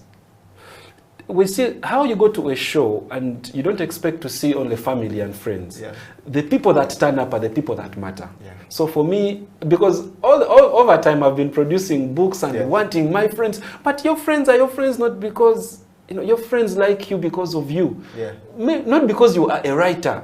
So when you try to force your passion on them, it might even distance them. I have siblings who have never read my books. And we meet every day, but reading is not their thing. So if I become emotional and I'm like, yo, Enoch, you're my kid, bro, you're not even buying my book, then I'm actually killing off a market and giving off a wrong vibe. But if I target the reader, who is a stranger, but that person who loves reading, then that person is always even going to help me grow my business, because they're going to market me to other readers. So I learned that very fast. Avoid the obvious. Avoid thinking that your friends will support you, your family will support. They love you as you, not because of you. In fact, they don't even understand your art things. So look for the people that art. And for me, by the way, this is very important, because most of us get frustrated when we don't see our friends supporting our hustle. It is not that they don't want to support us. These things are not for them. They also have their own passions. So I learned that. Secondly, third, actually. Money. I want to talk about money. Yes, third is the money, yes. Whether you like it or not, you will not escape the question of resources. And you must have answers. And you can't produce all these things without resources. You must have, unless you're going to wait for manna and quail to drop from heaven, but you must provide the answer to that. No one else is going to. Don't think that there is someone with a basket of money waiting to just dish it to you. So you have to lobby. You have to know who to talk to in the industry.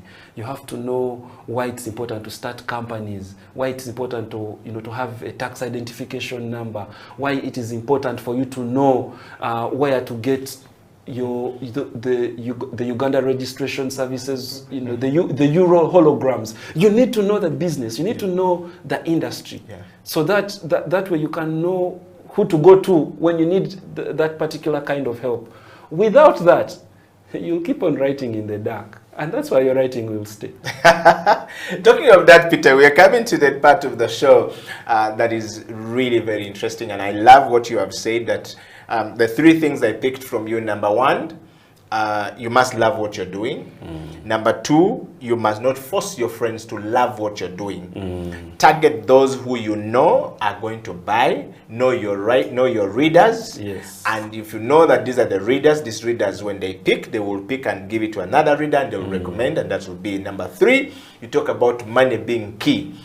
You are not going to write these things for no money, and if you don't have the money, you cannot produce this. And if it is not sellable, then your friends won't buy it, however good you are. Because Sylvester told us here, look into your phone numbers. We had Sylvester Kabombo here last week, and he talks about if you look into your phone book and you don't find 50 people who can buy your ticket to come to the concert, then you are expecting the festival people to bring you in or the promoter to bring you in, yet you yourself can't have 100 people. Then you need to go and delete your phone book or stopped. If not, go back and start all over again and make sure you create that from there. That's a big lesson we're picking from there. It's all about resources, because the artists have struggled and have failed. Peter, as we close the show, let's talk about your first time on stage in Kampala. You have been working with Bayimba and doing some stuff with Bayimba and training with Bayimba. We talk about the schools. But let's talk about what opportunity did Bayimba actually present to you. And when we talk about Bayimba as the foundation, and you said the first time you performed there, what was the experience like? Take us through, and what have you been doing to try and leave your legacy in that space? Bayimba changed my life. Literally, it changed my life. And Bayimba, I'd always known about Bayimba for a while, and Bayimba had known about me as well. I was part of a poetry group called the Lantern Meet of Poets, and so between 2010 and 2014, Bayimba used to feature us at the various festivals. In 2014, I went solo, and I started, and I was still at Nabisunsa at the time, and wanted to do a poetry festival. And I reached out to Bayimba for help. And Bayimba told me, Peter, one day we shall help you. Maybe you're not in the position to do so. Then in 2016, I'd started Kitara Nation. And this is after I spoke directly to Faizo Chiwewa. I was young then. I was just from law school. I wanted to figure out this thing. And he tells me, Peter, you know what? If you want to figure this industry, we need structures. As poets, you need to create organization. You need to create structures which can also other organizations can interact with. So my friends and I started Kitara Nation, and through Kitara Nation, Bayimba managed to link us to Africalia, and that's how we got our first grant that we used between 2017, actually up to 2020 to 2021, to promote poetry programs in schools. And then between that time, between 2016 and 2021 also, we had an opportunity to present, to make theater poetry productions at the various Bayimba Festival editions. So it was not even no longer just one call. Now it was contractual. Every year, Kitara Nation had to create a theater poetry product to be showcased at the Bayimba Festival. And this is what we're seeing here on stage. Yes, and those are the young poets that we worked with from schools, and now they are at the festival. In fact, in one of the slides, you will see my mother on stage with us. Wow. Because we also said, no, it's not enough for us to just be working together. Let us invite our parents to come through as well. So for me, the first thing that Bayimba, as I said, for me, as an artist individually, it helped me recognize the importance of structures, the importance of coming together as with young poets, for us to be able to create companies that will help us deal with other organizations. Secondly, Bayimba gave us the platform to showcase our various talents. So was this also still at Bayimba? This, yes, that's still at Bayimba. The poet with a cape is a poet we found from Busoga College, Muiri. And you can see there is a guitarist just behind him playing. So for us, we believe in song poetry, so merging music and poetry. And here he was reciting, we were doing a theater. This is actually Arrest the Poem. We were doing it at Lunkulu Festival. Next to him is Luz the poet. At the time, he had dropped out of school and he had nothing to do. And so he felt he wanted to be a poet, and he didn't have to go through the challenges some of us had to go through. And he came to join us. Next to him is Don Wanyama. Don Wanyama was also, he was the head prefect at Busoga College, Muiri, that year. And him with the gentleman with the cape at the back. Yes. They are the people who took school poetry to Busoga, yes, after this project. Next to them, you don't see the face, the guy with the kanga. Yes. He's called Nifrod Odot. Yes. For him, he was a poet from Namilyango College. So after this project, he also went back to Namilyango College and started a poetry club.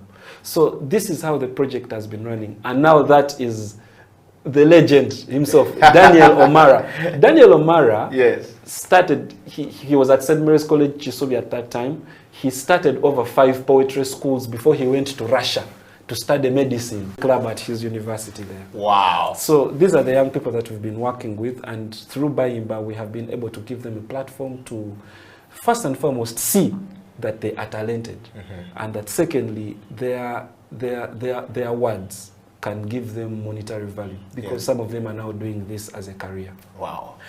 When you talk about this, what would be your best advice to a young poet out there as we close the show? What kind of platform do they look for? Where do we find you? How does one interact with you? And how do we connect with you at Kitara? What's the best advice you can give us today, that when we go and think through it with this COVID-19 pandemic situation and endemic situation that we're in, and the confusion surrounding COVID-19, the uncertainty that lies ahead of us, how does an artist, a poet, stand out tomorrow to say, yes, I can continue to move with this hope and it is possible? And how do I get my work to the hands of people who may not know I exist? Like the same way you go to Faizo, how would we get there on Bayimba? Yeah. Thank you. For me, the advice I would give to any young poet out there is the advice that I wish somebody gave me. In fact, someone gave me and I rejected it. Learn your craft.